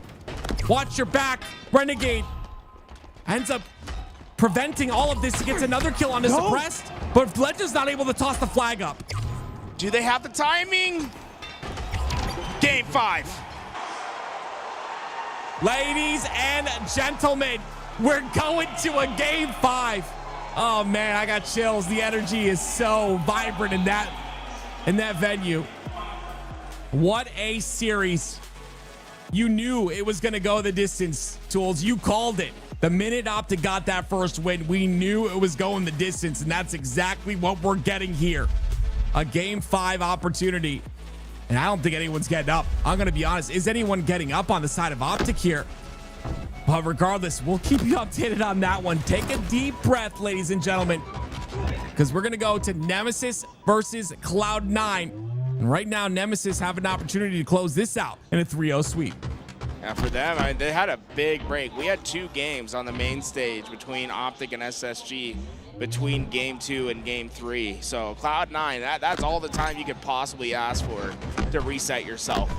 At this point, that's exactly what needs to happen. Nemesis has been so dominant in these games thus far. Something just needs to completely change for Cloud9. Well, they get 3 down for Nemesis here, and they seem to be winning the Slays battle, at least for now. Collect going forward. Obviously an overkill for him. Wutum ends up falling. The flag's out already. Will this be the first flag for Cloud9? And Boo-Boo's pressuring the spawners right away. This looks good for Cloud9, but Wutum gets a double kill. The perfect in the feed. Boo-Boo Doo-Boo's position's now known. That should be a return. It is. Nemesis deal with the overkill, deal with the pressure off spawn, and they're able to salvage what looked like a horrendous situation. What a way to break the momentum, break the fire that Cloud9 started this game with. And it's all Wutum once again. The double kill's good. Now they come out of base swinging. 2 go down for the side of Cloud9. Sab in the base of Nemesis. Now his location's known. And he takes the fight on to Glories, but traded out immediately as once again, Nemesis cleared their base.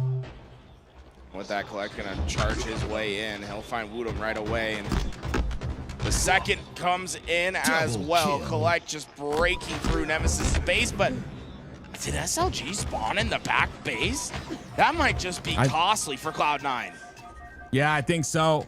A bit too forward on that flag plat, maybe. Allow that spawn to happen. I'm not sure, but SLG, he'll end up getting another kill there onto Avicii.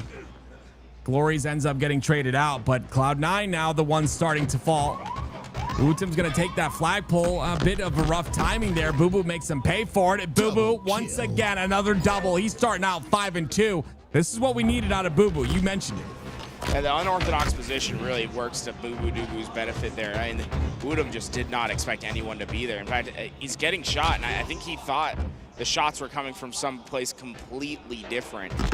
That timing and play from Boo Boo Doo Boo just really works in Cloud9's favor. Nice kill by Collect once again. But it's a little bit of defense, and that's all it is. 2 players from Nemesis inside his util. It was 2 down for Nemesis at that moment.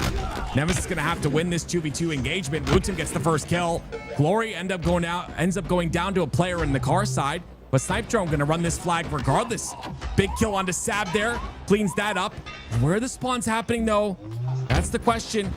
And where's this player? Obviously, inside the util, somehow that gets a kill. Utim cleans him up, though, very quickly. But it's a lot of work to try and get this flag. I don't think he's going to be able to touch it in time.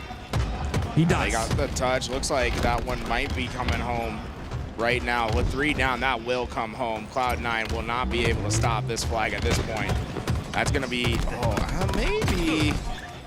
No, it should be good enough for that. So that's going to be a 1-0 lead. We're going to focus in on this Optic Gaming SSG Game 5. We'll give you guys updates on what happens with Nemesis, but Renegade opening up the floodgates. A triple kill for him as they take an early lead. Big triple kill by Renegade, 3-1 to start this game. Pound gets the sniper as well, so everything falling into the hands of Optic Gaming. Ooh, almost hits the headshot. A little peeky there, but Pound's gonna have to take another shot at it. Multiple players in front of him. They're still peeking that same angle, by the way. Takes out Stellar, who goes for the push. It's 3 down SSG. With that, Pound should have freedom to move about. With 4 going down for for SSG, Optic has real control of the map. They can just decide to take their angles slowly, but honestly, I'm a bit surprised SSG got to their spots without any contest there.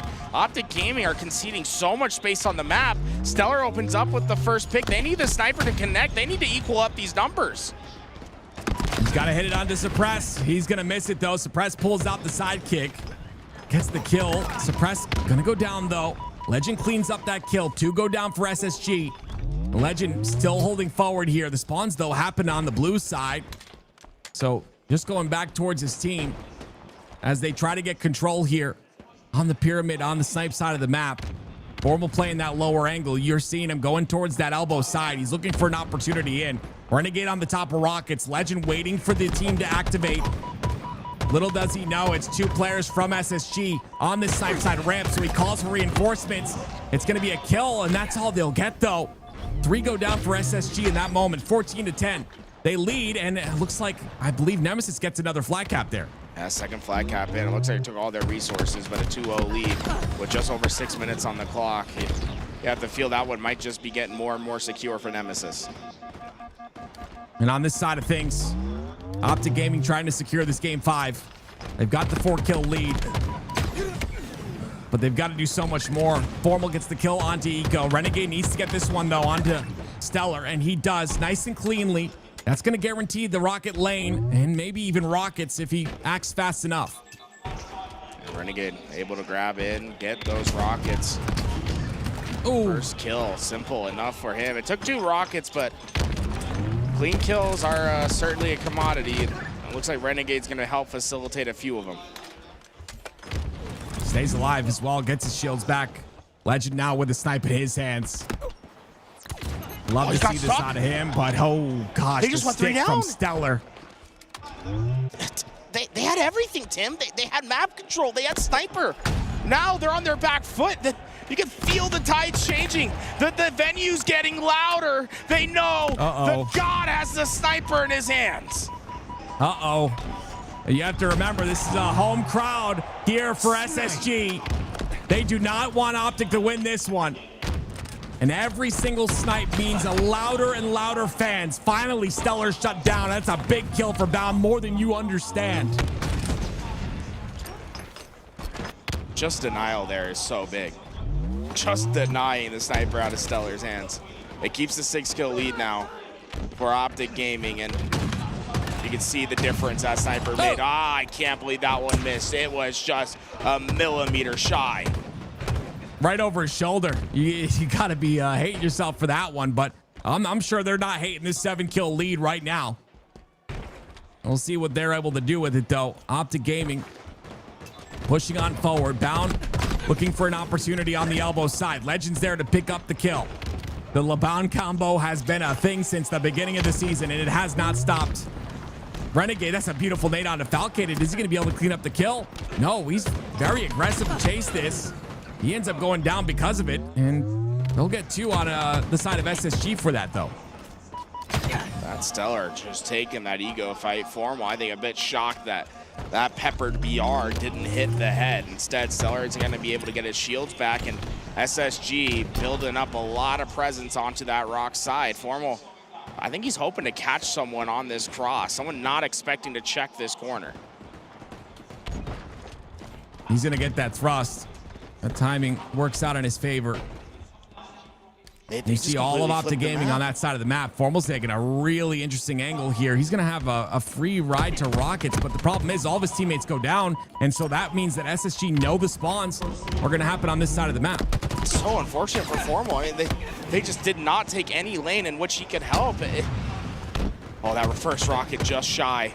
The second will connect, and the damage has been done. Players from Optic Gaming going down left and right, but Formal, Renegade, off spawn were able to get cross-map shots and able to get a couple kills to keep the lead at 5. That felt dangerous for a moment.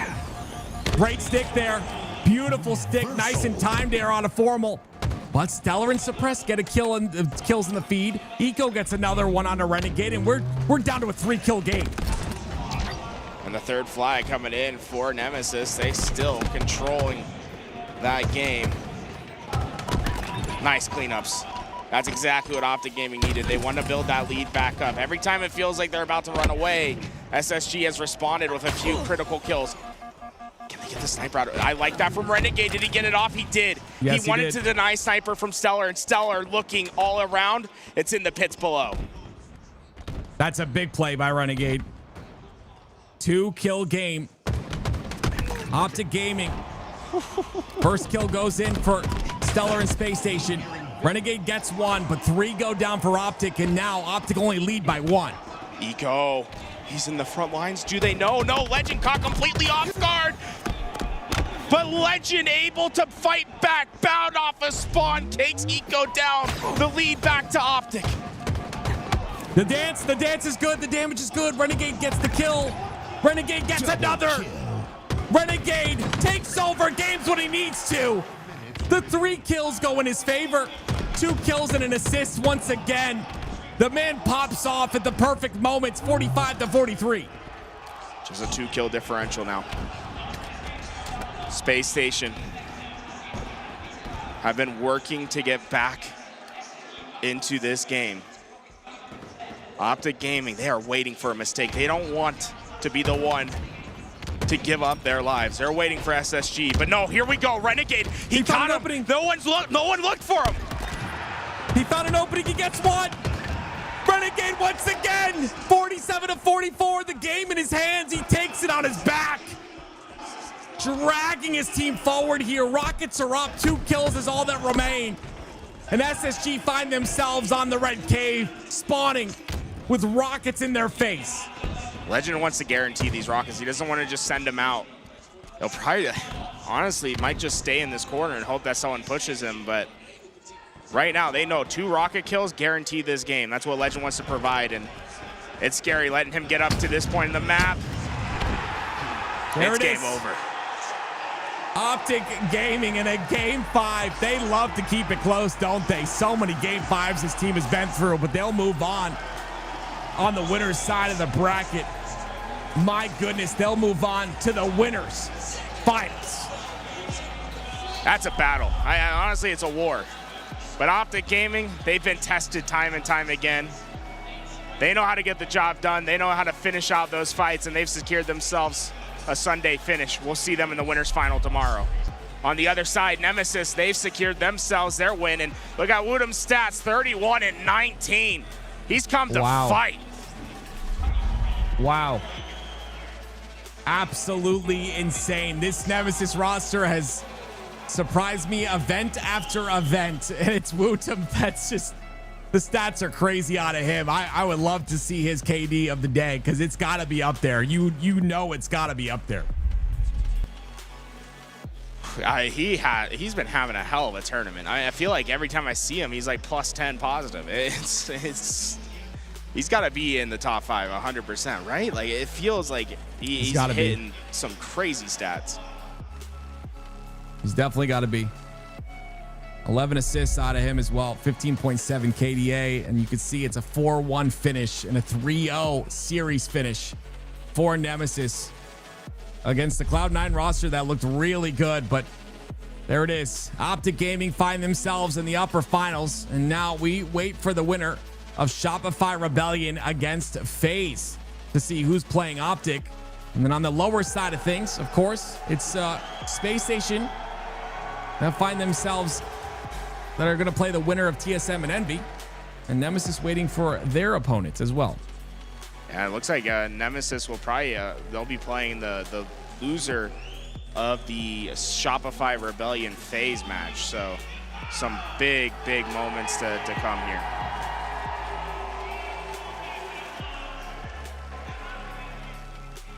Well, ladies and gentlemen, it's been some great matches so far, as always.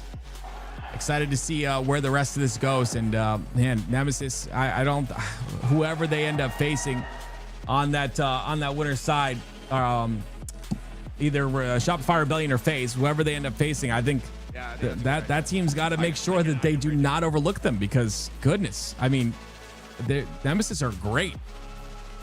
Yeah, I mean, the Nemesis look fantastic. I'm excited to see how they're able to match up in their next round. We still have TSM and Envy to come. Shopify Rebellion will be taking on FaZe as well.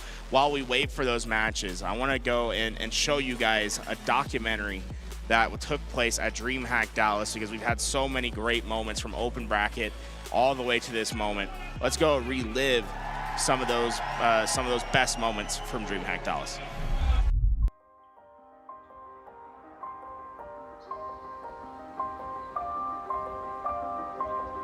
Hello, everybody. Welcome. We're coming to you live from Dallas, DreamHack here in Texas. It's day one of HCS. DreamHack, there's $150,000 on the line here on day one, and you're watching the LVT coverage. In Halo, anyone can win, right? Open bracket, open opportunity. If you're good enough, you'll get your chance. It's what makes Halo so special. So the one thing I would say about Halo Infinite as a game, it is a perfect game on LAN. Like, this game was meant for LAN. On LAN, you know everything you do is going to count. Every input you put into that controller is going to count. On LAN, Halo Infinite is beautiful. The barrier to enter into becoming a pro, it's tough. And a lot of these sports, honestly, damn near impossible. You look at what Halo's been all about. If you have a console, if you have a controller, and you have a dream, you could become pro too. Talk to any pro there is, like, their journey started through the open bracket. But with Halo, you can like build up to that, which is beautiful.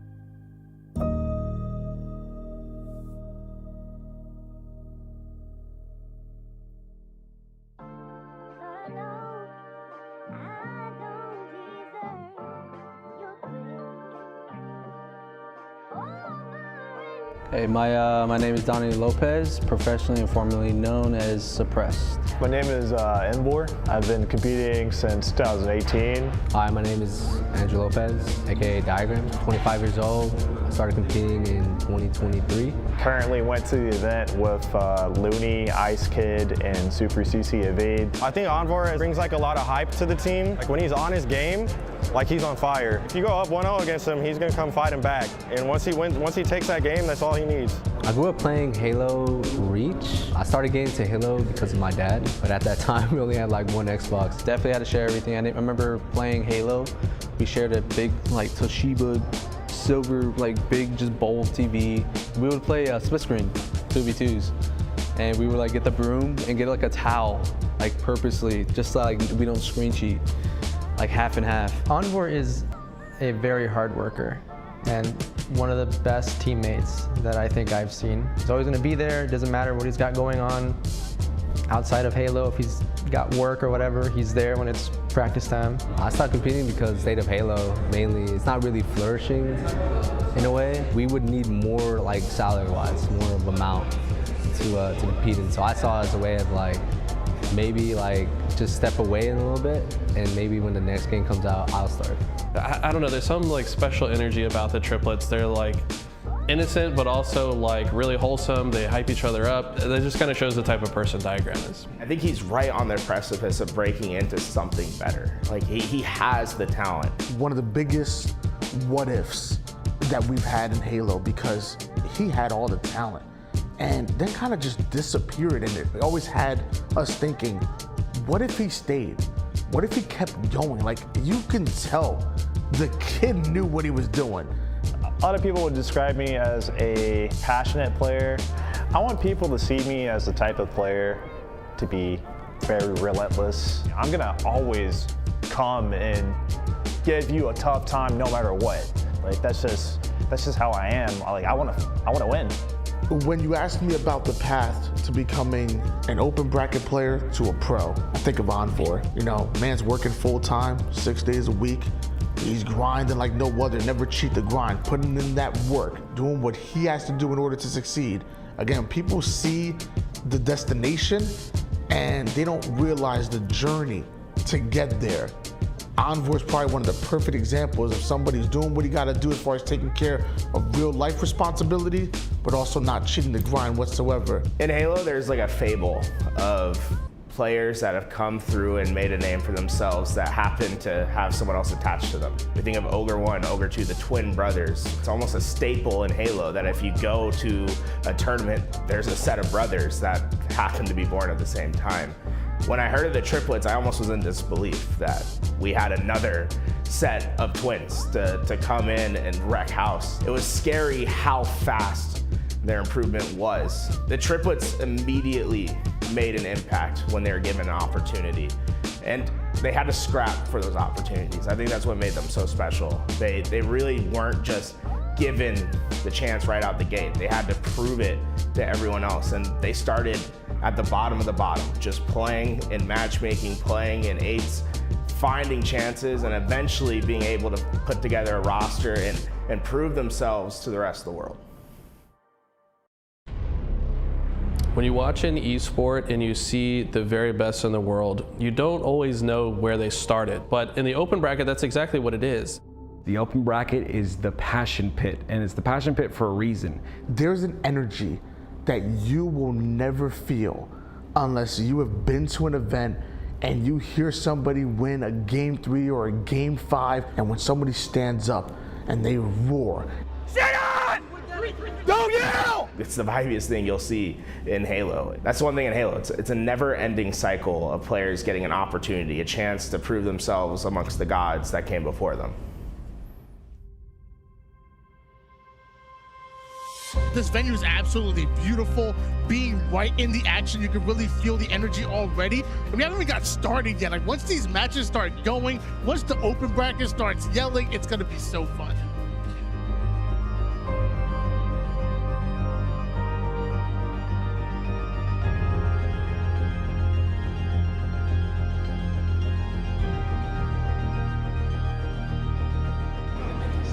Dead!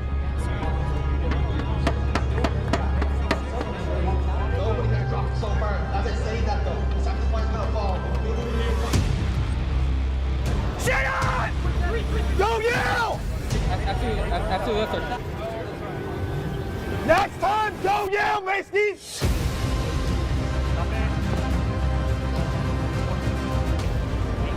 What's your leg? No, play aggro, 3 dead.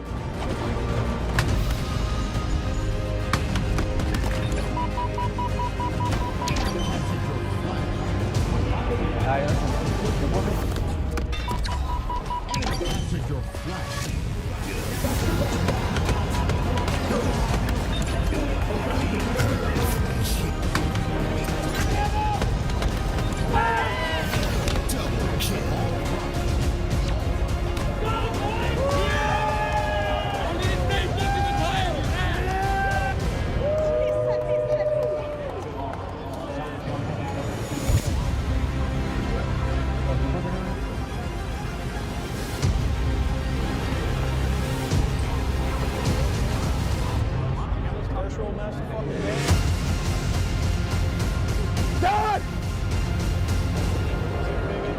Want to be on the bar? Get the fucking shit! Fuck Get the fat ass down! Make me, bro! Make me, bro! I will talk my shit however I want! Pear, what are you doing? You're 5 and fucking 15! 6 and 12! What the fuck are you guys doing?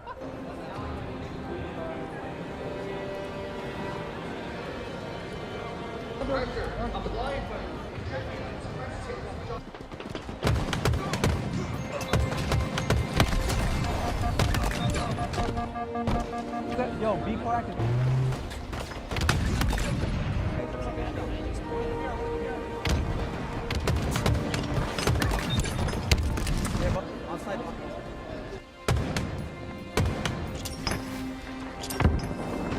Bottom bit. Nice, good shit. Team nearing victory. Nice, two shots. Yo, watch out.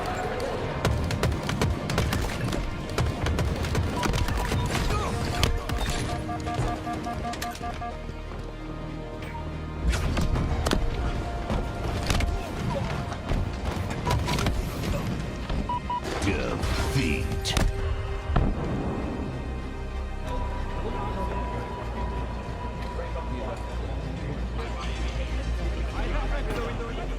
Objective incoming.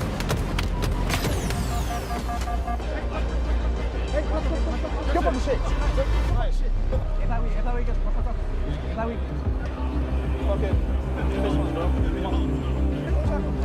Dead.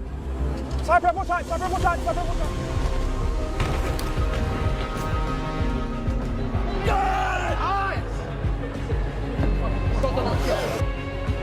All week. She's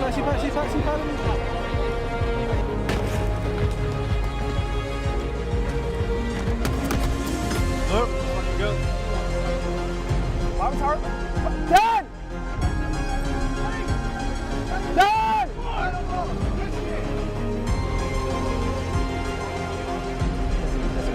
Let's do it now, bro. Listen, that's you. You can go that's you.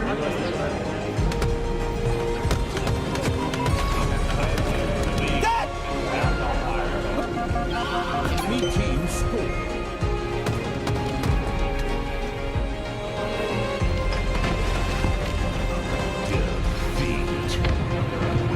I came and helped you, bro. Yeah, because you killed the one shot. No, bro, I just came out spawn. Going from fucking...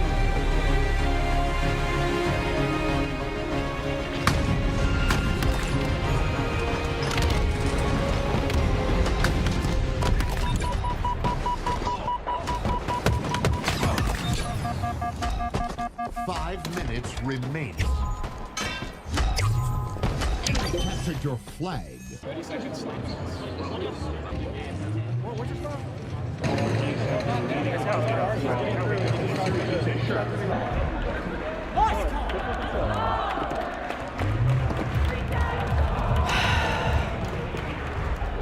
Bro, like, what are we doing, bro?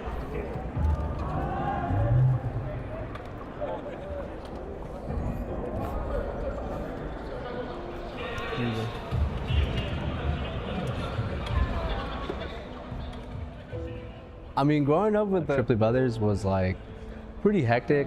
in most cases, just because we would always like fight a lot. We had to share everything. Man, it's definitely stressful, especially on my parents' side, just because like we're always competitive, and that goes for anything, sports, gaming, anything. Like, I love my brothers. For me, I think our competitiveness stemmed from that, for sure. Like sharing stuff, you know what I'm saying, going into baseball.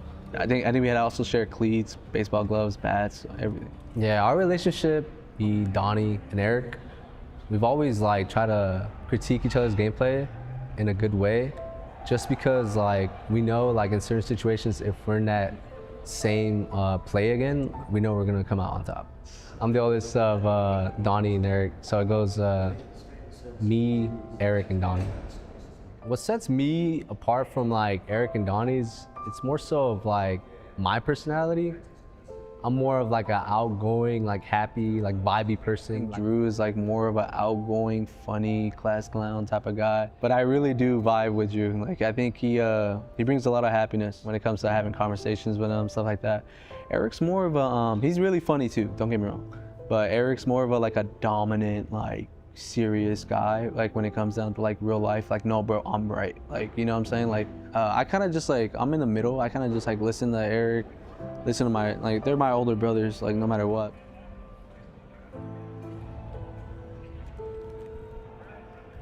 I think Diagram somewhere in his heart thought he was gonna get into pool play despite the lack of practice, because he's that confident in his ability. And I think anything else than professional play to him is subpar. That's the expectation for himself that he sets. And you know, it might have been a little bit short-sighted to think that he was going to be able to get into pool play with a pickup team at the last second, but if there's any team that was going to do it, it was going to be his.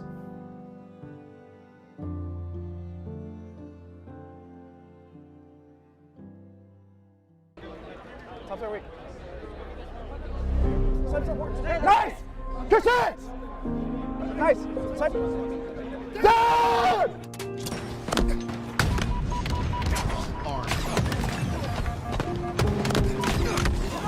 Nice! Let's go! Good shot!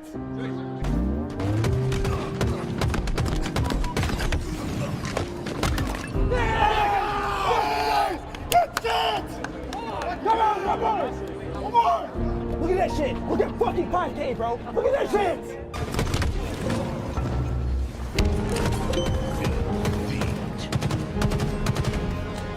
It's all good. Listen, make sure whenever you get to your teammate that you're not splitting with your teammate. All right, boys, let's go. No. I forgot where inside. Yeah, we can do one.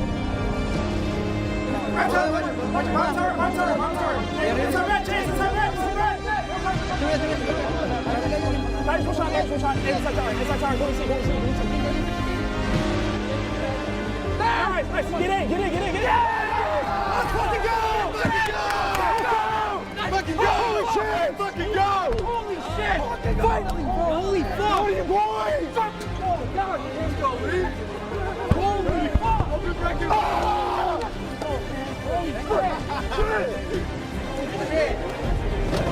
Oh my god, my headphones! Holy shit! When matches are going to start at 10:30. Okay. All your matches are going to start at 10:30. There's app entrance, so that way you can get in early. It's in the Discord, but I can also show you guys where it is. I'll link you the post.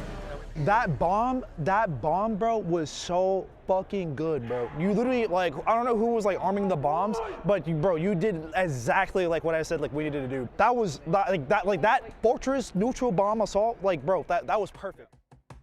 I look at that FaZe roster and I think that is my biggest question. Who is that one player that's going to step up?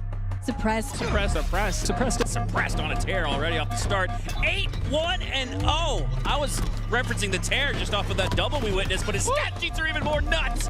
Game 1 goes to FaZe Clan. More points in favor of Cloud9. Oh, Suppressed starting to put on a show, maybe. 3-1 the score. FaZe Clan victorious. Yeah, it's going to be a long old road to come back, especially when Suppressed is playing in this way. FaZe Clan will take the first map. Shock Rifle's about to spawn yet again, and it is going to be the killing frenzy for Suppressed. Watch out long, bottom middle, watch out on me. Apple, watch out, double stack, watch out long. Nice, Sonny, my god. FaZe Clan, their eyes are set on breaking into the top 2. FaZe Clan will get the clean sweep. 3 to the good against Z10. We are seeing a very impressive FaZe Clan here at Friday. Relatively smooth sailing. Now they're just waiting for the open bracket team. How you feeling after that one? I felt great. My teammates allowed me to do that. I love these guys. They pretty much play for each other at all times. So. And we'll find out who our open bracket teams will be joining the party in pool play and how our pool play teams will fare against them. We can fucking beat these hits, all right? Okay, let's do this shit. One game at a time, bro. All right? All right, what's the next map, bro?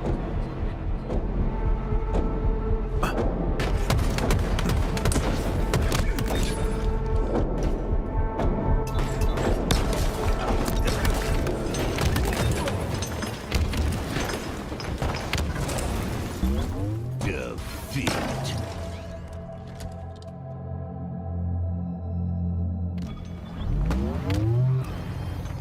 Enemy flag returned.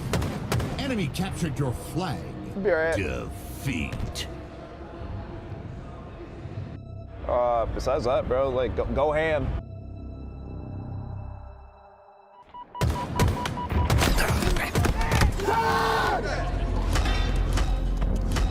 I can't do anything about this. Captured your flag. Defeat. All good. All good. Next map. Bro. All right. Let them go. Keep the energy up. All right. All right. Listen, bro. We can beat these. Hey, we can beat these hits.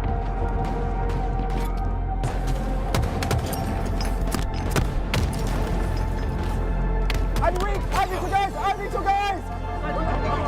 Ivy one. Nice. Nice. Thank you. Holy shit. Nice. Good shit. Good shit. Good shit.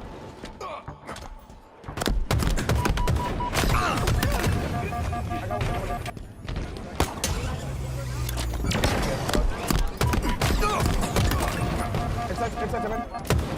Hey, red subs. I can't. Just try to get it. Go away, Lou. Defeat. Oh, it's all good. Good try. Cycling around the map with the oddball. Usually you see that with damage being dealt. But after 3 go down for Z10, that'll do it in round 1. That's good. That is massive, man. Z10 might be staring at a double-up advantage for Unreal Nightmare after all is said and done after this sequence. More 1-by-1-by-1 pushes. You cannot do this. You cannot do this if you're Z10. You're going to get wiped off the floor. It's a masterclass from the freshman Ice Kid as he's locking down the oddball and more time. And his team and making the objective easier for his squad. Then he initiates the rotation to tower after you squeezed all the OJ out of A engines, guys, because this was as well played of a snipe tower hold on the oddball you will ever see. Super CC sends us to a game 5. Game fucking 5, baby. Let's fucking do this shit. Holy fuck. Top guy weak, top guy one shot, Way harder now. Yeah, I mean, they keep trading. Okay. Chick with the filthy quick scope might just seal it for Z10. 24-8. Pop off. This Chick guy, man, he's just randomly has generational games. Can he hit another headshot to close out in style? Doesn't. Jimbo with a rocket, man. Power weapon. That was routine. There. And we talked about that.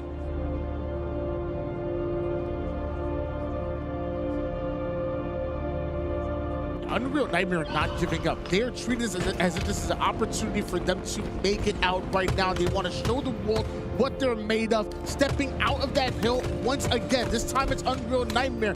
Draw in Cloud9. They're not going to let them set up across the map for free. This is just game-changing out of Encore. You can hear the energy too. I can hear them even getting loud in a match like this. It's just so cool to see the passion continue on. Cloud9, they use patience in order to make sure they get their kills. They're able to do that, and by the time Unreal Nightmare go 3 down, that's Cloud9's opportunity to hop in the hill. 2 kills is all Unreal Nightmare needs. Big win by Booby. Nice, good shit. We'll give it time, boys. Nice. Good shit, boy.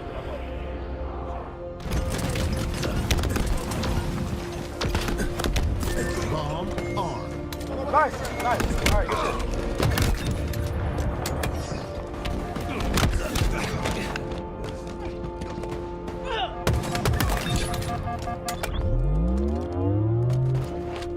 What is going on here? Looney, push forward. Oh no, that's it. That's it. Cloud9 have the bomb in their hands, and they'll close out this game, and they will go up 2-1.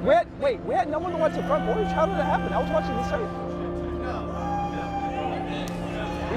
We need to guarantee that. It's all good. We don't want to. It's all right.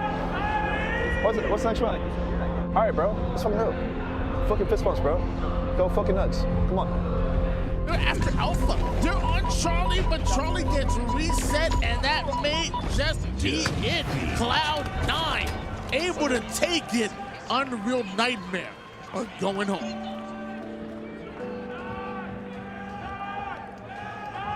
The most exciting moments for me at least was, you know, having to go through that open bracket and make winners. Everyone was feeling confident. We pretty much did exactly things that we talked about like having to do. The game plan obviously had to have tweaks in the middle of that tournament, which did help us overall. Like I said, I'm like proud of my teammates. Like we came in the pools and we didn't get blown out. You know, we sat there and put up a really good fight against like all three of the teams. I'm just like glad that like we all just like came out full effort playing. You know, even like when we lost to Z10, we still showed up and played against C9, going over and doing stuff that we like talked about like after that Z10 series. I feel like he wants more. That guy wants to win, man. Even placing out of the top 8, probably not happy with that either, I would say. I hope the guys aren't really feeling too bad. You know, I know they obviously like wanted to do better than, you know, what they got, but hey, I mean, it's still something no matter what at the end of the day. And you got to look at it in terms of, hey, like we did this, and obviously we know that like we could do better, and we will over time. Just, you know, got to get back to the blueprint. That's all it is. You know, sometimes you got to lose to start winning. If that's how we're playing with like 6-7 scrims with each other, and we come in, we swept like 3-1 like almost every fucking open bracket team, and we're going game 5 with 0, C9 like all close games except for like that last game, like bro, like we're just gonna get only better from there. I'm not tripping about it. Bro, we got like what? We got #1 seed now in open for travel coverage. Go back, get reps in. We got 2 months and a half. Just put in the fucking reps, bro.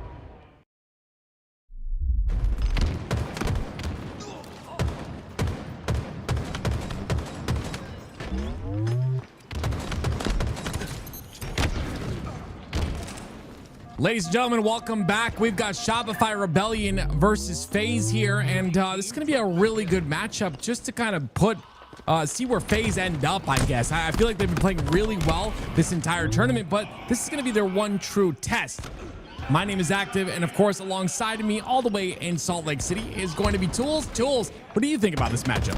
I think this is going to be a great test for Shopify Rebellion to see where they're standing right now, right? A strong presence against this great FaZe team, I think could sign towards Shopify Rebellion having a great performance tomorrow. Obviously, Optic Gaming SSG, that went to Game 5. I think all the fans want this one to go to Game 5, but for Shopify Rebellion, I think for them, it's about getting business done today. 100% agree. I think, you know, obviously 2 of these players on this roster want to win their first tournament. And Cycle the last shot, of course. And they could do it here. Cycle showcasing some talent there with a nice little killing spree. They're about 60% of the way through this first hill already, and they've got FaZe trapped on that snipe side already. Yeah, with that, Cycle just watching the exit. Cycle, easy headshot to the first. The shot will miss towards the second, but FaZe going to be slowed down significantly here. And honestly, a bit surprised that the Shopify Rebellion was a bit cautious on getting into this hill. It felt like they could have gone in much earlier, but I don't think it's going to matter at this point. In fact, it won't. First one on board, Shopify Rebellion come out strong. Yeah, with little resistance as well, which is so interesting to see. The Slays, I mean, they're kind of even across the board. I guess not necessarily if you really look at it. There's 3 kills missing, +2, so a little like a 5-kill deficit. Regardless, it seemed like 0 resistance there out of the side of FaZe. Now we hop on board with Snakebite with the camo in his hands. What is he going to do? he can really set his team up for success with this camo. That first perfect is going to be a good start to that. Snakebite's going to be able to put a lot of pressure onto those back players as well.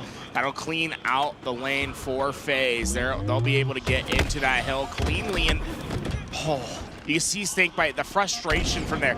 Tilt that head away. He knew that was one that he needed to get. Yeah, it's unfortunate. Maybe the fact that these two have been, Roll 2 and Snakebite have been teaming together for so many years. Roll 2 just knew what play he was going to make there. And ends up reading that play. As you can see, with that kill on the Snakebite, though, it is the side of Shopify that get a little bit of time, but it will also be 3 down for Shopify Rebellion. Last shot, the last player alive, and it's going to be FaZe that get a bit of hill time here. Wait, well, no, they actually step out of the hill, and a lot of time is lost. Now with that, FaZe going to try to get back in quickly, but you have to feel this presence of the shock rifle coming up. If Frosty can find the timing here, he could find a couple players unsuspected to a shock rifle. Oh my, double kill. Frosty clears out all by himself. That shock rifle creates the impact needed. Hey, I'm gonna be honest. I didn't know you were a fortune teller, Tools. You said a couple of shock rifle shots, and that's exactly what he lands. 2 perfect shots for the double. And like you said, in the hill he goes, halfway through already. In this hill, number 2 for Shopify Rebellion. The spawns come out on the blue side. It is going to be Lucid, the first one forward. He gets his head peeled off. And another one, once again, it's going to be Frosty that makes big impact with that shock in his hands. And Frosty looks scary right now. It was not missing with that sniper whatsoever. And FaZe's push might just be over. A couple for last shot. He does max damage to the next 2. The collapse is coming. Everyone is down. FaZe will all hit the respawn, and Shopify Rebellion take a 2-0 lead. And they immediately get in that next hill as well. They understand where the spawns are. All of FaZe trapped on the snipe side once again. On the bottom of that lift. Snakebite will try to push forward, but with that, he takes 4 shots of damage. And Cycle's in a great opportunity to get that hill towards 25%. Gets out, avoids the nades as well. And wait a minute, it's going to be Lucid that gets a double kill on the kill feed. Great push by Lucid and Penguin. Cycle's forced to hop out because of it. But he gets the kill on a Trippy somehow. Yeah, when he needs to guarantee something, he does just that. Trippy could have been a huge presence for FaZe, but instead, they're going to be really one-dimensional in their push. Both those players stuck bottom middle, and Shopify Rebellion have plenty of space and time to play with. They're just able to play cleanly here because of FaZe's push disintegrating on that right side. They'll get it to over 75% the way there, and now just 1 round of Slay will equal a capture for Shopify Rebellion. Well, there you go. 2 kills go in the hands of Shopify Rebellion. It's going to be FaZe that come off a spawn once again on that snipe side, I would believe. No, it looks like the loop spawn is happening. No opportunity, though, to really enter in and stop this hill time from occurring. Cycle's just been able to make this his home the entire time. Even though Trippy goes in, he goes down, and it's 3-0 already for Shopify Rebellion. I think Cycle was almost hoping that they would contest there. If he would have been able to kill that player in the contest and get out, they could have milked out a bunch of time off that hill. Instead, they had that 3-0 lead with over 2 minutes on the clock. Now, obviously, you love being up 3-0, but 2 minutes is a long time. You're going to have to start playing for the hill instead of the clock because of it. Not the worst situation for Shopify Rebellion, but it does open up a door, a path in which FaZe can make a comeback. Well, Frosty getting that first kill onto Penguin makes things a little harder for Shopify Rebellion, but we'll see what Trippy's able to do with this camo.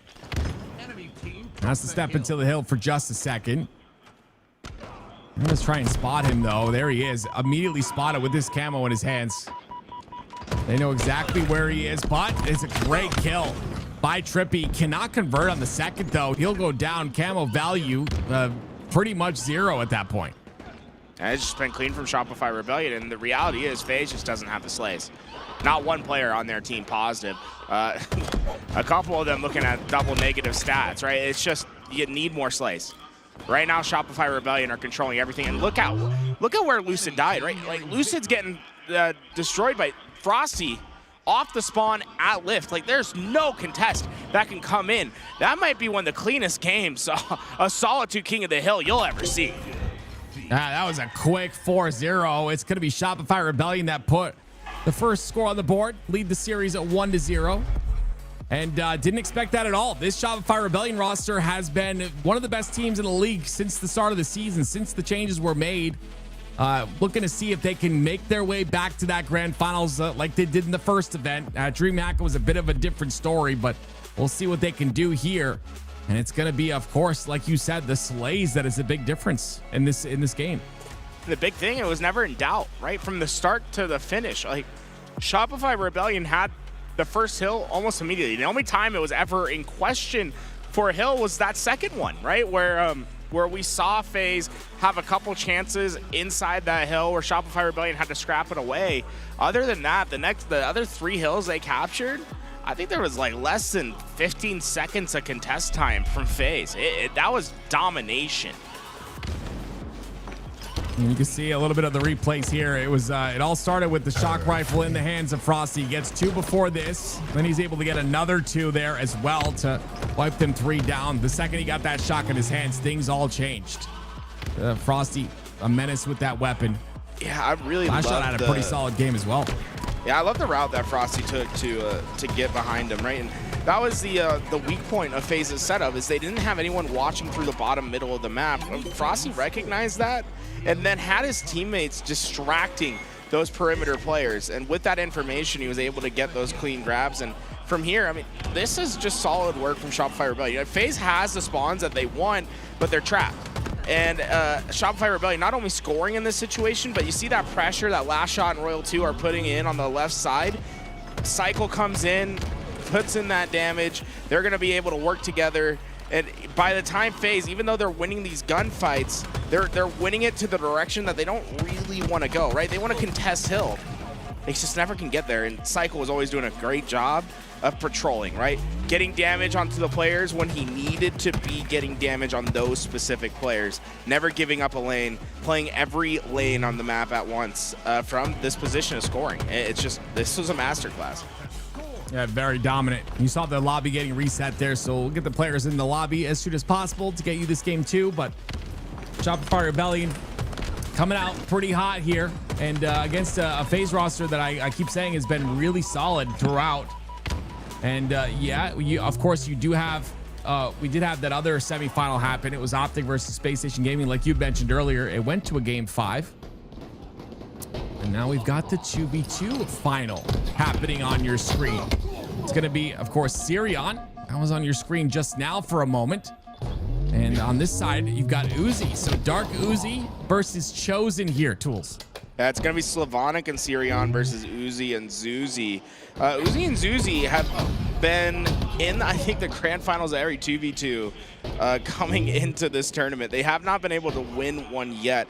We'll keep an eye on this whenever we get the chance. I'm hoping that maybe we get to see an Uzi Zuzi finally get over that hump and put the trophy up for themselves.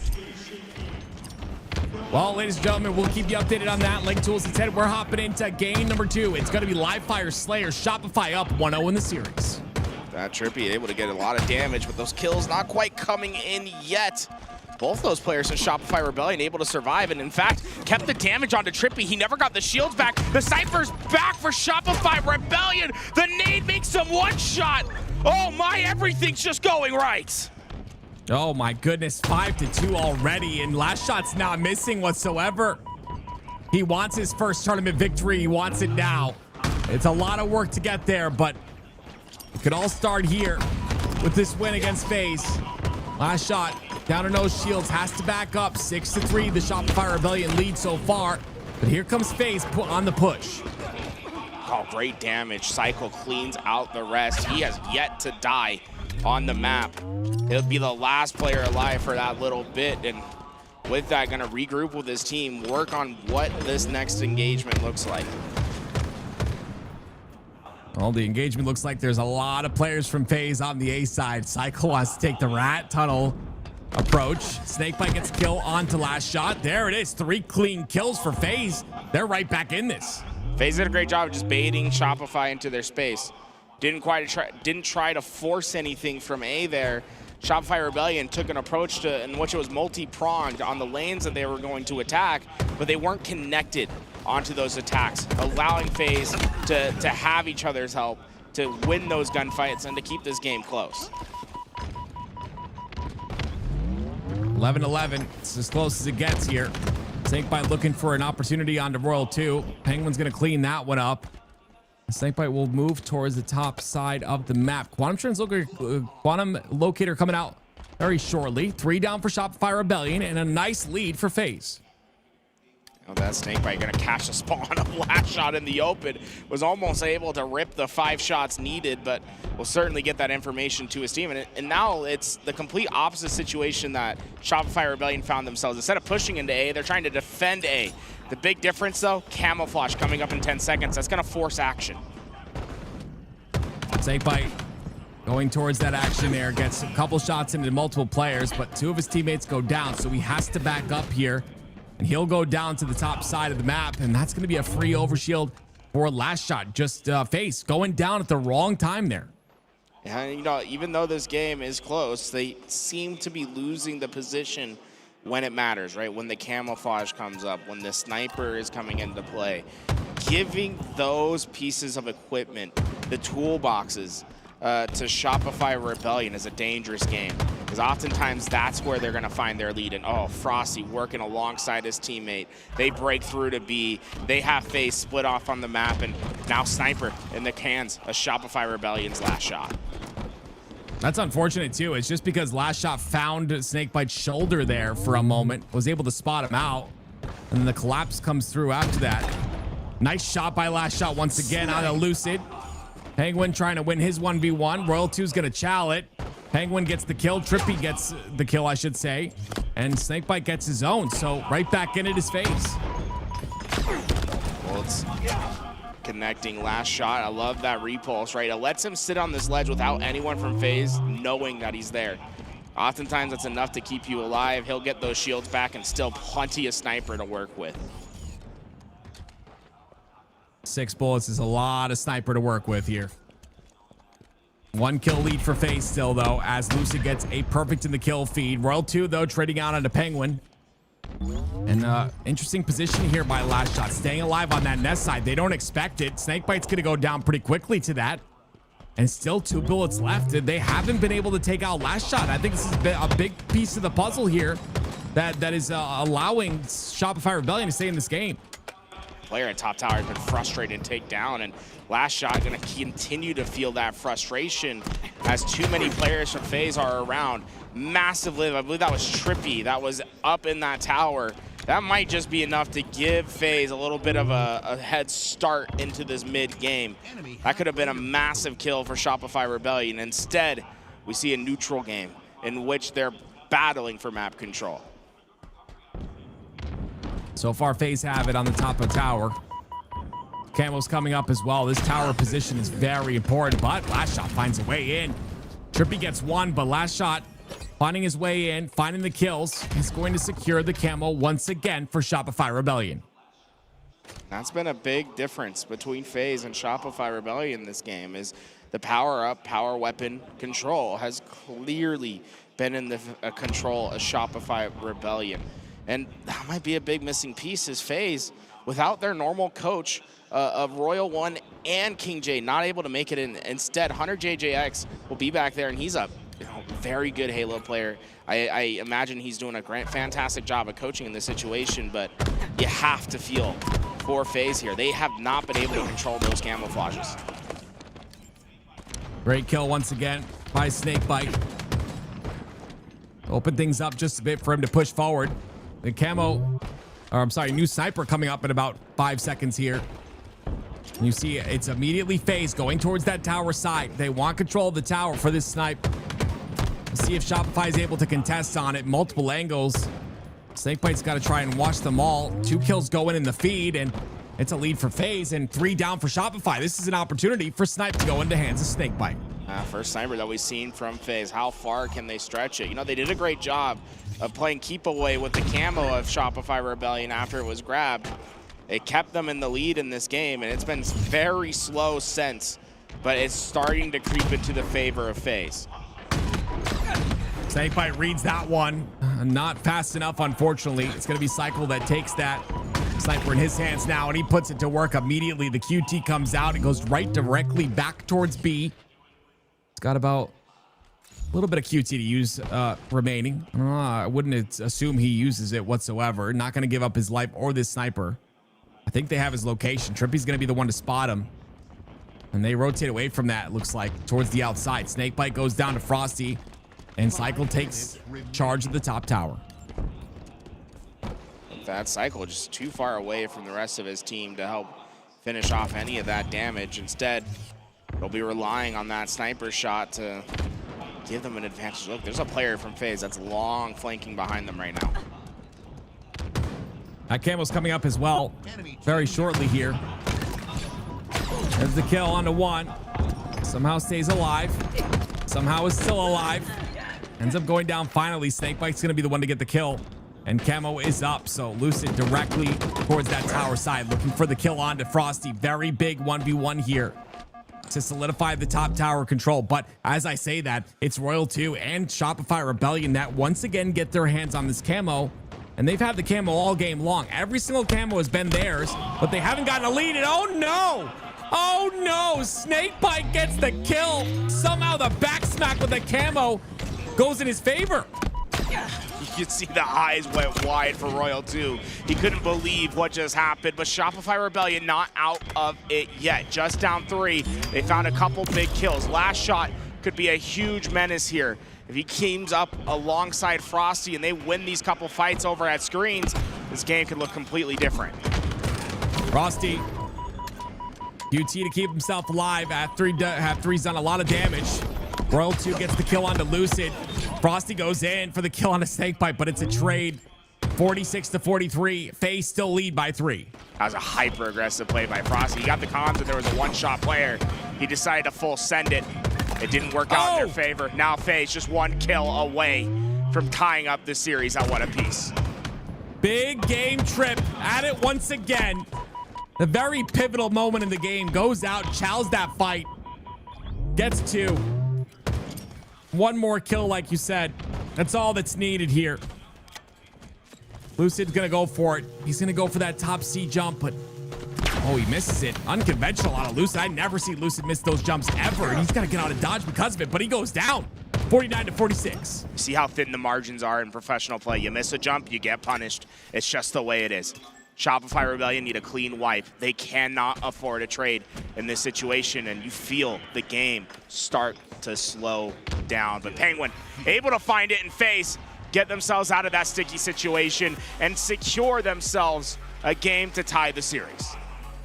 Goodness me, that camo play was everything right there. The kill on the camo player, I mean, Royal 2, maybe hitting Snakebite's side there. You don't necessarily, I mean, we see them on land, but they're a lot more rare than they are online, the blank melees. I feel like he hit him on the side, and then Snakebite gets an angle behind him, gets the kill, regardless of how it happened or what happened. It was a huge kill on the camo player, and that changed everything for the side of FaZe. Trippy almost dropping 5k damage. Last shot, unbelievable. 5,600 damage in that game. That is an unbelievable amount in a Slayer. We're going to head back to the 2v2. It looks like Uzi and Zuzi were able to take game 1, but right now it's Sirion and Slavonic that have found themselves in the lead in game 2. Yep, 3-kill lead here. Can the Uzi and Zuzi twins break the curse? So far, it's not looking likely, as a nice lead has been gained by Chosen, 15-11. Sirion, a player who is very, very much so impressed me, especially with his stint on BTH.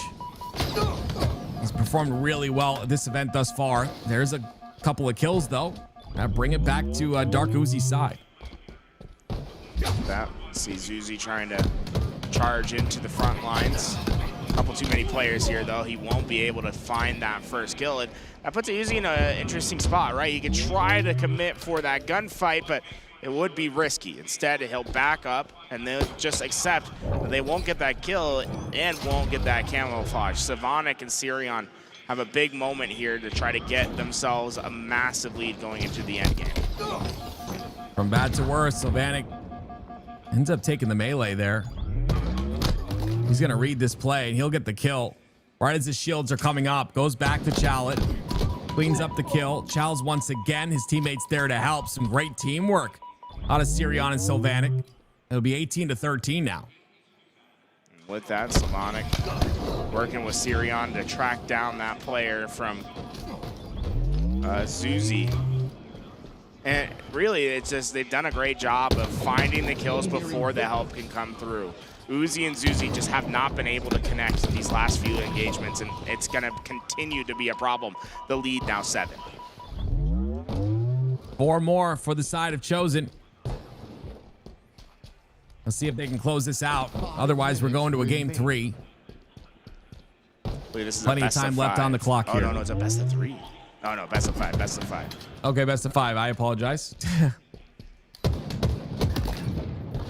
Lots of time then for the Uzi and Zuzi twins. Ooh, nice shots there by Sirion. Once again, the perfect shots as he's crowd strafing around. Gets another one as well. Wow. Almost gets the third. That's going to be Uzi that stays alive for a moment. 2 more kills. Make that 1 more kill is all Chosen need. Yeah, with that, I mean, it's been a pretty dominant display on streets. They've been able to cycle Zuzi and Uzi out of so many of these gunfights, and you have to imagine it's just a matter how, not if. Sylvanic gets it, and they'll tie the series up at 1 apiece. And yeah, in that game 1, there was a 6-kill comeback that happened for the Uzi twins to win that one. This one, they weren't able to get that same energy. They weren't able to flip things around. What's going to happen? What's going to change in game 3 for both these teams? Very interesting as you take a look at the stats here. 16-6. My goodness. I believe that's Sirion. That's just insane out of him. What an insane game out of Sirion.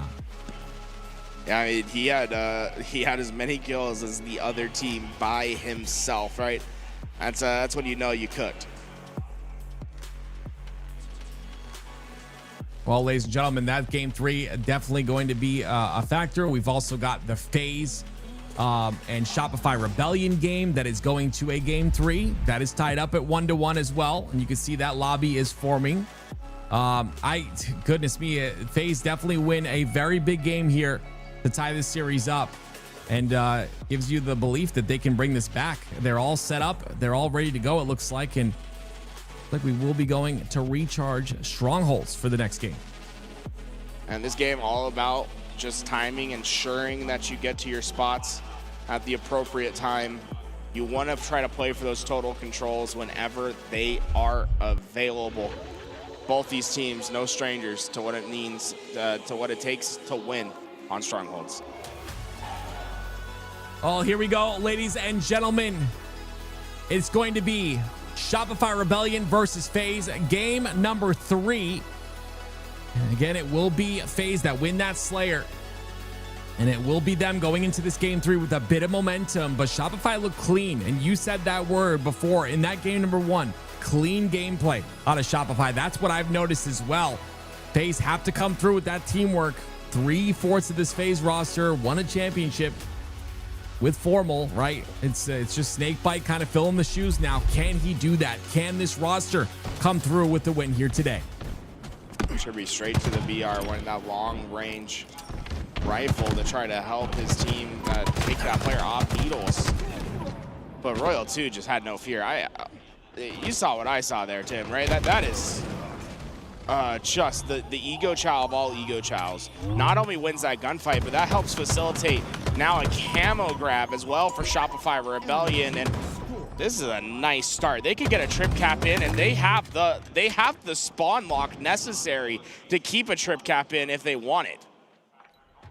World 2's gonna get away scot-free as well, and Trippy's gonna chase him with no shields. The triple cap is deadly, it's strong, and Shopify have it. Cycle also has a 4-0 KD so far. Insane out of him. Finally, FaZe gets C. They'll expand over to the B side. Cycle down to no shields. He'll go in. And this B is, I was going to say, it's very risky to get B in that scenario. It gets reset. They were trying to do all they could to stop that double cap and start getting points for themselves, but it does not work out. things just continue to not quite work the way FaZe want. They're able to get these home bases, but usually the follow-up has been short from them. Finally on the board, but how long can they continue to score is the big question.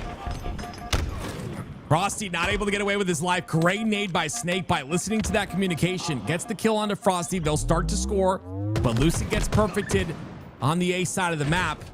So Snakebite's kind of in trouble right now. He's got players on C side. He's got that player on A that's capping A. He has to make a move, and he does so.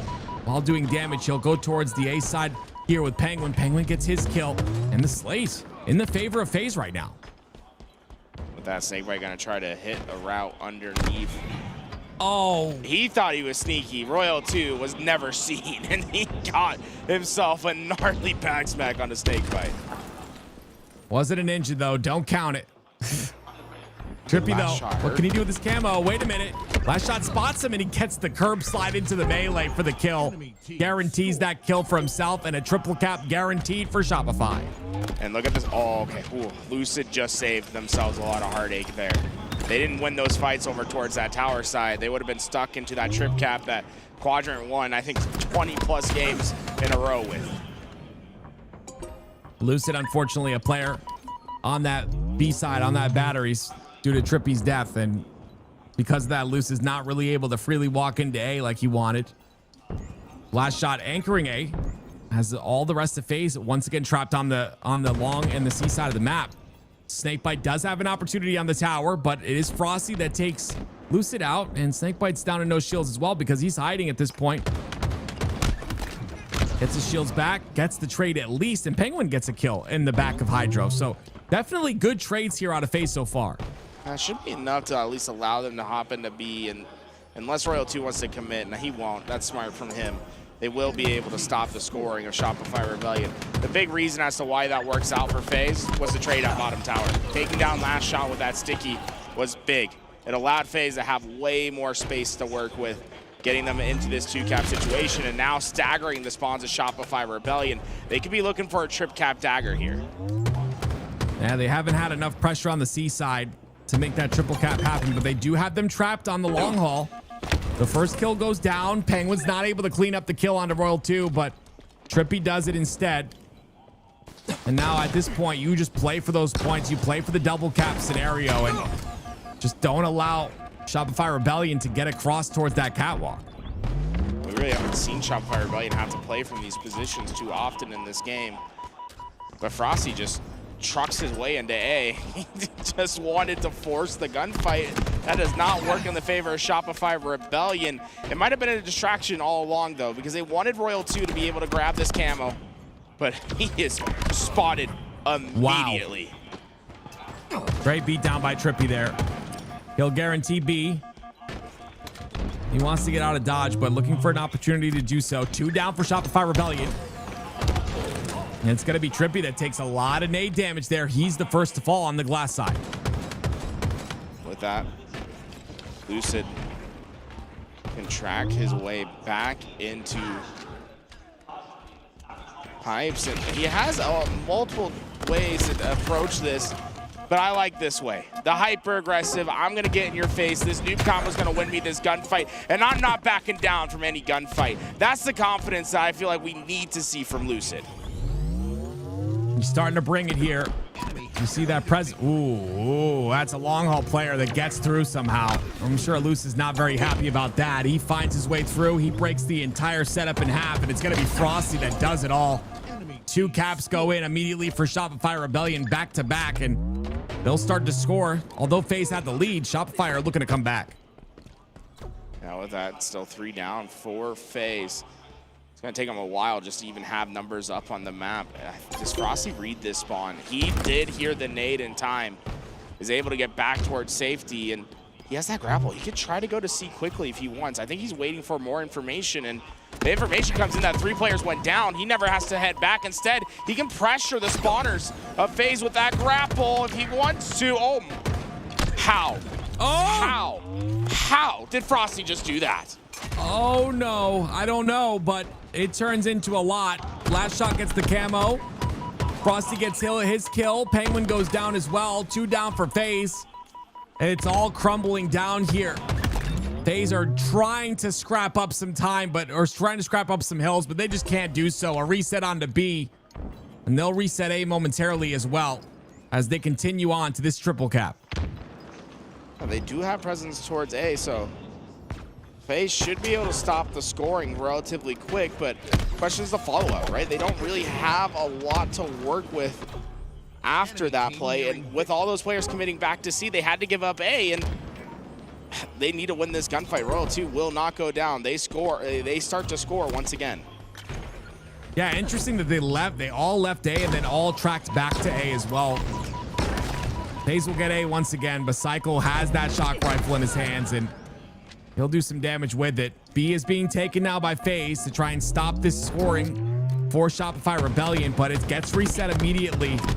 The 1v1s are just not being won. The Slays are not on their side. Snakebite gets one on the A side, but is it enough? Cycle was quietly having himself one of the better tournament runs here today. I feel like every time he's in the lobby, he's doing something crazy. The KDs have been solid.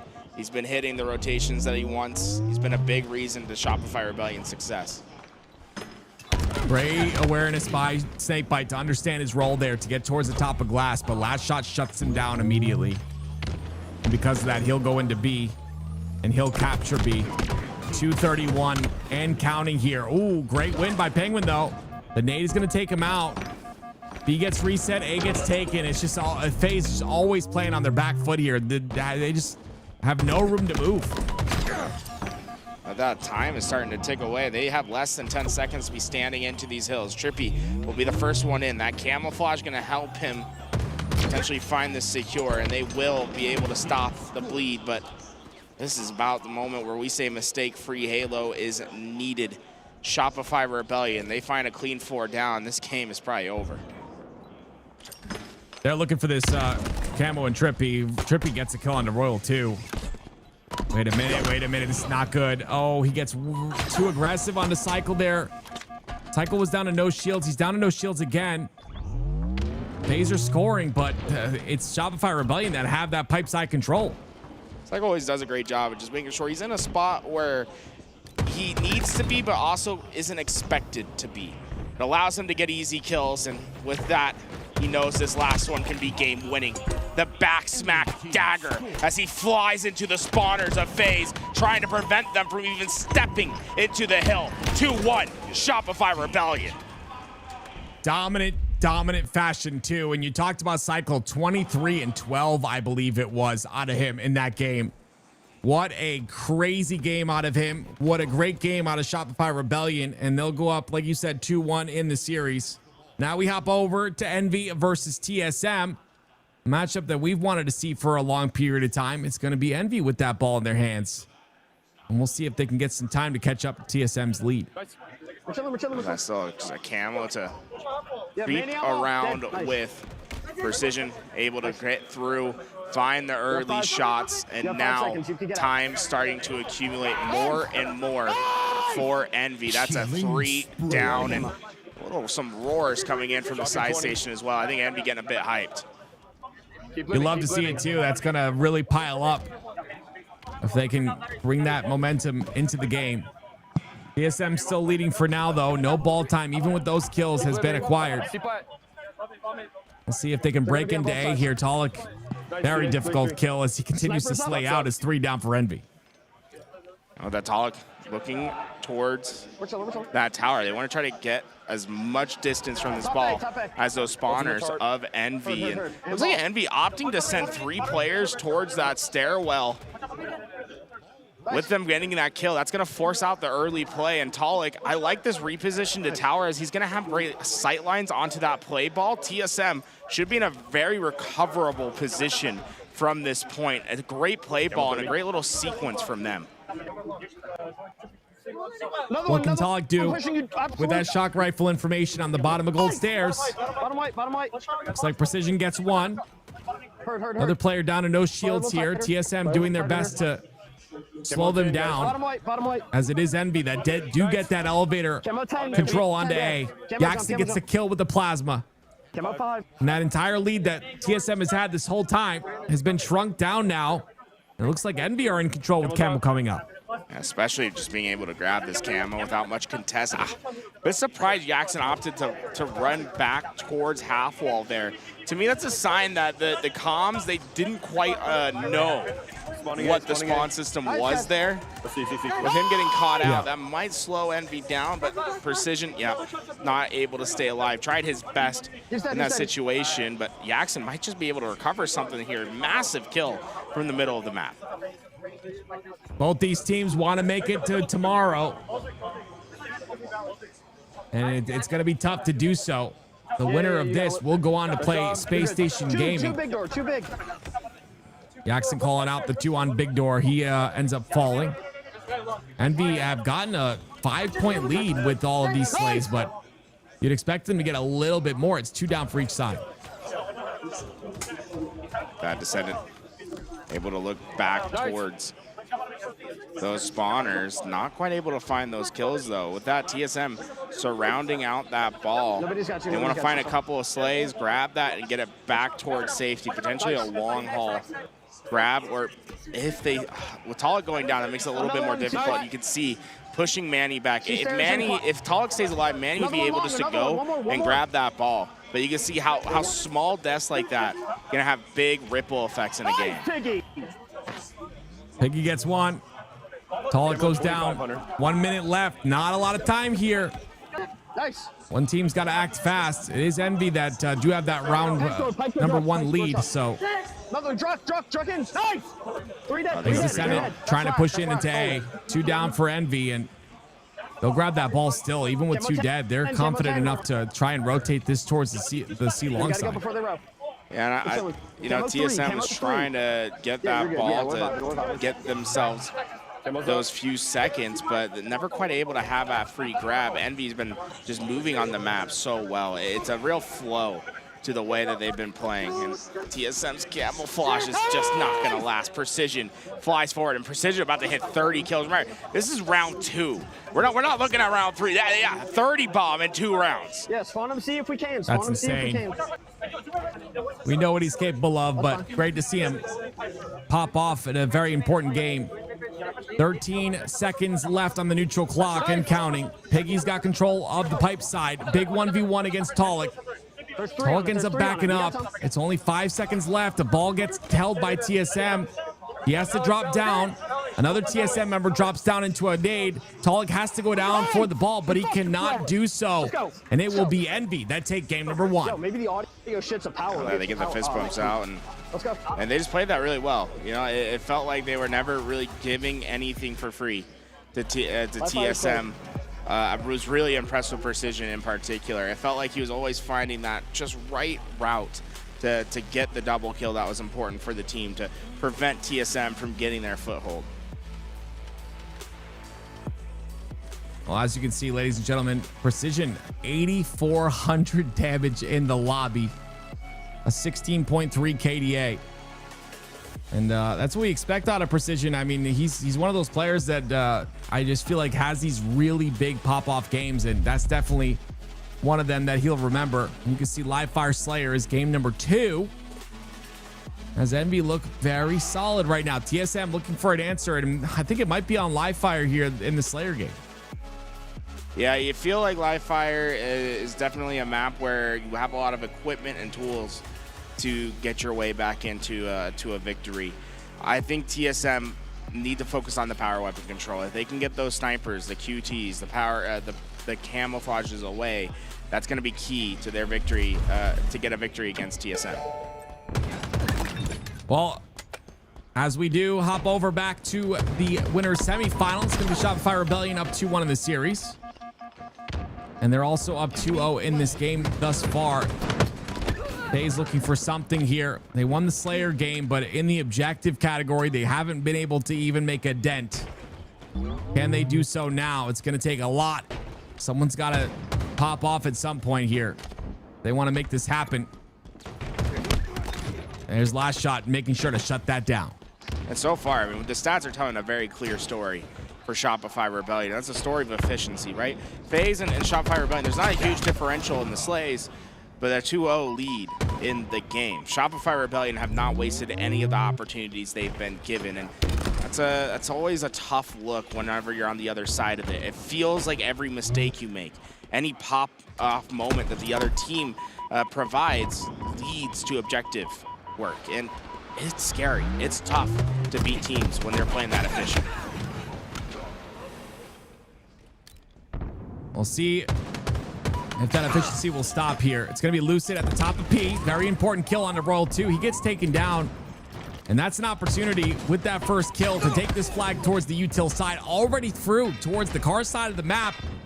Last shot takes a nice route. Great curb slide. Great movement with this flag. He'll punch this one in. It's 3-0. Shopify Rebellion lead. And that's what we're talking about, efficiency, right? It doesn't take a lot for Shopify Rebellion to bust the door open. FaZe, though, they have a counter opportunity. Able to pull that flag before the spawners come up. But Frosty winning that big fight right away. That'll slow that flag down for now. And Snakebite caught by those nades, and 4 down for FaZe. Wow, that we're talking about 1 second difference of a time. If FaZe had 1 more second there, they get around the corner. They're home free. Instead, Shopify Rebellion return and now have a chance of their own. Frosty, double kill on the feed. 2 players left inside of the base. A triple kill for Frosty. The last player alive is going to be Trippy. And Trippy, he's vying for his life right now as Cycle runs this flag very quickly to his side of the map. This could be the 4th flag here for Shopify Rebellion. I think Shopify Rebellion unfortunately didn't read the spawns correctly there. They didn't want to spawn him over towards that util side, but still, this is a salvageable position. They just need to find the slays first, but Lucid making things difficult. Double kill in the feed, and that will be a return. One of the small slip-ups we've seen from Shopify Rebellion, not quite able to take advantage in that spot. And you can see the Envy and TSM matchup as well starting out here. Envy getting that last win in game number 1. Now they look to continue that on here in game number 2. TSM, though, leading 4-0. Make that 5-0. No one dying on the side of TSM just yet. And you love to see it as Soul Snipe's gonna grab that camo, and he's got the spawners in his face. He gets the first one. Snipe. Jackson ends up going down as well to a trade. 8-1 TSM. What a way to start. Yeah, that's about as good of a bounce back as you can ask for. Soul Snipe and the rest of TSM clearly have Envy discombobulated at the moment. But here we go, man. Precision. It feels like he's a walking double kill, man. Anytime the team needs some sort of extra push, he provides. Oh, you can hear the comms in the back, ladies and gentlemen. That's Envy. We might have been early. That is calming at this current point in time. Nice. And you see how intense every single kill is. Every kill matters at this level of play this late into a Saturday. Every single kill is an important one. Every death is a bad one. It's Piggy that gets the first, gets the second as well, wants the third. It's Manny that's running away, and he's not going to let him. A triple kill for Piggy. Fantastic work from him, just flowing on the map at TSM. They had a perfect start, but that's our kill. It's not enough to sustain them yet. Envy find their way right back into it, just down 2. Hog's going to answer back. Manny comes out of key door and creates space on the cut side, but he's got to be careful. 2 of his teammates just went down. He spots someone's arm, but it has to back up. The nades are too good. They anticipated him hiding there. Bottoms up, camo 20. He'll have to back up here. Wait for an opportunity to go back in. Piggy overextended on the B side, but it's Manny that's going to go directly towards top center and take a fight of his own. 2 of his teammates go down once again. It forces him to back up for the 2nd time in a row. Yeah, but right back into that fight, is able to find his trade out. And that, you know, that's the bare minimum that you can ask for a player, right? You get stuck in a situation, you got to improvise, taking one down with you. Can't really ask for much more from Manny in that spot. Druck looking to have a game here. 1, 4, and 5 so far. It's got the assist to work with. There's a kill to couple alongside of it. He's going to push in directly. Nice. Great shots once again. Great damage. Jackson goes down.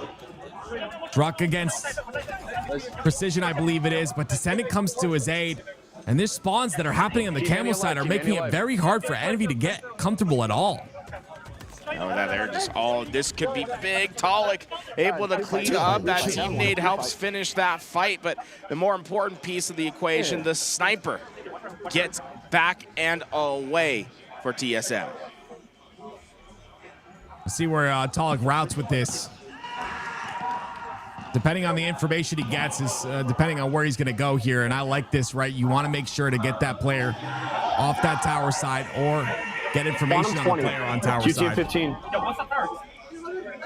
Just saw the pop-off happen on the side stage. It looks like the Uzi twins finally champions of the 2v2 in Halo Infinite.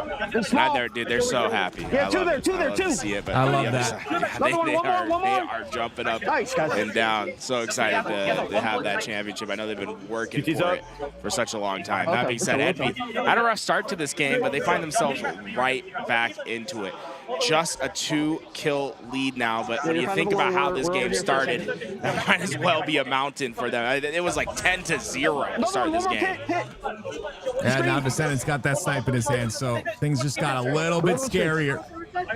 Oh, the spike grenade. He's forced down.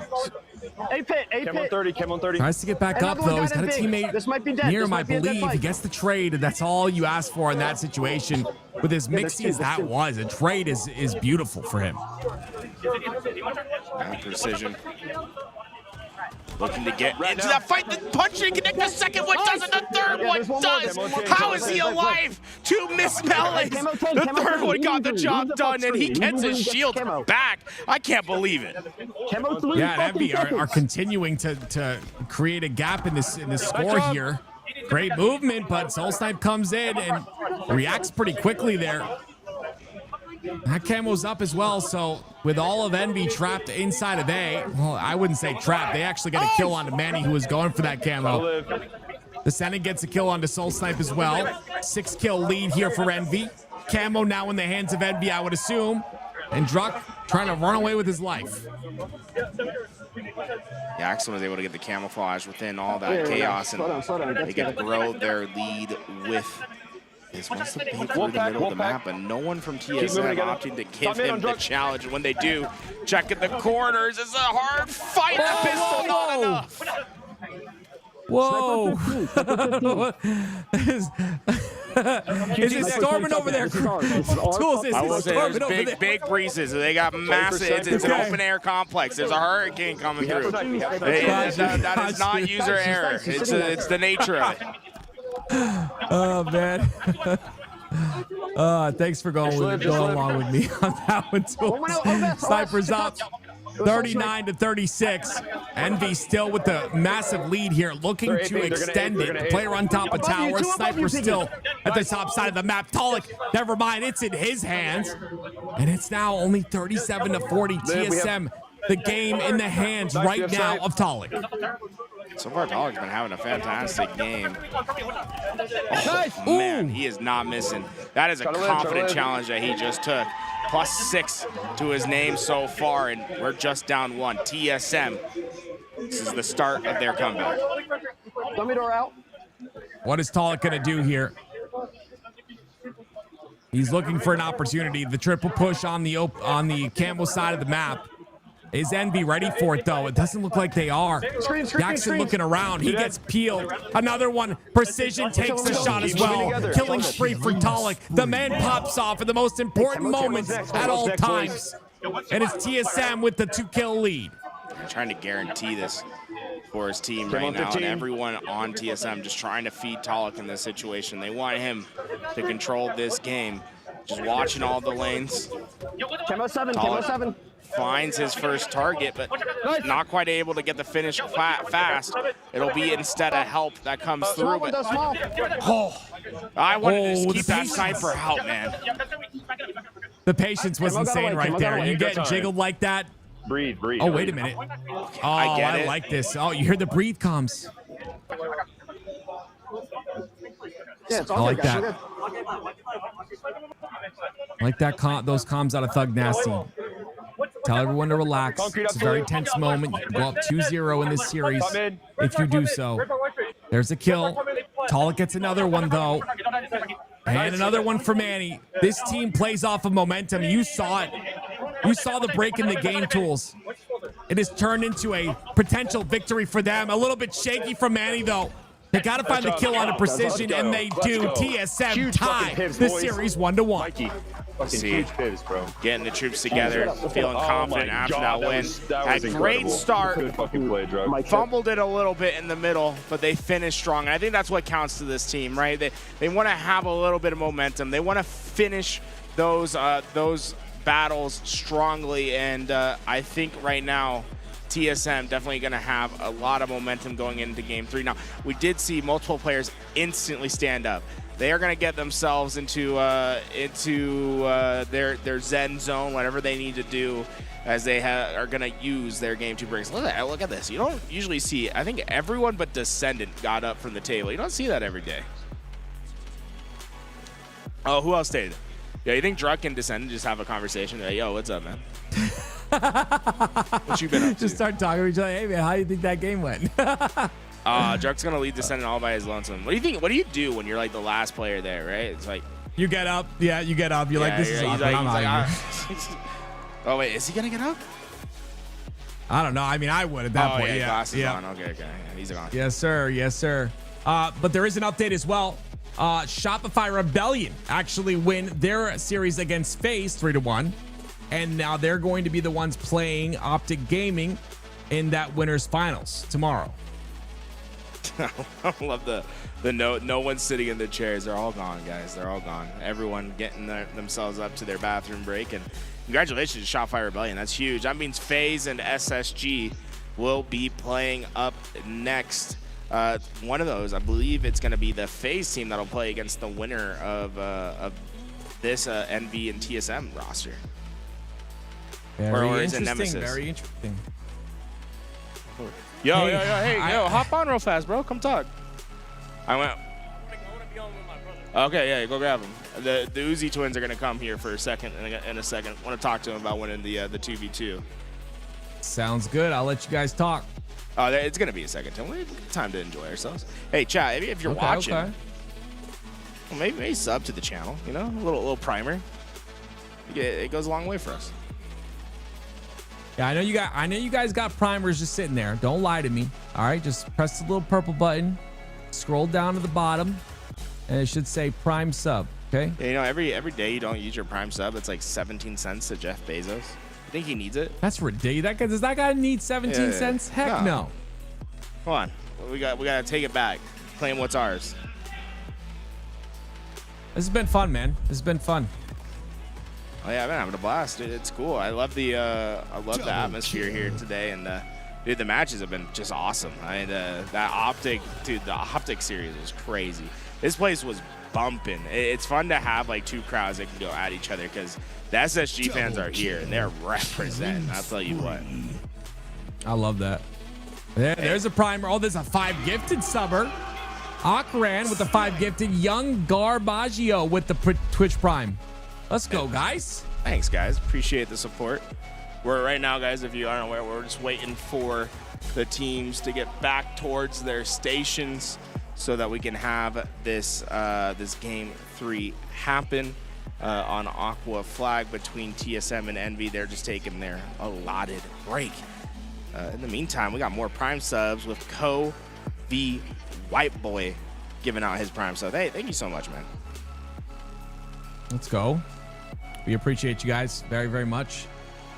This series is going to go the distance, Tools. I truly think it will. Where is CTF up next? It does feel that way, right? It's like, you know, sometimes you just get in a series, you're like, yeah, these guys, it's like, whatever happens is going to Game 5. That's how it feels. But so far, Envy has had a pretty strong performance in the objectives. I feel like this Aqua Flag is going to determine a lot. Shout out 30 months, by the way, 30 months in a row for Soul Gob. Thank you so much for the subscription, dude. 30 months, that's crazy. What a good guy. Or lady, I'm not sure, but regardless, good person. Put the pronouns in the chat. No, don't do that. What do you mean? Let's see. Chat, how are you guys feeling about this tournament? I feel like this SLC tournament's been a banger. I love the open bracket yesterday. It was so many good matches in the open bracket. International Halos never looked better, I will say. The Australians look fantastic. Both the top teams from Mexico made it out. Obviously, Nemesis has been looking phenomenal as well. They still have one more match to play today, I believe. So, I mean, hey, International Halo never looked better. I just like to see my boy Woodham on top, you know, where he belongs, and is crushing it over there. Love to see that. Unfortunately, he's got FaZe up next. I don't know. Maybe they can do something against FaZe here. 24 months from Bro. TN. You think that's his initials? What do you think his name is? Tom Nook. Right? Wow, good guess. I'm gonna go with your guess. Yeah. You know who that is? Yeah, I'm gonna go with your guess. Tom Nook. I don't know. You really don't know what that is? What it's from? Maybe tonight. That's crazy. What's up, boy? Yeah, just come on to the couch. Active, you wanted to ask questions with them? I feel like I'll listen in. I'll listen. You guys have your convo. I'll listen in. Listen in. We got a little bit of time before this TSM Envy match starts up, but I want to talk to the champs. Zuzi joining me on the couch. Dude, you guys, I feel like you've been in every grand finals for the 2v2, every tournament. It never happens. And then I saw you guys get up. I thought there was tears coming down. It felt like you guys finally set out and accomplished what you wanted to do with the 2v2s. Oh, yeah. Like, it just... Because the first 2v2, like, there was one 2v2 tournament at London that we were up 2-0 and we got reverse swept, and then after that, we never took a map in grands. And the way we got reverse swept was like, it was so bad because it was like the little living room, the gym with the quadrant event, and they thought no more side stations or like Xboxes were on, and so they just pulled the plug on that side of the venue. Yeah, and they're like, oh no, yeah, we're still here. And we're just like, we're mid-series. Yeah. And then it took like 20 minutes to get going, and then we got reverse swept. And then ever since then, we've gotten second at 4 more majors, and here we are, gold.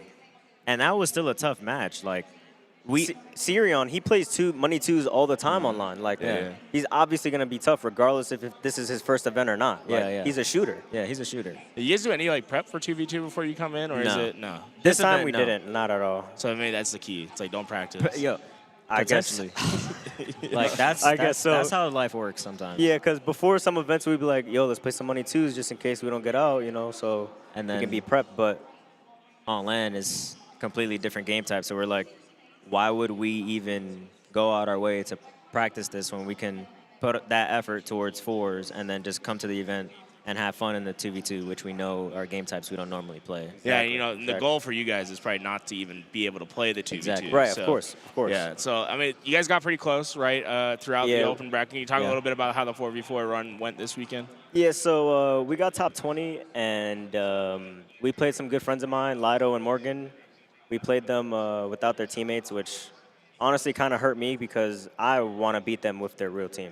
Yeah. I really do. And I hugged it out with them. I'm like, bro, like, I know this shit sucks, bro. Yeah. I'm just a competitor at the end of the day. I have to beat you. Yeah, we want to play against other teams at their best, you know? Exactly. That's the whole point of competing, you know? Yeah, what was your, you have any like memorable moments, anything that you did that was crazy on the sticks this weekend? Go. Well, I guess my moment. I'll say my moment and then a team moment. Okay. When we were playing Ether, I absolutely did not miss with the snipe. It was crazy. And I love that. Yeah. You're just like frying. Yeah, it was still 3-0, but it was like my sniper was definitely hitting, and they obviously felt it. But we didn't come out on top regardless, but it's all right. They've been playing Halo for years. That side of the bracket was crazy, by the way. It really was, and it didn't help that other people were like, that upset happened at the top side of the bracket. Oh yeah, AB lost to us 18th seeded team. Is that the biggest upset in the ever? open? It's gotta be. See, I mean, I remember Dark Inside from, or was it Dark Inside from last turn? Like there was that the wasn't 11 that seed. Eclipse? Eclipse, yeah, not Dark Inside. Eclipse from the 11 seed won the open bracket, which I feel like I was like, you gotta give it. That's tippy. Yeah. I feel like you gotta tip that one. I'll say it's like there's some crazy things like Omen, the top team from Europe that had the 1 seed after all the drama went down. They went down pretty early. There's like just a lot of chaos in the open bracket this time around. Yeah, that's crazy, man. And one like team high, I guess, that we had when we played Kraken, we took them 3-1. We lost the series.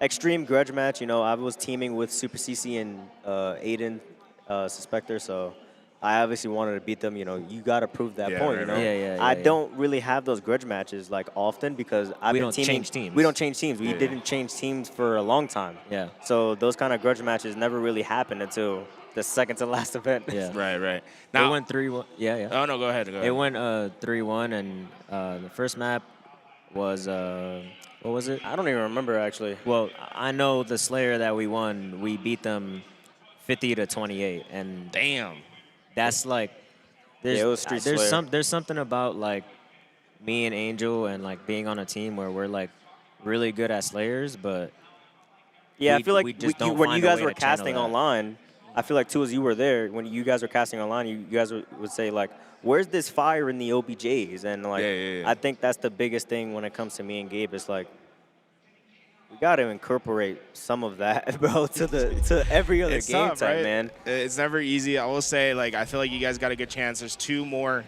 events to get that pro status, right? Well, one more. True. Oh, just one more Charlotte. So get the head down. Any last things you guys want to say before we get back into the casting? Shout out Dark Inside. The jerseys are fire. Sickest jerseys in the venue. It's the sickest jerseys in the venue. I'm gonna keep preaching this, and shout out Nautical and shout out Joker. All right, hey, thanks guys. That was Uzi and Zuzi. They are the 2v2 Halo Infinite champions from Salt Lake City. They got it done after 4 second places. They finally get to lift the check up. We're going to get back into the cast with Active. Thank you guys so much for coming on, and have a good rest of the night. Appreciate you. Oh, we lost map 3 right away. Hey, what's up, Tim? Hello. Yeah, those guys are great and very humble as well. A lot of drive. Love to see it out of them. They've had drive ever since they first started competing in Halo Infinite, and I've seen it time and time again. And what they said about staying with the same team, I love that, right? I respect that so much. You stick with the team until the end, until you have no other option, and that's what happened, right? Reverb ended up doing his own thing, and I believe it was the same for, I forgot, the Dark Matter. Same for him, did his own thing. So, they had to make team changes, and I feel like they've come a long way, man. And I think this is all preparation, whether or not they do it here in the next event or whatever the next game. I feel like it's all preparation, and I think these guys will go far in the future. Yeah, I'm really excited to see, what's going to happen at Charlotte. There's a lot of players that have just been on the cusp of being able to get professional play. That's going to be their last chance for Halo Infinite and the HCS circuit to do so. Right. It's like we got to see the best of the best come out from these open bracket players, and I have a feeling it's going to be all passion in that pit, man. Charlotte is going to be a movie. I 100% agree. Various CTF though, we're waiting on these 2 guys to get started. They're probably having some technical issues. That's why it ended up. Yeah, stand up. We're looking at the stage. It's you want to guess? There's 8 players, right? Who do you think is having the PC problem? Soul Snipe. No, you're so wrong. You think Soul Snipe would ever come doing that? No, it looks like I think it's Piggy's PC. Something's going on with Piggy's PC. So they're figuring it out. I think it's an audio issue. They're figuring it out. No, those stink. Gotta hear the audio. It's audio is dopamine. Hey, you don't hear those like little double kills. You don't hear like the boop, the headshot sound. It's like you're losing dopamine. No, it's gonna be happening soon. It's not happening right now, but we will be having the 4v4 S&D extraction tournament at some point. You see, dude, it looks like the Drake meme where they're all looking at the computer. Yo, what's going on? I don't know that meme. Oh, come on, Tim. You don't know that meme? Hold on, I can look it up since I'm on my computer. You're killing Drake looking at computer meme. Ever seen this thing, bro? I have not. Oh, yeah, I see it. Okay. Got you. Yeah, that is true. That kind of does look like that, huh? Listen, man, I'm an old man. I don't know these things, you know? That's why I got you. Yeah, I'm getting older every day, bro.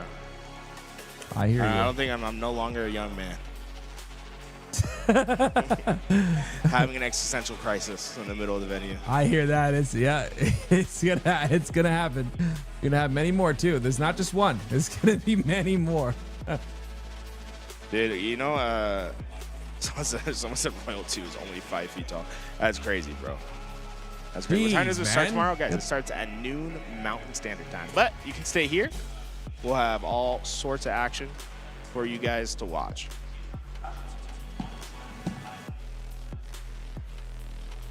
Man, 30 hits the knees fast. He's right. He's not wrong. Like, I'm 37. My knees are cracking when I get up. Like, screaming at me. What are you doing?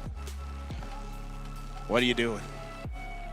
You see, let's see, anyone warming up? How are they warming up over there, Tim? See, no one's warming up there.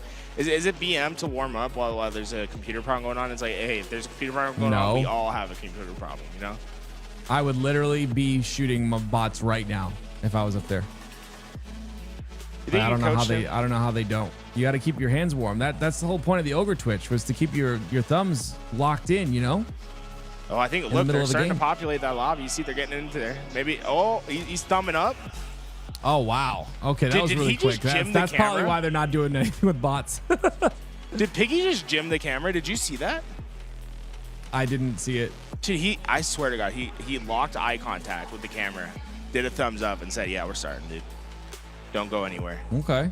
He's game. Look at him. He looks ready.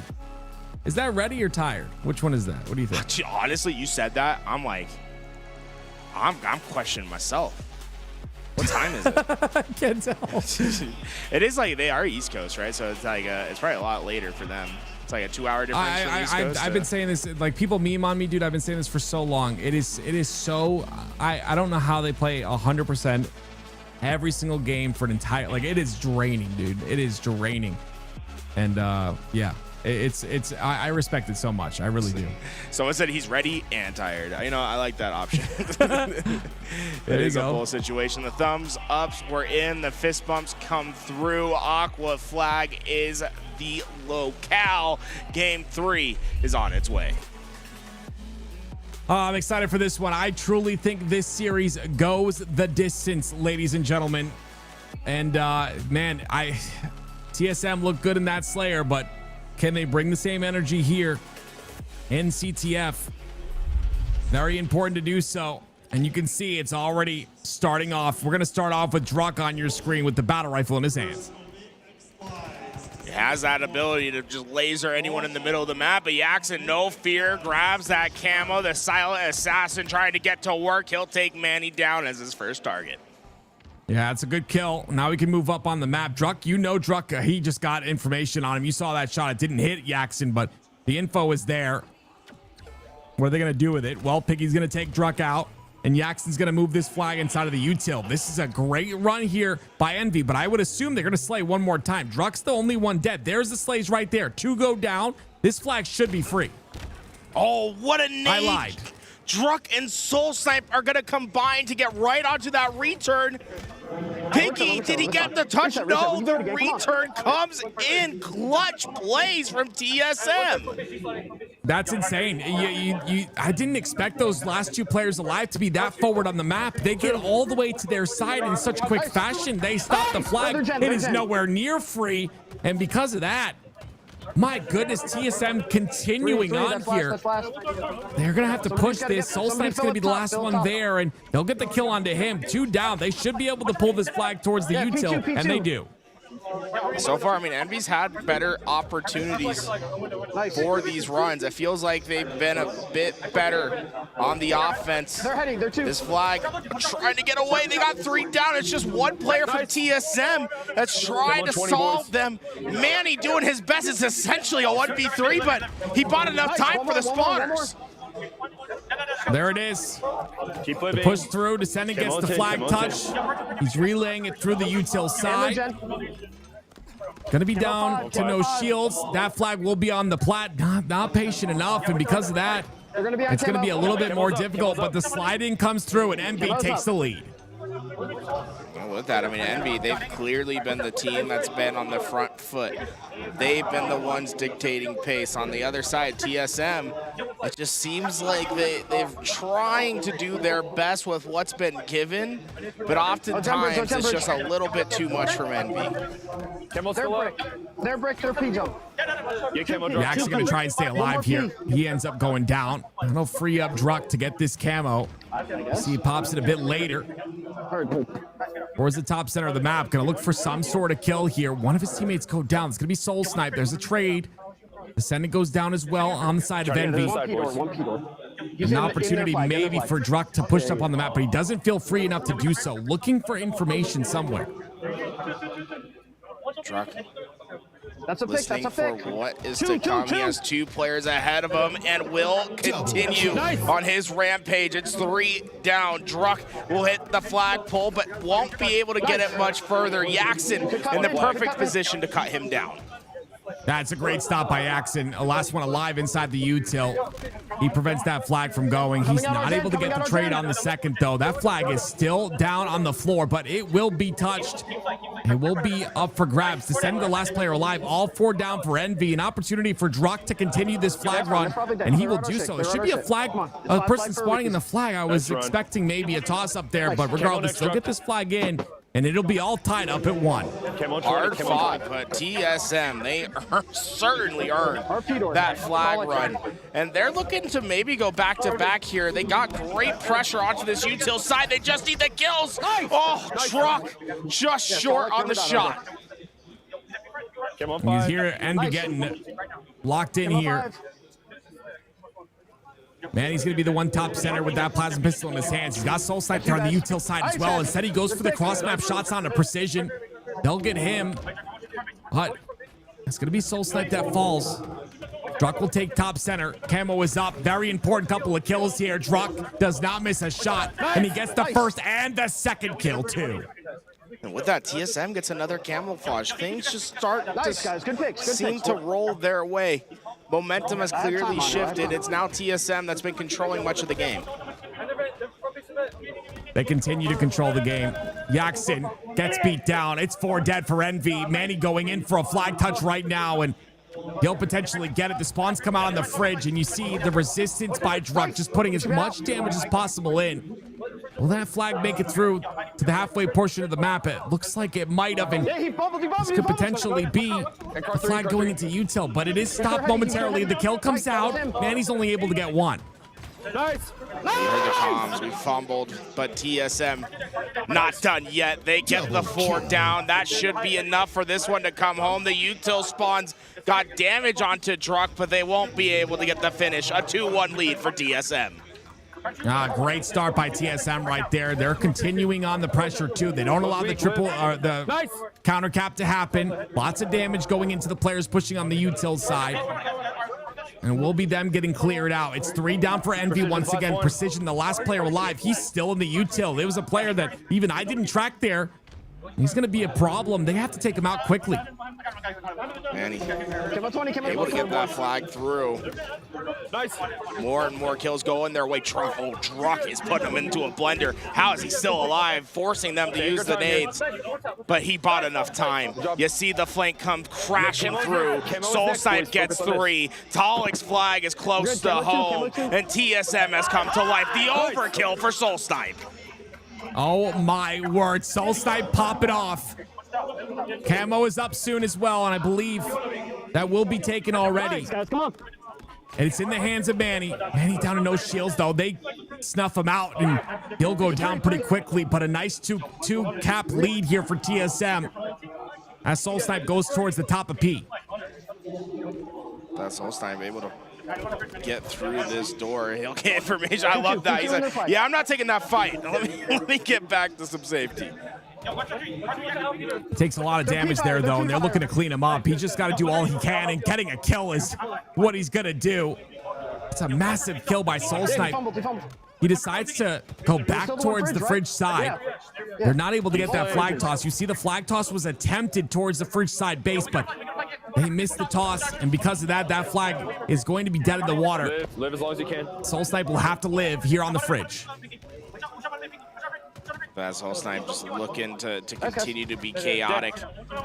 And Envy, they have to send so much towards that P side just to deal with them. And TSM now have the opportunity to control the rest of the map, right? They know that Envy's going to be very heavy onto this P side. They can opt to send players through car and through middle of the map to get more spacing on that map. As Talik comes through the back, he'll be able to clean up that kill. But Envy, they seem resilient here, not giving up too many deaths, have been able to push their way into this base, and they're able to, in fact, pull the flag through the car side. It's all worked out perfectly for them. Yeah, they got the slays necessary, and that flag will be on that side. Descendants freaking out with that kill on the drug. And there it is. That cap goes in. 3-2. Envy starting to bring this back. Camo 5. I love the coach's comms, getting those camos up. Envy ready for it. They are going to get the camo. Yaxon, 30 seconds of invisibility to work with. It's what you do in these 30 seconds that matters the most, and right now, a flag's being pulled. It is Envy's flag, and they spot him. Yaxon down to no shields now.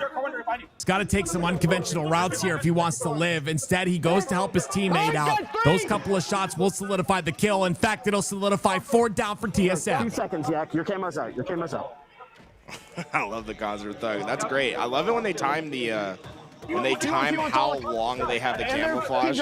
Always a big, sometimes it get lost. Like how long you actually can hold that camo. The TSM looking strong on this return. Just needs one more kill. Oh! Soul Snipe winning some big fights right there. They finally get the return there. Red sensor in the hands. He spots Piggy. Piggy's down the bottom center of the map. They take him out very quickly off that thread sensor. A lot more powerful than people think. The jiggle is powerful as well. Oh my goodness, Soul Snipe goes down. It's 3 down for the side of Envy. Descendant has to make something happen here, and he does, but he goes down quickly once again to Manny. Manny up with this noob combo. He'll be the one that wants to enter in, but those missed shots, they're going to instead bait Envy into their position. Ooh, right idea for Manny, but too many players from Envy to deal with. He'll go down, and Envy desperately needing some sort of attack. There's only 2 minutes and 20 seconds in general time. They need a flag pull to come home. That nade by Manny's going to be perfect, though. That stops the flag pull from happening whatsoever with 2 minutes left. And yeah, there's just not a lot of time here. Envy have to act quickly, but you got to get through TSM if you want any chance of this. And the first player that's important is going to be Manny on the fridge side. I like this reroute towards top center, though. That camo's coming up. It's an important factor. And Descendant's still looking for him on the fridge. Him not being there is going to allow him to double back and potentially get the kill onto Descendant. He does just that. Beautiful routing by Manny. And Manny can now be an agent of chaos in this back base. He doesn't necessarily have to force anything here. And look, he's pushing out towards spawn. Like, he could have gone for that flag. Instead, he wanted to wait for his team. Now has great timing to just play around his team. Didn't try to do anything too quickly there. And I don't know if Envy can even stop this. It's all the way through. He doubles back. He spots a ping on the back of base. He went back. They're not able to get him. 2 down for Envy here. TSM looking for a way. The thrust goes in. The slide at directly after. 4-2. Envy only have a minute left to get 2 caps, and Descendant has to stay alive if he wants any chance of that happening. Only a minute of time left to work with. This is going to be so tough for Envy. They need to start thinking about how to go back to back. TSM on the back foot in their base, though. This is what Envy needs, just clean slays. There it is. The first one goes in for Yaxon. He's got to find another. Gets the clean beat down for the second. The flag's going in. Yaxon has to stay alive on the base, though. He has to relay another flag if they want a chance. There it is. There's another flag pull, but he has to deal with Soul Snipe now. Soul Snipe gets the util spawn. The spawn that Envy did not want him to get, but he gets it somehow, and Yaxon falls. Still not over yet. Envy having strong presence in the middle of the map. They're starting to get their kills. That flag still up for grabs, and Descendant trying to continue on this run. Great job by Descending, getting that inside the util. It makes it a lot more difficult for TSM to stop it. And he does damage as well to two different players, but all of TSM rally forward. And with that return, that will be it. TSM 2-1 in the series. That must have been a reprieve for TSM, right? It felt nervous at the end. With just under a minute of time, Envy was primed to get back-to-back flags. But you saw the spawn as well. Druck able to get into that utility, slowed down Envy just enough. And I'm saying just enough. If Envy had a little bit more time, if they had a little bit more space, I think they would probably get that second flag back home. But TSM resilient and now on match point. Oh, it's just like the big kills and the camo plays. I mean, goodness me, the fact that Druck spotted that one of the last camos, I got goosebumps. He spotted one of the last camos and was able to give the info on that. They stopped that flag immediately, and then the play after, they just collapse on the util side, don't allow any space whatsoever. And it's just the mechanical movement too. Like the curb slides are really like there's a good curb slide and then there's a good curb slide, right? There's different speeds to it. And they've got that timing down. They get across the map so fast. Yeah, it was insane, like how efficient some of those flag runs were from both sides. But in particular, I really enjoyed, I believe it was the third and the fourth flag capture from TSM. It felt so clean on their end, and it was really a spectrum of how those flags were coming home. Because remember how TSM was a slow start for them? That first flag grab that they had that was successful, it was the complete opposite, where it was a knockout, drag-out fight, right? I think it had 3-4 different players that got their hands on it, but eventually had it come home. Well, as you can see here for game number 4, we've got Forbidden Bomb, and I don't know why that is there. I'm guessing it's Fortress Bomb, but regardless, Fortress Bomb, one of those map and game type combinations that I'm not the biggest fan of personally. I think it's it's just very difficult to get those bomb arms, especially with the spawns happening on both sides and the spawns happening under base as well. But you know, ideally, if you play it perfectly, you get those spawns on the bottom. You get those spawns at the bottom of S1. Get those spawns on the bottom of base. You're blocking both the armory side or the loop side, and of course the spiral side, and of course the snipe elbow side as well. It's just really difficult to do that. You've got to get a clean 4 dead right off the bat, and you got to play fast. And if there's a team that's playing fast this entire series long, it's going to be TSM for me. What do you think in terms of this matchup for both these teams? I mean, for me, it feels like we've had a little bit of everything when it comes to this series so far, right? We've seen a dominant performance from Envy in the objectives, but we've also seen TSM battle back and have some very scrappy victories, some dominant moments in that live fire. Remember how it finished and how it started. So for me right now, I'm giving the favor to TSM, but if Envy can capture what this series started like, I wouldn't be surprised if they can make something happen in these next few games. It feels like they need to regain that energy, but one of the things I think might be playing a factor here, Tim, is how long in between the games have been on this setup. They have not just been able to jump right into them, and that might help Envy out here, right? You're going to stunt a little bit of that momentum that TSM should have. Yeah, I 100% agree with that. It's a momentum-based game. Halo has always been and will always be a momentum-based game, and that momentum is being slowed right now, especially with how hype TSM were getting after that last game victory. But we'll see if they can get into the game very, very shortly. I feel like Envy look really good on the objective side of things, but TSM, I mean, battling back is the best way to say it. They have battled in these they battled in that last game, and we'll see if they can do the same thing here. Oh, with that, man, it's fun to be able to hear the coaches going at it on both sides, man. It's like you get some big insights. I believe Fortress Bomb is going to be starting up here and now. Envy needing to go back to back in this best of 5 to have their chance. TSM just a few bomb arms away from securing their next round.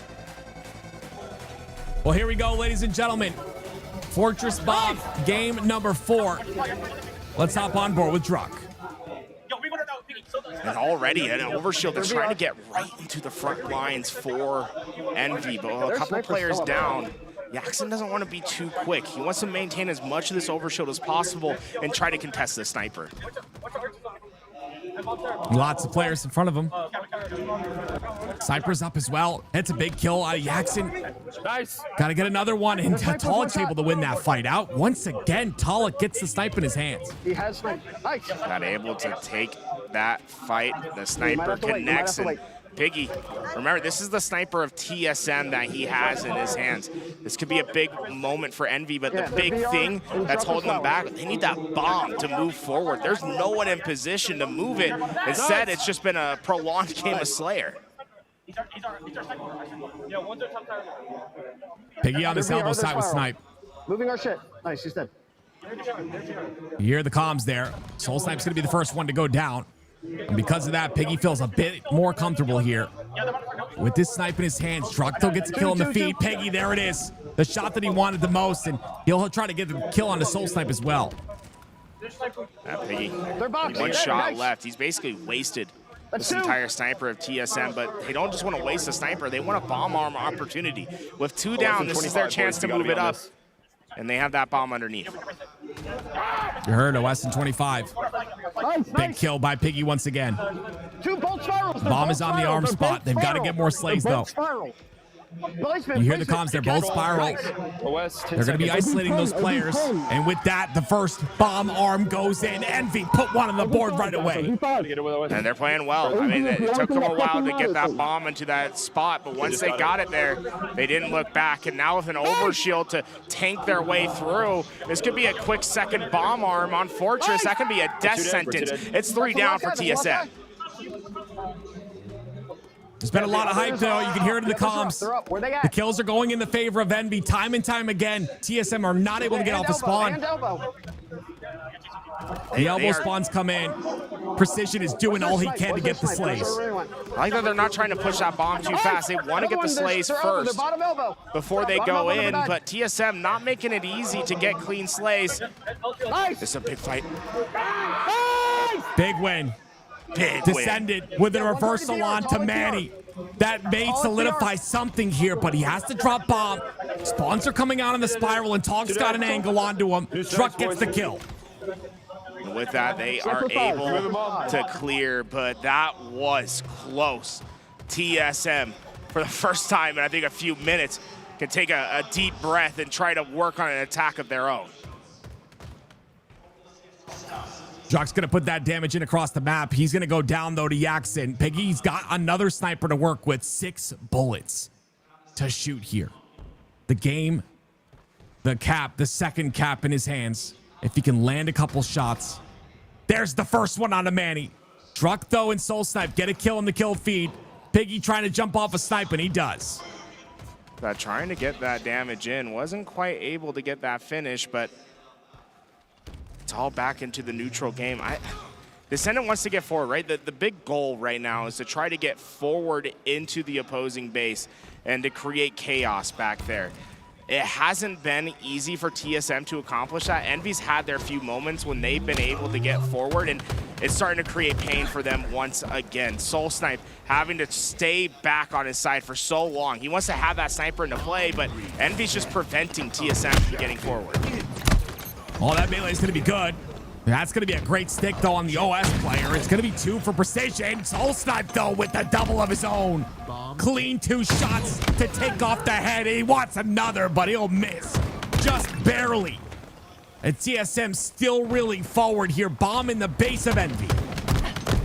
That Manny doing his best to get those shots. He'll get the kill, and TSM just a few short steps away from their first bomb arm. Double beat down. Manny's got the hands. The fisticuffs will get the bomb to the zone. They just need one more round of slays.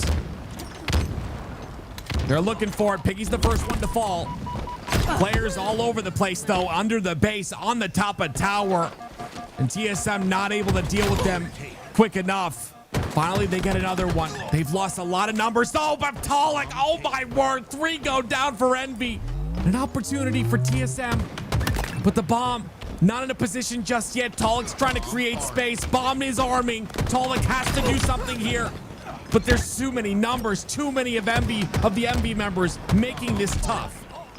That they just need a few more seconds. It's oh in. My word. Soulsnipe's It's still in, alive? and he gets a kill too. He gets a kill too, and he stays alive. We're tied up at 1, ladies and gentlemen. Oh my. TSM battled their way into that bomb arm, and they need to take care of Soulsnipe. Oops. See you A later, little bit of a late Descendant. jump mistake there. Soulsnipe is still alive at the elbow, and now he has a chance to steal away Envy Sniper. They can have both snipes, overshield, and a bomb on the move. Envy, this isn't looking good.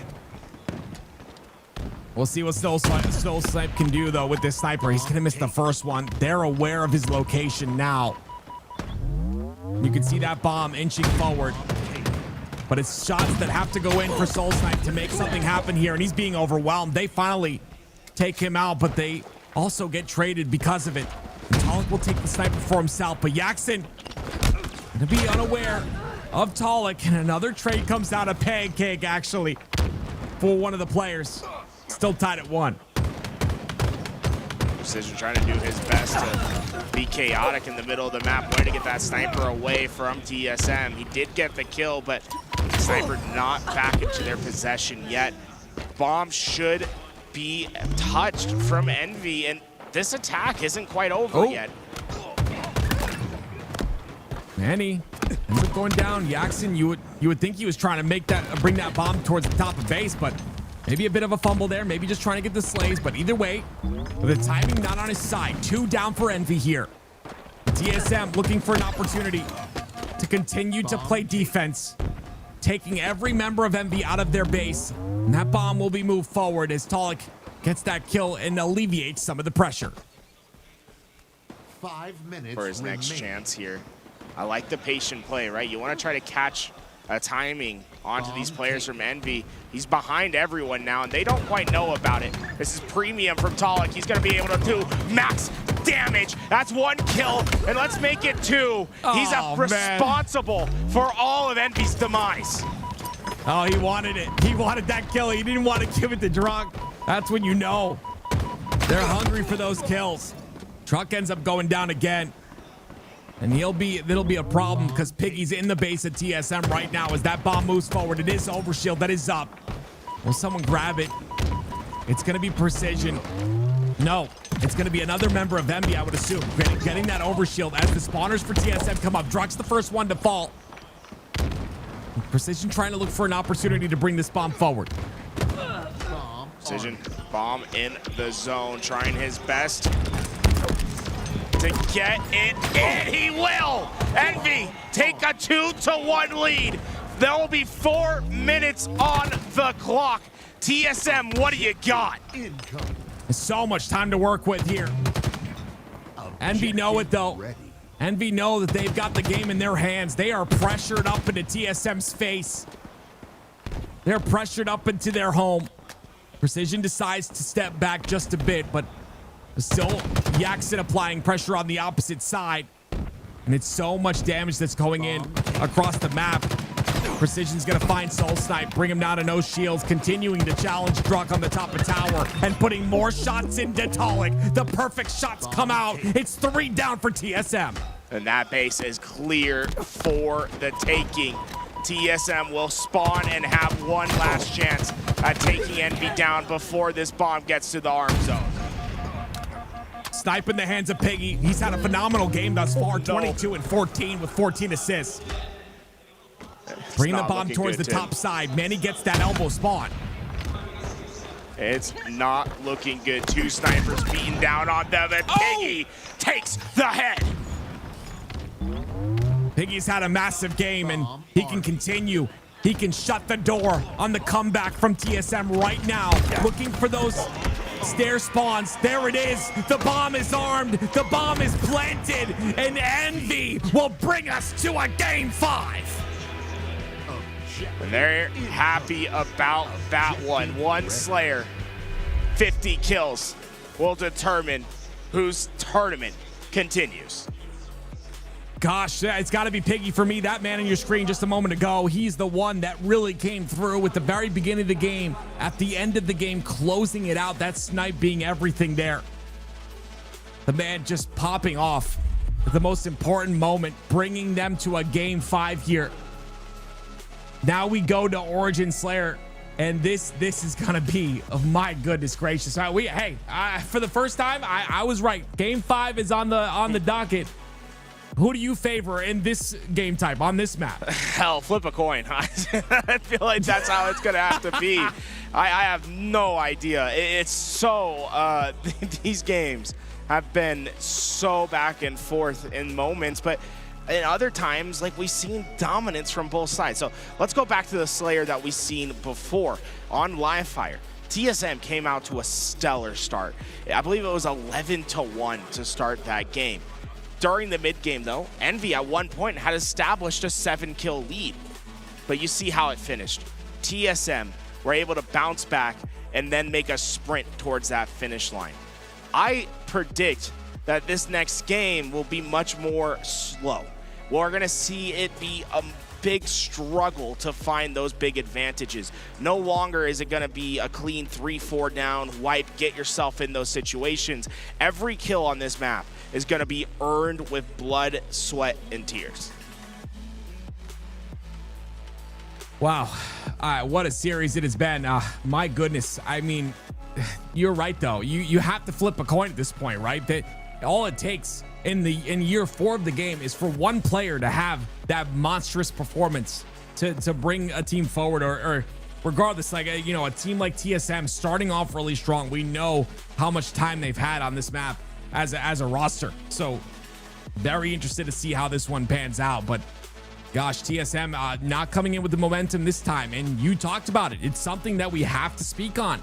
The time in between games has affected this series.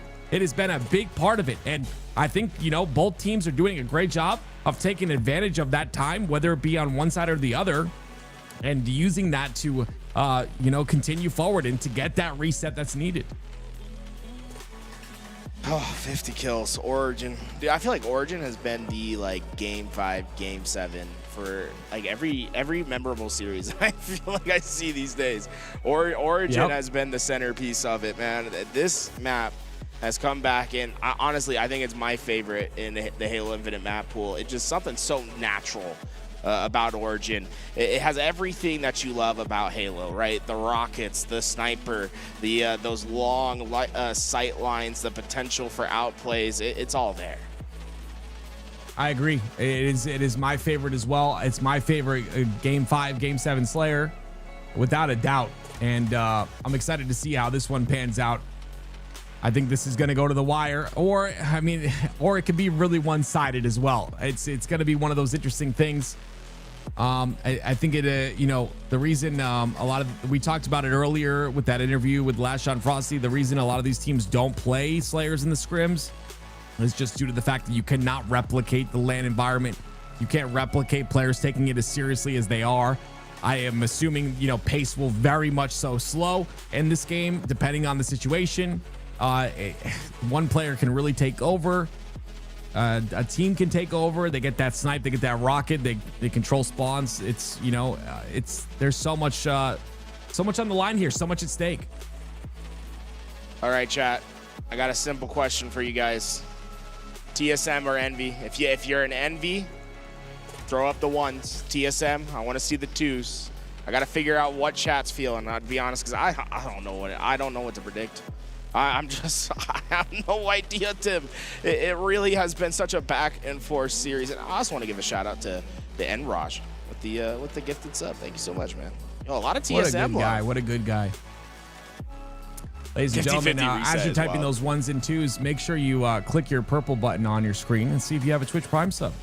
LVT hasn't missed a tournament for 5 years plus, and we do it because of you guys are beautiful. So everyone that Twitch Prime subs, you are the best Halo player in your friend group. You will win the next Halo tournament. I can guarantee. Oh, don't say that. No, I don't want to get sued. No, get it twisted. If you sub right now, you might as well commit to buying your ticket to Charlotte because you will win. You know what I'm saying? It's like, it gives you that extra confidence maker. Yeah, and a lot of you guys too. Like you guys, you don't like the ads. Well, Twitch Prime, you get rid of the ads. So some of you just have a Twitch Prime sitting there. Just use it. No ads. Bam. That easy. Let's analyze the setup right now. So first one's back is going to be Precision Piggy. Piggy putting in those IEMs. And then the headset coming through. So they got the white noise going through the headset. The IEMs is how they listen to it. Okay, first one back. Is that Soul Snipe? Okay. Soul Snipe back. You think he's he locked. Because you think he washed his hands? I think he did. Everyone did, guys. Everyone did, I promise. He's locked. Tolik's second. All right, so Soul Snipe's going to pop off this game. Tolik's going to have a very good game as well. So TSM comes back as a group. But Envy, you know, they all kind of took their time. Yo, we got the S&D Extraction Grand Finals. Okay, let me see who's in these. Baby. So this is a good little side thing. We're waiting for TSM and Envy, guys. They went to the bathroom. We're going to take a look at the S&D Extraction. This is Grand Finals for it, by the way. And, dude, we got kind of a stacked lobby here, right? Chills, Furiously, Stefano, Biscuit, and Hative going up against Morgan. I believe this is No, this can't be Hative. It's going to be Morgan, Ivanized Leaderness, and then I imagine it's Lido, right? I might need one of you to... Yep, there it is. Lido. Hey, Tim, we got listenings. I feel like we just let these guys rock. I kind of want to hear what S&D Extraction listenings sound like. So we're going to listen in to the Grand Finals. When TSM and Envy is back, we'll be right back on the comms, ready to bring you guys that game 5. Don't die. Nice, he's on the left to one shot. I'm coming back. Last two on chills, I think. I'm going to say... I'm coming back. We're good. We play bomb. We play time. Yeah, play time. You need 20 seconds. 20 seconds. They're on me. Both on me. Two. Here, just back up. They can't push. I have a shotgun. Reposting them. 30 seconds is all you need. Pushing. I got one. 30 seconds. You're just gonna sticky reposting. They might not get out. Oh, they got it.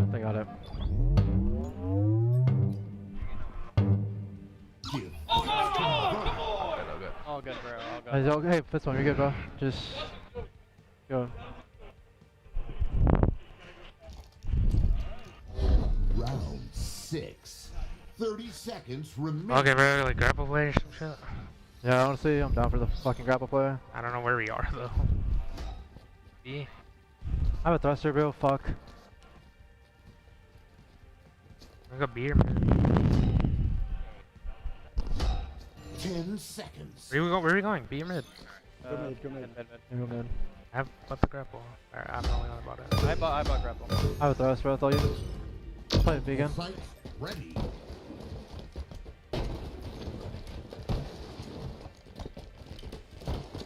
You good at? I'm in quick flanking.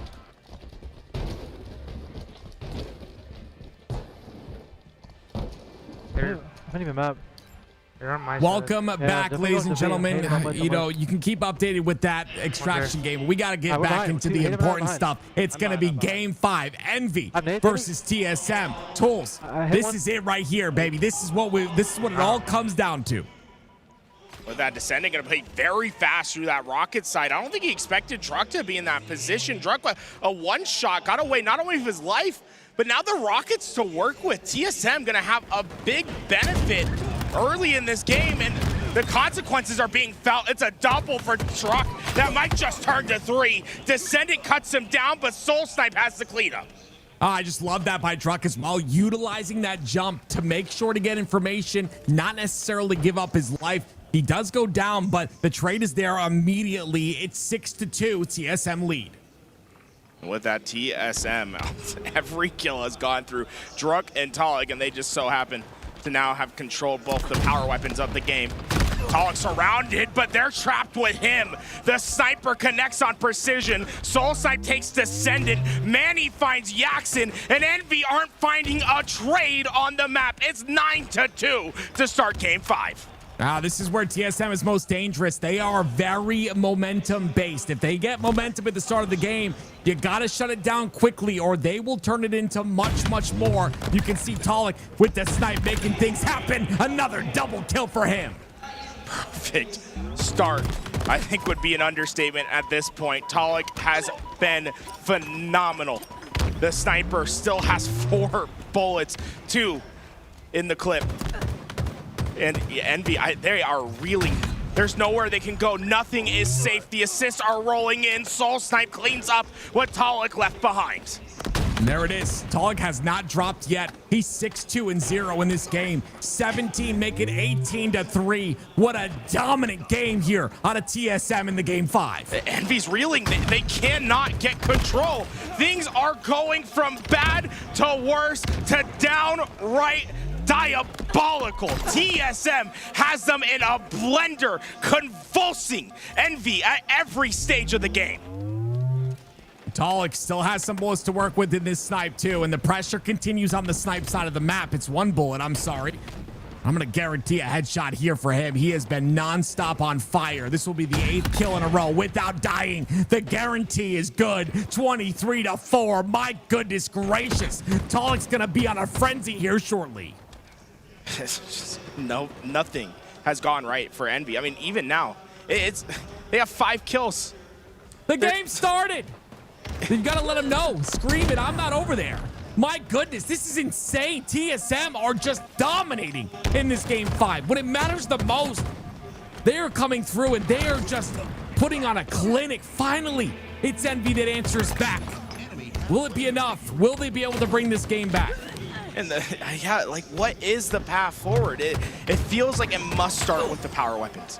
Get that sniper into your hands. Start working the map. Get the complementary angles. And stop giving away kills. It finally feels like TSM has slowed down. But they've earned themselves a 15-kill reprieve in the meantime. Precision gets another one. But at this point, like we talk about it all the time, in Slayer, you don't need trades. You can't have trades if you're on the side of Envy. You need clean kills. You need the cleanest of clean. Mr. Clean type kills. 29-13. Make it 30 as Manny gets another one. And another snipe once again in the hands of Talik. Talik trying to get through. It struck that I was able to find too. But the big thing is just every second that this sniper's in Talik's hands, it's another weapon that's not going to be able to be used by Envy to try to make this comeback happen. Though 2 clean kills. The big thing is the sniper continues to bite them. Nah, this is disgusting. This is gross. Ew. I don't know what's happening on my screen right now. This is game 5. TSM are coming out with some fire I've never seen before. These guys, we talked about it, right? On that winner's side, they've done it so many times. They've gotten 3rd.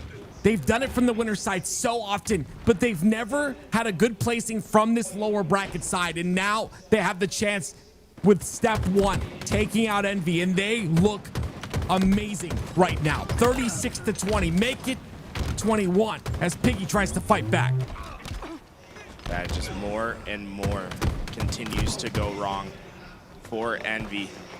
And at this rate, I don't, does 2 for 1 even do it at this rate? You're looking at a comeback that would be one of the greatest, if not the greatest of all time, if Envy can figure out a way to make it happen. Rockets are down on the ground. That's going to be their first step. It's so many kills though, Tools. 16 kill deficit here.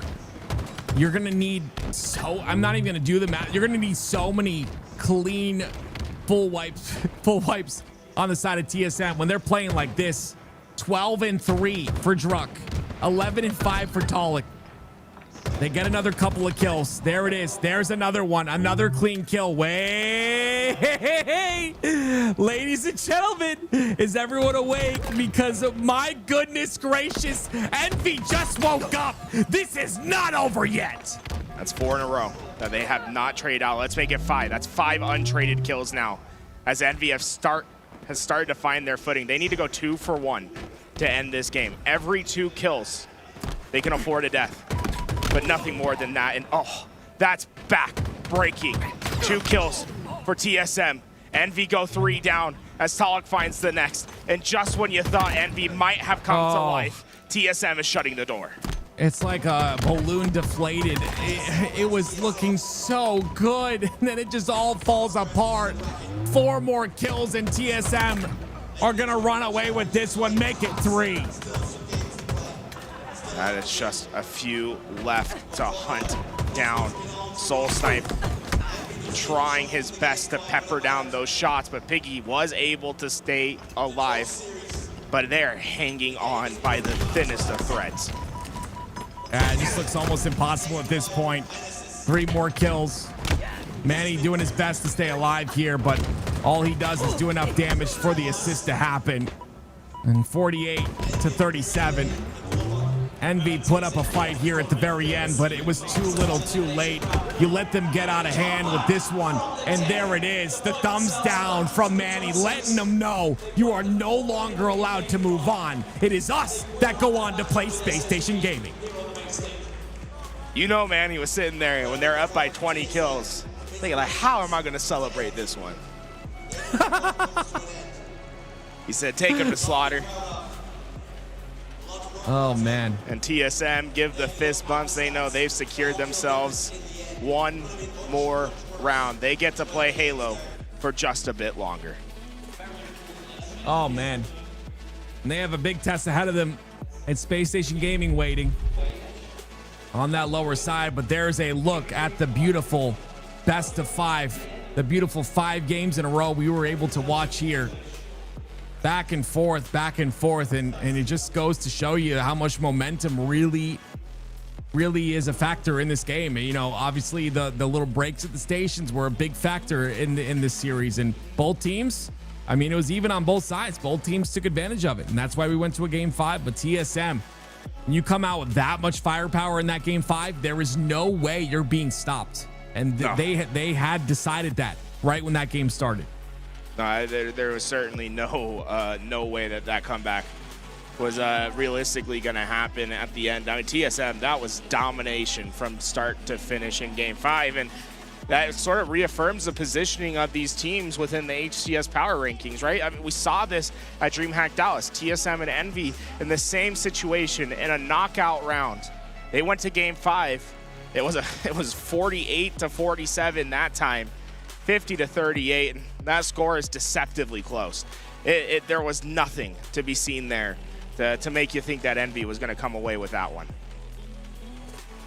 Oh man, what a day it has been. I am so blessed and honored to be able to cast here. I can't wait. I think we have more to go as well. I don't think it's over just yet. We're going to be watching FaZe against Nemesis, if I'm not mistaken, Tools, and then Space Station versus TSM will be on that main stage.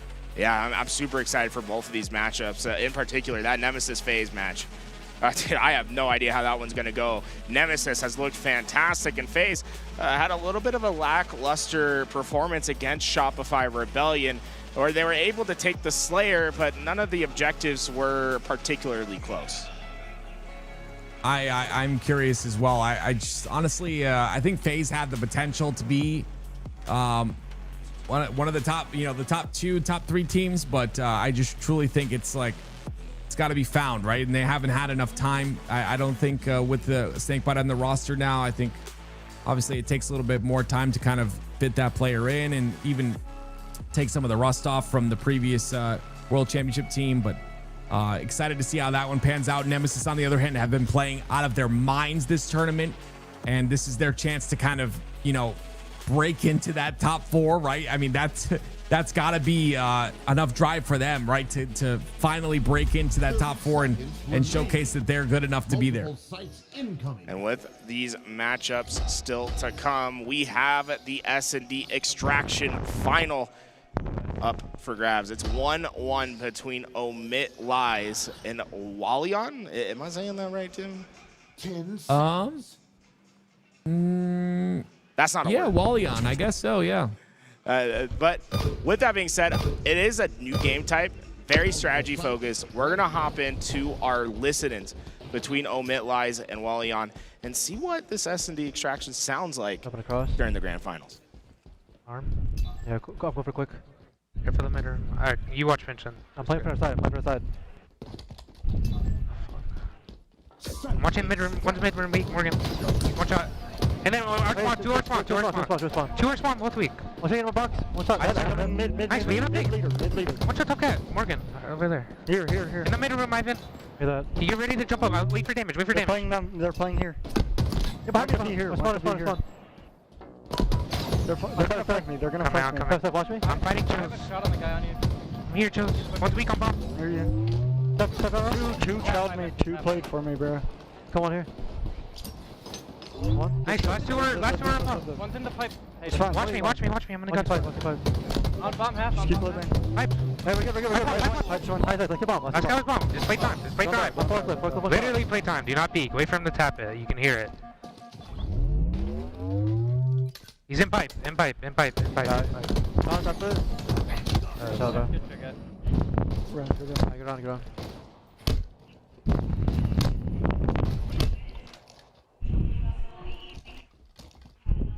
Round 2.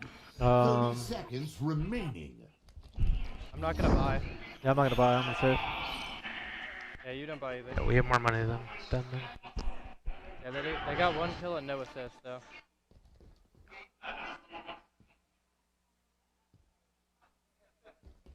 So. 10 seconds.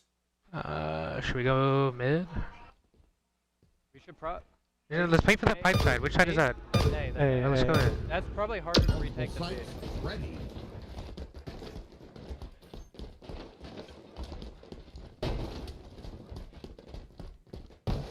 I think they're. Two mid. Rapid. Two plate for me top. Two rapping B. Yo, come hallway. One's playing. Mid-map.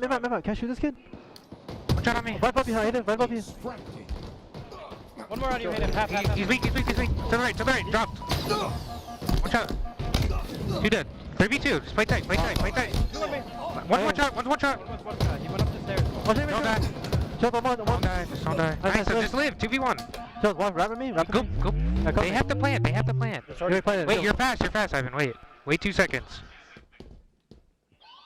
Wait, they planted already. Top. Challenge. Nice job. Let me get it. Who has more money? I have 950. Alright.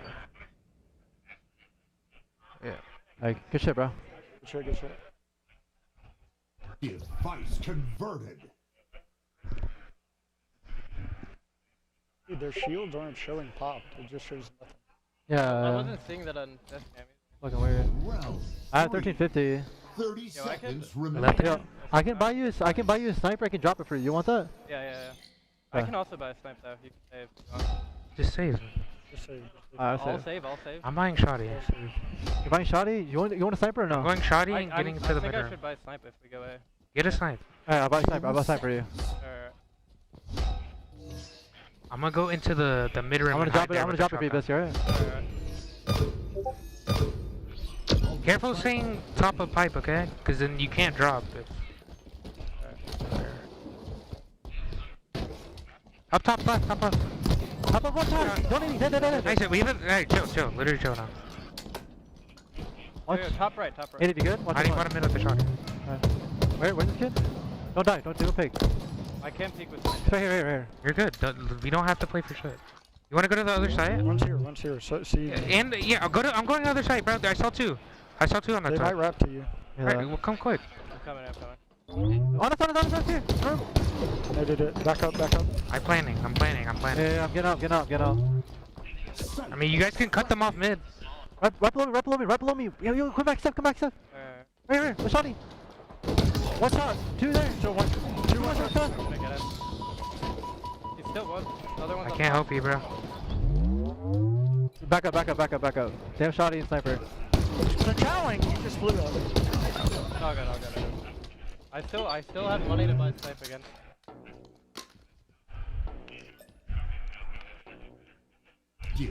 Have it? Converted. You want snipe? Yeah. Yeah, you can have it.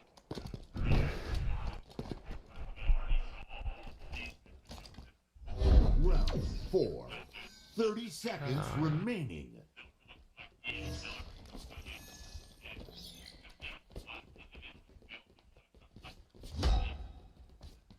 I'm rocking Bulldog.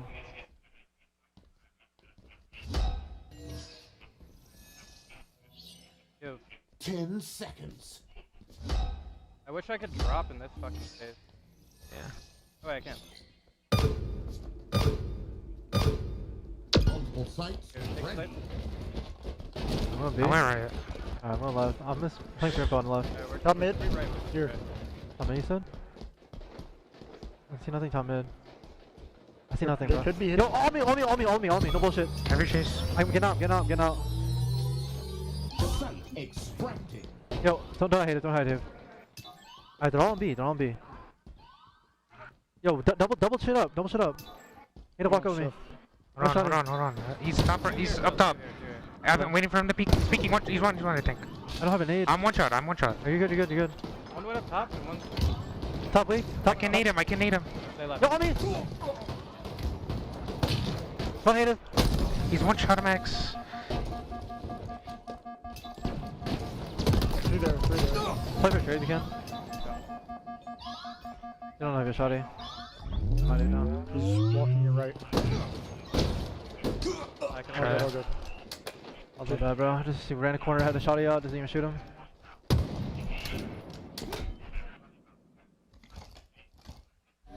Round 5. 30 seconds remaining. Alright. Got Threat Seeker and then frag.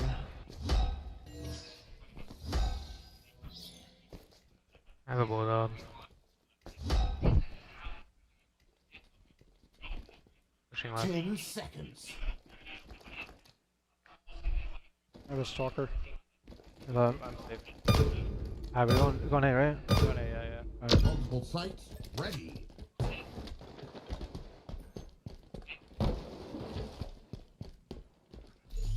One's low. They're great. One's close. I hear that. Hiding corner. Right back. They have sniper. Go to the other side. Other Alright, side. I'm wrapping. I can't wrap. I'm stuck on the pipe. Bottom left. I'm here. I got out. I'm weak. The other guy's up top. There's another guy up top, Ivan. Yeah, that. We can go back now. He's in the pipe with snipe. He backed up pipe with snipe. Yo, my shit, I'm dead. I'm dead. I can I'm dead. I can play. My second one shot. Extracting.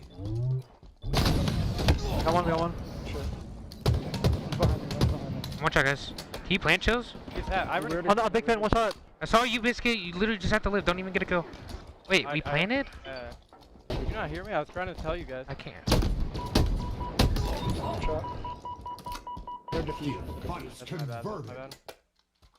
Yeah, put your mic closer, bro. I need to hear you like that. Alright. Fine. Round 6. 30 seconds. If you plant, you just have to sit like as much as you can. Like just I'm buying a shock. I hear that. Alright. Got frag.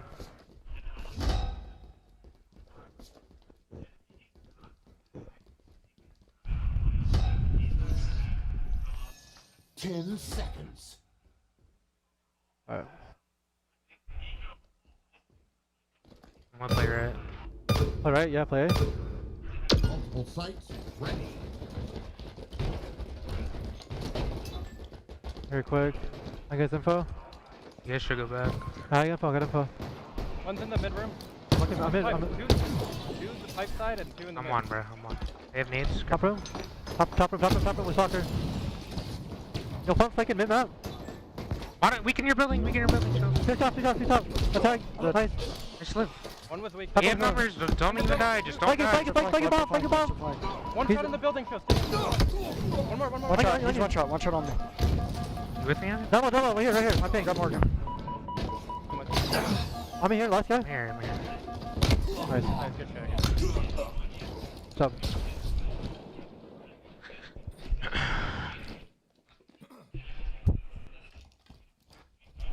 Round 7. 30 seconds remaining.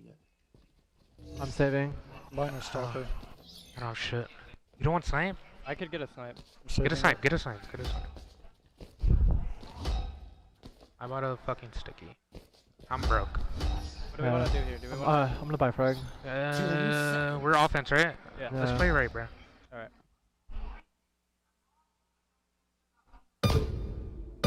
4 straight right. No one checked. Multiple sites ready. I have a snipe, so play slow, guys. Lifting? They Pipe? lifted. Pipe, That's left side. I can hop it. Hop on your side. In the open for extraction. I'm in this corner, okay? Top right. I'm in this corner. Okay, Somebody check bottom mid or something, Ivan. There's two on my side. Two on my side. One's in this room here. We should fight their spawn then. Let's fight their spawn. Yeah. Come on. Leader's one shot. Leader's one shot up there. Alright, go turning around. Yo, top mid-map. He's playing our side. Playing our side. Hit it, back up. Hit it. That side kills. Two. You can play. He's in two on me. Help me. Come here. Run away. Tell me, guys. 30 seconds. Last on me. 3v2. Last on me, go shotty. They have shotgun. Hey, watch out, Ivan. Bottom left. Just let me chow. Don't chow. Oh, go on. One here. Nice. Last guy. Just watch. Don't give him kills. Don't let him get points. He's back. I just got you. Bye.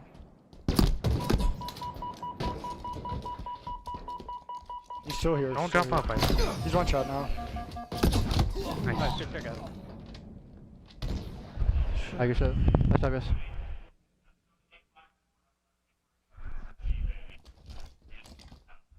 Round 8. 30 seconds remaining. Should you save for res? I'm at 750 right now. Yeah, I could say for res. What are you at, Chills? Mine, dog. 1550. 50? I bought a bulldog. 1500? They're probably gonna have snipes this round. I'm gonna try to go mid and get into the crate with the shotgun. Okay? Are the rest of us going A? What happened? Yeah, it's up to you. What happened? Multiple sites ready. End. You have no audio. Fine. Loki's kinda good though. Yeah, we're running. Is Loki kinda good though, because like now we have like just a bandit round. Yeah. I guess, but we're up money. Yeah, no, we're up a lot though. We're up.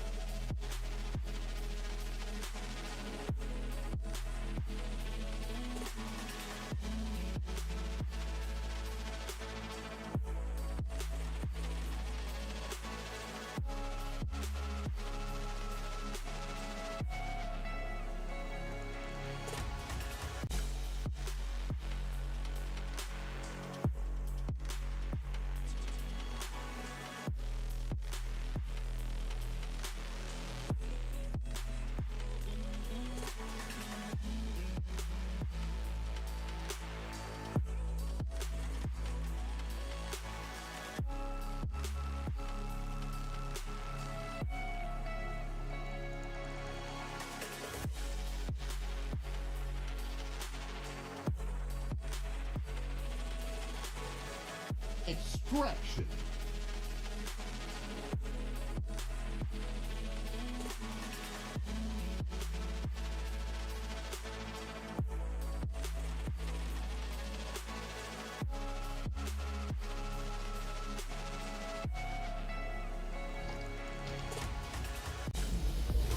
Round 8. 30 seconds remaining. Multiple sites incoming. It won't let me move. Like the game mode bugs. Yeah, like bro, that's not the right game mode. Like we couldn't buy.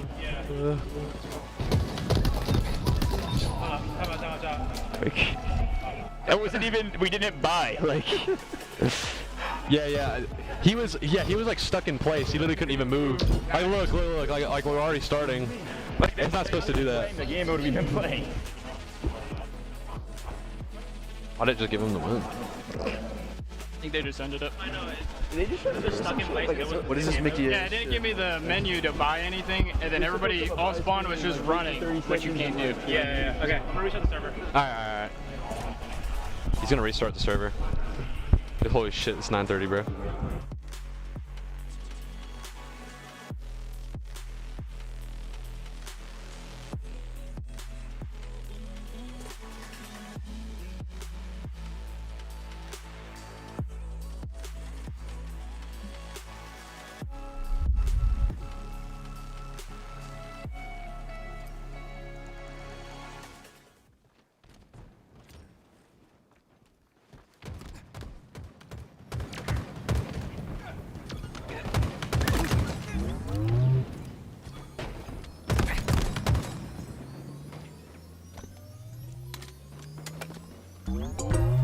Enemy team scoring.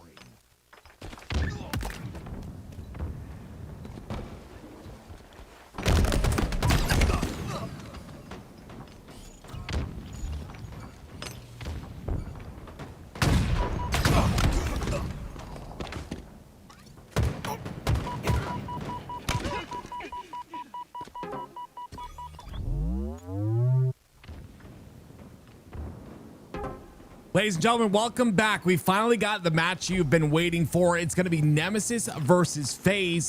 And this will be the last match of the night, I believe. It's going to be a very big one, though, to find out who moves on in the bracket. FaZe are going to be the ones that look really solid in this matchup against Nemesis. But Nemesis have just looked so strong all tournament long. So it's up for grabs. My name is Active, and alongside of me, I have Tools. Tools, here we go. And so far, I mean, today the MVP for Nemesis has been Woodham and SLG. These two have been fantastic. SLG off to a good start at 4-2, but FaZe with the power weapon control and obviously the two hills to go with it. Nemesis trying to find their break, but they're scattered on this map, and Lucid now trying to put in the dagger of a trip cap. The sniper of Penguin can keep them away from C, and things continue to go from bad to worse for Nemesis. Now 2 points for every second this trip cap is in effect. Yeah, very solid here for FaZe right off the start, right off the rip.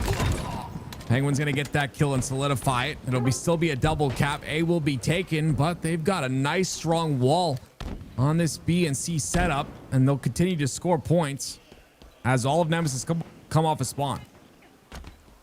With that, a few players trying to make their way towards that door, but Penguin's just always been in that great anchoring position to support, and he'll take down SLG. Those long-range shots are perfect from Penguin. He's 6-0 to start this game. Nemesis, they might have stepped into B, but what they had to give up was that positioning towards camouflage. That'll be for free. Trippy grabs it and gets away. They're gonna try to overextend onto him, but it'll be, of course, Trippy that gets that kill. He'll have a lot of camo left to work with. A being taken here, so they'll continue to score with A and C. You see it is Trippy that moves really fast forward. Gonna lose a little bit of the camo, but at least he will have information and knowledge with Sniper coming up. Snakebite's gonna get that kill. Wooten trades that one out, but Trippy's there to get the trade back. And just a beautiful route by Trippy all around. He will run out of camo, but he'll get a snipe to trade. That's just taking an eye down the lane. Trippy 9-3, triple positive to start. A couple players gonna take the challenge. Trippy realizing that the heat might be too much will look for a reposition, and help is well on its way. Trippy, brilliant positioning, was able to find an easy kill onto the first. The help is coming for the rest. Penguin cleans it up, and Nemesis's push is dead in the water. Goodness me. It is Wootem trying to get that B side on his own. He's going to have to step out of it. He'll get the kill onto Lucid, though. And he'll be annoying towards the back of B, but Trippy's there for him. Trippy gets the first kill. Still, it is Nemesis that do get that double cap, and they're overextending for the triple, too. And we like to see a trip cap, right? That's what's going to be needed for teams to make a big comeback like this. They need to be aggressive at A. If they can find a clean 3-4 down, get themselves into that trip cap and start cycling FaZe, that's their path forward in this game. All the 2 kills go down for the side of Nemesis. That QT is strong, pressuring from multiple angles on the map. SLG will be the one to do that. And they'll solidify A, but FaZe are continuing to rotate. And they'll go towards that B side, but SLG in a very important spot here. You can get damage on the player pushing on the top of turret, You can also prevent the push from A or from B into A, and he'll do that onto one player at least. That's a big win for SLG. It'll at least make things a little bit more complicated than FaZe wanted it to be, but not complicated enough. They eventually win their frags, and with that, they'll be back into scoring position. The two captain effect in FaZe, strong and steady throughout this game. And oh, can I be more jealous of a man? How do you shoot like that? Lucid, 5 perfect shots, cleans up the lane. Camouflage will go to Trippy, and FaZe's success continues. Love to see this out of Trippy. The camo in his hands once again as he goes towards the C-plat side. The player on top of tower is going to be important to take care of. SLG going to help him out. Sniper Drone gets the kill onto Lucid though, but the trade does come out onto one at least. There's that C-plat jump, and the Trippy takes care of him once again. Another big win by Big Game Trip. That's cannot be understated, that win, right? Because if he goes down there, Nemesis has a trip cap and map control in spades. They could really keep FaZe back on their back foot. Instead, FaZe able to win back C and then quickly take B. Snakebite got aggressive into that hill. Yeah, they're playing a little bit more scrappy than they were at the start, but it's for good reason. They have a massive lead. They want Nemesis to have to earn every inch on this map. Yeah, scrappy is definitely what's happening here on the side of FaZe. But it is going to be Nemesis who get into B. They'll solidify C as well here momentarily, I believe. Looks like there's contention. Never mind. It will be Lucid that ends up resetting C-plat. SLG will move in for the flank. Some beautiful timing from him will allow him to get that kill. Also allow him to get C, but oof. Traded out immediately by Penguin. Can't let that Penguin. Trying to finish off C just in time was Trippy to finish that, and Snakebite slithering through the back was able to find 2. The sniper goes to him, and to the depths below. The sniper remains. No power weapon for Nemesis to work with. Yeah, very important. You don't want to give them any sort of comeback mechanic, and that sniper definitely is that. All of FaZe on that A side. Camo coming up very shortly here. Looks like Trippy will be the one towards the back of A, and he'll end up going down, but the rest of FaZe will stay up. 2 up for FaZe. Sorry, 3v3 situation, I should say, as Sniper Drone goes down on Nemesis. That SLG just patrolling left and right. Got damage in the one lane, tried to transpose himself to the next, but won't be able to find that kill. Instead, FaZe starting to put more and more pressure towards that cut side for the purposes of getting that camouflage, right? You want to give as much space for Snakebite to work with. He'll be able to grab that camo and now has a ton of freedom to move about. Lucid being patient as well, waiting for SLG to make some sort of a bad move here. He'll get the kill onto him. And now Glories put down to no shield. Some great nade damage here out of Snakebite. Some great shots, I should say. The nade is going to miss, but he'll press forward regardless. 2 down for Nemesis. He'll feel the freedom to get B here. This should be a triple cap if they can stop A, but no, Lucid goes down, so no stoppage onto A will happen for FaZe.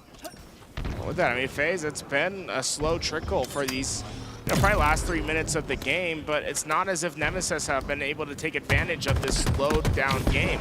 Instead, it's still FaZe that's scoring whenever the opportunity arises, and you just need 25 more seconds of hill time in order to win this game 1. Yeah, 3 go down for Nemesis, so it's going to be tough for them to bring this back. Lucid applying pressure onto A. He's going to rotate out, but SLG will not go for the A side. He'll go for B instead. That's really heads up. I mean, he left A. I think Snakebite was anticipating him to stay at A, anticipating that trip cap pressure. But when SLG makes this rotation, it's giving Nemesis options. Now they're one step ahead on the rotations. So instead of following around what FaZe is doing, FaZe now finds themselves having to play around what Nemesis is doing. And that starts by SLG causing that disengagement.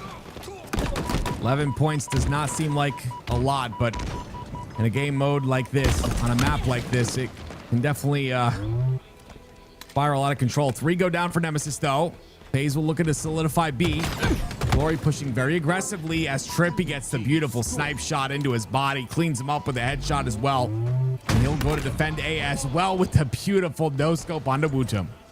Now with that, the couple last seconds will tick away, and FaZe dominant from start to finish. Big game. Trip plus 17 as he went 27 and 10 in game 1. There's a reason he's got that nickname. It's not just for fun. It's not just for filler words. It is because he performs in the big games, and he's done it time and time again. That man on your screen.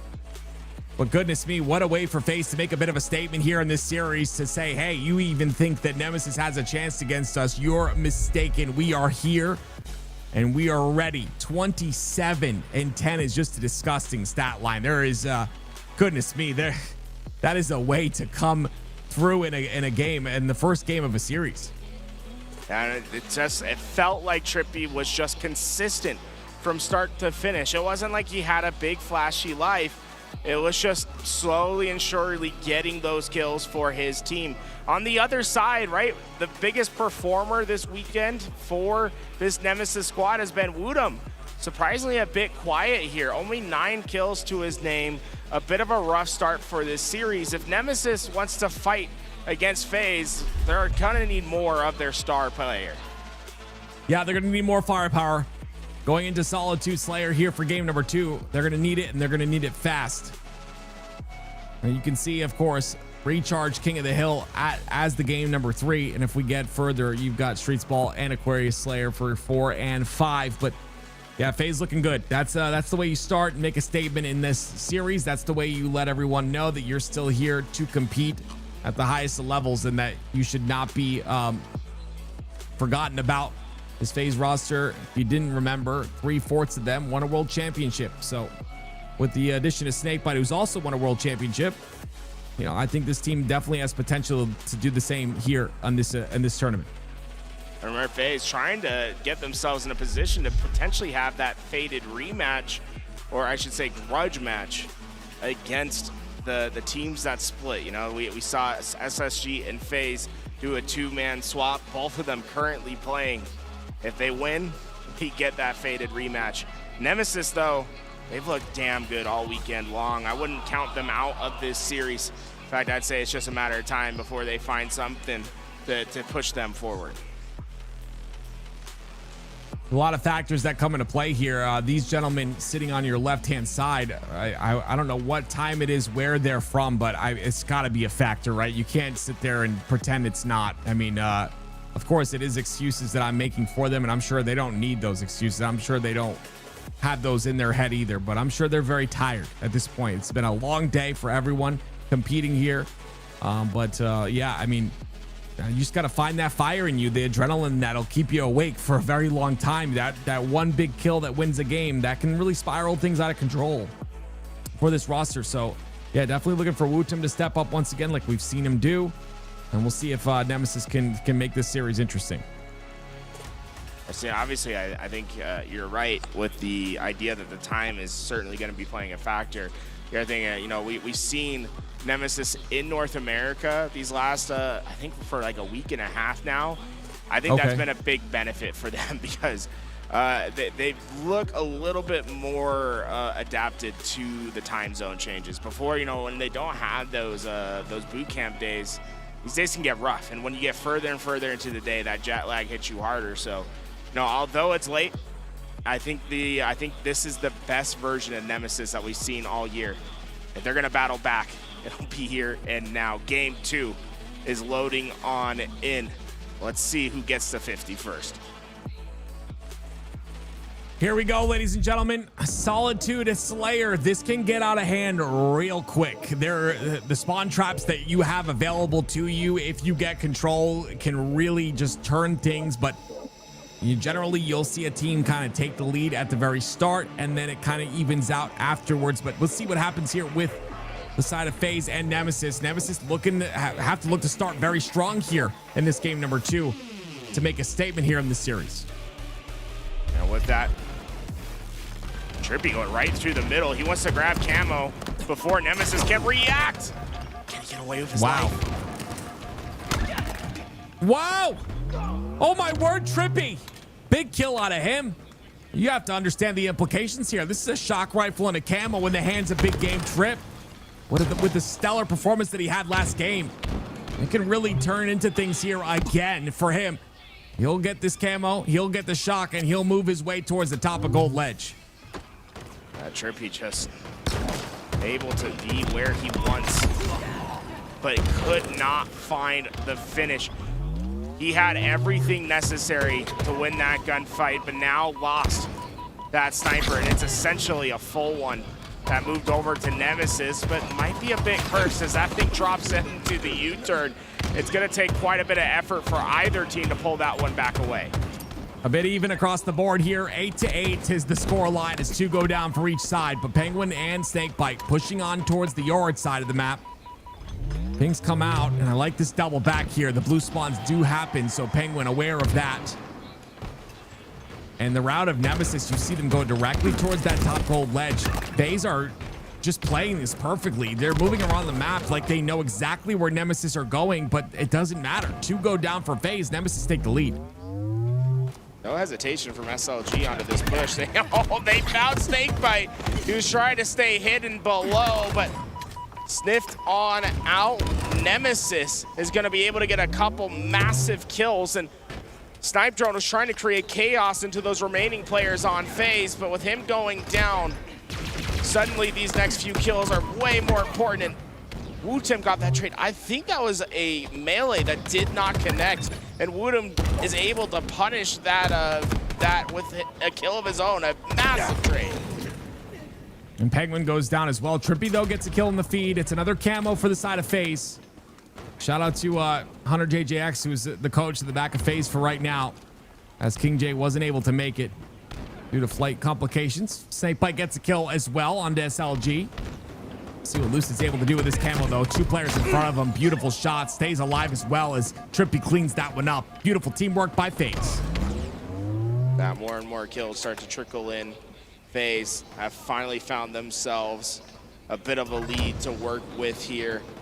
This next engagement is to try to break the will of Nemesis. Lucid's going to be able to find his kill, but the rest of Nemesis were able to stand strong. They bat away FaZe. They're not out of this yet. 3 shots. Lucid continuing to chow on to Wootem. He stays alive as well. SLG down to no shields, but they're not able to take him out. And now Snakebite stuck on the top of Snipe by himself. Great movement here. Will get himself out of dodge and towards that top Snipe side. Still a shock rifle to use here. See how he's able to utilize it. SLG is going to chow him and contest him. Trippy pushing aggressively on the hotel side. FaZe have this 2-kill lead, but if they're not careful, Nemesis will start to aggress off these kills. It's a 2-kill differential. As FaZe's lead has just been slowly chipped away. Nemesis creating a frustrating game state. It just feels like FaZe, every time they try to make this this push happens, just hasn't quite worked out. That headshot gonna miss just to the left from Snakebite. And they immediately pounce on him. That shock rifle down on the map. That is a big kill to get that shock rifle out of the hands of FaZe. Snipe Drone looking for an entrance in. A lot of shots go in. Penguin with another camo, the 3rd camo in a row here for FaZe. They haven't really been able to do too much with them, though. Finally, they get a little bit of a lead. Great job by Penguin cutting the angle there on the jump. And that'll be 3 down for Nemesis. Looking for his next target, will be able to save his teammate's life while sending Wootem to the respawn screen. And every time Nemesis looks to just take the lead or to tie this game, FaZe has found a surge to push them further and further into the lead. But that's him. Wootem just won. I think that was a straight 1v2 that he just took down. Yes, he did. Apparently, he knows something about the melee system that I do not, because it works for him so often. Great job. Great melees out of Wootem.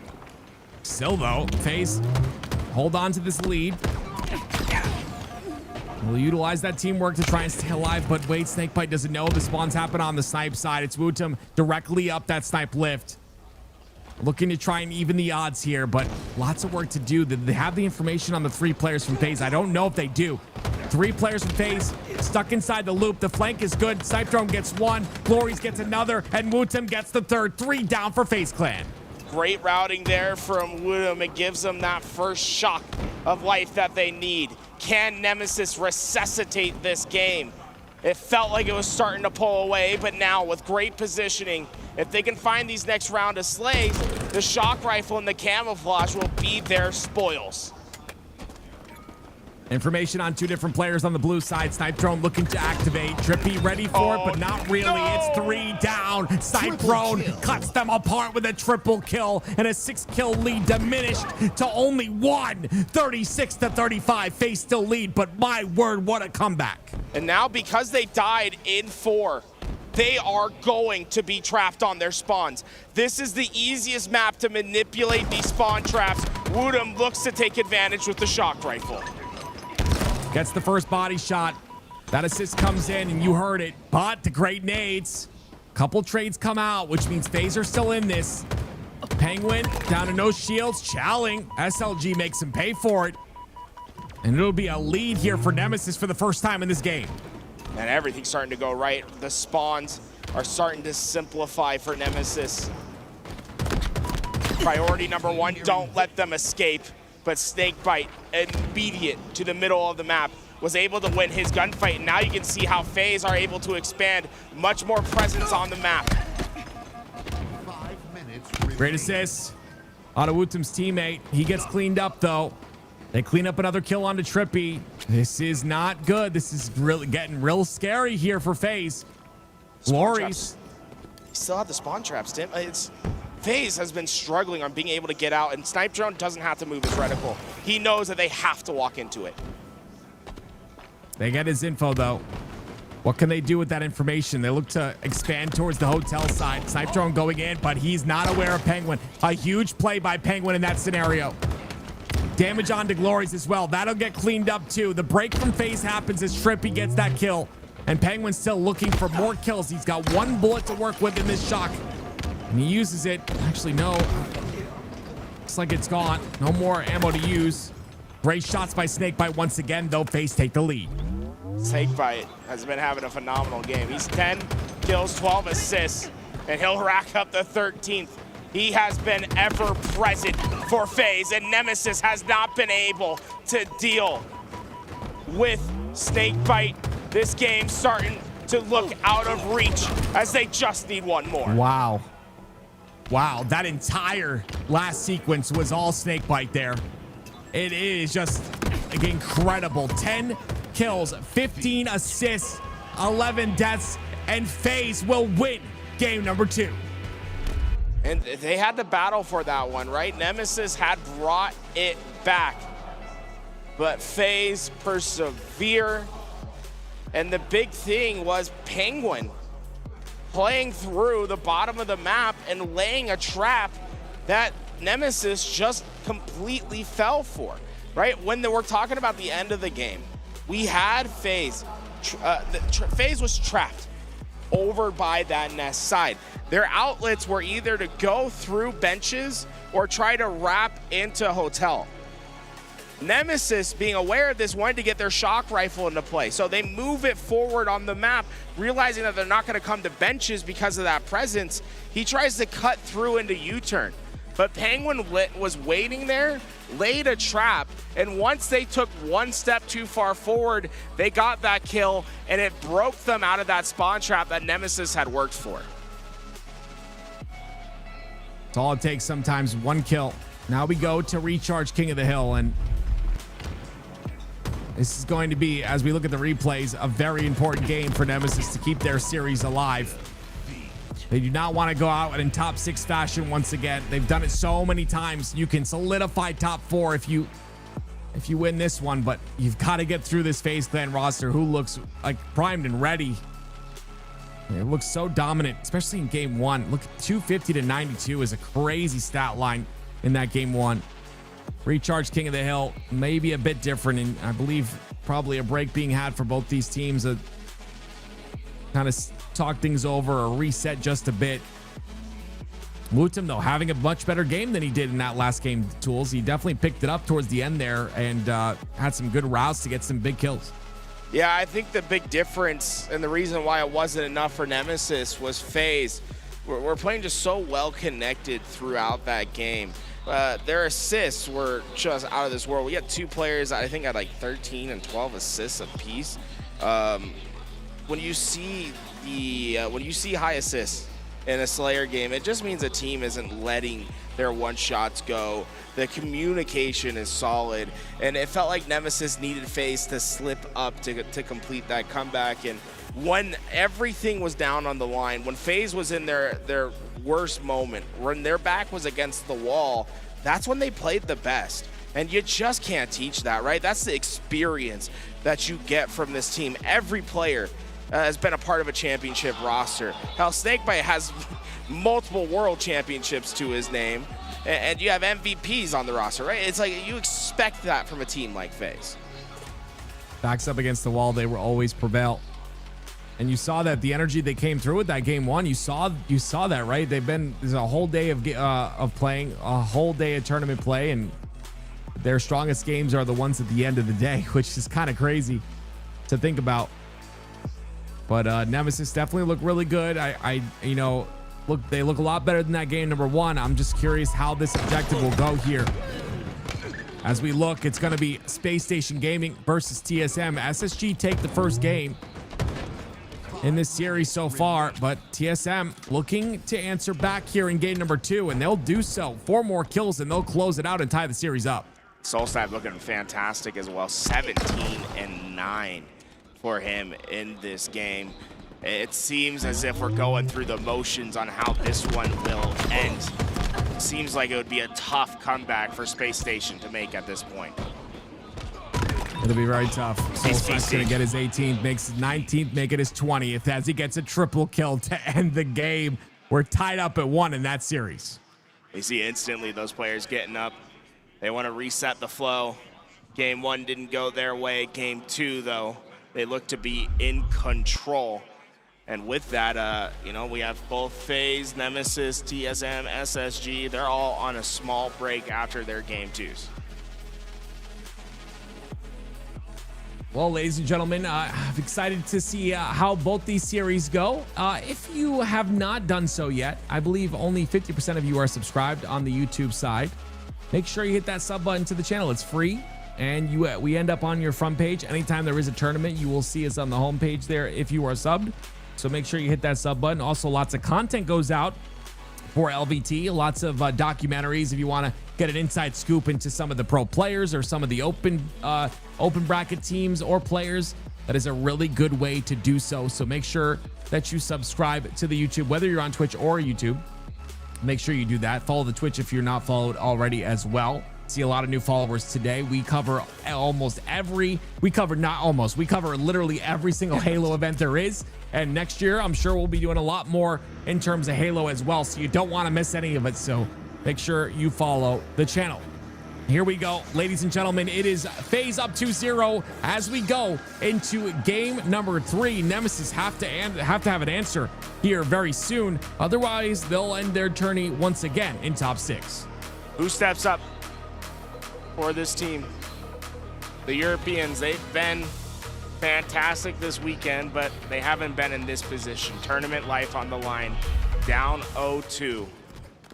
Who leads this team forward? And we've seen this multiple times now. Trippy has just been so decisive on playing for that camouflage. Each time he's gotten away with it, though it costs the life of every one of his teammates this time around. We'll see what he's able to do with this. This camo is everything. Lots of cost to get it, but if you're not able to get value out of it, all that cost goes for nothing. Halfway through this hill already, and Glories is the one to spot him. That nade damage is good enough, but Trippy's camo runs out at the worst possible time. And with Wutem getting the kill on to Lucid, Trippy is in a rough position now, has to get a trade, and that's what he'll get. He did a good job of just getting right up into that face, getting that trade out, trusting that his teammates would win those fights. They're going to be able to get themselves the spawns necessary to get into this hill. I like this backup by Snakebite, understanding it's very important to hold this pipe side control. Spawns will happen onto A. There's not much you can do about it just yet. He's gonna have a lot of pressure here. It's double pressure, and he's not able to get either one, and that's a 3-man wipe already for Nemesis. Yeah, with that, you see Nemesis gonna try to reapproach into this hill. I like that the early drop down, you know, although FaZe should be able to find their contest, Nemesis is basically gonna put this at 95%. Ooh, actually great nades by Lucid. That might be enough just to break it. I can't believe they didn't have to do a lot of work to get them out of those batteries. Usually it takes much more than that. FaZe just completely eviscerated the setup of Nemesis.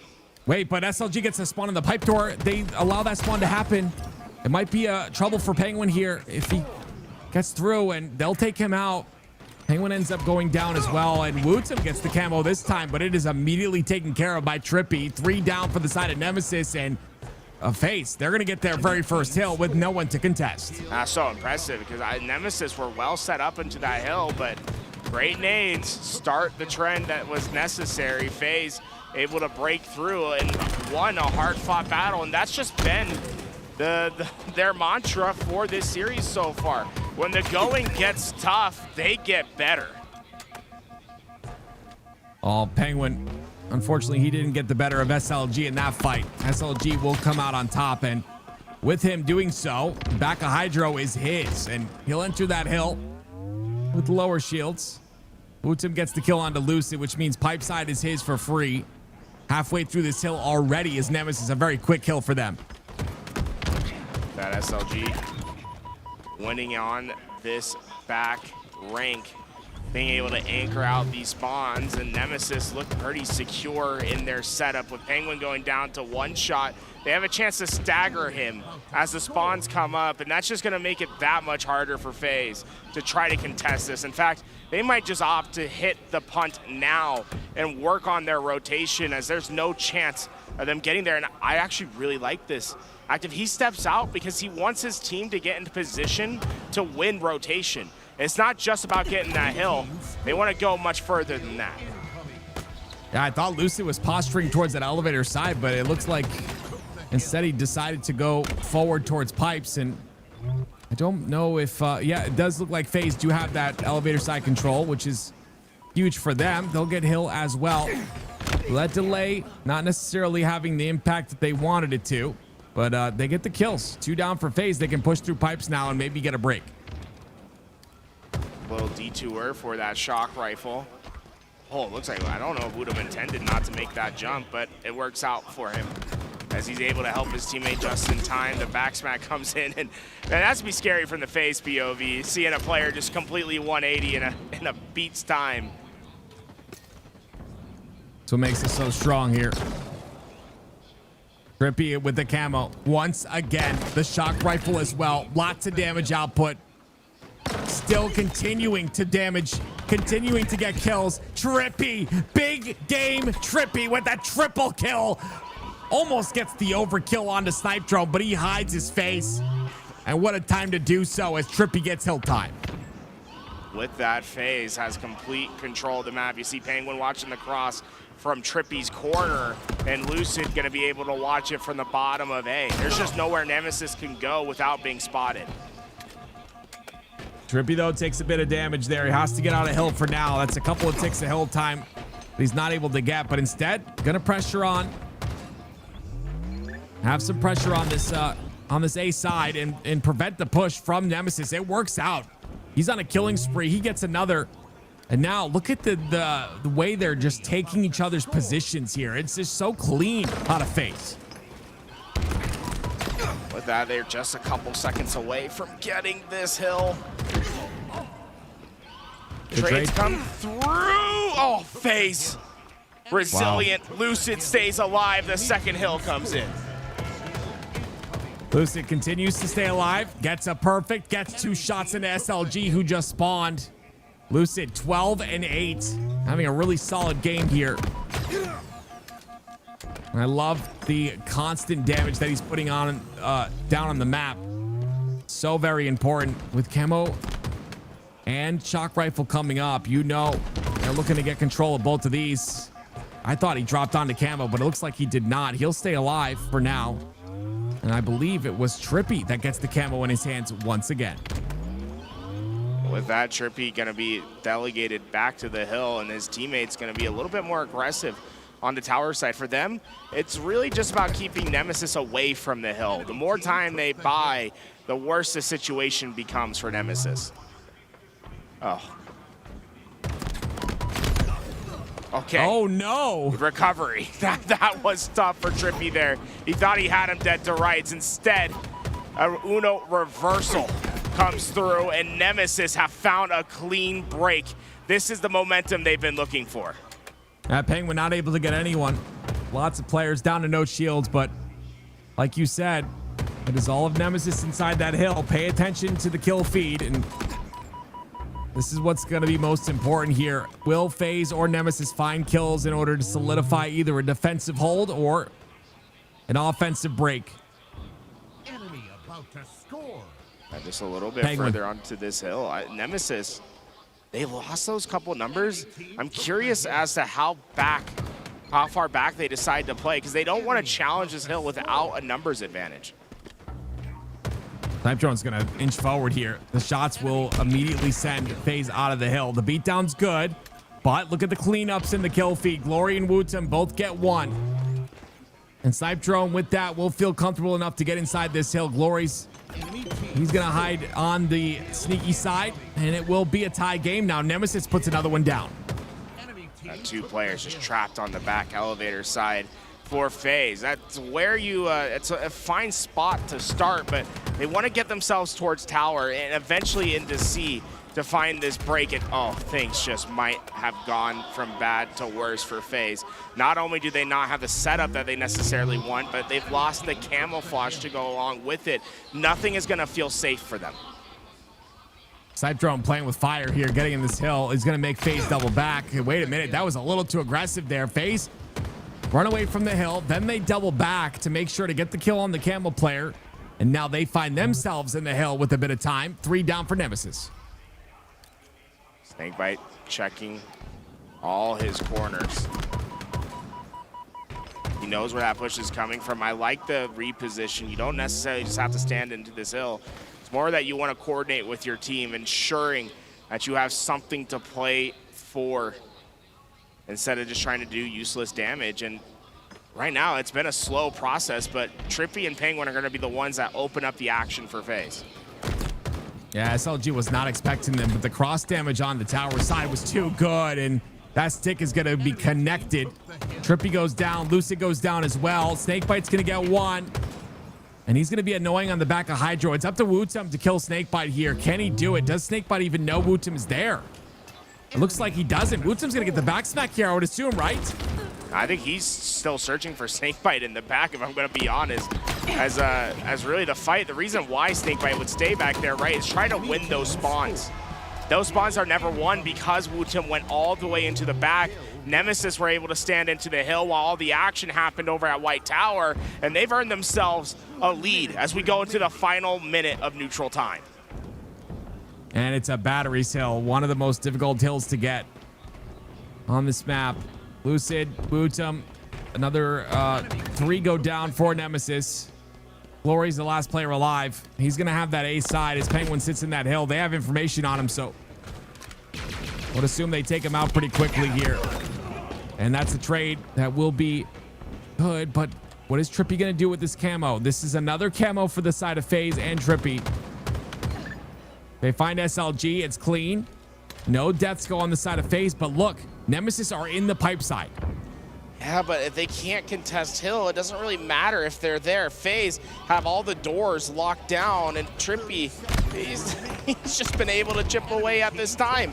Finally, Nemesis drop in, but it takes heavy casualties to do so. FaZe continue to score, and SLG trying his best to salvage the situation. He runs to Lucid. Honestly, Wow. It was his only option. I'm surprised he got there. A massive kill from SLG. I am very surprised he got there. I didn't expect him to be able to run like that for free towards the center of the map, but I think maybe they didn't expect him to do the same thing. 10 seconds left. Not a lot of time on neutral clock. Glories goes down. 5 seconds left. Someone's got to step inside this hill. It's Trippy. Not a lot of time to work with. Lucy gets killed on the feet. It's 3 down for the side of Nemesis. Their hand is forced at this point. FaZe has to stand into this hill. Nemesis are going to have one chance off a spawn. They can't show it all. Trippy has to stay alive here. The nade knocks him up, though. It's 2 seconds left. Not a lot of time, and there it is. Nemesis keep themselves alive in the series. And the benefit for Nemesis there, despite the fact that they went 3 down, is because they were fresh off spawn, they all had 2 nades. They instantly threw every piece of ordnance they had into those batteries. There was nowhere for them to hide. Nemesis down 2-1 in that recharge King of the Hill, battled their way to get that lead and eventually win that game. They're on the board. It's just so scary. I like a Trippy being in that side. If he doesn't jump, he gets killed by the plasma grenade. If he does jump, he gets sent into the sky. Nowhere for him to go. Maybe a slide to the left side, but like you said, nades were everywhere. Lucid though, 25 and 15 out of the man. We've seen it before. We've seen how good Lucid can be as a player, and he came to play in that game. With that map 4 going to be on the horizon, it'll be Oddball, and Oddball probably what Nemesis really wants to see, right? Something that you're going to have a lot of time to get yourself antiquated with. It took them a while to warm up. In all the games that we've seen thus far, FaZe have been off to fast starts, whereas Nemesis, as time goes on, they start to get a little bit better. I think this Oddball game is exactly what they want to see in order to try to get a Game 5 going. As you can see, it's Space Station Gaming versus TSM. SSG have a 3-0 lead in this game. And TSM looking to answer back somehow, some way, as any team who's down will do. With the camo in the hands of Soul Snipe, this is his opportunity to do so. But again, it's going to be tough. Has to create space here. Great kill onto Stellar, and he stays alive on top of it. We'll see what else Soul Snipe can do with his camo. It's probably running out at any point here soon. I mean, it's looking likely that TSM will get this hill. The question is how much time is going to be left after they get it. Space Station have not put one foot into it. It's clear that their objective from here on out is to play a prolonged game of Slayer. They're going to try to drain that neutral clock. Great job by Soul Snipe right there. You see him crouch and then jump up to get that shot onto Eco, make it a little more difficult to get him out of scope, but it doesn't work out in his favor. Like you said, the first hill does go in the favor of TSM, or their first hill goes in their favor. But that bottom center hill is divisive. It's going to be tough to get in there.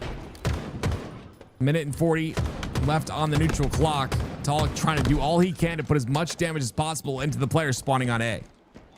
And Talik's going to be an important back player for his team now. And I love how he starts to move up towards Needles. He wants to put that pressure as they want to win those back spawns. Now, SSG, they only have one player alive, but they are getting spawns towards C. That's going to force TSM to probably be really aggressive onto those spawners, as they'll have quick access towards that hill, and it should throw TSM out of that hill. So often. You see how the neutral time's still trying to tick away as Space Station has made this difficult for TSM. And TSM's still winning those slays, but it's just not an easy fight. Got to win the slays, then you got to get the positioning, then you got to get the slays again, all while getting hill time. Not easy whatsoever. Truck, lots of damage into the player top tower, and he's going to die to that. No, he's going to be down in those shields from that nade. With the minute left, it's going to be tough. But we'll keep you updated on that match. We're going to hop back over to FaZe versus Nemesis, our featured match here. As you see, it is FaZe immediately in control of the ball right off the bat. And this is a match point for them if they're able to win these 2 rounds of oddball. Well, FaZe was early to that ball, but it comes at heavy cost. 3 that go down, and Snipe Drone has a few options with this ball. I wouldn't mind him playing back towards that PD side and trying to get in between his teammates, but gonna opt to stay up high as it gives him sight lines onto that camouflage, but importantly also gives him play options as to where he can throw that ball out if they start to lose their numbers. Enemy has the ball.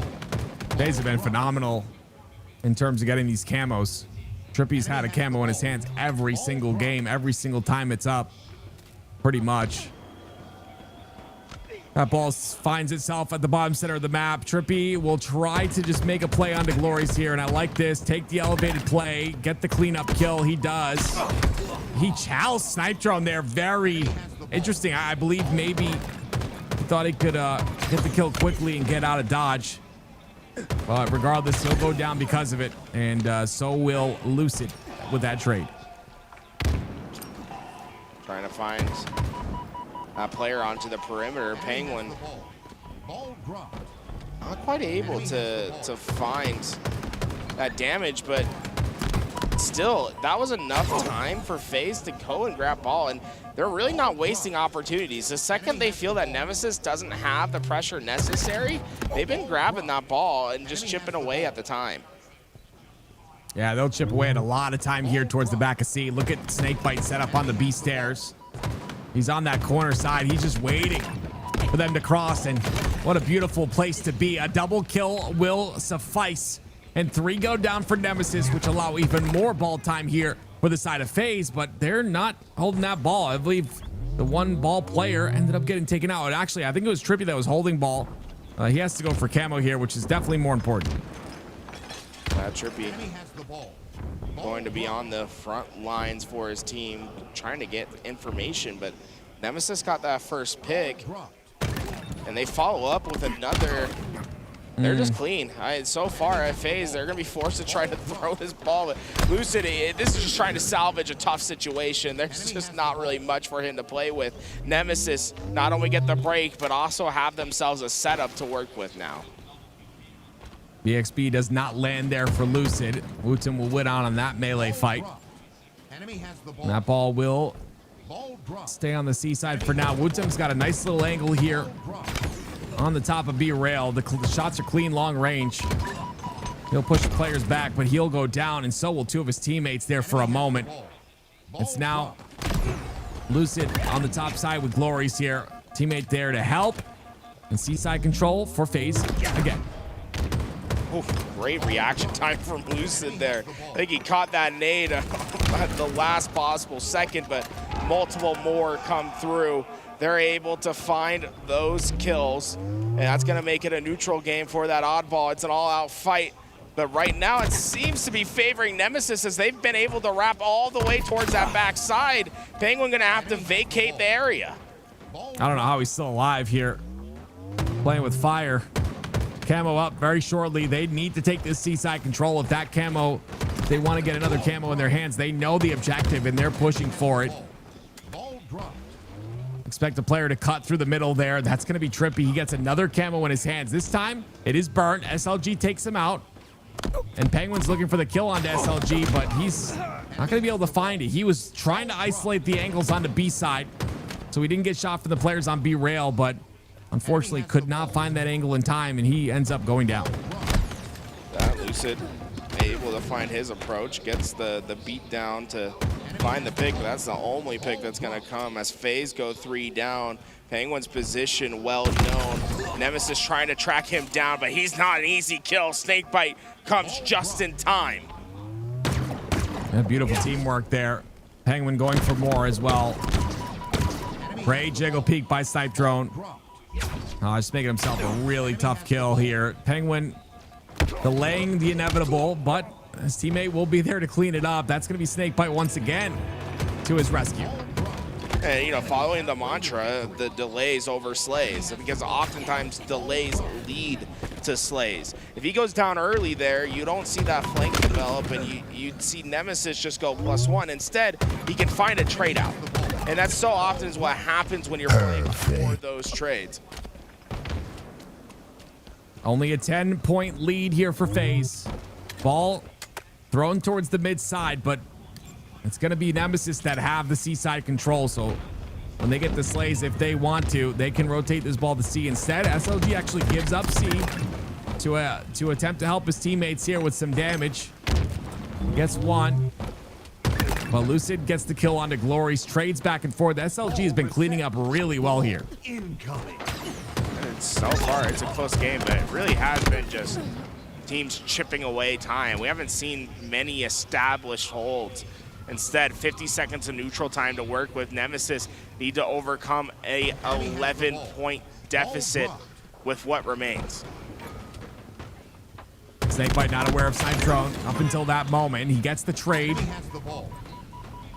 FaZe trying to get this ball in an opportune position so that they can put it in the open and prevent Nemesis from taking it or touching it for any amount of time. Right now, I think it's in a pretty good spot. All of Nemesis either on that B side or looking for a route towards purple here. And continuing to rotate it is FaZe. This is very smart by FaZe. Ball management, ball control. Now they just need the slays to go along with it. It's gonna come down to these fights. FaZe need the wins. Double beat down. SLG. Massive kill. It's down to Glory.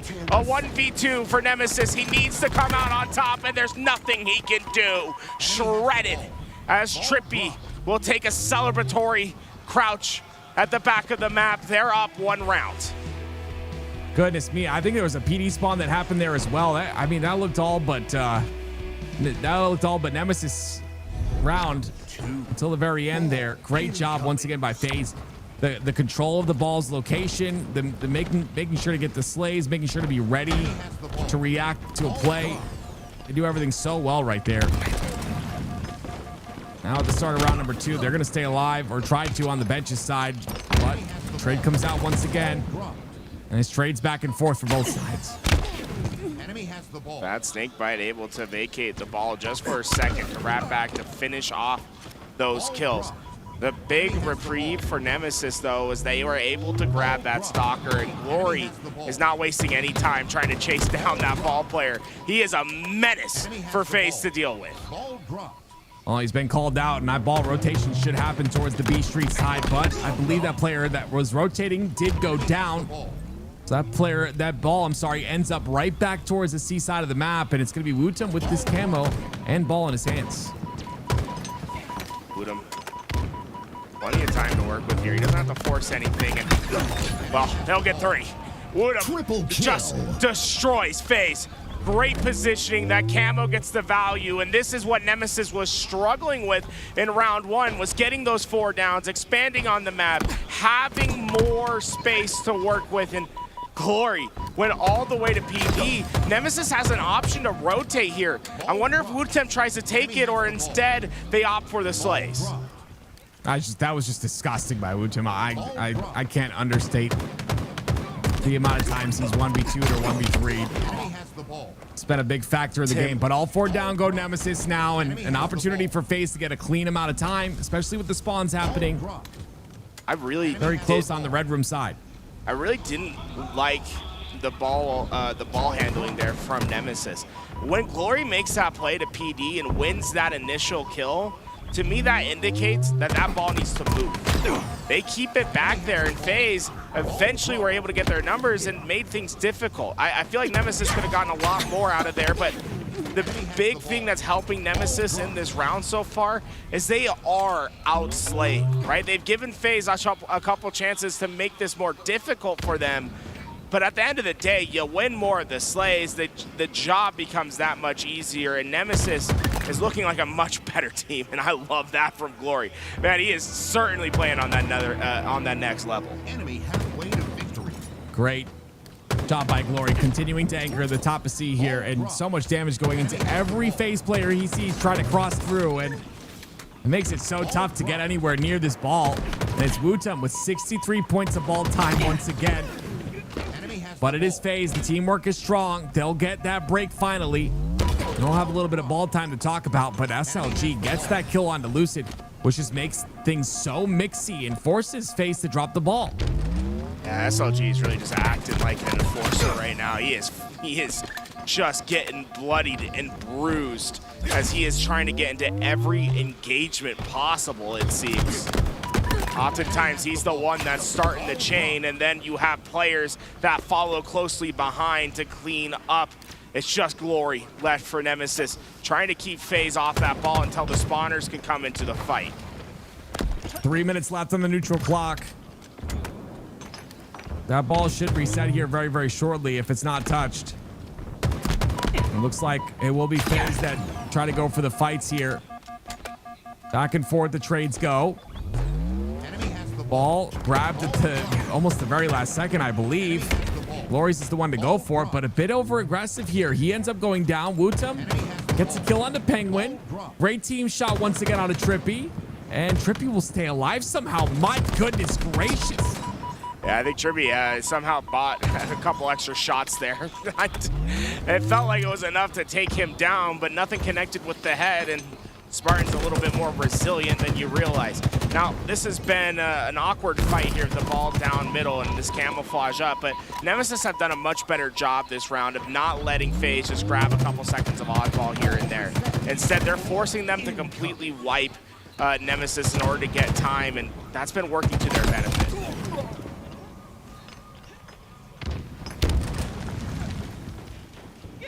Snakebite working alongside with this camo, gonna try to do as much as he can for FaZe. Finds the double kill. This is exactly what they needed. They finally have been able to get a clean grab onto that ball, throws it back, and now the camo has free range to start moving forward and trying to find more action on the map. We haven't seen this at all in round 2 for FaZe. Ball dropped. Trippy. Enemy has the ball. Working forward with that red gun and perfect shots for Trippy. FaZe is starting to come to life, and Nemesis's lead continues to shrink. Enemy has the ball. With that 2 going down for Nemesis, FaZe completely flipping the switch here. They look like a team renewed, and they know one round gets them to championship Sunday. Trippy trying to hold down the B lane. Look at how far that ball is from Nemesis. The lead has officially changed hands. FaZe look completely anew in this series. Nemesis finally are able to break the setup, but Lucid isn't done fighting yet. Grabs towards the back, that pistol coming in handy, able to get those shots, preventing Nemesis from getting that time. And you see support starting to come through, a couple one-shots in front of Lucid. He's looking to take advantage. He's peppering everyone up. Snipe drone goes down, Glory joins. It's a clean wipe as FaZe continues to chunk away at the time. They have a 10-second lead, and it looks dangerous as Nemesis is running out of time. FaZe just need 20 more seconds. Lucid looking for that reapproach. Trippy has gotten the camouflage. Nemesis looking to find what angle they can. How do you get into this break? FaZe opting to leave that ball on the ground. They know that it's going to come down to the slays. They want every bandit up on the map for this gunfight. A couple players that break through the cafe. They breach through the backside of FaZe. Woodham comes in from the strong side, able to get the damage necessary for the first pick, but the rest of Nemesis aren't able to follow up fast